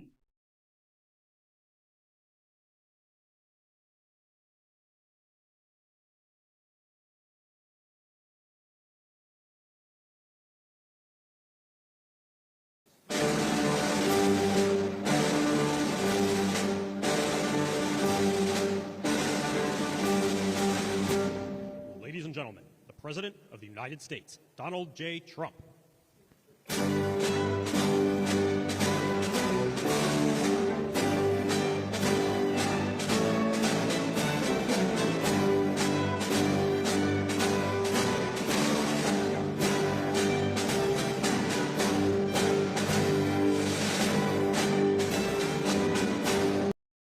Yeah, midterms, House and Senate races, governor races, mayoral races. Democrats have been winning the majority of races since Donald Trump won. Finally hitting the 8-hour mark. Yeah, of course. I told you guys I would watch this.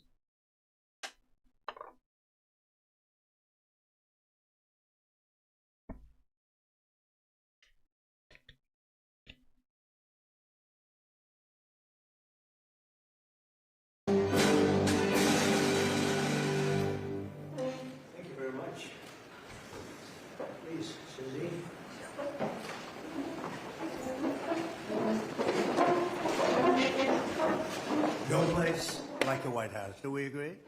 Right, Mr. Kraft? No place like the White House. Thank you very much for being here. Hey, Tom, do you agree with the save act? I'm not going to keep answering questions if every time I answer a question, you just scoff at it and then move on to a different thing as though, like, I don't know what I'm talking about. As though I haven't spent hundreds of hours researching all of this shit. But you'll just scoff at it and move on to the next thing. I'm not gonna keep answering fucking questions with that kind of reaction. Appreciate it. And we'll maybe discuss a couple of general topics. This is a board meeting for the Trump Kennedy Center, but we'll go into a couple of other things that we have. Don't worry, Democrats will come in and fix everything, building it back up for the next Republican to come in and knock everything down again. Yep, they will make everything nice. They will make America comfortable again so that everybody can sit around and get cushy, feel very comfortable and cushy, and then they'll find something they'll need. Their first world problems become abundant to where then they have to go vote in another Republican to fuck everything up again so that they need another Democrat to come fix it again. That is the way things have been throughout my entire lifetime. So the media present. It's always present, unfortunately, constantly. And the media is always present. I'm just constantly surrounded by media at the media gatherings that I keep scheduling. Can't believe the press is always at the press briefings that I just constantly schedule. Instead of doing my job and doing other things, I decide to come out here and just talk to the press all the time, and they show up. It's so weird. I'll say a few words about what's happening in the Middle East, and if you have a couple of questions, we'll do that, and then we'll get on with our meeting. So, thank you very much for being here. We have yeah, it's because he's so popular. The media loves him so much, and they also lie about him and hate him. Wonderful group of very, very smart, talented patriots at this table. Our powerful military campaign to end the threats posed by the Iranian regime continued in full force over the past few days. They have been literally obliterated. The Air Force is gone. The Navy is gone. Many, many ships have been sunk. So the war is won, right? The war is won. Their military is gone. Their Navy is gone. All of their ships are gone. All of their artillery is gone. The war is won, right? He said this 4 days ago. The war is won. Everything's gone. And then the next day, Pete Hegseth announced that this was going to be our largest day of bombing since the war has begun.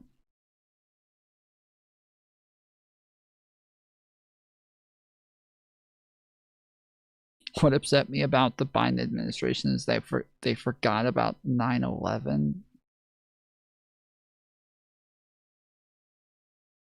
I'm sorry, bro. Again, Biden set a record for the most deportations in a 4-year period. They'd never let our borders open. We had a total of 1.7 million illegal immigrants that came in under Joe Biden. That's the high number. It was most likely less than that, but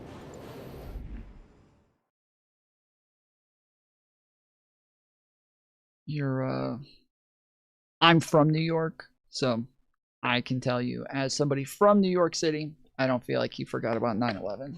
I feel like we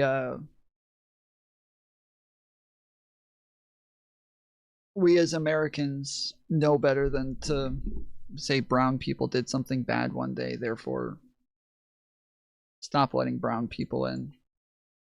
I would assume somebody named Angela would know better. Yeah, they're war-fighting ships, but I guess they didn't know how to use them. And anti-aircraft is decimated, their radar is gone, and their leaders are gone. Other than that, they're doing quite well. They've been a terror for 47 years, and now I guess the world, through the United States, with the help of Israel, is doing what should have been done many years ago. Should have been done many years ago. Since the beginning of the conflict, we've struck more than 7,000 targets across Iran. I think 75,000 points is the most I've ever gotten. Oh, I finished in 3rd. Ooh, girl, I finished in 3rd. What up, shawty? Yo, let's fucking go, dude. Oh, shit.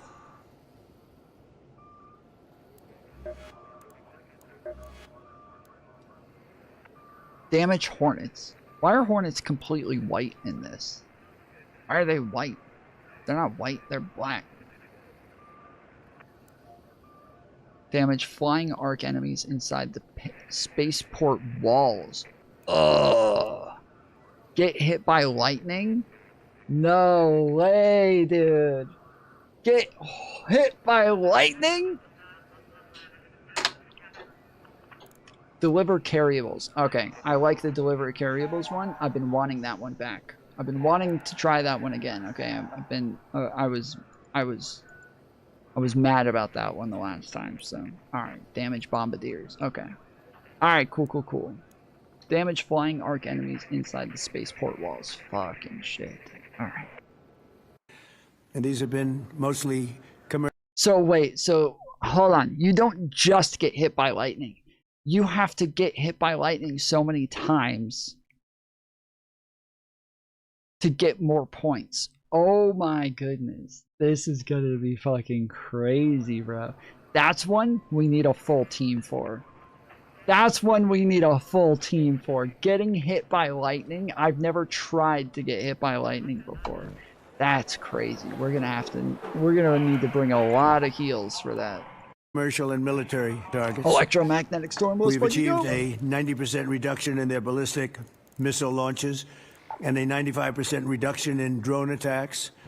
The missiles are trickling in now at very low levels because they don't have too many missiles left. We've also attacked the manufacturing plants, the places where they manufacture the missiles and the drones, and that's going on today. We just hit 3 of them today. And it's getting very hard for them to manufacture. More than 100 Iranian naval vessels have been sunk or destroyed over the last week and a half. It has to be some kind of a record. Additional strikes continue to launch from all directions every single hour. And as you know, we attacked Karg Island and knocked it literally, destroyed everything on the island except for the area where the oil is. I call it the pipes. We left the pipes. We didn't want to do that, but we will do that. We can do that on 5 minutes notice. It'll be over. But for purposes of someday rebuilding that country, I guess we did the right thing. But it may not stay that way. Just one simple word and the pipes will be gone too, but it'll take a long time to rebuild that. We are aggressively dismantling Iran's defense industrial base and ability to rebuild its missiles and drone capability is getting down to close to zero. And we're hammering their capacity to threaten commercial shipping in the Strait of Hormuz with more than 30 mine-laying ships destroyed. We hit, to the best of our knowledge, all of their mine-laying ships. Now they can put them on other types of ships, I guess, and drop them in. But we don't know that any have even been dropped in. We're not sure that any have been. That's a big negative for them if they do it. It's a form of suicide. But we don't know that they have dropped any in. But we've hit all 30 of their ships and destroyed them. They're all at the bottom of the sea. We strongly encourage other nations whose economies depend on the Strait far more than ours. You know, we get less than 1% of our oil from the Strait, and some countries get much more. Japan gets 95%, China gets 90%. Many of the Europeans get quite a bit. South Korea gets 35%. So we want them to come and help us with the Strait. We have it in very good shape. The countries, I said, we've already taken care of Iran, but now, because of the fact that literally a single terrorist can put something in the water or shoot something or shoot a missile, a small missile, and it's fairly close range because it is a tight area, and which is one of the reasons they've always used that as a weapon. Iran has always used that as an economic weapon, and it's not going to be able to be used very long. Numerous countries have told me they're on the way. Some are very enthusiastic about it. Like who? Some are. Like who? Who's a country? What name one? And some are countries that we've helped for many, many years. Yeah. We've protected them. Yeah. From horrible outside sources. Yeah. And they weren't that enthusiastic. Oh. And the level of enthusiasm matters to me. We have They're not some countries anymore. where we have 45,000 soldiers, great soldiers, protecting them from harm's way. And we have done a great job. And when we want to know, do you have any minesweepers? Well, would rather not get involved, sir. Yeah. I said, you mean for 40 years we're protecting you and you don't want to get involved in something that is very minor? Very few shots going to be taken because they don't have many shots left. But they said, we'd rather not get involved. I just want the fake news media and everybody else to remember that was said because when I've been a big critic of all of the protecting of countries because I know that we'll protect them.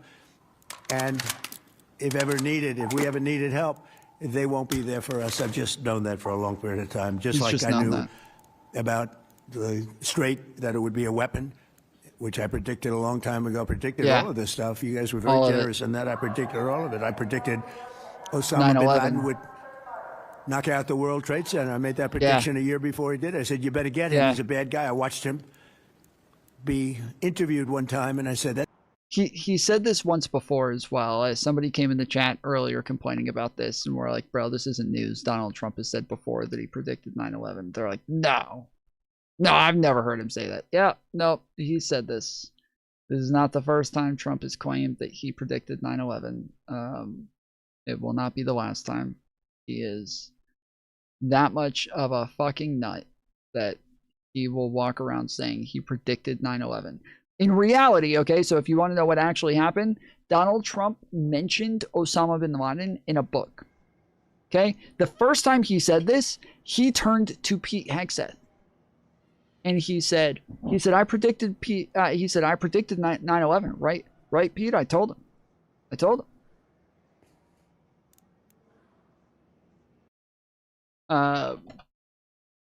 Let's see if we can. What the fuck?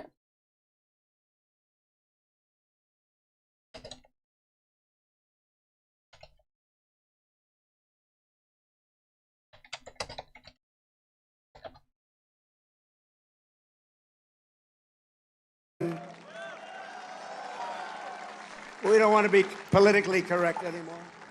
And history will never forget that it was the SEALs who stormed the compound at Osama bin Laden and put a bullet in his head. Remember that? And please remember, I wrote about Osama bin Laden exactly 1 year ago, 1 year before he blew up the World Trade Center. And I said, you got to watch Osama bin Laden. And the fake news would never let me get away with that statement unless it was true. But I said 1 year before to Pete Hegseth. I said 1 year before. Where's Pete? To Pete Hegseth. He said this 1 year before to Pete Hegseth. 1 year before to Pete Hegseth. I said 1 year before. Where's Pete? In the book, I wrote, whatever the hell the title, I can't tell you. But I can tell you there's a page in there devoted to the fact that I saw somebody named Osama bin Laden, and I didn't like it, and you got to take care of him. They didn't do it. A year later, he blew up the World Trade Center, so you got to take a little credit because nobody else is going to give it to me. You know, no one else is gonna, yeah. They don't give you credit, just take it yourself. Yeah. And it was the U.S. Navy that dumped his wretched corpse off the decks of the Carl Vinson to sink into the dark abyss. The Navy's central role in the defense of our liberty continues to this day. Bro. Such a great president. Everybody loves that guy. Tonight? Everybody loves that guy. So great, dude. Thank God he even knew about Osama bin Laden, bro. He even knew that was coming. He told everybody in his book. That's a bad guy. You better get him. 1 year before, exactly. I wrote it in a book. You can even check. About a year before the World Trade Center came down, President Clinton actually had a shot at him, and he didn't take it. Unfortunately, I'm not blaming him for that, but he didn't take it. And he ended up knocking down the World Trade Center, but I predicted that too. I predicted a lot of things. We strongly encourage other nations whose economies depend on the Strait for blood. I mean, you know, these people literally need it. 95% of their energy or their oil comes out of the Strait, and they should be in here very happily helping us. And it's incredible. We have such great, we're number one in oil by double. We drill, baby, drill. We're double any other nation. And it's going to be soon triple any other nation. And that doesn't include Venezuela, who's been great. By the way, the relationship with Venezuela has been fantastic. Go to that location. Millions, literally millions of barrels of oil are being taken out. And it's been a great help. And it's been to their great benefit. The president has done a really good job. You know, if you want to talk about predictions, go back to what Kamala Harris said about Donald Trump and all of the things she said he was going to do. She ended up being right about everything. She was right about everything. And I'll even admit it, like, I was wrong. I was dead wrong. There were a bunch of things that she said that I was like, okay, all right, that's ridiculous. Like, she's being super hyperbolic. Like, come on. That's too far. Like, she's scaring people. Like, I think she even said something about him wanting to deport citizens at one point. If I remember correctly, I think she said this.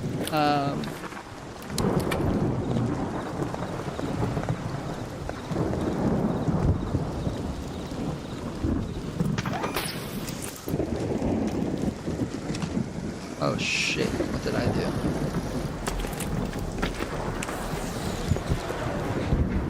And then he did. He ended up talking about deporting citizens, so.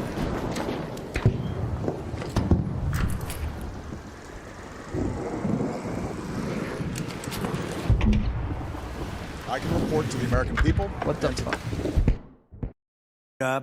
We get along with them really well, but we've taken out millions of barrels of oil and brought to Houston and other places to the refineries. We have refineries set up specifically for that, and it's been a great relationship, and more and more is happening. It's a tremendous oil source, and we're stepping it up very rapidly. The big companies are going in, and they will actually numbers in a pretty short period of time. Numbers that they've never been able to do, we'll be doing. There's a lot of oil under that land. We strongly encourage the other nations to get involved with us and get involved quickly and with great enthusiasm. I have that from a number of them, and I'd like to say their names, but frankly, I don't know if they would want me to or not, because maybe they don't want to be targeted.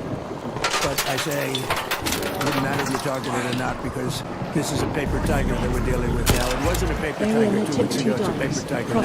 So, damn, that thing is so quiet.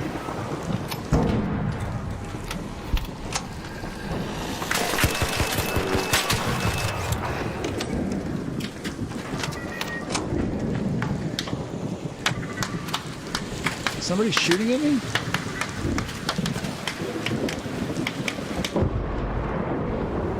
Quit shooting it!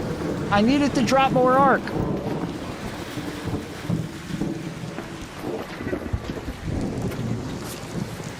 Like crazy?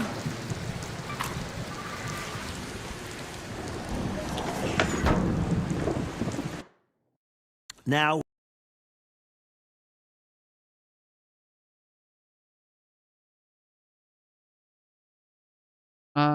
Prophet Harris ally Asala.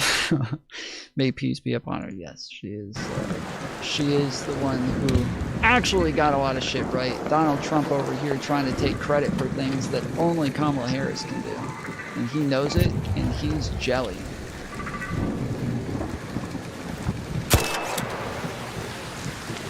Dude, that thing is broken.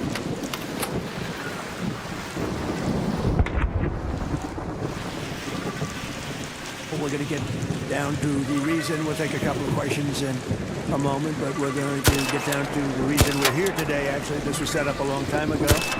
It's the Trump Kennedy Center. Over the past year, we've made incredible strides to restore the true purpose and prestige of this revered institution. Together, we're going to ensure it remains the finest performing arts facility of its kind anywhere in the world. And I don't know that it ever really reached that stage, but it will over a period of time. We're rebuilding it. It's in very, very bad condition. It's been lit. It's been somewhat of a disaster, to be honest with you. It's been let go to hell. That's what they've done. They did a poor job. They spend money in the wrong places. They built some theaters underneath that nobody uses, little ones, tiny theaters that cost $300 million. And the money was spent incorrectly and wrong. We're dealing with some networks on the possibility of renting those little theaters. Nobody's going to use them. They want the big halls. The halls are going to be incredible. They're in bad shape, but when they're completed, the bones are potentially something that could be unbelievable. So I want to, before we begin, I want to thank Rick Grinnell. He's been a friend of mine for a long time. He's been unbelievable. He was the ambassador, as you know, to Germany. There was no happier woman in the world than Angela Merkel. Angela. She called me, thank you, sir, thank you. Although she liked Rick a lot. So true. There was nobody happier that he was no longer going to be the ambassador to Germany. I'm sure that's all very real. He was difficult for them. He was not your typical ambassador. He was the opposite.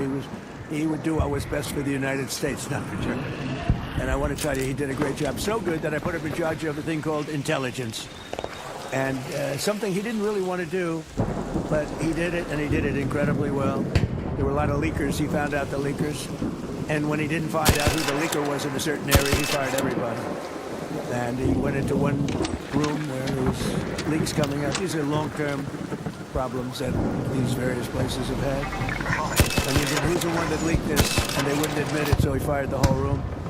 And he did a good job. I'll tell you, he was very good. And during this transition period, I asked Rick if he would run it, because we wanted to see. And if you remember when we first took it over, I didn't do it with enthusiasm. I did it because somebody had to do it, had to turn it around, because it was failing. It would have closed, and physically it would have almost fallen down. It was in very bad shape. The steel columns outside, as an example, were meant to be covered. You know, exposed steel is unusual to have in building. What I do best in life is build. I build buildings really well, and under budget and ahead of schedule. That's what I do. Unlike the Fed building, which is going to cost billions of dollars. It may never open. Right now, we have a wonderful Kevin, a wonderful new head of the Fed coming in. I don't know if he'll ever be able to occupy this complex that was destroyed by Jerome. Too late. Powell. I call him too late because he's always too late with interest. Should cut interest rates. He should cut them right now. They should have a special meeting. What's a better time to cut interest rates than now? The third grade student would know that. But that's a terrible thing. But what I do is build. I build great stuff. And what we're going to do is, right outside. In fact, if you look behind me, see the nice gold curtain? If you want to look into a nice foundation and you want to see a lot of work, very deep, very, very deep for specific reasons. What the fuck was that? A magnificent ballroom, because this is the biggest room, and it holds like 98 people for dinner. But behind me, you're going to have a ballroom that this building and the people occupying it in particular, every president for 150 years has clamored for a ballroom, a large, beautiful room. This is a cocktail room, and this will actually be, this whole floor will end up being a cocktail room for the cocktail area, free area for the ballroom before dinners. So we'll have heads of state. We can't even do a heads of state dinner. Usually what they do is they would do them on the lawn with a tent. It's crazy, bro. But when it rains, the lawn is very low. You know the land in Washington. It was built on swampy wetland. And when it rains and you have the King of Saudi Arabia, we have as an example, the King of the UK, I would say King of England, who's a great guy. He's coming in very soon.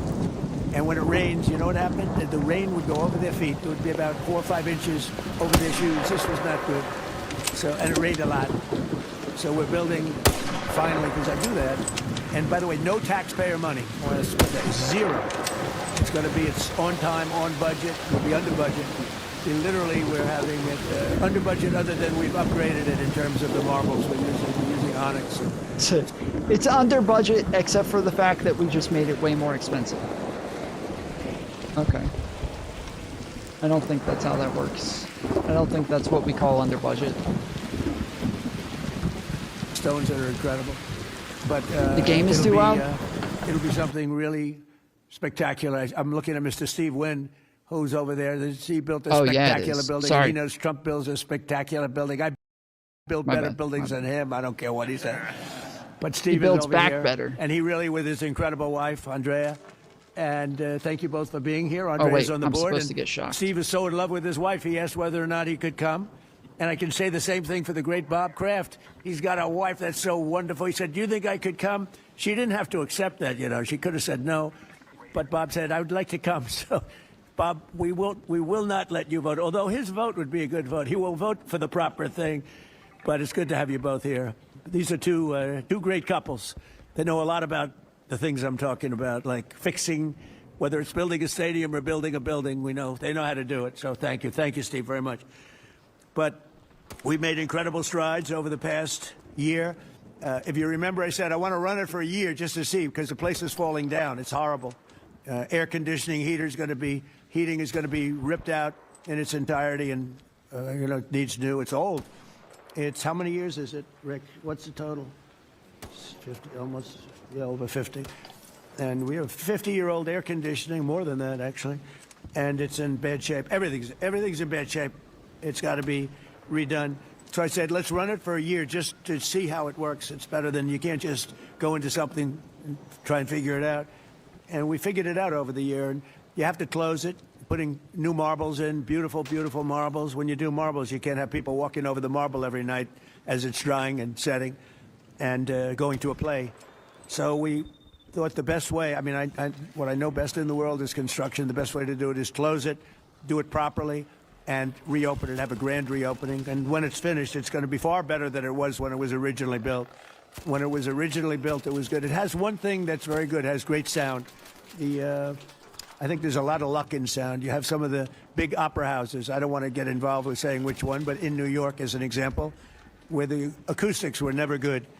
And they've ripped it apart 4 times and rebuilt it, and it was never good. The good thing about the Kennedy Center, the acoustics are good.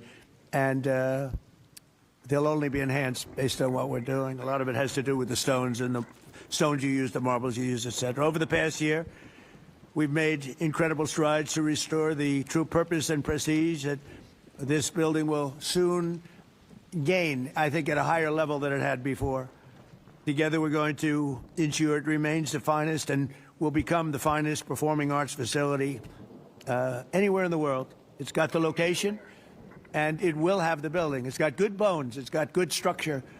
Again, they wanted to originally cover the exposed steel. It was painted a cheap gold, and we turned it into a very expensively painted white. Very heavy coat of very powerful white paint meant for steel, exposed steel. A very different kind of paint, but it's almost like putting a stone over the top of it. And the color is white, shiny white, and it looks, a lot of people have commented, it looks so much better. Before they had the steel painted gold, and the gold was very cheap. There's actually never been a paint that's made that will look like gold. Steve will tell you that. You either gold leaf it or use real gold bullion, or you use a different color, Steve. Nobody's ever been able to make a gold paint that looks real. Little minor thing for the media. I'm sure you're thrilled with hearing that. But there's never been a paint. I said someday I'm going to discover a paint where you don't have to actually use gold leaf. Gold leaf is a very, very big and expensive process, but it's a beautiful thing, but not when you use paint. So we got rid of the gold columns, which looked always terrible. They look cheap and they look fake. Very much like the media, actually. And we took the columns and we painted them white. Before we painted them matte, very importantly, we structuralized them. We replaced bad steel that was very badly rusting. I mean, these are columns that are holding up a building. And we had to replace areas of columns that were actually rusted out because it was in very bad shape. It's not even describable how bad this building was, both inside and out. I want to thank Rick Grinnell, but you really did a great job, Rick, on this, and we appreciate it. I'm looking for your next venture, because he really was, there was a story he got fired. He didn't get fired. He was here for a short period of time, for a year, figuring it out with Matt and everybody else. And Matt now is going to take over, and he's a pro at construction, great at construction. And I think Matt would like to run the facility too. He's fallen in love with it, and I think he'd do a good job. But if I don't think he will do a good job, I'll say, Matt, you're fired. I'm getting somebody else. So you're under no pressure, Matt, okay? It's like Bob Kraft. If a football player doesn't perform well, typically you will fire him immediately, Bob. Do you ever let them stay around for 4 or 5 years if they're bad? Not too many times, right? So, anyway, I learned from you. So I want to thank also Attorney General Pam Bondi, who's been fantastic. I don't know, is Pam here someplace? Oh, hello, Pam. Good. She's been great. And the Speaker of the House got the easiest job of anybody in government. He's got a majority of 2. I don't like to say 1 because it varies, but between 1, 2, and 3. And I think you're the only man that's ever lived that's able to be very happy about it. In fact, when we get up to 3, every once in a while we get up to 3. Actually, for a period of time, we had it up to 4, and then we had a death. And death is very bad when you're the Speaker and you have a majority of 2 or 3. But we had a death, and then we had another death, and we had some things, and it's. But we're looking very strong. We had one man who was very ill. It looked like he wasn't going to make it. I don't know. I won't mention his name. Should I? Do other people know his name? Do you want to mention it? He'll be proud. Go ahead. Tell him the story. Okay. Well, thank you, Mr. President. Congressman Neil Dunn of Florida had some real health challenges, and it was very serious, and had a pretty grim diagnosis. And I mentioned it to the president, and I said, Congressman Dunn is a real champion and a patriot because he's still coming to work. And if others got this diagnosis, they would be apt to go home and retire. And what was the diagnosis? It was, I think it was a terminal diagnosis. He would be dead by June.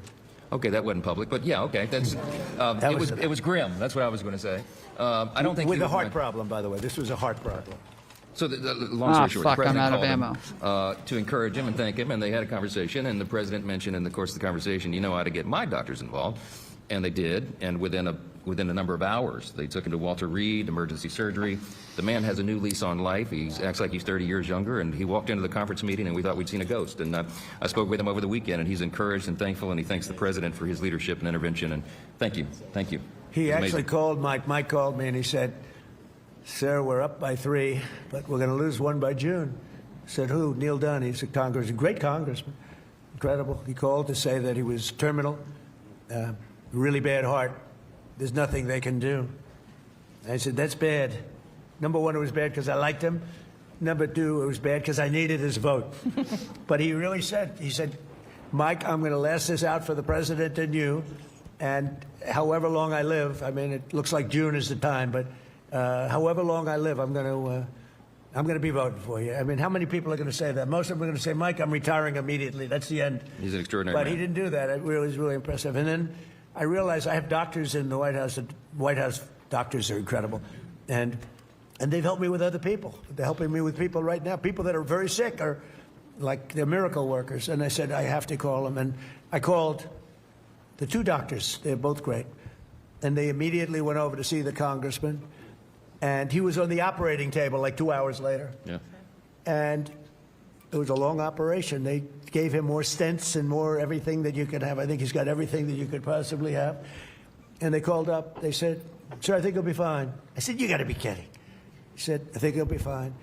And Mike was telling me the story that the other day he came into a meeting for the first time in a long while. Go ahead.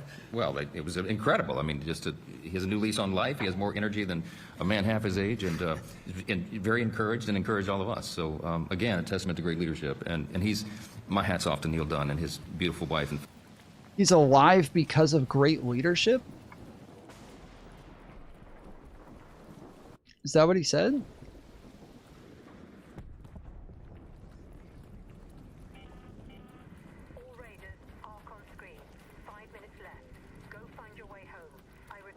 Family. He's an extraordinary individual.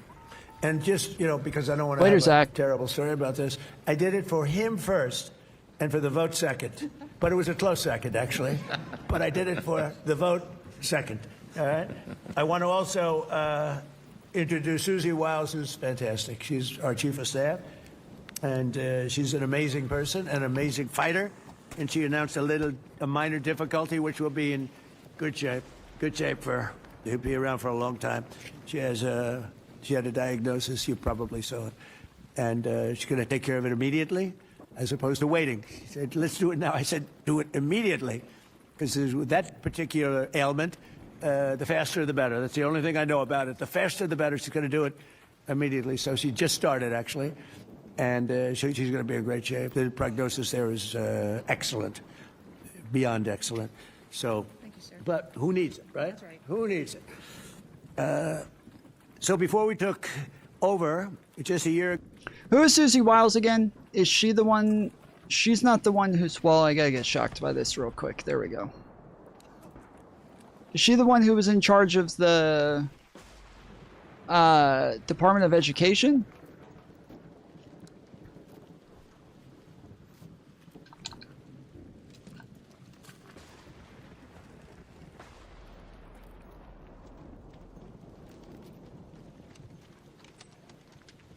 Was that her? Ago, the legendary, this wonderful place was on the verge of, literally on the verge of collapse. Both from a financial standpoint, maybe more from a financial standpoint, but also from a physical standpoint.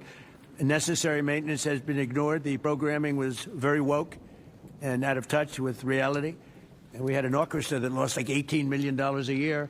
And they subsidize it every year. I said, what kind of an orchestra loses 18? And I'm being nice when I say 18, it was much more. And I started looking at the programming. They had tremendous union difficulties, like 19 different unions, and driving everybody crazy. And I think the unions are going to be great. I've always gotten along with unions. As you know, I got great union support. But you had 19 unions every time somebody wanted to put on a play. They had to deal with 19 different groups of people. And it's they say it was like Broadway, but worse. And you don't get worse than Broadway when it comes to the unions. I've watched that for many years. The programming was terrible. And they had a budget deficit of about $26 million minimum. Owed a lot of money. We're out borrowing money, which is a lot of people don't understand. So under the leadership of this exceptionally talented and rich board, it's a very rich board. Not everybody, but most of you are loaded. Ike Perlmutter's got so much money. Look at Ike Perlmutter. He ended up being the largest owner of Disney. Started with, was it $100 or less? It was a little less, Ike, right? He didn't speak English, and he became the largest owner of Disney, right? But then they went woke and he sold the stock. He didn't like Mickey Mouse being woke, right, Ike? But he's one of the most brilliant business people. Thank you, Ike. It's great. And Lori, thank you very much for being here. So I think it's Lori that's on the board, though, right, Lori? What's with these husbands? All the husbands are traveling. I think it's the White House. I got all the husbands with the wives. That's never happened. Boy, oh boy, what great relationships. My wife is going to have to speak to me. This is pretty good. The biggest guys in the country travel with their wives to come to a meeting. But it has something to do with the White House, right, Ike? Right? You don't want to see me. You want to see the White House because it's a special building. But thank you. And congratulations on an amazing career. Most people don't know Ike Perlmutter. Isidore Perlmutter. And started with nothing and built a vast fortune just by deal after deal. Did you ever have a bad deal, Ike? Which was that? Don't tell. See how honest he is? Most people would say no. He says what? And it couldn't have been very bad. Great to have you. So under the leadership of this board, which is, as you see, incredible, we're achieving a very dramatic and quick turnaround. We got rid of all of the DEI. Some of the news media loves DEI, but we got rid of it. Maybe you're right. Brought back patriotic. Did Trump once wear an onion on his belt? I don't know anything about that. I don't think I've heard that before. And family-friendly programming, and last year we raised over $130 million to keep this place going. Otherwise, it would have been closed. The building, let's call it the Kennedy Center from that time, was losing so much money it could not have stayed alive if we didn't come in as a group of people and a lot of wealthy people that made a lot of contributions. So with the Trump Kennedy Center honors alone, we raised this year a record $23 million, which was double what they had ever done before, $23 million. There's still much to do. The previous management left us a facility in very bad condition. Abysmal is the word, and everything from busting pipes and leaks to serious electrical and structural problems. And some of it we fixed, but most of it we're saving for during the construction period because we'll do a much better job of it that way. Major renovations are required to keep the facility functional, and that'll start right after July 4th. We're going to have a little bit of a celebration, not a big deal, but a little bit of a celebration on July 4th. We'll have a little party, and then after that we close or we start construction. We're fully financed. As I announced in February, after a one-year review based on input from highly respected experts and subject to board approval today, we determined, it's a little late for the board because we've already announced it, but these are minor details, but I think everybody... I don't know anything about the fashion thing. I don't know anything about that. Agrees. But subject to board approval, we determined that the fastest way to bring the Trump Kennedy Center to the highest level of success, beauty, and grandeur is to cease the entertainment operations for a 2-year period of time as we complete high-quality, really high-quality construction. And we've already purchased seating, as an example. We've already purchased a lot of the marbles and some of the things that are hard to get. Getting quality marble is very hard. It takes a long time. It comes from areas where it takes a long time to mine. And we're getting some of the best things you can. The marble is going to be incredible.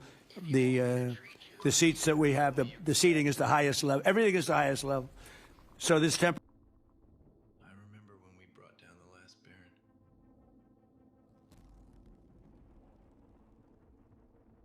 We thought topside was ours again.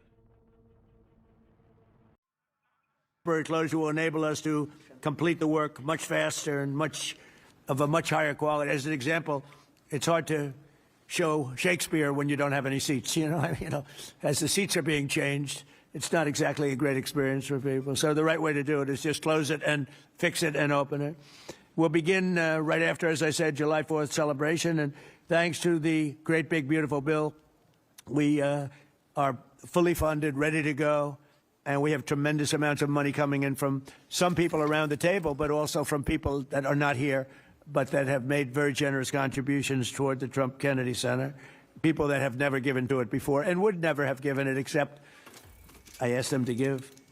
So, Rick, I thank you very much for the job that you've done, and I'm delighted that you really are. You did a great job. It was a little rough with a couple of the people, but that's okay. They've survived. Some of the artists, they took a pounding from Rick. It's almost like this guy right over here, Anthony. He knows what it is to pound people, right, Ike? Anthony knows. Anthony's another great. You're not on the board either, Anthony. You're here with your wife? Oh, what's going on here? The most successful people, they're all here with their wives. I'm looking around. Oh, wow, that's impressive. Anthony's another one. He started off with Ike. Who is Ike? With one truck. He had one truck 45 years ago. He ended up with 4,000 trucks, and he sold his company for billions of dollars. And you're here, Anthony? He's a member of one of my clubs, and all he has is cash. He said, I have a big problem, sir. What? I don't know how to invest my cash. Most people have a problem. They don't have any cash, right? Anyway, thank you, Anthony. You're the greatest. So all of these people have done so much, and they've done so much to help. And, Matt, I'm here to a certain extent to wish you good luck with everything and to introduce you to the board. Many of the board know because Matt's been running a lot of the initial construction and planning, and going to be assuming the role of Chief Operating Officer and Executive Director, where he'll lead a construction crew for the next, a big crew, by the way, because it needs a lot of work, for the next 2 years in preparation for the grand reopening. And I think it's going to be something that's going to be very, very special. We're doing a lot of special things. We have a lot of things happening. We have at the front of the White House on June 14th, you probably read, UFC is going to be here. Dana White, the great Dana White, he's building literally a stadium, a 5,000-seat arena right outside the front door of the White House, and they're going to have about 100,000 people in the park right across the street, where he's building, I believe, 8 massive screens for people to watch, all free, for people to watch. It's June 14th, happens to be my birthday, and that was only by happenstance. It was not planned that way, but it's a Sunday night, which they never did. Sunday night's super prime time. This is just like the most obnoxious rambling, bro. What the fuck? Like, is he going to say anything, or is he just... What is happening? It's going to be broadcast on CBS, which is the Ellison family, 2 great people. Great people. It's a great family. And it's going to be a tremendous event. And we have Roger Penske who's going to have IndyCar here. We're going to have a race around the Capitol. That's going to be in August. So we have that. And we have a tremendous number of things. We have the Olympics. We have the World Cup. And we have the 250. And as you know, I was responsible for getting the Olympics. Actually, Bob Kraft helped me. And he helped me with the World Cup, too. You were very good. Who could be better, right? But he helped with the Olympics and the World Cup. But we have the Olympics coming. I was responsible for that, right, Bob? We have the World Cup coming right now, and I was responsible for that. Then we had a rigged election, and because of that, You were responsible. I was always very upset. That. When I got the Olympics, I said, I won't be president because it was last term if I went by the normal progression. And then I said, well, let's see what happens. And then they rigged the election, And I said, let's do it again. And we won in a landslide. And I came back and I ended up with the Olympics and the World Cup. Somebody said, did you do that on purpose?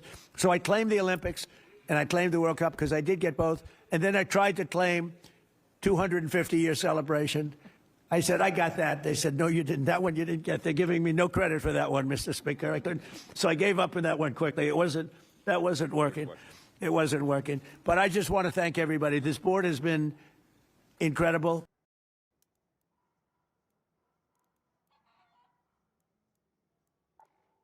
I don't even know what the fuck he's talking about right now.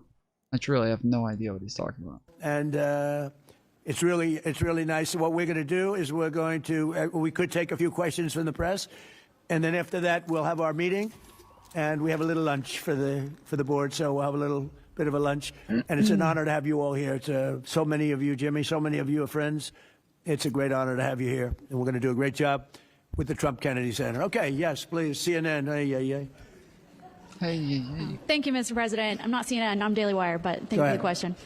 Numerous countries have told me they are on their way. Can you give us a hint what they are, what that entails, how soon they might be there? You mean who are the countries? Yes, sir. I'd rather not say yet, but we'll be announcing Marco Rubio and the various people that are doing that. We'll be announcing. And we do, I have to tell you, we have some that are really enthusiastic. They're coming already. They've already started to get there. You know, it takes a little while to get there. It's like, in some cases, you have to travel an ocean. So it doesn't go that fast, but it'll go fast. And we have some that are fairly local that are doing it. But we'll give you a list. Some are very enthusiastic, and some are less than enthusiastic. And I assume some will not do it. I think we have one or two that will not do it that we've been protecting for about 40 years at, tens of billions of dollars, Mr. Speaker. So I'll be reporting that to you in the House and the Senate. And I'll say, why are we protecting countries that don't protect us? And I've always felt that was a weakness of NATO. We were going to protect them, but I always said, when in need, they won't protect us. Now, this isn't need. Need would be one of the big... Yeah, I was just about to say that. I don't think this is need. When you're talking about a war of choice, I don't think we would call that in need. That's a little bit different. Big boys. But I will say that we built the greatest military in the world, and we protect people. And if we need their mine boats, or if we need anything, any piece of apparatus that they may have because of a situation that they have, they should be jumping to help us, because we've helped them for years stay out of wars. Yeah, please. Thank you very much, Mr. President. Can you tell us if you have spoken with French President Macron about the coalition to reopen the Strait of Hormuz? Have you been speaking with the French President? What does that mean? Have you been speaking with the French President Macron about the coalition to reopen the Strait of Hormuz? Yeah, I have spoken to him. He's been, on a scale of 0 to 10, I'd say he's been an 8. Not perfect, but it's France. We don't expect perfect. Are you confident that France will? It's actually based for that one. Not gonna lie. Help with the reopening of Strait of Hormuz? Yeah, I mean, sure. I think he's gonna help. I mean, I'll let you know. I spoke to him yesterday. I don't do a hard sell on them because my attitude is we don't need anybody. We're the strongest nation in the world. We have the strongest military by far in the world. We don't need them. But it's interesting. I'm almost doing it in some cases, not because we need them, but because I want to find out how they react. Because I've been saying for years that if we ever did need them, they won't be there. Not all of them, but they won't be there. I was very surprised with the... As he's on Twitter talking about the fact that they don't have enough like high-grade weaponry and complaining about the fact that Joe Biden used it all up and all that. While he's saying all of those things, he's also saying, oh yeah, I'm also like complaining about these other people not being there for us, and we also don't even need them. So, but I am asking all of these people to join us and putting a pressure campaign on these other countries to help. But also, we don't need them. I don't want them. It doesn't make a difference to me. United Kingdom, because the United Kingdom, 2 weeks ago, I said, why don't you send some ships over? And he really didn't want to do it. I said, you don't want to do it. We've been with you. You're our oldest ally. And we spend a lot of money on, NATO and all of these things to protect you. I mean, we're protecting them. We're working with them on Ukraine. Ukraine's thousands of miles away, separated by a vast ocean. We don't have to do that, but we did it. Well, Biden did it. I mean, I have to be honest with you. Biden got taken to the cleaners. But we worked with them in Ukraine. We don't need to work with them in Ukraine. And then they tell us that we have a mine chip around, and they don't want to do it. I think it's terrible. No, I was very surprised. I told him, you know, we requested 2 aircraft carriers, which they had, and he didn't really want to do it. And then right after the war essentially ended, you know, meaning they were obliterated, he said, I would like to send the aircraft carriers. I said, I don't need them after the war has ended and won. I need it before the war. So I was very upset with, not upset, I was not happy with the UK. I think they'll be involved, yeah, maybe. But they should be involved enthusiastically. We've been protecting these countries for years with NATO, because NATO is us. You can ask Putin. Putin fears us. He doesn't fear, he has no fear of Europe whatsoever. He fears the United States of America and the military that was built by me in the first term. Yeah. You mentioned the significant amount of oil that China derives from the Middle East. What is the status of your conversation with President Xi in terms of getting China to cooperate, in terms of making the Strait of Hormuz safe for those oil tankers? Yeah, so China is a great example. They get 91% of their oil from the Hormuz Straits, which we protected for years. And it always bothered me that we have these countries. Japan gets 95% of its from the Straits, the Hormuz Straits. And it always bothered me that we're protecting and we don't need them. We didn't need them before we started Dig We Must. Dig Me Must, that's the Trump policy of lots of oil. And we didn't use them very much. It used to be at 10%. Now it's at almost 0. We don't need, you know, we don't need oil. We have all the oil we need for ourselves. It's one of the great assets that we have. We have more than double what anybody else in terms of oil production. We're at more than double any other country. So we don't need it, but we did it. It's almost, you could say we did it out of habit, which is not a good thing to do. But we did it because we have some good allies there. We have some great Middle Eastern countries there, Israel there. So we did it for a lot of reasons. But it always amazed me that we did it. We never asked for reimbursement. And it was really there to serve other countries, not us. And by the way, we have the Sugar King. The same story. Look at that. Alfie Van Hoel. Alfie, thank you both very much. Huh? That's Pepe here. Pepe. Hi, Pepe. How are you? How are you? Is Alfie in the backstage? Huh? Is he sitting back there waiting for you? No? You doing all right? Pepe is a great friend of all of ours, I think, in the room. Tremendous. And we appreciate you being here. Great to have you. Thank you. Mr. President, honored. That's great. Both of you. Thank you very much. So go ahead, please. Mr. President, you've said that Iran does want to make a deal. Now, into the 3rd week of this bombing campaign, what would that deal look like? What are the asks that you're making of the government? They want to make a deal. They're talking to our people. I don't know if they say that to you. Maybe they do, maybe they don't. Don't forget, they are a country that for years, I didn't know this until recently, they're a country based on disinformation. And now they're using disinformation plus AI. And that's a terrible situation. That's a terrible situation. They showed all sorts of things happening in the last 2 weeks that never happened. Between their kamikaze boats that don't exist, between blowing up the aircraft carrier, one of the great ships in the world, the Abraham Lincoln, on fire. They showed it on fire. I called the general. I said, General, what's with the Abraham Lincoln? It looks like it's burning down. No, it's not burning down. Not a bullet was ever fired at it, sir. They know better. I said, this is my first glimpse of AI and what they've done with it. They showed buildings in Tel Aviv burning to the ground, high-rises burning. They showed buildings in Qatar. They showed buildings in Saudi Arabia burning, and they weren't burning. They weren't hit. It was all AI-based. Terrible. It's terrible. Terrible. And that's their only, I think that's the only thing they do well. They're negotiating.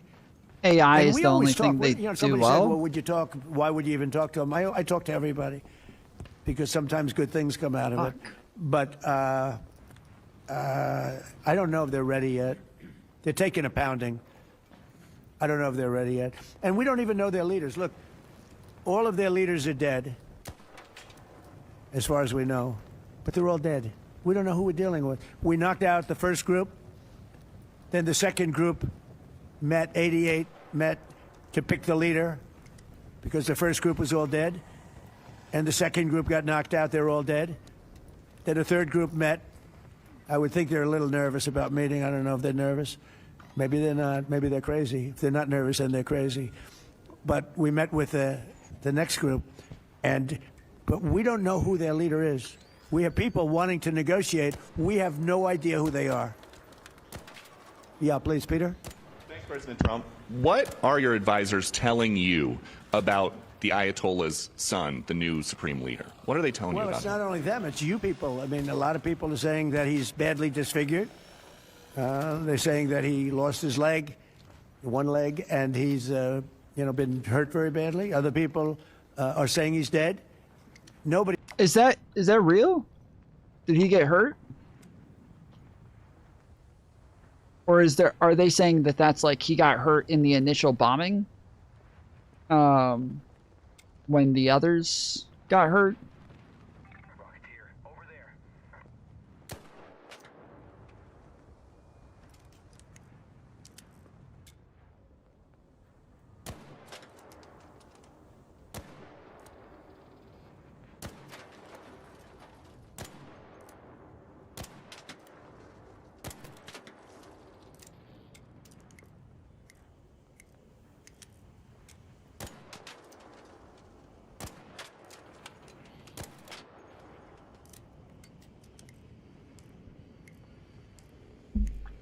There are rumors, huh? But he's saying he's 100% healthy, and he hasn't spoken because the Ayatollah would sit and he'd spew hate from a form of a throne, not as nice as a throne. I like the English throne much better, but it was a fancy chair. But he'd spew hate from his chair. But you'd see him a lot, right? This one we haven't seen at all, so that could be for a lot of different reasons. We don't know, Peter, if he's dead or not. Now that you've announced, I will say this: nobody's seen him, which is unusual. something else. Now that you've announced that the U.S. has destroyed all of Iran's mine-laying ships, why can't the U.S. just immediately reopen the Strait of Hormuz? Well, we could, but it takes two to tango. We have to get people to take their billion-dollar ship and drive it up. If when Pepe has his big sugar ships coming around and they cost $1 billion, and we say, I think it's okay now, Pepe, take your ship, drive it through the Strait of Hormuz. He may say, let me wait a little while, because it takes ship owners, and these ships are very expensive. They can cost up to $2 billion. So they don't want to take. Like, I know that some of the people who have called into my show have said things like, oh yeah, he's gone, man. Like, he's not even, we don't even think he's alive. Nobody's seen him, blah, blah, blah. Like, all that shit seems stupid. But I didn't know if there was like actual reports about that crap or not.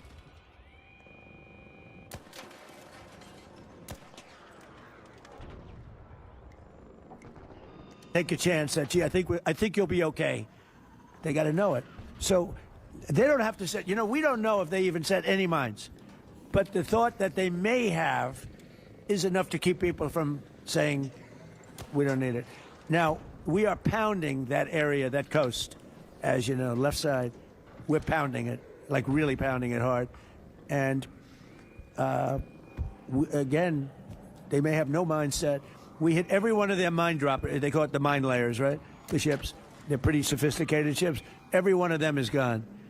But it only takes one. So it's a little unfair. You win a war, but they have no right to be doing what they're doing. But we're hitting them very hard. And today is a big day. We're pounding a certain area that has very much to do with the Strait.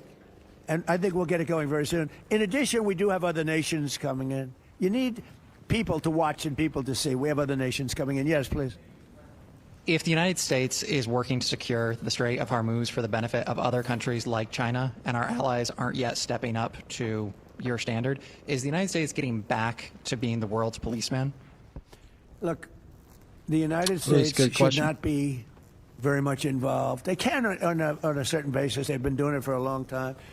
But I've always said, if you look back years ago, I said, why aren't we being reimbursed? You know, these are the richest countries in the world. Why aren't we being reimbursed for maintaining the Hormuz Strait? And why aren't we being reimbursed for that? I've said that for years. You can go back. They reported on it yesterday. Look. I've been saying a lot of things about the Straits. Number one, I said. You said a lot of things. Yeah. It's the one advantage they have. Yeah, I said a lot of things. It's a suicidal advantage because they kill themselves more than they kill the rest of the world. And there are things you can do with time. There are other things you can do. But I think we're going to have the situation. You say it's a suicidal advantage? Straighten out pretty quickly. And I think we're going to have some good help. And I think we're going to be disappointed in some nations, too. And I'll let you know who those nations are. One of your advisors, David Sachs, said the other week that the U.S. should, quote, declare victory and get out of the Iran war. He also warned that if the conflict escalates, Israel may contemplate the use of a nuclear weapon. Has he shared that assessment with you? No, he hasn't. Israel wouldn't do that. Israel would never do that. And, there's a theory. You pounded them to hell, and you could just leave now, and it'll take 10 years for them to build back not nearly what they have right now. And I guess that's another theory. But we want to have it ended so that another president doesn't have. Look, for 47 years, no president was willing to do what I'm doing, and they should have done it a long time ago. It would have been a lot easier. There's no president. Yeah, it never would have happened if he was president. And yet every president knew. I've spoken to a certain president, who I like, actually, a past president, former president. He said, I wish I did it. I wish I did. But they didn't do it. I'm doing it. Yeah. I can't tell you that. I don't want to embarrass him. It would be very bad for his career, even though he's got no career left. Go ahead, please. You mentioned. How about the man right Thank you, sir. Mr. President, you mentioned that you're not entirely sure who you're be dealing bad for with his legacy, you mean? is in Iran. Do you see a viable opposition movement still in that country following all of the protests that we had seen before the airstrikes and kind of an opposition movement that could become a viable leader in Iran? Well, the biggest problem, and, we have brave people in this room, but the biggest problem that I see is that they put out a warning, and we have the warning. We get everything they get. And it said any protester that goes onto the street will be immediately shot and killed. This is a little tougher than the American way. This is not quite as tough as nobody can believe it. So I can't imagine. They don't have guns, and the other ones have guns, highly sophisticated machine guns and AK-47s and other kinds of guns. And they did that with the women. So the women had 250,000, even 500 people protesting a year ago. And they shot women right through the middle of the forehead with snipers. And they didn't have to do many. About 10 went down bleeding profusely. And 250 to 500,000 women went running in the other direction. Because they can be brave, but they're not stupid. And they have no gun. And you have snipers in buildings specifically for this reason. So a woman goes down falling, bleeding from the head, and it doesn't take long for that to spread. And when that spreads, that crowd dispenses. And nobody else has been able to do that to the extent that these people are violent. They killed a minimum 2 weeks ago, 32,000 people. So, and they put out actually a notice 2 days ago. If you protest, you will be shot and killed. So, I don't know. I would say Mike Johnson's the only person I know who has the courage to go out in that kind of an atmosphere. I don't think so. Yeah. Have your advisors told you anything in terms of how long we can expect gas prices as high as they are right now? I don't need advisors to tell me that. I know what it is. The Prime Minister of UK, United Kingdom, yesterday told me, I'm meeting with my team. He says, to I have make a Google. determination. I said, you don't need to meet it with the team. You're the prime minister. You can make your own. Why do you have to meet with your team to find out whether or not you're going to send some minesweepers to us or to send some boats? I said, you don't have to meet with your team. It's the same thing here. I can tell you that when this is over, oil prices are going to go down very, very rapidly. So is inflation. So is everything else. But frankly, much more important than short-term or even long-term oil prices, you can't let the most violent, vicious country in the last 50 years have a nuclear weapon. Because the Middle East will be gone, Israel will go first, without question, and they'll certainly take a shot at us before we get our act together and say we got to take them out. You can't let Iran, who's truly a nation of great terror and power. Look what happened in the last 2 weeks. They weren't supposed to go after all these other countries in the Middle East. Those missiles were set to go after them. So they hit Qatar, Saudi Arabia, UAE, Bahrain, Kuwait. Nobody expected that. We were shocked. He's just showing and off the now. One, they fought back. They could have. Nobody yielded. knows that many But countries. think of it, if we weren't around, they had tremendous power. They had thousands of missiles, most of which we've terminated. They had thousands of drones. They were making drones and missiles all over the place. We've knocked out most of those factories. I mean, now they're sending out 2 or 3 missiles. Now, they've still got some. They might have 8% left. Hey, what up?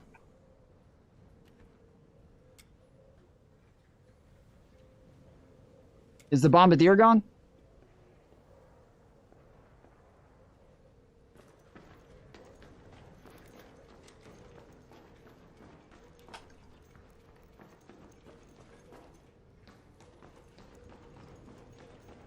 I thought he said hey, and then he just didn't respond, so that was weird.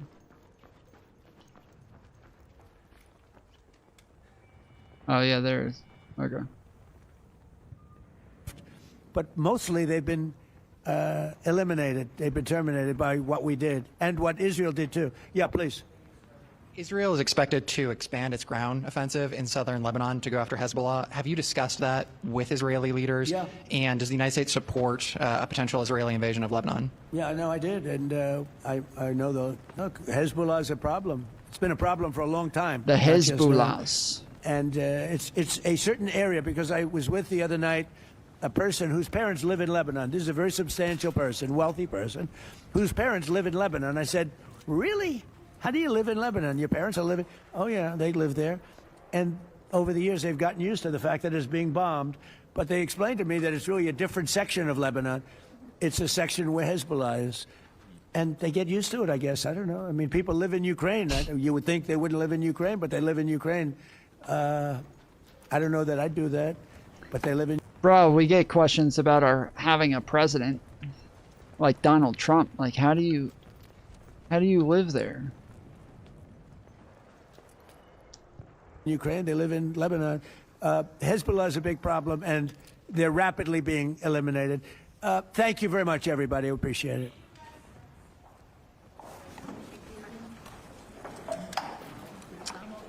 Well,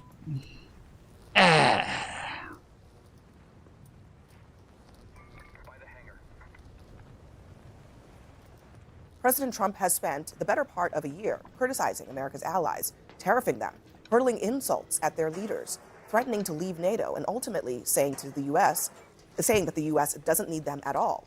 But now he's requesting assistance to secure the Strait of Hormuz, and he's not happy with their response. We defend all these countries, and then do you have any minesweepers?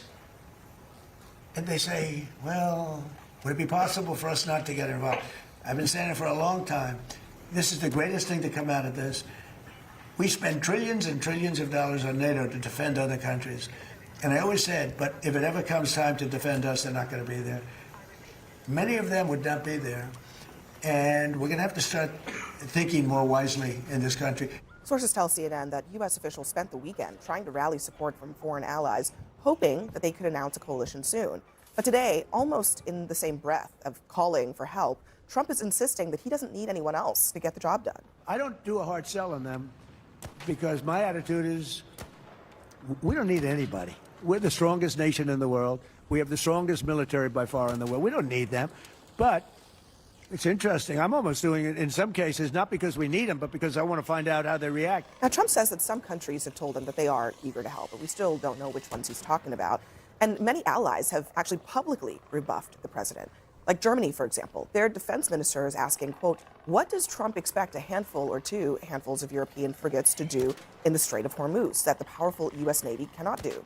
This is not our war. We have not started it. It's hard to get more blunt than that, Anna. And the president is also... Yeah, like, if we were being attacked, that would be very different. But, like, and they denied it. That would be a very different scenario. But when we're talking about Trump, like, going into a war of choice and then demanding other countries now come help with that and take part in it. Like, it's kind of fucking ridiculous. So doing this, at least according to recent American history, particularly the lead up to the Iraq War, without doing this in advance. He's trying to cobble together a coalition after the fact. You can say what you will about how the Bush administration handled the Iraq War, but they went to Congress and got an authorization for military force. They went to the allies, put together a coalition of the willing, and then they went in. As did Bush 1. As you will remember, when in Desert Storm, there was a UN-backed international coalition. Listen, Donald Trump hasn't made the case to the American people. We haven't so much as had an address to the American people about what he is doing in Iran. It's been all over the place. So it's hard to imagine that he has given a coherent explanation or pitch to the allies that, as you point out, he has been crapping on for over a year. You will remember how angry the Brits were earlier in the year when Trump called them a bunch of cowards, and they said, well, wait, we actually died for you all. We sent soldiers that died fighting alongside the United States. So it's no wonder that some of these international allies are looking at Trump and saying, you're on your own, buddy. Yeah, and he criticized the Brits again today, and they did. I mean, okay, he just said in that clip, they've never come to our aid. They don't come to our aid. They have come to our aid. Yeah. The UK specifically came to our aid and lost almost 800 of their countrymen for us. Yeah. Look, you know, free Iran is a good cause, but this war right now looks like a very bad strategy. And part of the thing is, the reason that you try to be nice, the reason your parents raised you to be polite and be nice to people is because you never know who you're going to need to be your friend or when you're going to need a friend. He has managed to chase off all the people that used to like the United States. You can't even go anywhere in the world right now without people looking at you sideways just because of him. And now he's, baby, please. Baby, please come back. It's like, dude, you blew it. This is not, you cannot go get somebody back when you treat them this badly. Carrot, stick, I mean, there's not much in the way of carrots these days. I think he actually is trying to shame Europe. He wants to show the Americans who don't like the way he's handled NATO and don't like the way he's pressed NATO. He's trying to expose the fact that Europe is not a reliable ally. Now, I think they have been a reliable ally. They should be again. They're spending more on NATO than they had before. And of course, they should come to the United States president calls them. But I think he really, his best prospects are in Asia. South Korea currently gets 70% of their oil through the Strait of Hormuz. Japan gets 40%. We have 50,000 troops in Japan and 35,000 in South Korea. The Japanese prime minister today implied that perhaps they could come and help patrol the strait. I think that's really where our alliance will end up being on this project. And I think Europe's going to look really weak and irrelevant when they do. Will they? I mean, I actually, again, I want to go back also to just the basic premise. After the fact, we've already started the war. The strait is already closed. Iran is already bombing ships in the strait. We are now, after the fact, asking countries to come in and help us. And maybe Japan and maybe South Korea will. But the fact that they are being asked on the back end, and some of them are asking a basic question, how can they are democratic nations, how can they sell this to their people? Well, look, I do think the president has to talk with our allies about what the long-term strategy here is. I think there is an argument to be made. I discussed this on... Well, Trump didn't have to sell it to his people. He didn't have to try to make sense of it. So why do these countries have to do that? Doesn't make any sense, you know? Your show 2 weeks ago about Iran, terror proxy groups, specifically focusing on China. 80% of their oil exports are purchased by China. That's a lot of cash inflowing into the Iranian regime to help terrorism continue. And so I think there's an argument that even our European allies would be open to if the president makes the case. I think the good side here, though, is there's been a lot of criticism about the president and our European friends. And I think the president is beginning to recognize the importance of the systems that the United States, quite frankly, built after World War II, the economic systems, military systems. And so to me, I think that is one positive aspect of this. And I think our allies are open to listening to the president make a strong case, if he can, about the possibility of potentially going to their elected bodies and saying, hey, let's help our long-term friends, the United States, with this issue. So if I'm hearing you correctly, you're saying that Trump is learning more about the importance of our institutions? I think that's very evident. Because he seems to be suggesting that this is evidence that he doesn't need to respect NATO anymore, that NATO is irrelevant. Yeah, I'm not interpreting he's it been that way. suggesting I think that the reason Oh, he's he's not coming to the interpreting it conclusion that way. you want Okay. our British friends involved, you want our German friends involved. I think he said he spoke with Macron. He'll see what Macron has to say about this. To me, that's a recognition that when you have international conflicts such as this, you want to have your allies engaged with you, and I think that's a positive aspect of learning for the president. I mean, yeah, well, listen, Trump has always thought that he could fix things alone. He has said in his convention speech, I alone can fix it. This is how he goes about things. He believes he doesn't need help from anyone else. He wants the credit, but now he is realizing, and I think he's realizing only because of political pressure, only because gas prices are going up, only because he's finally getting he's getting some heat from the Republican Party and Americans as a whole, that he actually needs help getting out of this conflict. He doesn't know how to get out of this conflict. And if he actually cared about our allies, he wouldn't have gone after Greenland. He wouldn't have said that our allies were not in the front lines in Afghanistan. He wouldn't have gone on Truth Social to kind of disparage any ally on any given day. And he would have actually consulted with them at the start of this versus at the end. And Abby brings up a very good point. It's after the fact. And even then, it is very hard for him. It's not who he is to ask for help. It is an ego thing at this point. And even his back and forth and his rhetoric around this is very interesting. He understands in order to get out of this, he needs our allies. They're not willing to help him because this is not their war. Well, we this don't is a know. war that Donald Trump Well, got let me give himself you into. an example. I mean, the Germans are pretty clear. They're saying that the U.S. and Israel need to define when they consider the military aims of their deployment have been reached. We need more clarity here, he told reporters. Estonia's foreign minister said that U.S. allies in Europe want to understand Trump's strategic goals. What will be the plan? That That's seems a reasonable eminently ask. reasonable, That's reasonable to ask. And again, Trump, there was one point today where Trump... I think Americans want to know, too. Americans want to know, too. At one point today, Trump was relaying a conversation that he had with I believe it might have been the UK, where he was told, basically, I'll get back to you. I have to go run this by my advisors, run this by basically my people. And Trump's like, well, you don't have to do that. Well, actually, they do. I mean, these are countries where the United States has not been this unpopular in over a decade, at the very least, right? So Trump is asking them to go defend the U.S. at a time when, as Van pointed out, Americans are not very popular, and Trump in particular is deeply unpopular. Yeah, sure, that's perfectly fine. I mean, you look at the recent history, international history over the past 100 years, the United States have involved and engaged ourselves in many conflicts that we didn't necessarily start. The two quotes that you read, I didn't hear any of those leaders say absolutely not, no, we're not going to engage ourselves. I heard a quest for more details and specificity on what the ultimate aims are. And to me, that's not an unreasonable ask. And if I were advising the president, I would say, let's put together that strategic assessment. You can talk about the past, what we should have, could have done. But let's focus on it now and moving forward. Look, if he had that to give to the Europeans, then he should also give that to the United States, as Anna just said.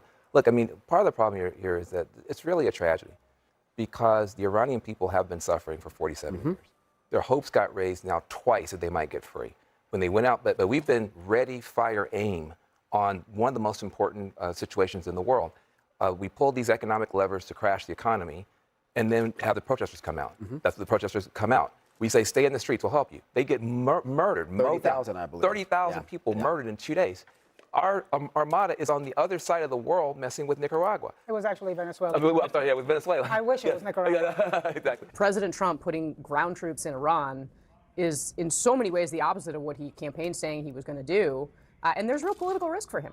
There is political risk. I mean, we would have to see, as you know, President Trump has reserved that option, not taking it off the table, as no commander-in-chief would sort of take that entirely off the table. But what that would look like and how large a force and how specific a mission will all factor into how the politics play out.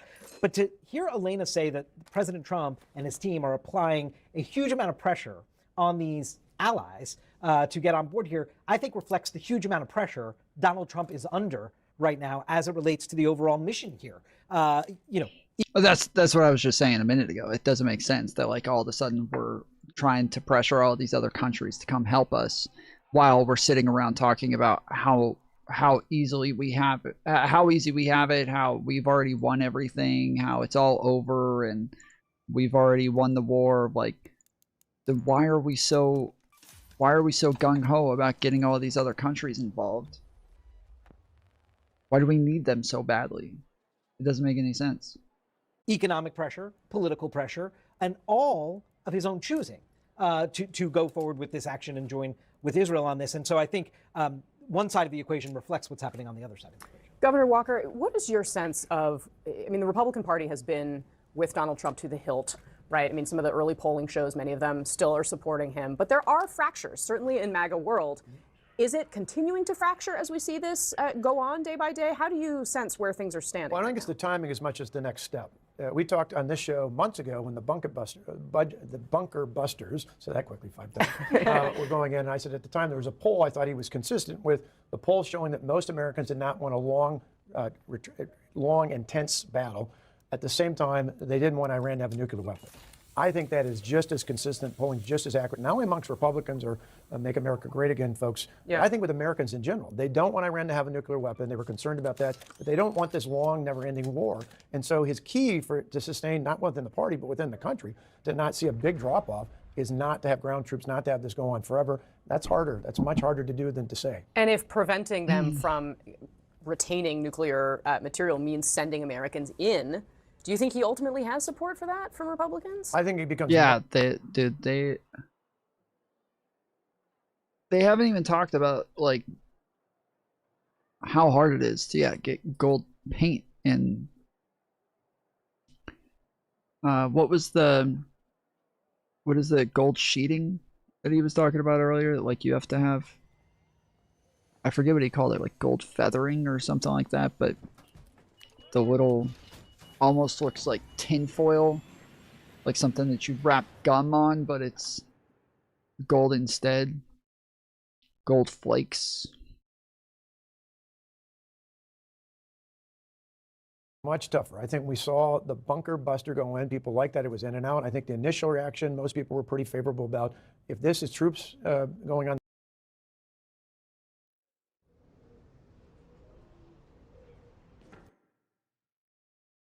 the ground there.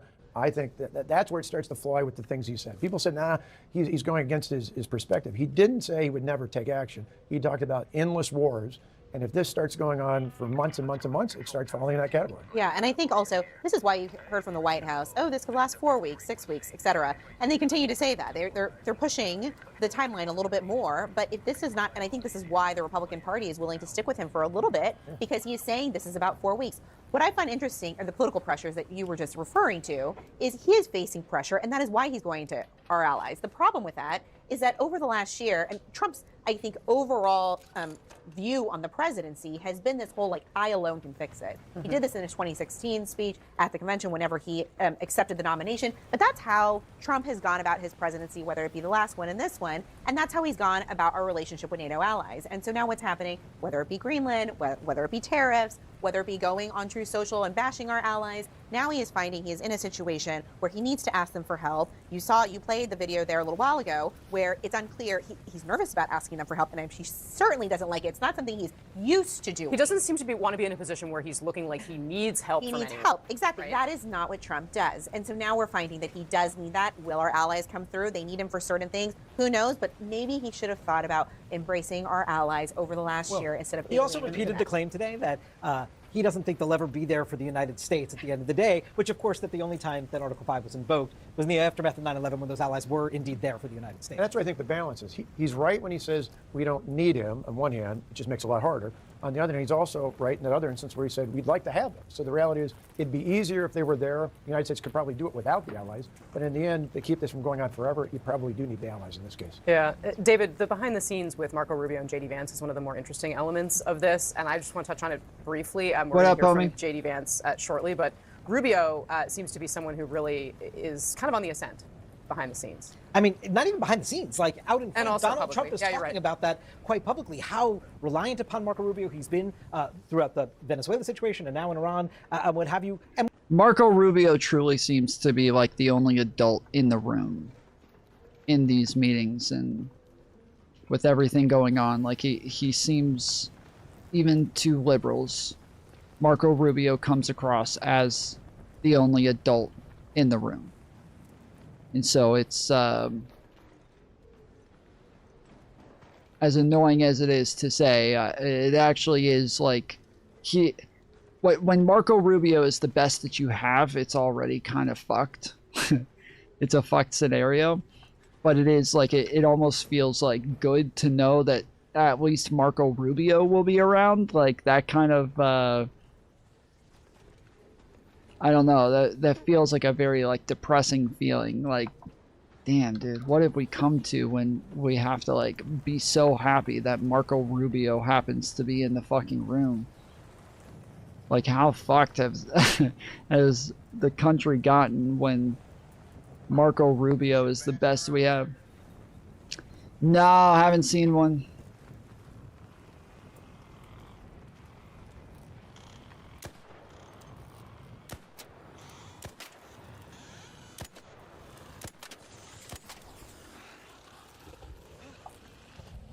And we know J.D. Vance's politics, talking about sort of the resistance inside, I mean, J.D. Vance's politics is to not be aligned with this kind of action necessarily. Yeah. And so he also now is sort of cozying up to the president and showing that he's fully aligned here publicly with the president. Obviously, he doesn't want to talk about what their conversations were in private, which is a totally appropriate thing to say. But Rubio has been the guy that Trump has been sort of identifying as the front man, and he's been impressed with how Rubio's been behaving.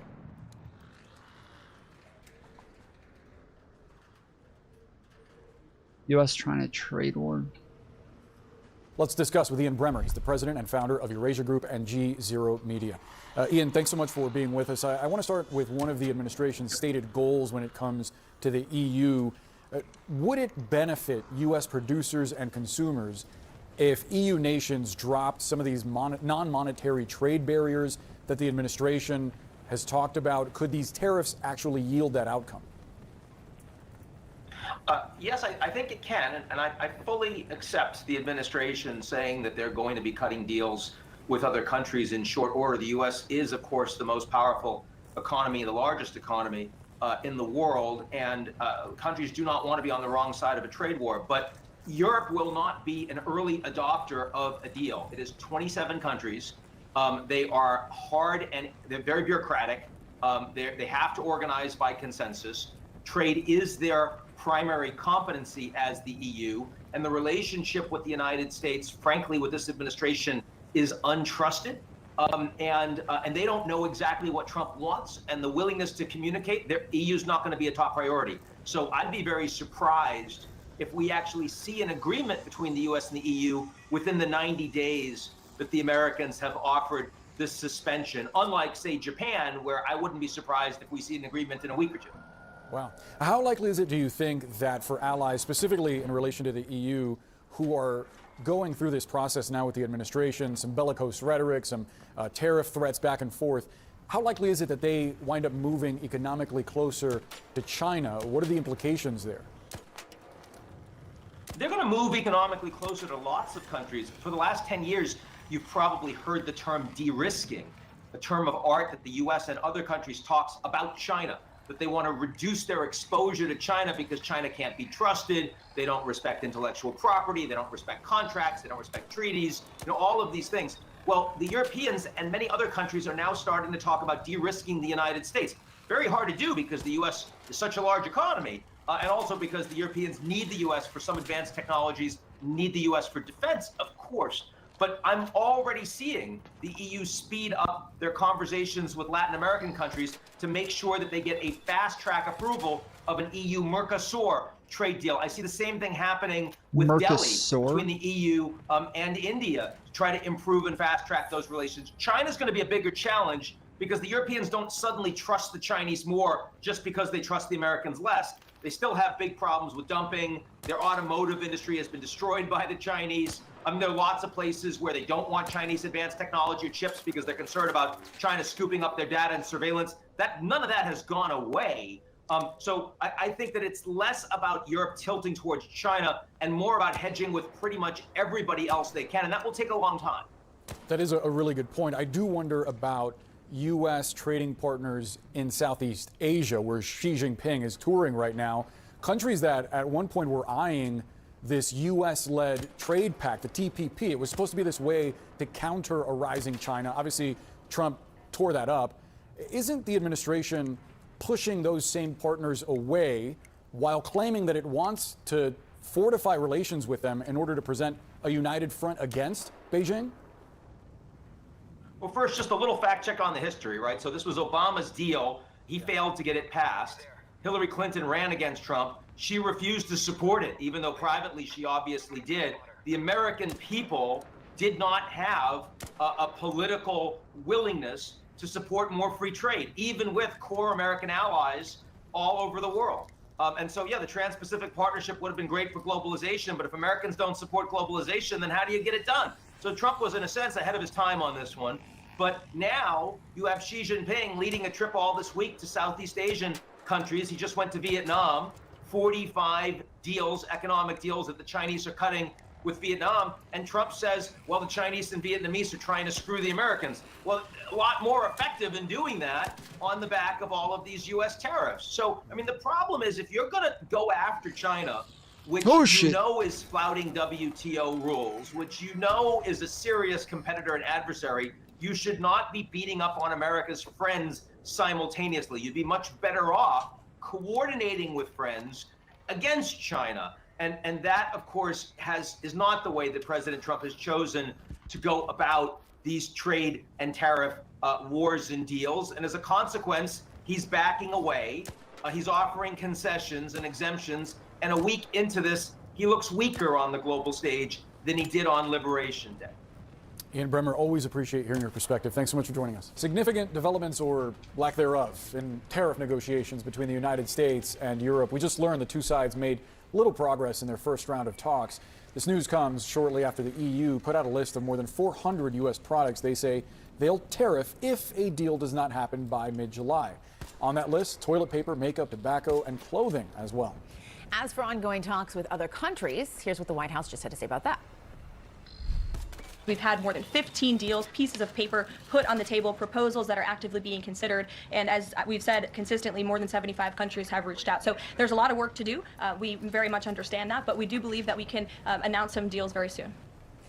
Here with us now, John McNiff is the founder and CEO of Modem Capital Management, and Ross Gerber is the co-founder, president, and CEO of Gerber Kawasaki Wealth and Investment Management. Good to see both of you here. John, I first just want to start with you and get your reaction to what the press secretary had to say there, that they expect to be announcing deals shortly and that a lot of these countries had reached out.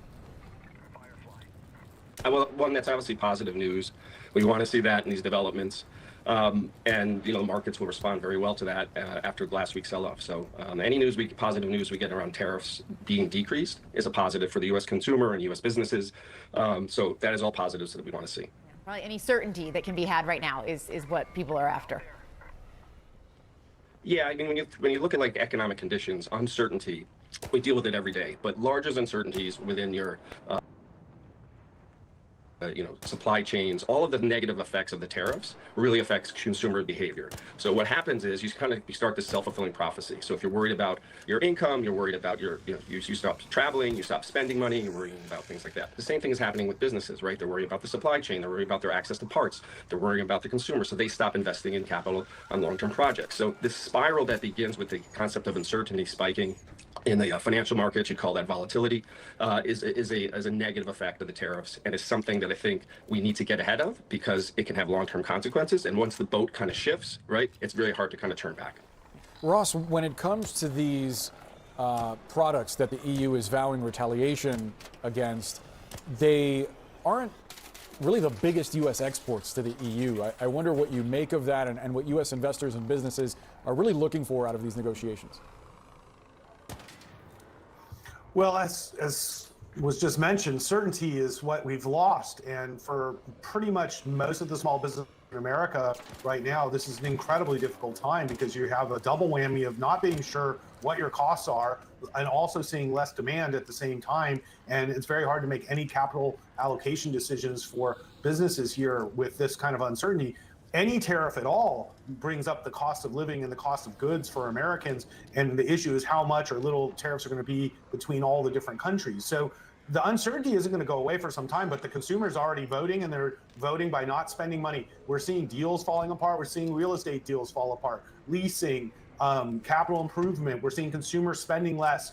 It's already happening. We're already at the cusp of a recession, and it's very possible we could run into a recession. So ooh, that's where we're headed. It's just sad, but just a self-created recession. It seemed like there was a tariff briefly placed on your internet signal there. You went out and came back. We're fortunate that you're back with us. John, I do want to ask about China's response to some of these moves by the Trump administration, specifically this Bloomberg report that Chinese authorities ordered its airlines not take any further Boeing deliveries. I wonder how significant that is. Obviously that's very significant. Boeing is one of the largest producers of aircraft in the world. It's a big economic engine for the U.S. And these are kind of these butterfly effects that are occurring once you start going down this road of tariffs. And the tariffs are a very blunt tool, right? And we all know they're a regressive tax, and they're increasing costs for both on the consumer and on businesses. Then we had reciprocal tariffs come in. So that back and forth fighting has escalated prices. You're now going to start to see what you also saw over the weekend with the restrictions from China on rare earth metals and minerals, that these are other steps that are actually more supportive for the Chinese economy than getting into a tariff war with us, but have a very negative effect on the U.S., right? When you do a reciprocal move like that, you are now playing, chess in a different part of the board. Because we need those rare earth metals for our manufacturers, for everything from cell phones to cars. You're going to have car earnings next week. You're going to, it'll be too early for this, but the outlook by the CEOs is going to be very interesting. But so you're seeing these kind of knock-on effects of what the tariffs are causing other countries to do, and obviously they're not positive for us as a consumer. And Ross, the Chinese president is now on a tour of Southeast Asia right now. We know he's also met with the Spanish prime minister last week.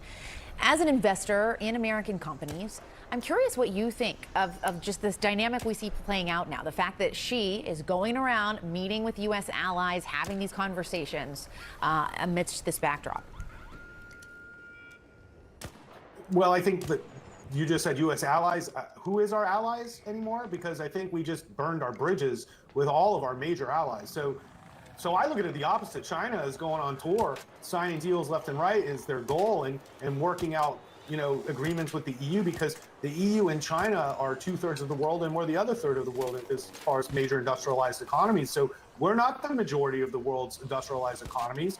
And this is exactly why this strategy of blunt force tariffs and bullying other nations doesn't create the outcome that you want, because the other nations don't want to be pushed around. Now, if you look at Chinese history over any period of time, and certainly the long term, they're willing to deal with economic pain. They're fine being isolated from the West. They'll trade with other people.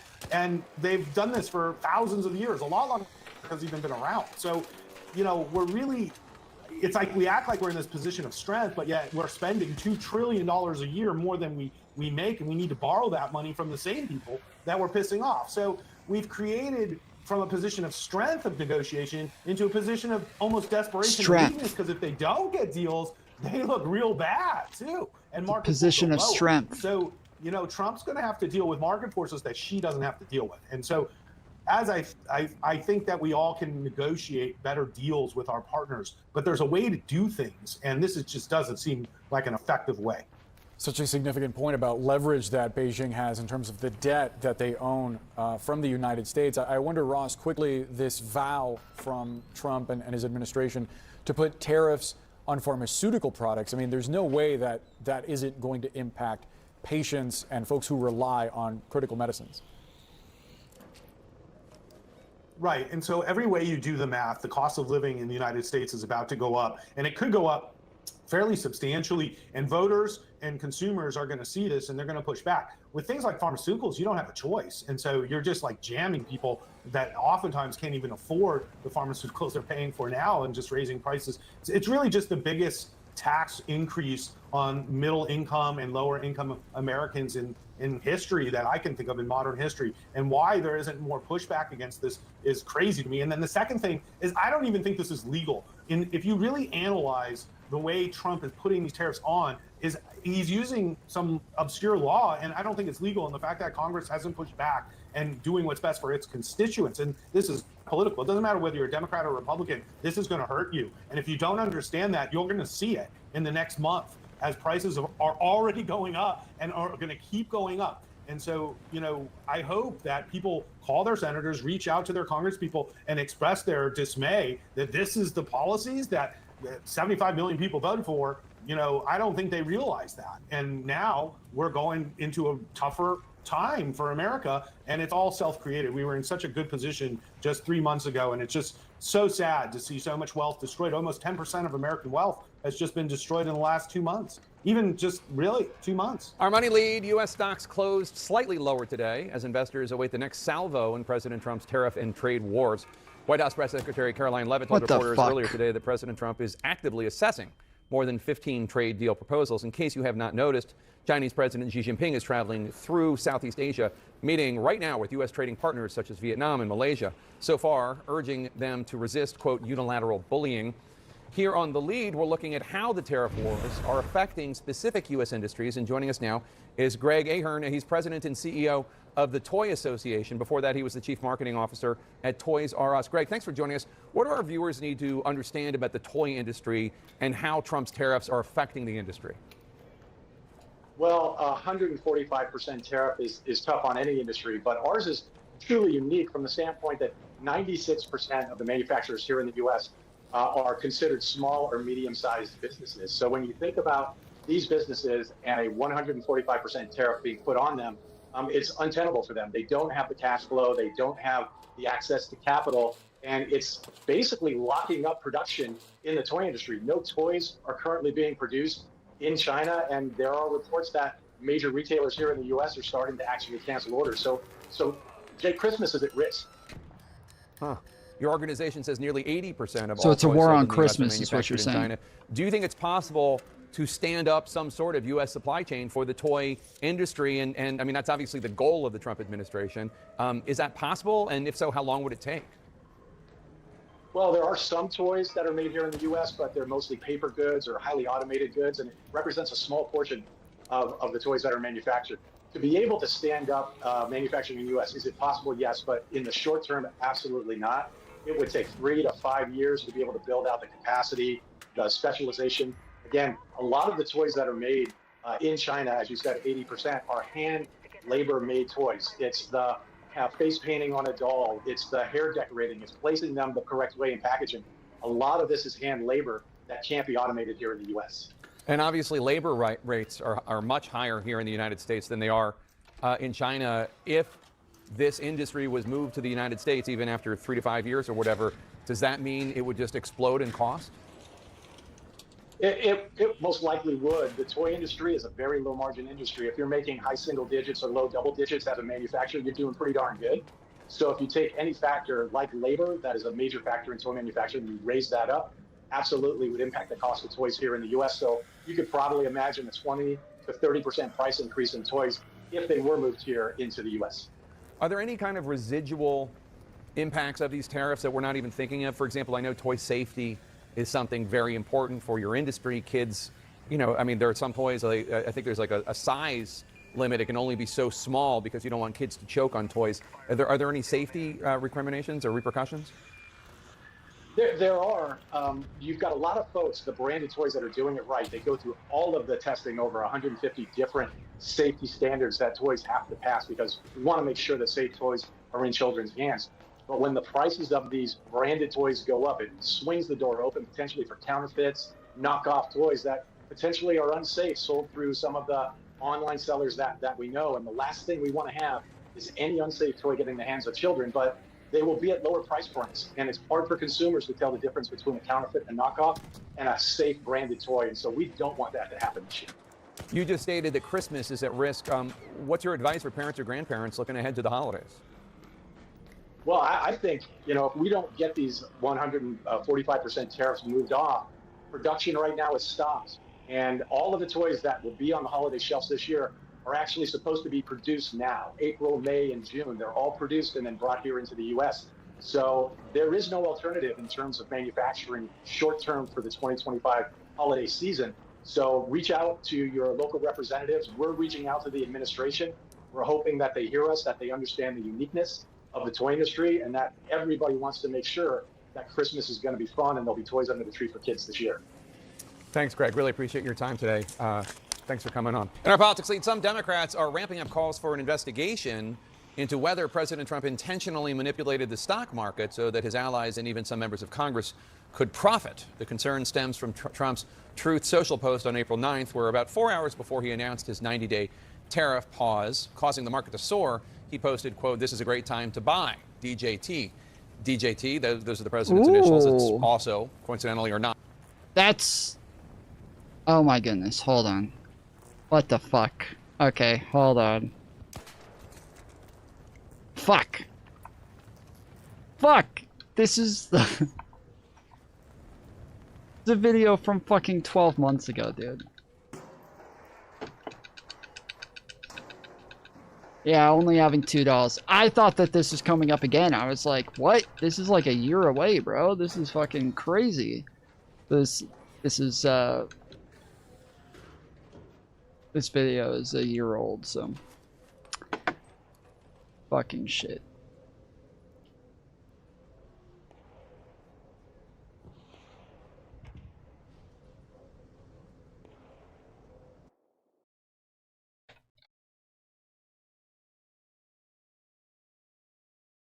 All right, let's do this actually.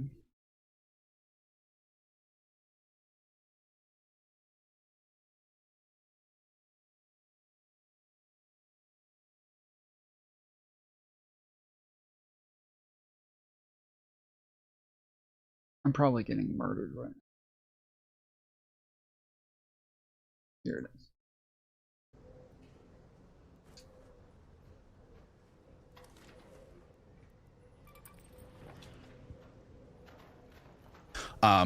To start out the podcast, can you guys just give like a brief 20, 30-second background on your involvement in the United States government and the CIA? Andy, you want to start? Sure. So I started with the U.S. government when I was 18 years old. I was recruited in the Air Force Academy, graduated from the Air Force Academy in 2003, went on to become a U.S. Air Force officer, nuclear missile officer, learned how to fly, then got picked up by CIA coming out of the military in 2007, where I spent 7 years working with the National Clandestine Service as a staff operations officer, certified, or who went through the FTC program. Oh my goodness. And then left CIA in 2014. Yeah, good. I was recruited into the CIA in graduate school, 1989. Started 1st January 1990 I was better off as an where I analyst. already was. Spent my first 7 years in analysis, all in the Middle East. Served overseas, learned how to speak Arabic, then switched to not just operations, but counterterrorism operations in what was then the Directorate of Operations, now the National Clandestine Service, and specialized in counterterrorism operations in Athens and the Arabian Peninsula, then went to Pakistan after 9/11 as the chief of counterterrorism operations, back to headquarters as the executive assistant to the deputy director for operations, and then I finished out my career at the UN in New York. And then the end of your career, can you explain basically what happened to you at the end of your career? I went into the private sector. It's a long story. I'll make it very, very short. In 2007, I went public with with information on the CIA's torture program. The FBI investigated me for a year, determined that I hadn't committed a crime. A year later, Barack Obama became president and brought with him the lovely and talented John Brennan back to the National Security Council. Brennan asked Eric Holder to secretly reopen the case against me. I didn't know, of course. That's why it was a secret. And 3 years later, I was charged with 5 felonies, including 3 counts of espionage. 4 of those felonies were dropped because I hadn't committed espionage, but ended up going to prison for 23 months. Make no apologies for it. Proud that I did it. Somebody had to do it. Kind of regret the result, but, worth it in the long run. Right. To start, I wanted to sort of like lay a foundation here to have, can I get each of you to describe what key values underpin your stance on America, democracy, and CIA's role in the world? Gotcha. So I'll go first. I believe that America is not perfect. The United States is not perfect, but it is by leaps and bounds the best of the government, national, civilized options that exist today. And for that reason, I believe that anything we can do to maximize American superiority, maintain our status as the #1 superpower in the world, is an imperative that we all have to work towards. Because if we are not the superpower, somebody else will be. CIA's role in that is to serve at the behest of the chief executive, the president, to execute operations clandestinely around the world, whether it's technical collection or human collection, that benefit national security policy, which is aimed at American superiority, which is intended to maintain our status as the only superpower in the world.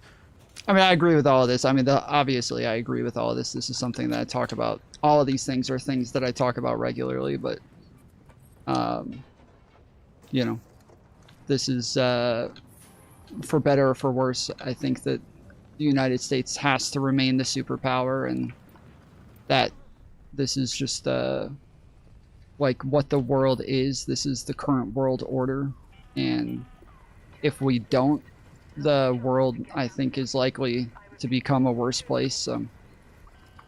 This is I think especially now that we are the world order, now that we are the world police, now that like the institutions that we have, once they're created, I think we are. It's almost like you're kind of stuck with that, and if you don't, there's a power vacuum that could end up being even worse. So you don't, like, yeah, power vacuum could just fuck everything up even more with a bunch of countries competing to be the United States, to be the new superpower. And so there's a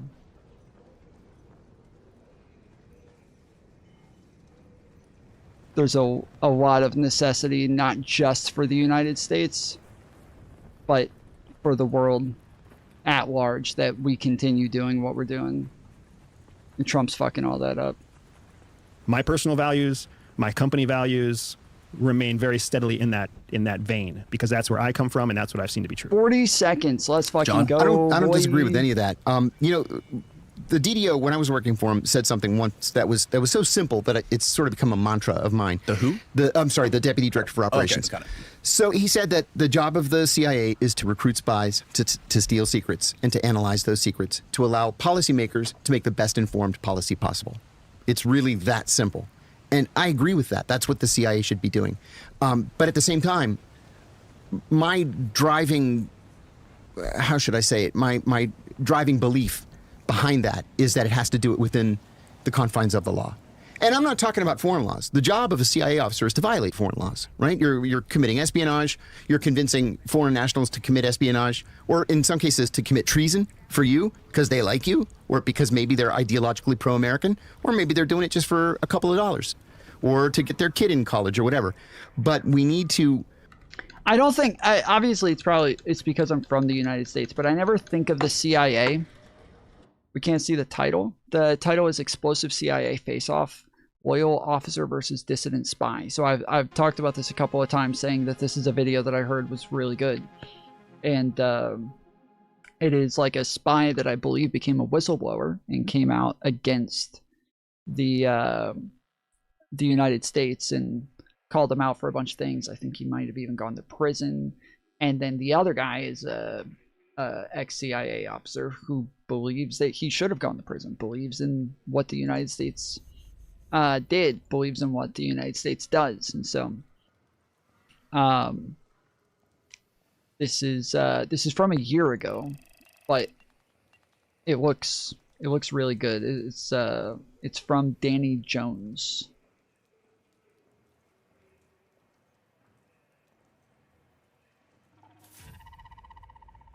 We need to be guided by the rule of law in the United States. There have been a couple of periods over the course of the history of the CIA where we've gotten away from that. And it has never turned out well. The definition of laws, the definition of rule of law is a flexible definition.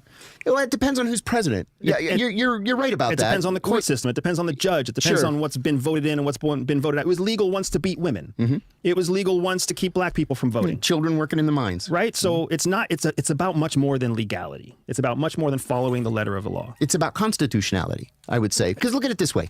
In 1945, 1946, we executed Japanese soldiers who had waterboarded American POWs. In 1968, on January the 11th, 1968, the Washington Post ran a front page photograph of an American soldier waterboarding a North Vietnamese prisoner. That soldier was arrested, convicted of torture, and sent to prison for 20 years for torture. And then all of a sudden, in 2002, torture is legal because John Yoo and Jay Bybee say it is. But the law never changed. The law was never amended. Congress never voted on any change in the Federal Torture Act of 1946. So, we changed. The definition of torture also changed. Well, or it was never fully defined. They elected to change it. In fact, it was defined because not only were we signatories to the UN Convention Against Torture. Steve, is that a bald spot? No, Danny. It's safety information. Go check out hims.com. It's linked below. Now back to the show. We wrote the UN Convention Against Torture. So we actually delineated what was illegal and what was legal. And then we violated it and said, well, exigent circumstances, it's a time of war, even though it wasn't because Congress never declared war. And that's a whole different issue. We can yell about Congress too. But we changed. And so it was, as you mentioned a moment ago, 5 years later, we said, oh, you know what? Maybe we shouldn't have done that. Maybe that was wrong. Well, you know, if we're going to be as Ronald Reagan said, the shining city on a hill, this beacon of hope for human rights and civil liberties, then let's be it. We can't be it when it's convenient for us. We can't. We're getting ideologically. We're getting ideology confused with practicality, and that's the thing that sucks. It sucks because you can't always stick to your ideals. You just can't. And America is a country.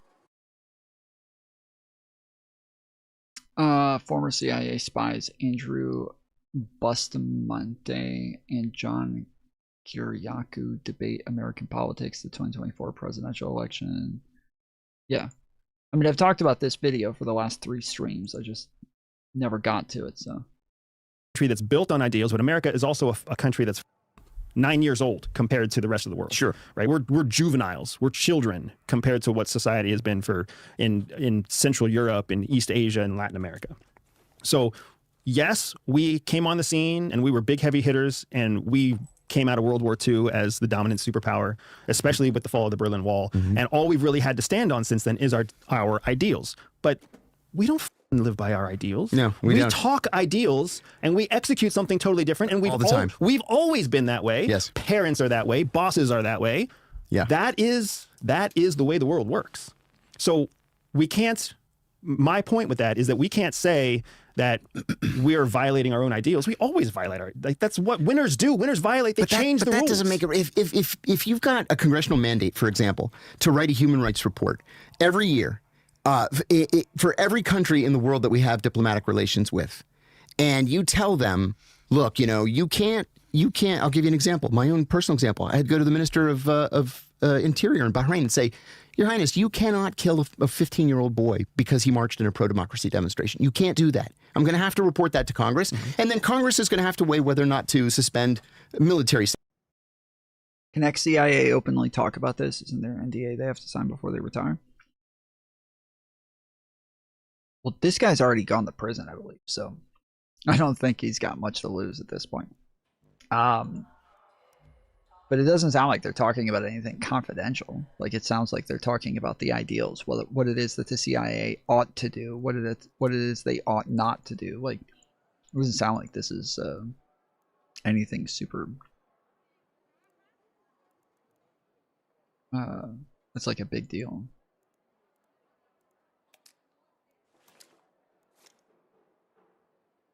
Sales for 12 months. But then you've got the CIA station chief going in and saying, don't pay any attention to the human rights guy. We want you to open this secret facility over here where we can take people, nobody's going to know about it, and we're going to give you $100 million or $50 million, whatever. Okay, what's he going to do? Sure, there are practicalities. Mm-hmm. Realpolitik is a real thing. Mm-hmm. But we can't pretend to be one thing and then be the other. We have to choose. And if we want to be the bad guys, okay, that's a policy decision that can be made, but then we have to change the law. We are 100% able to not choose. We don't have to choose. But then what do you do about the legality of it? Yeah, it is stupid to say that you have to choose. Like, different circumstances, different scenarios call for different actions. Like, a good example is like the conversation that we've had a couple of times over the last month or so is over whether or not it does make sense that the president can break the Constitution. Or sorry, not the Constitution, break Supreme Court orders, right? Technically, they're not supposed to, but does that mean that they ought not? Like, there may be scenarios where like it is just kind of what must be done, and that even legally it might be okay. And so there's I guess a like a bigger, more broad question about like morality in these scenarios. You can't just decide like, well, we always are going to be like the best example of everything for all of time in history. Like, that's just you can't, and especially not when you have people in and out of the White House, where like at one point it's somebody like Joe Biden, the next it's somebody like Donald Trump. Like, how the fuck are you supposed to be coming to conclusions about what it is you ought to be doing in these scenarios when we can't even get like consistent beliefs on whether or not the president is even going to follow the law? Like, there is just no I don't know, there's no real way to even make those decisions. I think that the United States wants to be the good guys in general, but how that works in practicality is very different. The legality of it changes. The legality of it is what you put in motion. The legality of it is absolutely flexible. The idea Not that according to the Supreme Court, it's not. The Supreme Court is fucking flexible. Different justices of different beliefs make different decisions all the time. They even choose what the fuck to what, like what to look at and what to send back down to the lower courts. Like, you can't possibly actually believe that we are the system that we tell the average American we are. No, of course not. So I'm saying that we should even strive to be, though. No fucking way, dude. It's chaos otherwise. No, it's not. It's chaos to not try. Oh, I think that's nuts. It's chaos to not try. All you have to do is convince people that you're chaos trying. to not try. Yeah, What do you mean by that? to say that what we're striving for is too much, so we're not going to try anymore, is to give people no goal. People without a goal are lost. People who achieve a goal are lost.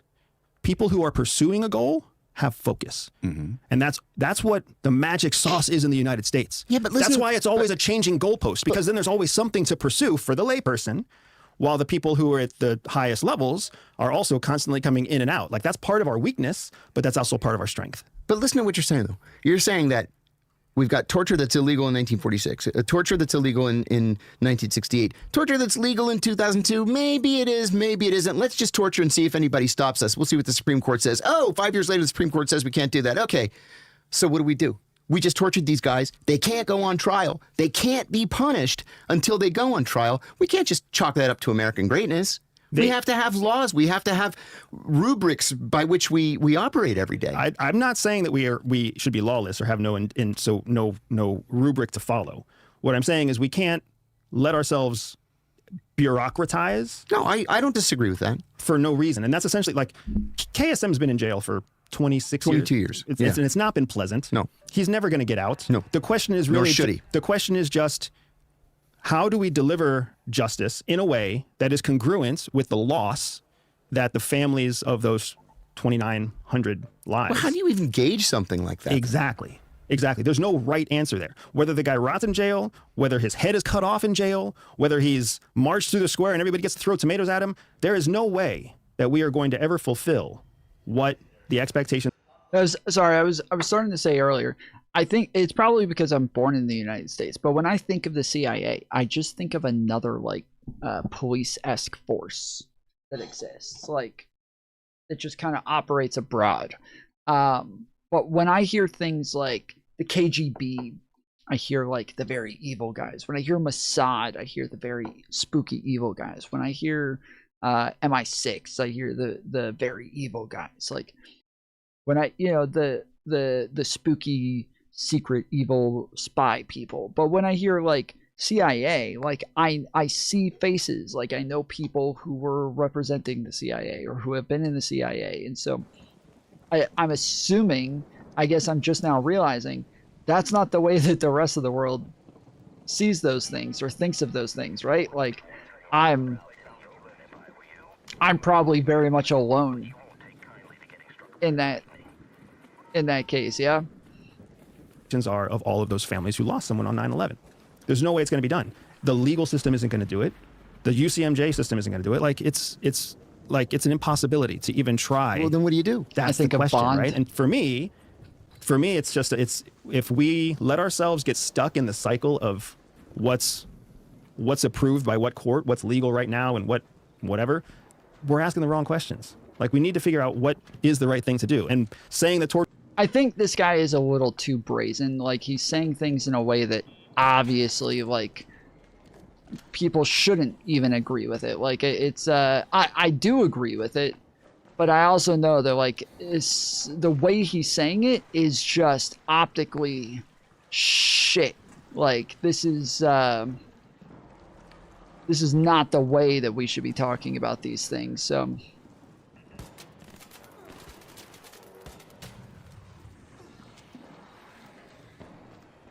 it kind of sucks, like listening to him talk about it and thinking, okay, he is right, but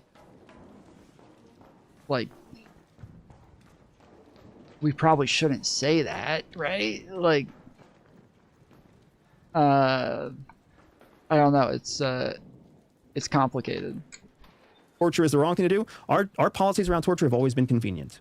Yeah. It was in the 1940s, we defined torture as one thing that was convenient for what we wanted to accomplish. And then we changed that in 2002. And then we changed it. Sorry, what's up?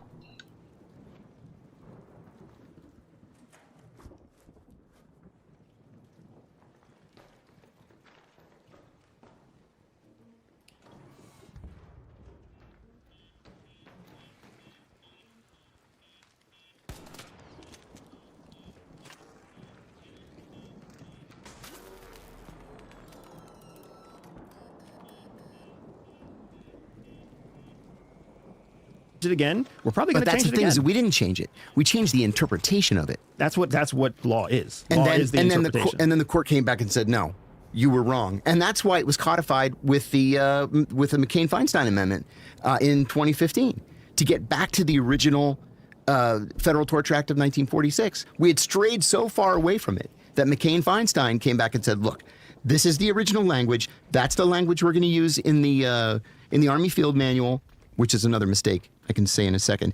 And so the law is what's in the Army Field Manual. The mistake is the Army Field Manual is an executive branch document that can be changed with the stroke of a pen. So it's codified, but not really codified. And that's what our whole system is built on. It's a house of cards then. But it's the best house of cards that's out there. Unless you want to build a house out of bricks that are authoritarian bricks.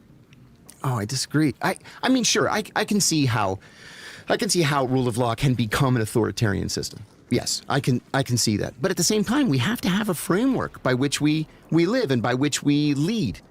And, I've mentioned to you, I think in the past, that on a trip to Africa one time, I was kind of joking with a Congolese foreign ministry official about... you can't joke with a Congolese foreign ministry official. No, they have no senses of humor. They have no senses of humor at all. Because their fucking life is hard. And they also have their hands out like this all the time. Yeah. But anyway, I said, what's with you and the Russians? You guys are always so chummy, close to the Russians. And very seriously, he said to me, because you promise us democracy and the Russians promise us food. Bingo. Wow. That's how the whole world works. Mm-hmm. The whole world is practical. We are ideological, which we only get that luxury because we are the superpower of the world. As soon as we are no longer... meaning the citizens are ideological, not necessarily people running the country. No, the United States. No. The whole country. The whole country. Yeah. Yeah, ideology goes all the way up. Everybody's trying to push their ideology. The polarization that we're seeing politically right now is really a polarization of ideology. Mm-hmm. Agreed. That's what... And it's unfortunate because we have become so spoiled by what we have that we are now seeing the second and third generation of people who have never actually suffered, people who have never actually wondered where the next meal is going to come from. And those people have gone all the way up to the senior ranks of government and business and politics and everything else. Like, you can still find people who literally live foot to mouth in the United States. There are people below the poverty line. There are people so poor they actually don't know where their next meal is coming from. There's people... Anybody got a defib? Anybody got a defib? Help. Defib. Defib. Anybody? Anybody got a defib? Hello? Hello? Defib? Hello? Defib? Anybody got a defib? Hello? Hello? Defib? Anybody defib? So poor, they don't know if they're going to eat or die next. Defib. Right. Who got right? defib? So they understand what it's like to feel real suffering and need. The rest of us don't. Defib? That's why so many Middle Eastern governments, wealthy Middle Eastern governments, are unstable. I am down. Because they're so fat and so I'm down rich. over here. And so fast. They got there so fast. They got there so fast. That's true. Many of those countries only gained independence in 1971. in the Persian Gulf. They went from being deserts with dates and Hello? Bedouins eating camel milk and dates, Or at and then they least- became the richest countries in the world. Stabilize within something? 50 years. Anybody? I had a friend who was the son of a Kuwaiti ambassador, and Hello? Kuwait was my first overseas assignment. All right. And You guys suck. he got drafted. He was in his 30s, and he got drafted. I said, drafted? I didn't even know there were any Kuwaitis in the Kuwaiti military. He said, no, there aren't. I mean, there aren't many. So he was a banker in Bahrain. He had to fly to Kuwait for I was trying to grab basic onto training. the edge of the building. And I can normally like grab onto the edge of the building, and I missed it by a long shot. So I fucked it up. he said that on the first day, there were like 24 guys, all Kuwaitis. Half of them were royal family members. On the second day, there were like a dozen. Another dozen had just run away. And the third day, it was him and 2 other guys. And then all of the Kuwaitis were replaced by Pakistanis. You just pay them, give them a couple of dollars, and they'll just do your military service for you. Because slavery is essentially legal. Yeah. In the Middle East. It's legal everywhere else outside of the United States. It arguably, it happens here in the United States, and people still turn a blind eye to it too. You know why King Abdullah of Saudi Arabia was so dark, or why Prince Bandar was so dark? Because their mothers were Sudanese slaves that were serving in the House of Saud. Really? They were the illegitimate children of slaves. So John, you mentioned that we need frameworks, right? I want to go back to this conversation. Yes. John mentioned that we need a framework to live by, to lead by. Yeah. I believe that the framework that the United States lives and leads by is the framework of change. It is not a framework of rigidity and legality. There's a system of legality to support a framework of change. Because what we have seen is that change is required. We must adapt. We must evolve. We must disrupt.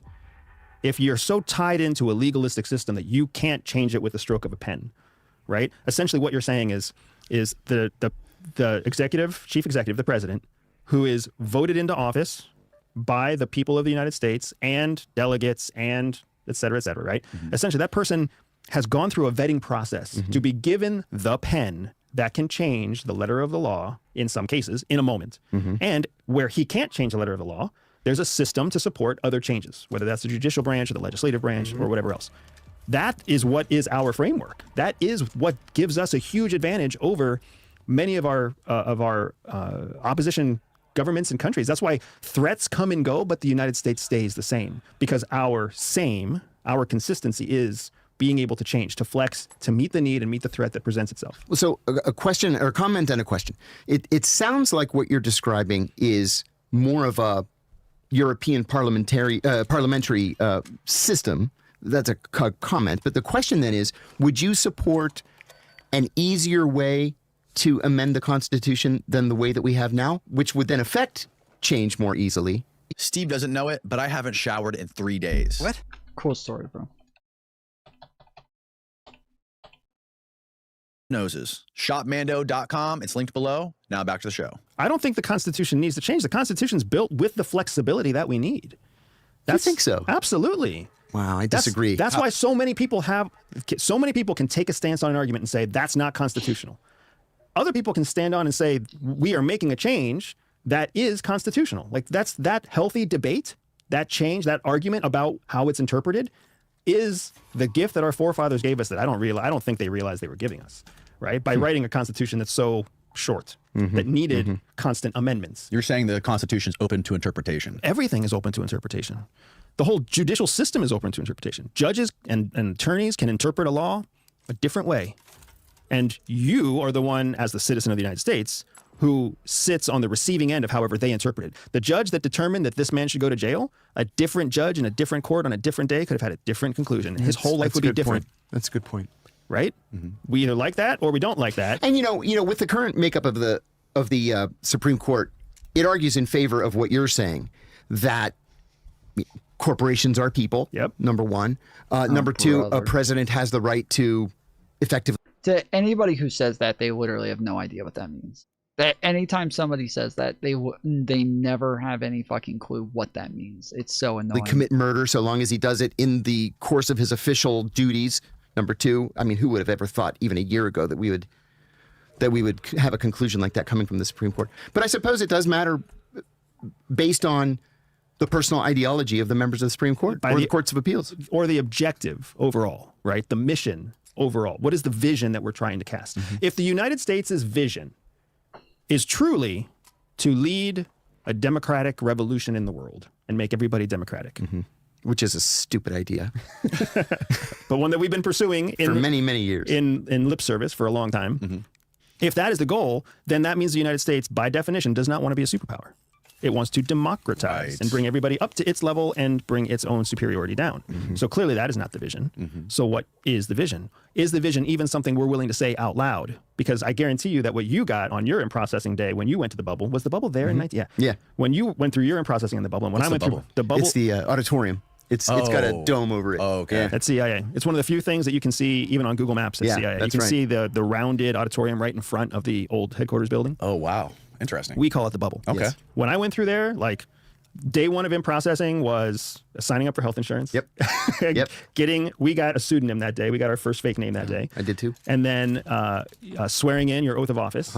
And then a rabble-rousing speech about American primacy. That's right. That's what we got. That's what we got. And then briefings by the head of HR, the head of security, the head of this, the head of that. Don't cheat on your time and attendance, and whatever. Yeah, don't use your government credit card. Don't use our internal systems to research yourself or your girlfriend's boyfriend's family. That's right. So going back to cutting a little bit deeper to the point you were making about the executive branch, and basically being that a stroke of a pen can change a law, and that can be in our favor, geopolitically, throughout the world. Let's go to the current election that is going down right now in the United States of America. What is each of your guys' view on the current election and like how Kamala got put into office and what's going on with Trump? And what do you think about the idea, which most people believe, that there was a deep conspiracy within somebody in the government to take out Trump, take him out of the election? I wouldn't say most people think that. I would say that some people think that. Most people online are fucking stupid. But amen. So John, I'm going to let you answer first because I already have a feeling we're going to have a lot of overlap. So go ahead. I think we will. The deep state. You can call it the state. You can call it the federal bureaucracy. The truth is that, sure, in places like the CIA, NSA, FBI, even DOD among civilians, or not even just civilians, but even flag officers, you got people who've been in those organizations 25, 30, 35 years. We had an NIO for warning, a National Intelligence Officer for warning when I was there, 42 years. He had an age waiver. People don't get sharper the more years they're in government. It's not like it is in public sector. That's right.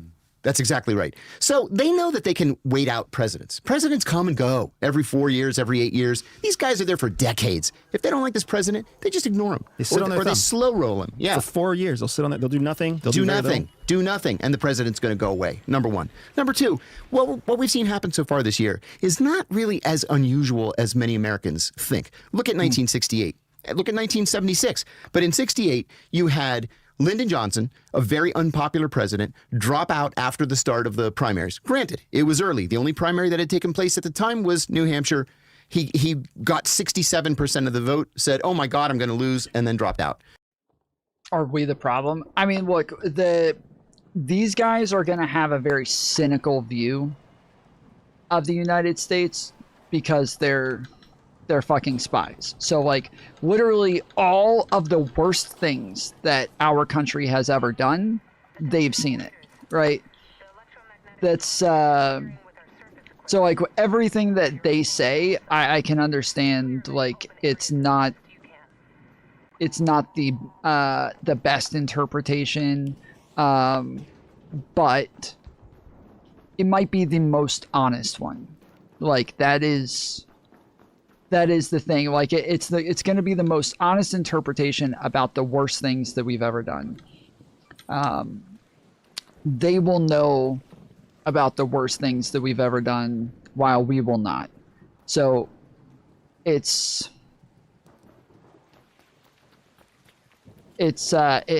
important to like remember their bias and like what their jobs were and all of those things, but it's not that they're wrong. It's not that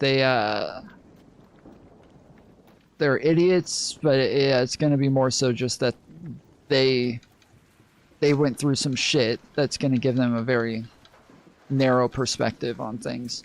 Which I say narrow, like the guy with the long hair seems to really like the American dream. He seems to really care about like what America is viewed as, and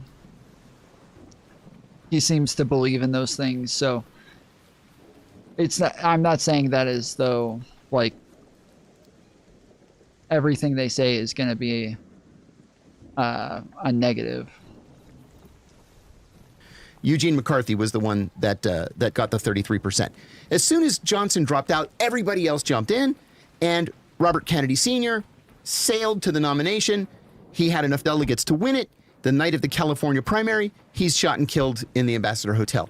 The Kennedy family asks George McGovern to stand in for the Kennedy delegates. About half remained with McGovern, but Hubert Humphrey, who was vice president, who nobody had voted for, became the Democratic nominee. Okay, so not too terribly different. 76. You have not George W. Bush. You have Gerald Ford. Gerald Ford was the House Minority Leader a year and a half earlier, but the vice president, Spiro Agnew, was indicted on bribery charges, and so he resigned to go on trial. Richard Nixon picks Gerald Ford out of the House of Representatives, makes him the vice president, and then in August of 74, Nixon resigns. So Ford becomes president not having won a single vote. Not one American voted for Ford for either president or vice president. And here he's the president of the United States. So this is the system that we've given ourselves. It's not the prettiest sometimes, but it's the system. And it tends to work for better or for worse. So it's not so terribly, it's not a coup like Donald Trump says it is. And, you know, he wasted millions of dollars in advertising, he said the other night on Fox, because he thought he was going to run against Joe Biden. Okay, well, you know what? You're not running against Joe Biden. So toughen up. Third point is, I'm not sure. I think that a lot of this Trump anti-CIA, anti-deep state thing, I think it's for show. Because Trump had the opportunity to essentially dismantle the CIA. And not only did he not do that, but he named Gina Haspel as the director. Gina Haspel was a consummate insider. Right? You don't get any more insider than Gina Haspel. Like, she actually destroyed documents. Tapes? She put them in an industrial grinder, the tapes of the torture to destroy sessions, evidence. To destroy evidence after specifically being told my by bad, my bad. I'm on a controller. I did not mean to do that. Sorry. I'm trying to get shocked by lightning. I just jumped on top of a Rocketeer in the last game, and then nobody helped me up after and fucking bled out. So I killed it too. I killed the Rocketeer. Yeah, I put a deadline on it and then jumped off, and I was trying to grab the edge of the building when I jumped off and just fucking face planted. So yeah. So now I'm out here trying to get shocked by lightning for the trials. Yeah, I've got hit twice. Yeah, I got hit once so far.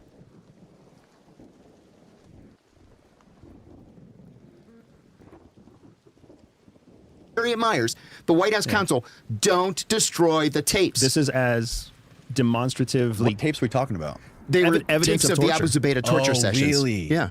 Yeah. She got a message that said from an email. It was an email from Jose Rodriguez. Yes, Mr. Rodriguez. I worked under Mr. Rodriguez. Yeah, I did too.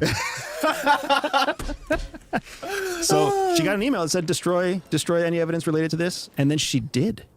Like that's that's wrong on so many levels. Oh my God, it's a felony. It's wrong on so many levels. And that's the person who got placed into the director of CIA. By Trump. You only put someone like that in the seat of the director if you want them to do what they're told to do. There it is. That's the purpose of somebody. That's the loyalist. And then on top of Gina Haspel, who does he name as the national security advisor but John Bolton, the most neoconservative, pro-CIA, pro-covert action Republican that was even available for the job. So if Trump wanted to really put his stamp on the intelligence community, he had everybody fooled because he did exactly the opposite. So there's a couple of other things to keep in mind, right? Wasn't his fault. Neither of the examples from history that John just went through are memorable to any of us. That's right. Exactly. That's right. Because those candidates, those politicians, the outcomes did not change. They did not move the needle of history. That's right. Right? Interesting. Second, you've also got to keep in mind the the institutional demands that exist inside the Democratic National Convention, the DNC, right? And the representation of the democratic process in the United States. Joe Biden, according to the laws of, or the system of the transference of power, he can't nominate someone else. Like, he has to demonstrate his faith in the democratic system. So when he steps down, there's only one person that he can actually endorse. That's exactly right. And I'll add that's something. His vice president. If he were to endorse anybody else, that's basically saying, scandal. I don't believe in the democratic system. Yeah, scandal. Because if he's shot, or if he has a heart attack, or if he's lost in some tragic accident, guess where the country falls? Just like it falls to her anyway. So he has to follow that process just to demonstrate his loyalty to the democratic system. That's right. And I'll add one thing. The Republican Party is far, far more likely to nominate an outsider than the Democrats are. The Democrats have made their system so that it is impossible for an upstart or an outsider to win the Democratic nomination. In 1972, Richard Nixon was afraid of running against Edmund Muskie. Muskie had been the senior senator from Maine, and he was the chairman of the Senate Foreign Relations Committee. Everybody loved Ed Muskie. He was the vice presidential nominee for the Democrats in '68 with Hubert Humphrey. He later actually became Secretary of State under Jimmy Carter. But anyway, Nixon was worried about Muskie, and he was worried about Kennedy. But then Kennedy killed Mary Jo Kopechne, and, well, he killed Mary Jo Kopechne, and Kennedy didn't run in '72. So Ed Muskie is a threat to Richard Nixon. So Nixon had the plumbers, the plumbers, spread a rumor about Muskie's wife.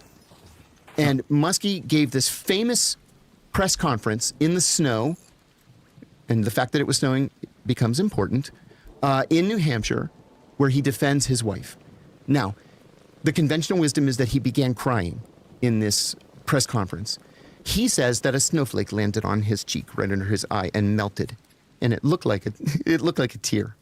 Okay, you look at it, he's clearly crying because he's so insulted that his wife was insulted. They called her a whore and all kinds of stuff. And everybody's like, oh my God, Ed Muskie's a crybaby. We can't nominate him for president. And so he drops out of the race. Then you've got Eugene McCarthy saying, hey, remember me? I got a third of the vote against Lyndon Johnson 4 years ago. People are like, yeah, but you're kind of a closet communist and you're a hippie and we can't do you either. And so George Wallace is like, what about me? I'm a Democrat. No, you hate black people and you're a racist. We can't nominate you. And all these Democrats are jumping in. And then George McGovern, all of a sudden, starts winning delegates.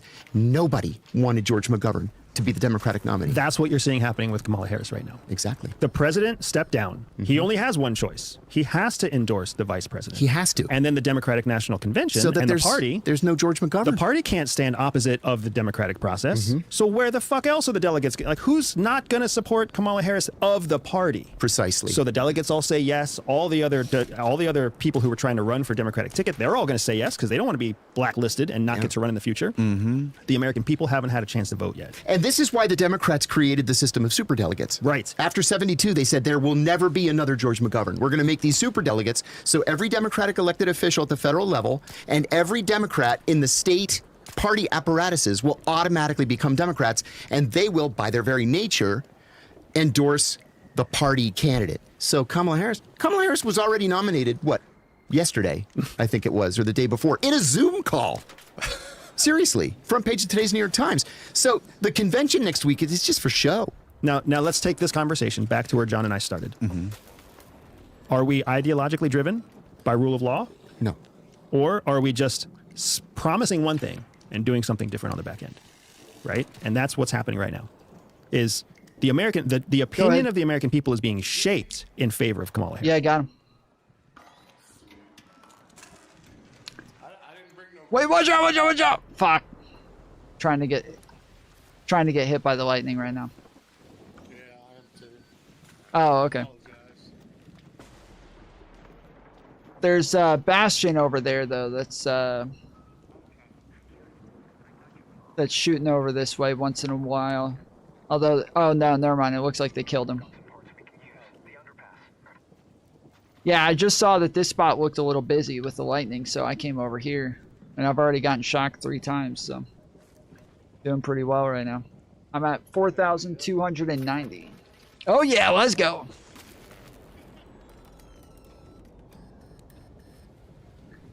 Harris. Yes. Because she doesn't have anything of her own to stand on. 3 weeks ago, she was polling lower than Joe Biden. Yeah. Today, she's the savior of the Democratic Party. Right. It's crazy how the public opinion has shifted and the media has shifted. The public opinion has not shifted yet. There is no voice to the public opinion yet because they haven't cast a vote. That's what's so fucking important, dude. Right. But you're right. Talking about the media. The amount of advertising. Here's the thing that makes me laugh the most. When you look up anti-Harris videos, when you're on YouTube, anybody on YouTube who hasn't seen this, I don't know what YouTube you're watching. You'll find videos that are talking about why Kamala Harris shouldn't be president, can't be president, whatever else. And as soon as you click play, the first ad you're going to see is a pro-Harris ad. Right? Oh my God. Not only is their advertising so sloppy, not only...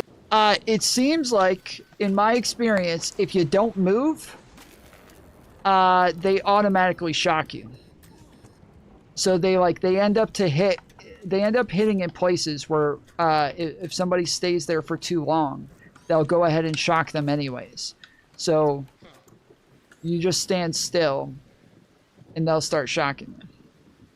Are they just pushing as much out there as they can? Because they have $100 million in the bank for the Biden-Harris campaign. Right. It's really easy to make ads for Kamala Harris because they're...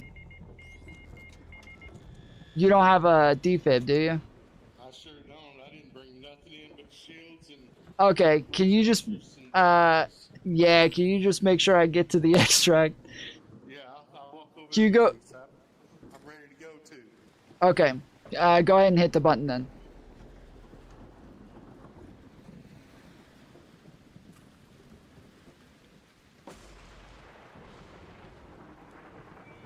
Do you have anything to stabilize me with? Yeah. It can't be herbal bandages. Herbal bandages don't work. I've got regular bandages. Okay. I'm, right here. I'm about to die. Thank you, sir. Okay, don't stand too close to me because you're likely going to get shocked for standing still. Exactly. They're like... They're just B-roll. They're B-roll and her saying a message. Right. It's much harder for people to do anything for Trump. Thank you. Let's test this right now. Can we test this right now? Yeah, let's watch. Yeah, we don't have. Oh, he's on premium. I already searched. Oh, he's on premium, so search we won't get the results ads. I just typed in 2024 presidential ad, and Kamala Harris is the. Well, we should just search for just Kamala Harris, right? Yeah, All right, do a search for something like press the button. Kamala Harris should not be president. Okay. All right, thank you. See what? Yeah. Appreciate it, man. See what comes up. Okay, why Kamala Harris should never be president. Now let's click on that, and I want to see what the ad is. So there's not going to be an ad. I'm on premium. We're on YouTube Premium. Son of a bitch! Can you sign out of premium? Is there a way? I can find. Okay. Oh yeah, there we go. Yeah. So your point is, like, if they were actually paying attention, they wouldn't be targeting hater videos on her for their own ads. Exactly. That's the one person you're not going to convert, right? Mm-hmm. So there's clearly just we need to blow as much money as possible, right? And we need to pump it out quickly because what do they know is happening? They know that the Trump campaign is changing all of their messaging now to attack Kamala Harris, which is why you're not seeing a lot of Trump. All right, I'm going to skip forward a little bit. This is from, they talk about Venezuela here, apparently. Now, remember, they're talking about Venezuela a year ago, okay? Or actually, over a year ago. This is from 2024, August 12th of 2024. Is there Chinese influence in Venezuela or no? Very little. Very little. Okay. And it's in the oil sector. You know, the thing about Venezuela, traditionally, we used to have good relations with Venezuela. They used to be a rich country. They used to be very successful. Right. The largest proven oil reserves in the world now. Mm-hmm. But the thing is, Venezuelan oil is very, very dirty. It has unusually high levels of sulfur in it. And there are only two places where you can refine that oil: Texas and now China. And the Chinese just built a refinery in the Caribbean. So for decades, they own a big chunk of the Caribbean islands. Yeah, it's true. And that's just in the last 20 years. What island did they build the refinery on? Oh, I knew this. Steve, maybe you can find it. I wrote an op-ed and I don't remember anymore. So it's important what John just said. In the last 20 years, what has America been doing for the last 20 years? I just got 9,000 points off getting shocked by lightning. I'm going to go try to do it again. Yeah, a war fighting wars. That's it. That's right. That's where our money has gone. Yep. And the Chinese were smart to that. That's why, I was in China, I guess, let me think. I was there in April. The first time I've ever been. No, it's Caribbean islands owned by China. Caribbean island oil refinery. Everything is brand spanking new. glittering, gleaming cities. It's incredible. Their airports are first class. The shopping, their roads are beautiful. And then you come here, you fly into JFK, and you're like, what? JFK is hell on earth. It's awful. Is it worse than Miami?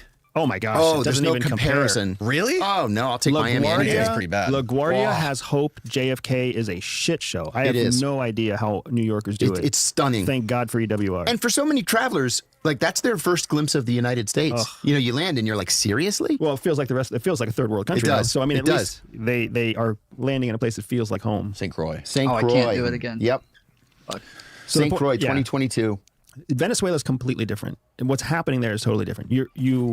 You can't look at Venezuela without looking through the lens of its history of strongman leaderships, right? Going back to like the late 90s when Chavez took over. That place it is a playground for influence operations for every major player in the world, right? But it's totally unpredictable. You have no idea what's going to happen there. All you know for sure is that there's going to be some sort of central government play catering to poor people to make them take action on something they don't understand. That's Venezuela. There's no proxy war there. No. There's no civil war there. What's made things worse, though, is sanctions.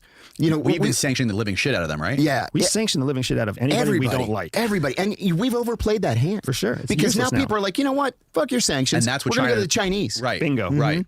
All our sanctions have done, our sanctions combined with a 20-year global war on terror have allowed a competitor in the marketplace to rise up. So now if you don't like American financial work or financial systems, you can choose Chinese financial systems. If you don't like American weapon systems, you can choose Russian or Chinese weapon systems. If you don't like American telecommunications, you can choose Chinese telecommunications. You don't like American-made vehicles, you can choose Chinese-made vehicles. China's done a fantastic job of getting themselves to a place where they are a viable alternative to the United States for in every sector for developing nations. Yeah. It's not first class, first world stuff, but it is absolutely good enough for the third world.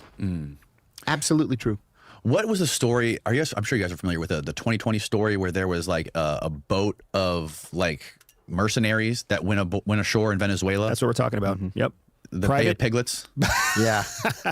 But private contractors who were hired to do a very dangerous thing, underfunded, probably trained adequately. I heard that they were backed by the U.S. No. Probably not. If they were, it was through a series of cutouts. Okay, got it. So essentially the reason, and it's hard to navigate like why Elon Musk is, in the news. He's been obsessed with Venezuela the last 2 weeks. So why is that? Because he's Elon Musk, guys. Yeah. Elon Musk is a fantastic example of say shit all the time, and when you're right, everybody's like, oh my gosh, Elon Musk is a genius. He predicted this. Right. And when you're wrong, everyone forgets.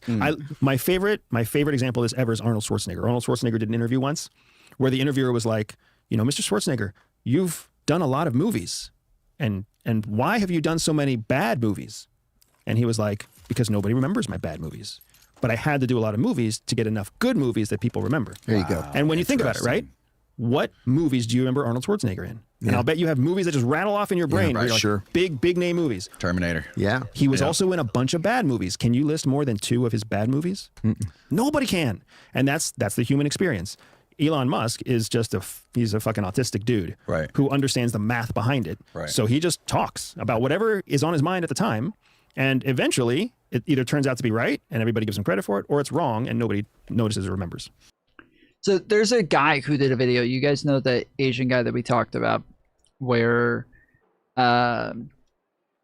he seems to just have like a lot of really dumb takes, and he's always talking about his predictions, how his predictions always come true. He's always right about his predictions. This a guy did a video about him, and it was actually I forget his name, Quick Thoughts. He came on here a while ago for the initial for the panel that we did on the Taylor Lorenz article a while back, and he put out a video on that guy and actually said that like he went through a lot of his takes and had like a Claude go find every prediction that he's ever made to find out if they came true or not. And Claude actually said that it was like something like 78% of his predictions were correct. So that's odd.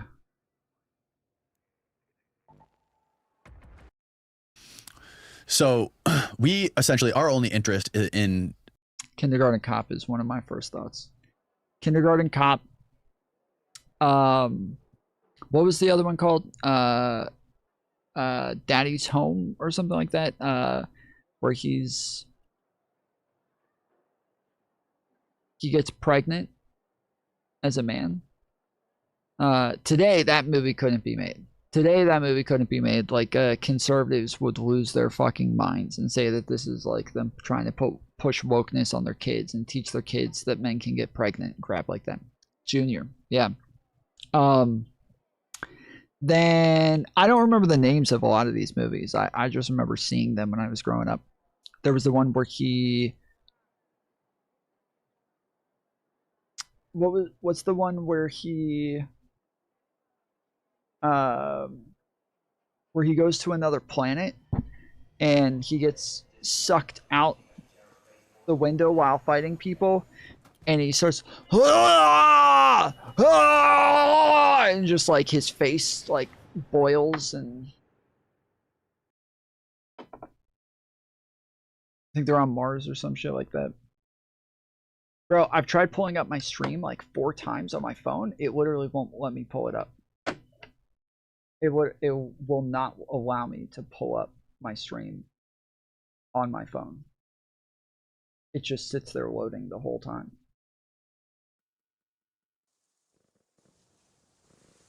This is the 4th time I've tried pulling it up, and it just sits there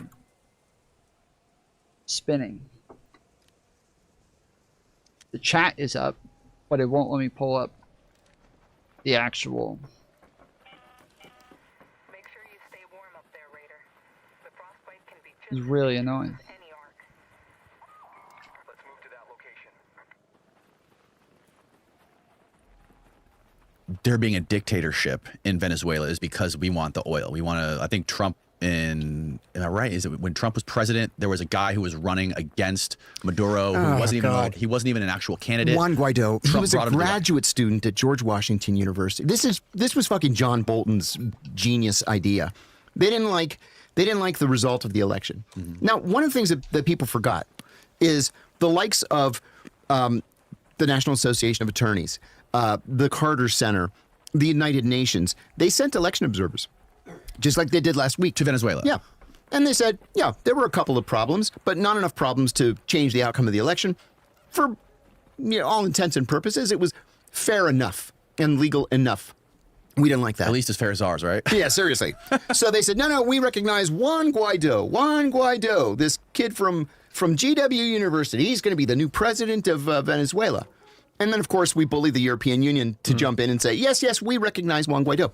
Well, Juan Guaido didn't know anything about running Venezuela. In fact, I remember a public opinion poll where most Venezuelans didn't know who Juan Guaido was. Most Venezuelans don't know much, though. Yeah, well, that's true. Although they're very good at kidnapping. They learned it from the Colombians. Yes. So I remember John Bolton taking questions in a press conference where one of the reporters said, but Mr. Bolton, what about the provision in the Venezuelan Constitution that says that if the president doesn't take the oath of office within 30 days of the election, that he's no longer the president? And Bolton was like, because he had never read the Venezuelan Constitution. It said, we just wanted to impose this guy. This is going to be our guy, whether you like it or not. And Juan Guaido never went back to, he's in Washington a week ago. I saw him at some think tank. I want to come back to this, John, because you just used the correct word about how the United States engaged. About how the United States engages with the UN. Would you grab me one? Yep. And you said that we went in and we bullied the UN to get them on our side. Thank you. Oh, it doesn't matter. So again, so you have made some significant decisions in your life. Sure. Based on principles and ideology. But you know that the United States bullies. We bully the UN, we bully NATO, we choose which court system we use to approve whatever illegal process or whatever seemingly questionable process we need. I don't understand why you would gamble with your life the way that you have gambled with your life, knowing what the fuck you know, man. I know, right? Why would you do that? I know what I can talk about. I often ask myself the same question. What the fuck, man? I really believed at the time that somebody was going to say something. Because I remember seeing these cables coming back from the secret sites, mostly from OMS people, Office of Medical Services, mostly from OMS people saying, look, I took an oath to do no harm. I'm not doing this. You know, we used to call the doctors that were reviving Abu Zubaydah so that he could be tortured more. We used to call them Dr. Mengele, right? Oh, Dr. Mengele's out at the site. And then we had nurses that were fainting during the torture sessions. We had people curtailing their assignments. If you curtail an assignment, you send a cable to headquarters saying, I'm not doing this anymore. I'm coming home. That's a career-ending decision. And I mean, we're talking about a dozen people. And I thought, well, surely somebody's going to say something. And then nobody did. And then there was one woman. I think I'm not going to say her name because she never admitted that it was her. But there was one woman who was escorted out of the White House. Her badge was taken, Senior Intelligence Service, and she was told never to come back because they believed that she had blown the whistle on the secret prisons. And I thought, wow, she's got some balls. That was really a brave thing to do. She knew what they were going to do. They were going to take her pension. They're going to prosecute her. They didn't, because if she did it, she was extraordinarily discreet. I wasn't discreet. And really the mistake that I made, I don't regret taking on the agency. I regret not engaging an attorney before taking on the agency. That was really a critical mistake that I made. If I had had somebody skilled in whistleblower defense, or even criminal defense, sitting next to me, like the A-listers that I had after the fact, I think the whole thing would have turned out differently. Plus, you know, I had strange things happened. Consequently, two of the FBI agents that were involved in my arrest, after I went to prison, called my lead attorney and apologized and said that they were ordered to do it. It was a political case. They had to do what they were told. That meant a lot to me. I got an email from a retired DDCI, Deputy Director of Central Intelligence, a guy that I had the greatest respect for. The day after I did it, he emailed me and he said, "You've chosen a difficult road. I'm glad that somebody did. I only wish I had had the guts to do it myself." And that just meant everything to me. And I thought, you know what? One of my lawyers said something. He said, this case is, you're stuck on the fact that it's you involved in this case. He said, this case is so much bigger than you. People aren't going to remember you. They're going to remember that somebody stood up to the torture program. And so it was worth it. It was worth it. And another thing too, and maybe this is getting a little too personal, but you really get to see who your friends are. Oh yeah, I'm sure. And they're not the people you think they are. So it's interesting because, you know, you and I didn't overlap at the agency. No, I left in, I left in 2004. Yeah, and I came in 2007. And then my resignation was effective in 2005. Right. But the one charge that stuck for you, for the disclosure of a secret identity. Right. The Intelligence Identities Protection Act. Right, was Deuce Martinez. No. It wasn't Deuce. No. Oh, it was somebody else. The name was never made public. Ah. See, this is the thing about Deuce Martinez. They charged me with espionage, saying that I outed Deuce Martinez. Deuce Martinez is on fucking LinkedIn. Central Intelligence Agency targeting officer. Right. It's like, well, you charge me with espionage. The guy's on fucking LinkedIn. Seems weird. And then he gave a speech at JMU, I think it was, James Madison University. It's a day in the life of a CIA targeting officer. And they're like, okay, we'll drop the charge. So it's interesting to me because so Deuce went on to become one of the foundational trainers for myself and for my wife. My wife was a targeting officer for CIA, and Deuce was her mentor. So after meeting him and knowing what resulted as a result of him being tied to the torture for Abu Zubaydah. Yeah, right. Like that was just it was frustrating to know that there was a connection there that was made public. You know, he left the agency just after I did. I went to the private sector, to one of the big four consulting firms, and Deuce went to Mitchell and Jessen. He had applied for a job at I think it was IBM. There was an analysis job at IBM. He and I used to get together for lunch every week after we both left. And he would call me with these updates all the time about the negotiations with, I'm pretty sure it was IBM. And he called me to say, hey, let's have lunch. I decided to take a job. And I said, hey, great. This was going to be big money for him. So we get together for lunch at Tyson's Galleria, right? The Chinese place. And he hands me a business card, and it says Mitchell and Jessen LLC. And I said, "Are you out of your fucking mind? You're going to work for these monsters? Seriously?" And he said, "No, you're wrong about them. They're good guys. They're patriots." I said, "They're fucking the creators of the torture program."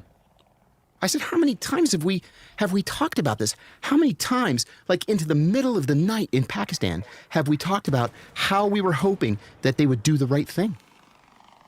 And he's like, "Yeah, with the money, it was so good. It's such great money." And I said, "Man, I think you're out of your mind." And then once I went public, he never spoke to me again, which was no big loss because he was on the wrong side of that. I mean, regardless of what you think about Deuce, like he went on to make, he changed some lives for people who were coming up in the ranks. He changed my wife's life. Good. Yeah, he's done some fantastic work. Good. But the thing is also, I mean, this is where principle and practicality start to separate, right? Because the torture program was sanctioned when it was initiated. Yes. And the men and women who did the duties, executed the job, and executed the duties that were assigned to them as they swore in their oath, like. They didn't sleep well either. Sure, I understand that, but in their oath, they swore to uphold the Constitution against all enemies, foreign and domestic. And it was a legal program that they were assigned to carry out. And you already said if they curtailed their... But was it legal? Because no court ever ruled that it was legal. No court. They said it was too highly classified to even present to a court. So just take our word for it. That's what you and Bybee's conclusion was. So I find that this is very similar to the argument for Edward Snowden and Snowden's quote unquote whistleblowing, right? And what oftentimes becomes the argument for whistleblowers.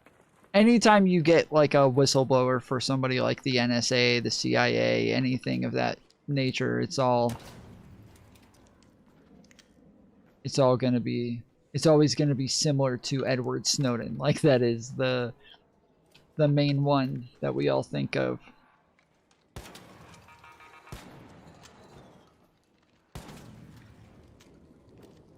In general, whistleblowers are protected, and they should be protected. Some are. It's when they do things the right way. Oh, no. To your point about how you would have done it differently. What about the case of Tom Drake? I don't know Tom Drake. Tom Drake was a senior intelligence service officer at NSA. He his first day was September 11th, 2001. He had been a full colonel in the Air Force. There's Tom Drake. And he became aware immediately after 9/11 of the plan to initiate warrantless wiretapping of American citizens. So there was a competing software program that NSA had developed that would weed out U.S. persons and target only suspect numbers. And General Hayden, who at the time was the head of NSA, this is before he went over to CIA, said that 9/11 was the opportunity that NSA had been waiting for, to just vacuum up everything and then sort it out later. So Tom went to the general counsel, and the general counsel had not been read into the program. And so the general counsel said, "I don't know what you're talking about. There's nothing I can do." Are you kidding me? He went to the inspector general. The inspector general said that this was over his pay grade and that he should go to the DOD inspector general. He went to the DOD inspector general with documents. The DOD inspector general leaked the information back to NSA and said, "You have a rogue officer here," which was illegal. He was supposed to be protected. When the DOD IG never did anything, Tom went to the HPSI, the House Permanent Select Committee on Intelligence. Fully cleared staff member, turned everything over, was charged with 9 felonies, including 7 counts of espionage. On the day that he was arrested and his house was raided, his wife was also an NSA senior intelligence service officer. And the FBI went and said, "We've arrested your husband this morning and we're raiding your house right now. You're either with him or you're with us." And she chose them. So he lost his pension, he lost his 5 kids, he lost his wife, he lost his house, he lost his career, and then when he went bankrupt, they dropped all the charges. So did Tom follow the proper whistleblower protocol? Absolutely. What's interesting here though is that he also didn't get charged. He was charged. No, he was never convicted. Only because it was the judge that threw the charges out. He ended up taking a plea to a misdemeanor count. The fuck? I keep shooting this thing. And it just won't die. Okay, that one died. This other one won't.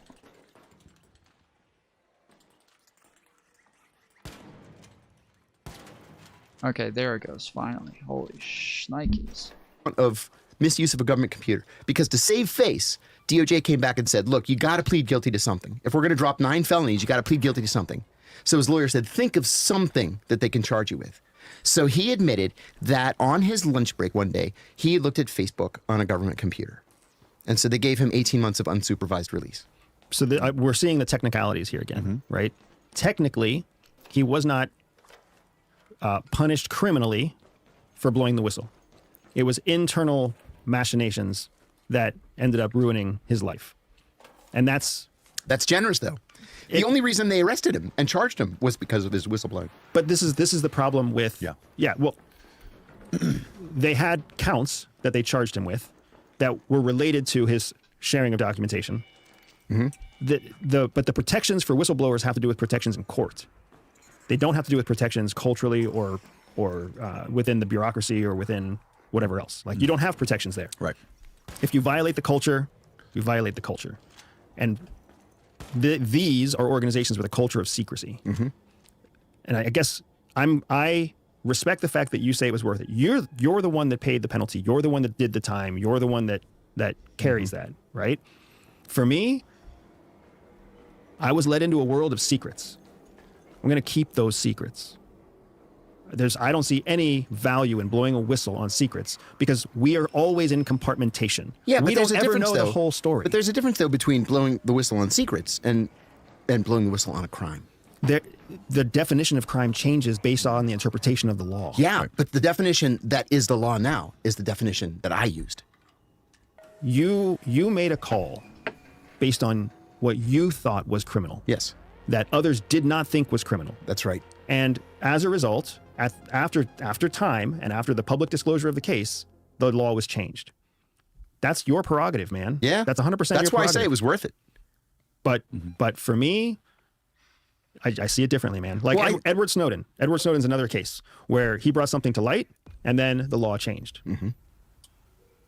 That dude is never coming back to the United States. He has offered to repeatedly.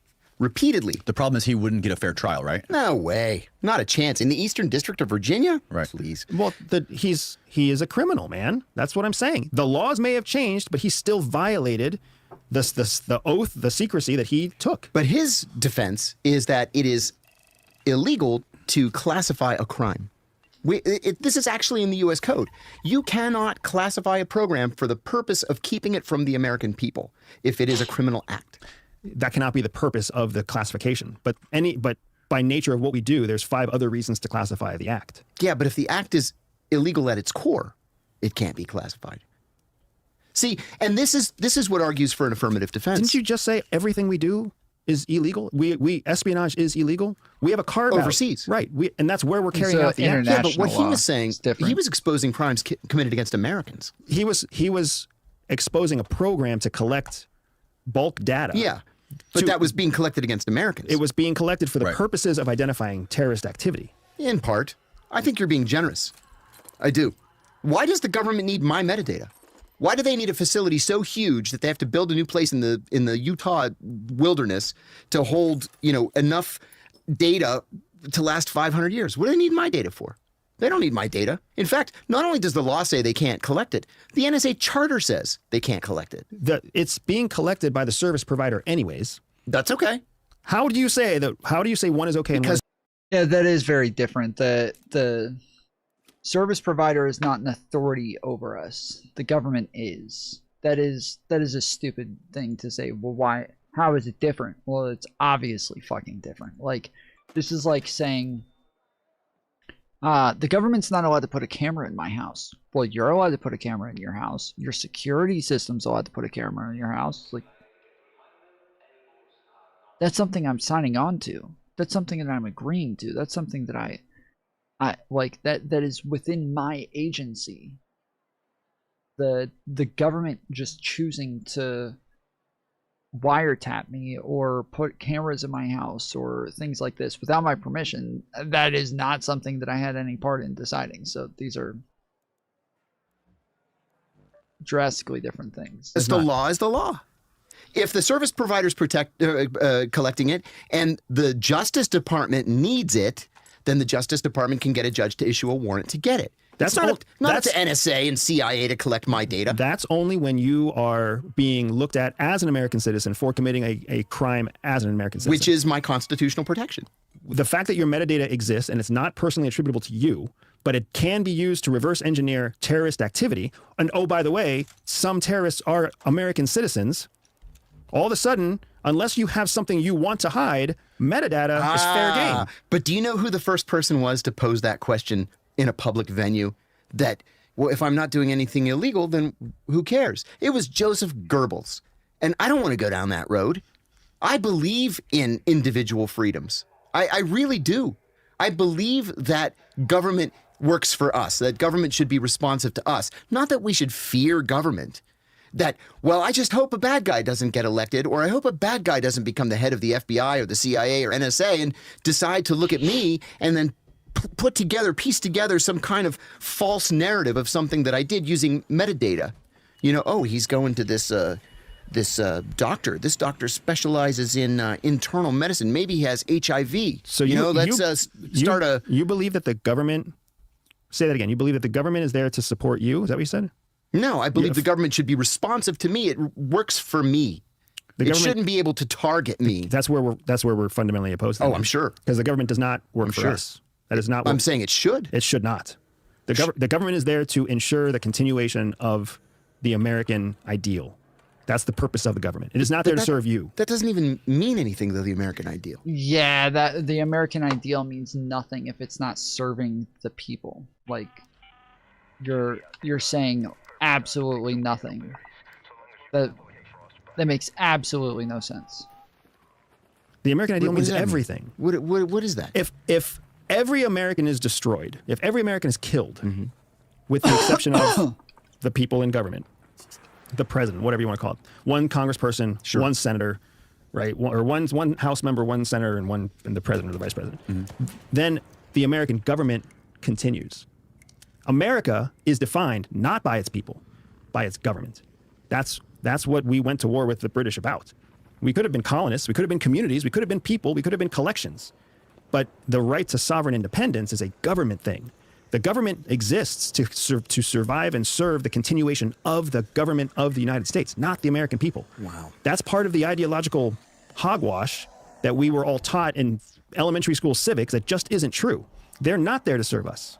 That's not what the purpose of government is. You swore an oath to protect and serve the Constitution of the United States. That is a document defining the government. A government of the people, by the people, for the people, but it's still a fucking government, not the people. The people of the United States, through the eyes of the government, FBI, CIA, NSA, the White House, the people of the United States are engines of economic development. We are there to create the GDP and the flow of economic power that the government can then use to enact national security policies or international policies that benefit the government. That's the cycle. That's the reality of the cycle. I understand if that's not what you want to believe. That's why I'm a libertarian. I mean it. What was it that Jefferson said, that periodically the tree of liberty... Oh, shit. What did he say? The tree of liberty has to be watered with the blood of martyrs and patriots? Yeah. I'm ready to fight. Yeah. Fight for what? My independence. Not fight for your government? No. Where do you think you get your independence from? It's not the government that gives me my independence. 1,000% is the government that gives you your independence. It's the government that infringes on my independence. That is your interpretation. Oh my God, yes. Oh yeah. You know, ever since this, of course, my entire worldview has changed since this whole thing started in December of 2007 for me, and I find myself coming down on the side of some very odd people. We talked about this actually last time. Eamon Bundy, right? Eamon Bundy is a nut, but doggone it, he's got a point. Do you remember this? He's the guy. It all started with cattle grazing. Yes, right? yes, okay. Next thing you know, he's in a shootout with the feds. There he is, Eamon Bundy. Yeah, what was the story with him? He was, It all started out, he and his dad and his brother and brother-in-law, I think, they got into a dispute with the government over cattle grazing rights in some western state. And the government's like, you can't graze your cattle there. And they said, fuck you. Graze our cattle wherever we want, public lands. And so one thing led to the other, and the cops or the FBI tried to seize their cattle, and then they took over. It was like they took over a visitor center at some national park, and they were all armed to the teeth. And then there was a shootout with the cops.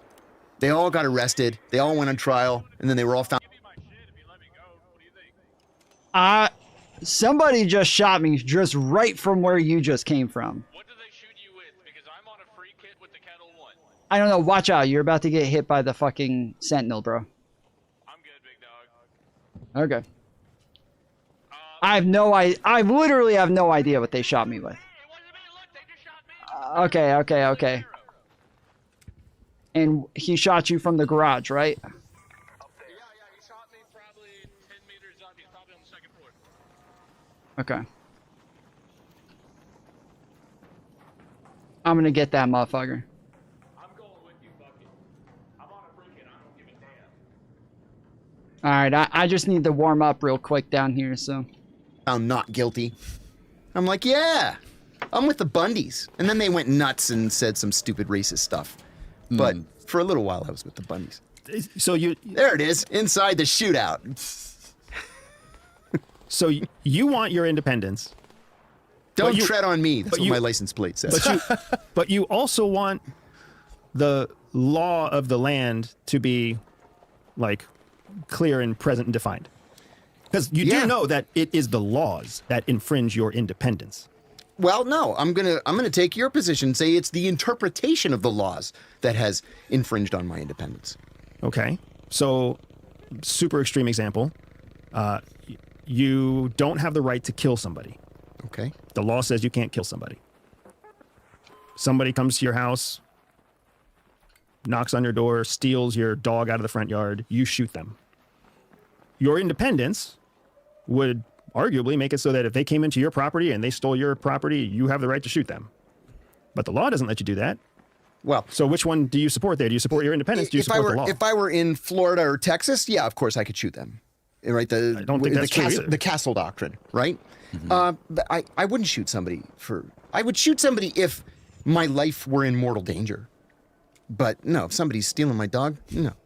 But what takes precedence? Like, it's not about the example. I'm asking, is it the law or is it your independence? Well, I don't think the two are mutually exclusive. I really don't. The government is what defines the law. I believe the law is what defines what you are allowed to do within the confines of your independence. Yeah, no, but I believe that we can have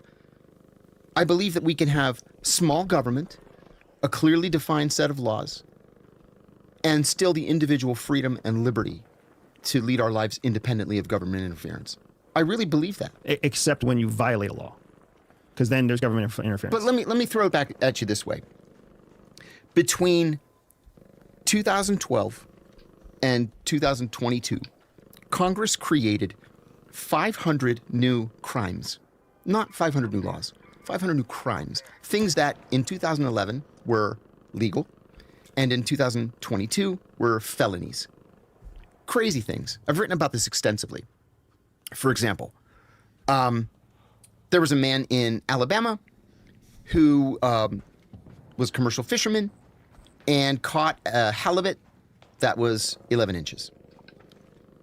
You have to be, there it is. Oh, hey, I wrote that. So, good catch, by the way. Thank you for that. Sorry. Steve's on. You're coming right from where somebody's shooting me.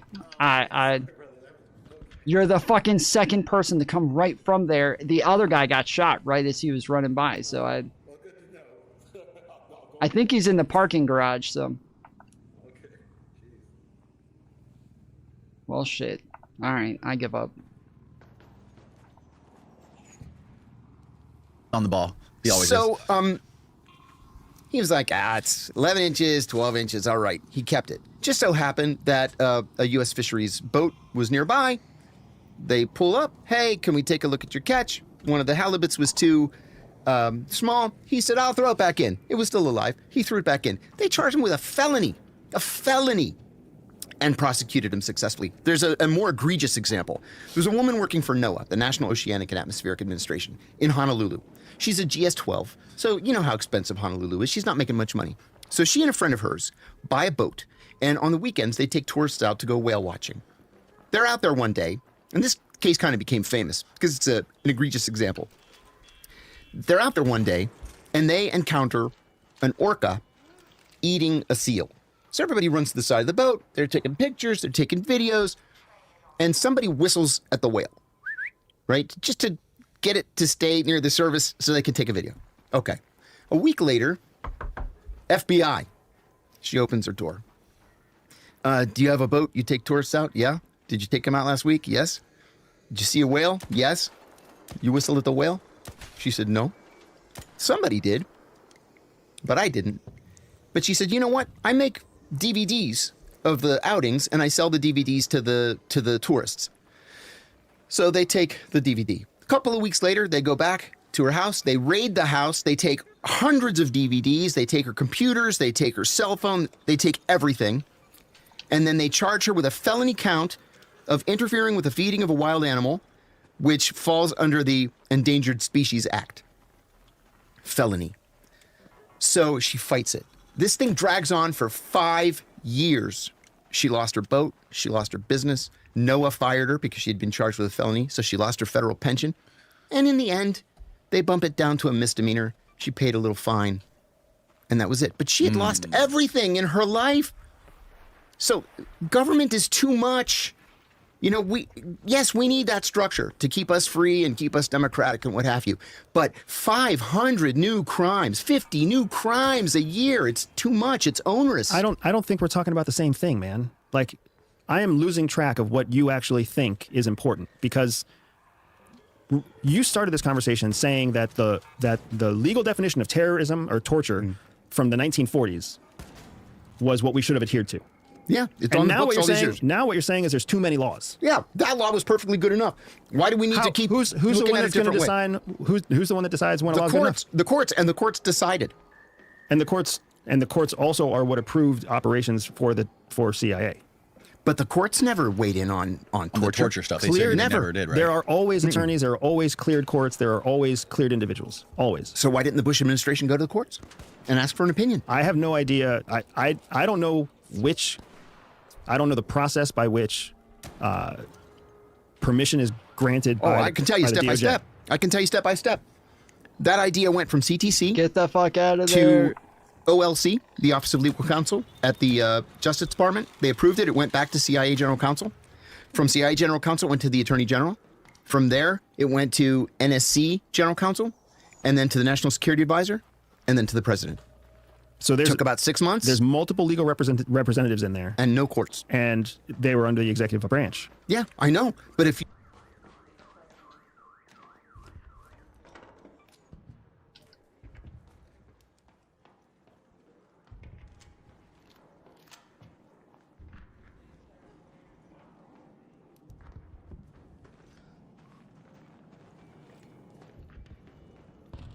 if you're making a determination that a law that's been on the books since 1946 is not really what it purports to be, and the stuff that was outlawed all these years, it really isn't outlawed. We're going to do it a different way. You need a real legal opinion, an outside legal opinion. So now we're getting into different things, right? No, but what you're talking about is having all these neocons in the room all agreeing with one another and convincing each other that, yeah, this isn't going to be a problem. This is legal. But what I'm saying is just I don't know whether you're making an argument where you want laws to be set forever, or whether you're making an argument where you want laws to be removed, or whether you're making an argument where you want laws to be optional, because you're also talking about being libertarian and putting your independence above government. So I don't know what position you're making, man. I don't know where you're standing. I believe in the rule of law.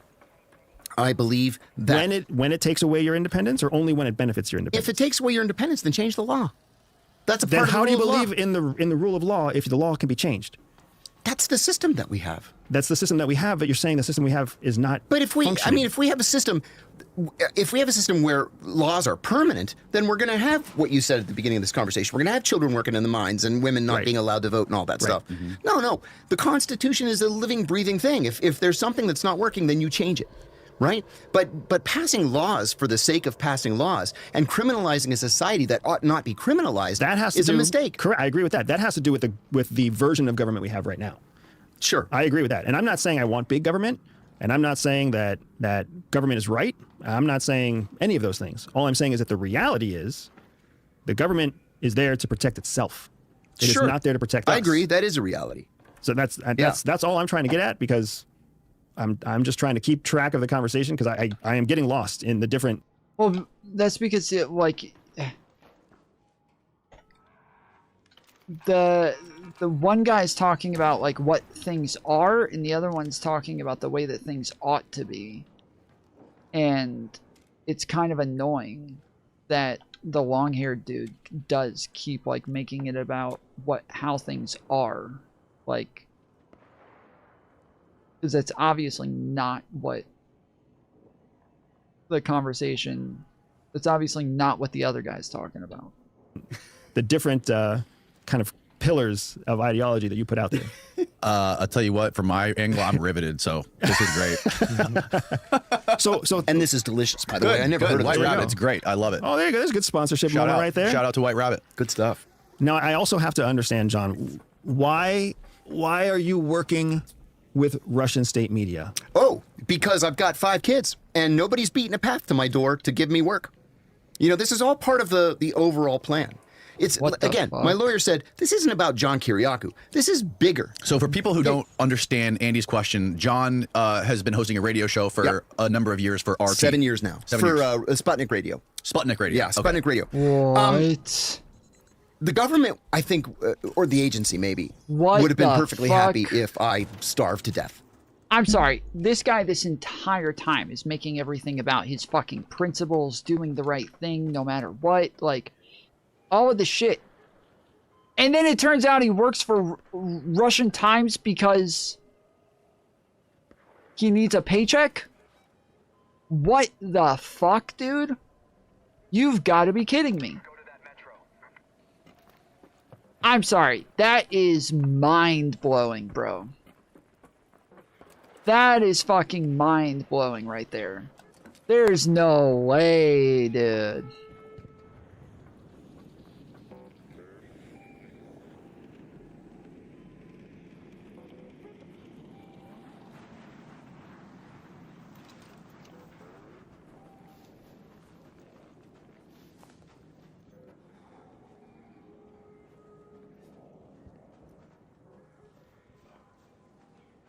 Well, from lack of work, or ended up at McDonald's, and I worked hard to rebuild my life. The only people who offered me a job were the Russians, and when they first offered me this job, I turned it down. And then 6 months later, they came back and said, "We'd really like to offer you this radio show." And I said, you know, the only way that I would do this is if I were free to say anything I wanted and to talk about any issue I wanted. And they said, done. And I said, yeah, but I would want to be able to criticize even Vladimir Putin. Done. And I said, would you put that in writing in the contract? And they said, yes. And they did. And I'll give you an example. On the day of the Russian invasion of Ukraine, I opened the show by saying that I unequivocally condemn the Russian invasion of Ukraine, and I call for Russian forces to depart Ukraine immediately. I criticize. I'll give you another example. Do you remember in York, England, I'm going to say 5 years ago, a Russian dissident and his daughter were poisoned with Novichok? We were doing a story on it, and my co-host said, well, you know, it could have been the Ukrainians in a false flag operation. It could have been the Russian mafia. I said it was the KGB or whatever they're calling themselves. Now, they've been poisoning people since the 50s. This is what the Russians do. They poison people. Of course it was the Russian government. So they let me say anything I want. I've never, ever received any pushback. And I make a handsome living. Like I've always said, if CNN's got an offer, or MSNBC, or even Fox, I'm on Fox at least every other week. I'm all ears. But, 5 kids, 3 of whom... Yeah, it's not the most attractive offer. Hey, guys, you want to hire a traitor? Well, you want to hire the guy who went to prison for being a traitor? Still need to get through college? I make no apologies. So then, when you became a sworn officer of the United States, what was your intention?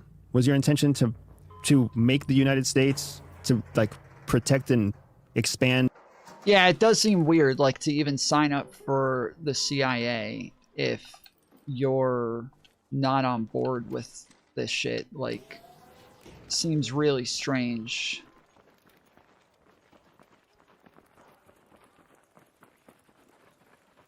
And the superiority of the United States, or was it something else? Did you think you were making a better planet? Because you have to know that by affiliating your name with Russian state media, you might get to say anything you want, but that doesn't mean that's what goes to air. When it gets translated into Russian, it can be whatever they want it to be. It's a live show. It's in English. It's an internet show, right?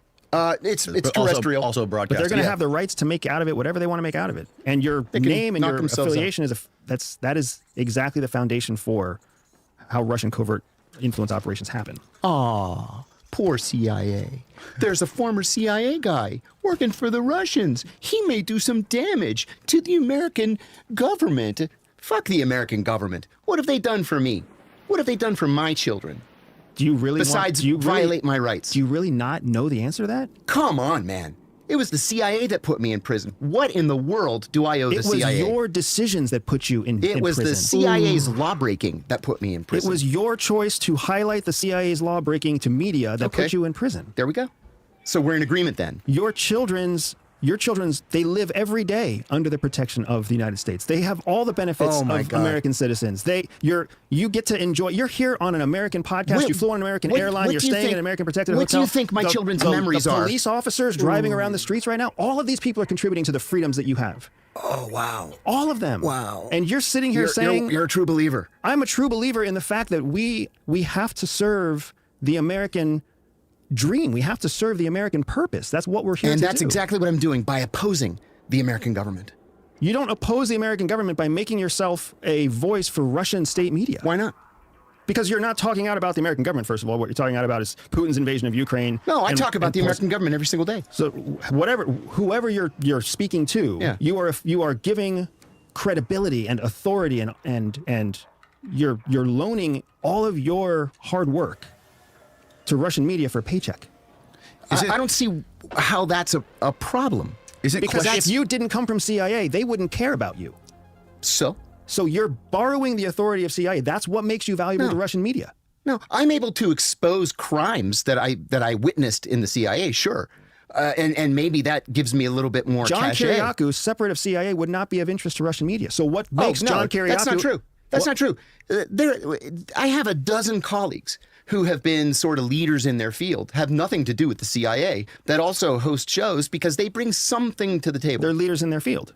Yeah, okay.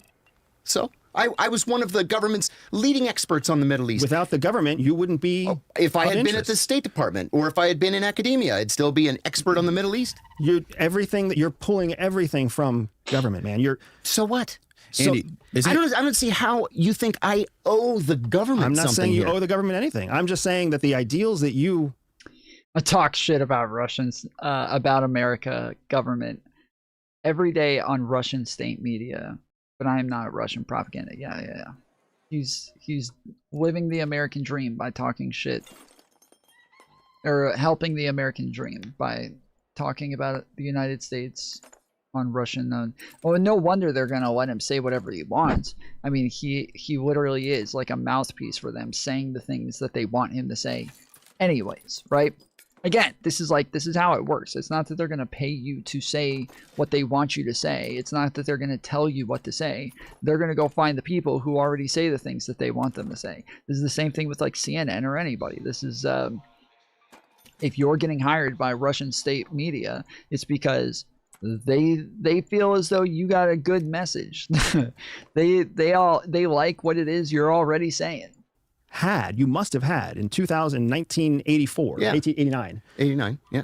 You must have compromised on those ideals. You must have at some point. I'm a patriot. Isn't questioning the government and holding the government accountable something that the United States was founded on?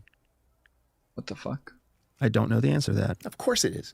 How? Isn't that in the Constitution? I don't know the answer to that either. Can somebody flag where there's any mention of individual accountability to the government? Because I'm pretty sure that's why we are a representative democracy. It is our representatives who are supposed to do that, not us. What we're supposed to do is be really fucking good at what we do and vote in meaningful representatives to represent the constituents in all forms of government. It is not our job to meddle in government. It is also not the government's job to meddle in our economic contributions to the government, unless we violate a crime or violate a law. And it's not their job to meddle in our economic contributions to the government. What the fuck does that even mean, dude? What the fuck does that even mean? Are those words? Somehow otherwise ostracized. But we're not supposed to. That's why we have representation in the Senate and in the House. Okay. So yeah, my point with all of this is just there's a very real responsibility, in my opinion. There's a very real responsibility that if you are going to become a representative of the federal government, if you're going to become a sworn officer of the federal government, whether you're in military uniform, whether you're plainclothes FBI, whether you're Secret Service. My stream still has not. It's still not loaded. It's still just sitting there with a fucking wheel just spinning around. It's been like this for hours, dude. I have no idea what's going on. I wonder if like the million other people who are trying to access my stream right now are also not able to.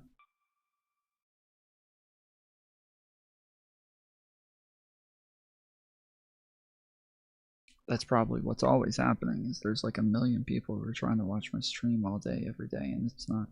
I've closed the fucking app like 10 times. It doesn't do anything.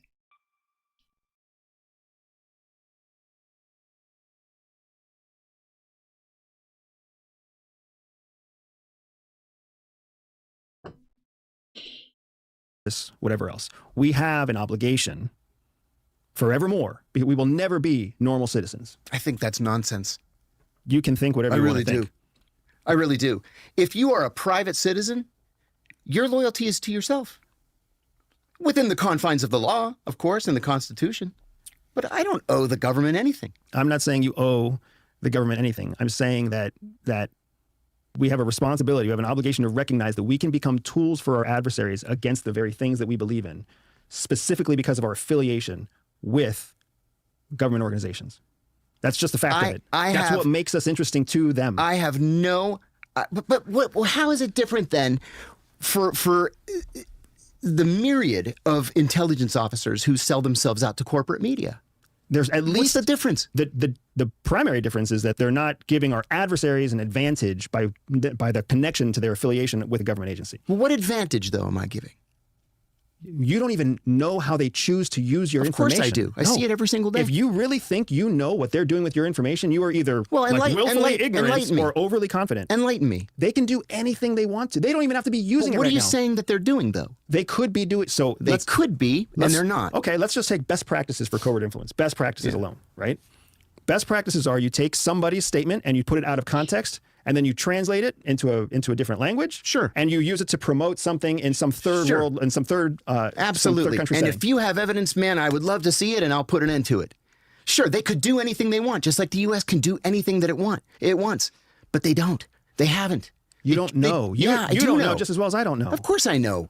Of course I know. Of course you know what Russia is doing with all of your data. The data that you were so passionately against the FBI collecting. What your data? Metadata. You were so concerned against I the sit in front of a metadata microphone every day, and I talk about what's in the papers. That's my job. It's a 2-hour news show. That's it. And then I get up and I go home. You talk about your opinions also. Yeah, my opinions aren't a secret. I give the same opinions on Fox and on MSNBC that I give on my own radio show. What's the difference? It's shocking to me how legalistic your point of view is, considering that it was the law that put you in prison. I mean, I would, if I was him, I would be giving the Tenet Media example. Like, yeah, Tim Pool is going to be cucking himself for Russia no matter what. Like, it doesn't matter who's paying him. But it's a bit telling when Russia decides to pay him. It's just shocking to me that you are so legalistic and you're making ideological arguments, but selectively choosing when to follow ideology and when to defend yourself using legalisms. Well, that's a personal ideology, right? We all have these personal ideologies. I guess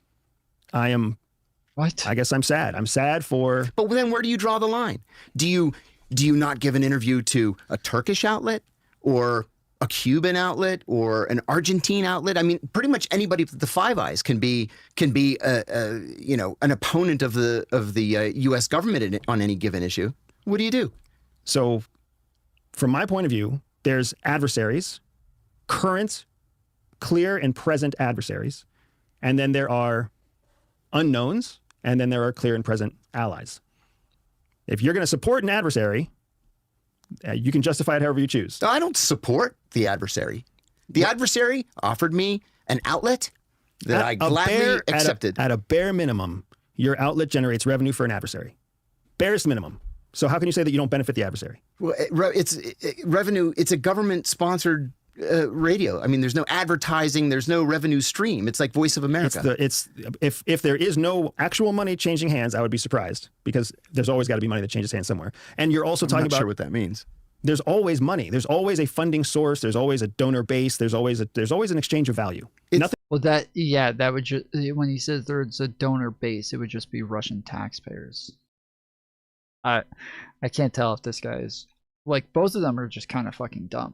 This is wild that, like, CIA people who are spies, people who are supposed to be like fucking like real life MacGyvers and, you know, 007s, that this is them. It's kind of disappointing, honestly. I'm not gonna lie. It is very disappointing that this is them. Things free. It's a government-funded radio network. Funded by which government? The Russian government. The Russian government funds a radio channel. Yeah. For which audience? For the American audience. For the American people. Yeah. Using the voice of a CIA officer. Yes. And you don't see a problem with that? Absolutely none. Do we do that in other countries? Of course we do. It's called the Voice of America. Influence campaigns. It's called the Voice of America. And they are there for influence. They are soft power. There to win. It's the same fucking thing that Tucker Carlson did with Vladimir Putin. So you think it's so? How do you? So what? I think because there is a inlet of influence that's allowed into the United States, that is essentially sponsored by the Russian state media, that is headed by the voice of a CIA officer inside the United States, which automatically lends credibility to RT, who is the sponsor of the program.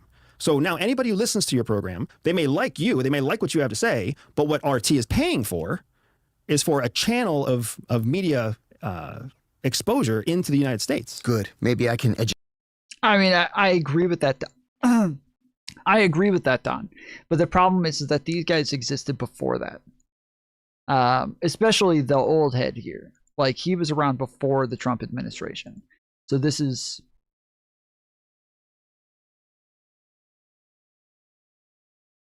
Like, that is what I was thinking earlier. Is like, well, I mean, even as I said it, I thought, like, you know, obviously our entire government's depressing, but these guys existed before that.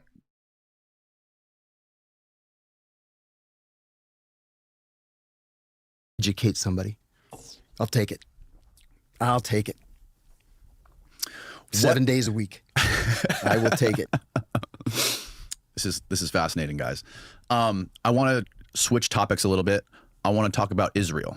What is each of your takes on Israel's influence in the United States, not only sponsoring presidential candidates, but things like AIPAC, the Anti-Defamation League, and all the influence that they have here? And currently, how does that tie in with everything going on in the Middle East between Israel and Gaza? And, you know, a lot of people are fearful that, you know, with the threat of Iran and Israel attacking each other, that it's going to drag us into the middle of it, creating some sort of a World War III. So what happened on October 7th, of course, was it was a terrorist attack of historic proportions, right? The targets were civilians, absolutely horrible, awful thing, snatching hostages and whatnot. At the same time, damn, I've never seen this before. The amount of time that I played Arc Raiders in 2 months, in the 2 months that I've had it,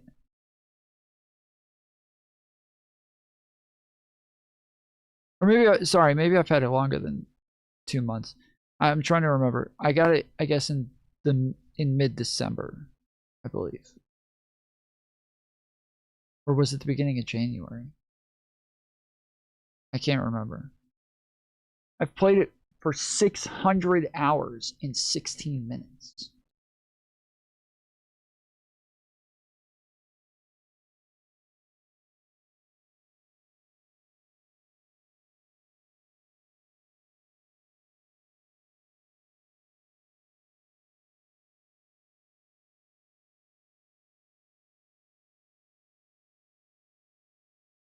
Interesting. What did Hamas think the reaction was going to be? On the one hand, okay? On the other hand, we now know from Israeli journalists that the Israeli government was hoping something like this would happen because it would give them what they believe to be the legal authority to destroy Gaza, not to just destroy Hamas. I mean, Hamas is nebulous. They don't carry ID cards, right? And so they could destroy the whole of Gaza, something that they've wanted to do for a very long time. Mm-hmm. And they're overt about it. You know, you see advertisements now. I've seen them in New York, New Jersey, California, at synagogues where they'll have what they call real estate seminars afterwards, where you can buy land that's really Palestinian land in Gaza that the Israeli government is planning. You see how long you've been topside? Yeah, I know I can. I've never looked at it. Now to turn into settlements. You know, these comments by Jared Kushner, for example, about beachfront property in Gaza making an incredible opportunity for a beachfront resort, that wasn't an accident. That was the plan. I think the Israelis are guilty of genocide, not a term I use lightly. And, you know, while, of course, I think the Israelis have a right to exist, you know, peaceful coexistence or whatnot, two-state solution, one-state solution, I don't know. But they've gone much too far. They've ignored the international community. They're going through the motions of ceasefire talks. You know, Netanyahu was in town, a week ago? And while he was in Washington, negotiations were ongoing in Rome between Israel, Hamas, the United States, Egypt, and Qatar. Mm. And when the talks broke up, the Egyptians complained that the Israeli delegation didn't have the authority to agree on anything. They just sat there and stared at each other. So nothing was accomplished. When Netanyahu left Washington, John Kirby, the spokesman for the National Security Council, said that Netanyahu didn't even pretend to support a ceasefire. He didn't even pretend. There's no hope for a ceasefire. Not until everybody's dead or everything is destroyed. Number one. Okay. All right. I'm going to head out. I should be back on later tonight, most likely. If you guys have anything that you want me to go over or get into, I had like a backlog of things for the last 3 streams that ended up being a lot that I was able to kind of spread out throughout 3 streams, not including the last stream where most of what I did was just do a panel on TikTok. But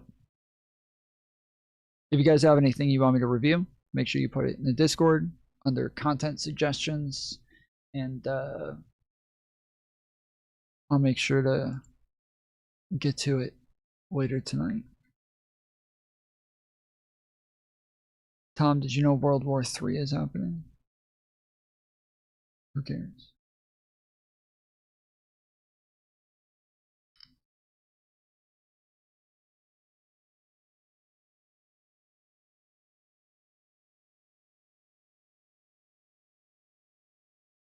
Till then, appreciate you. Love you. See you next time. Later, fools.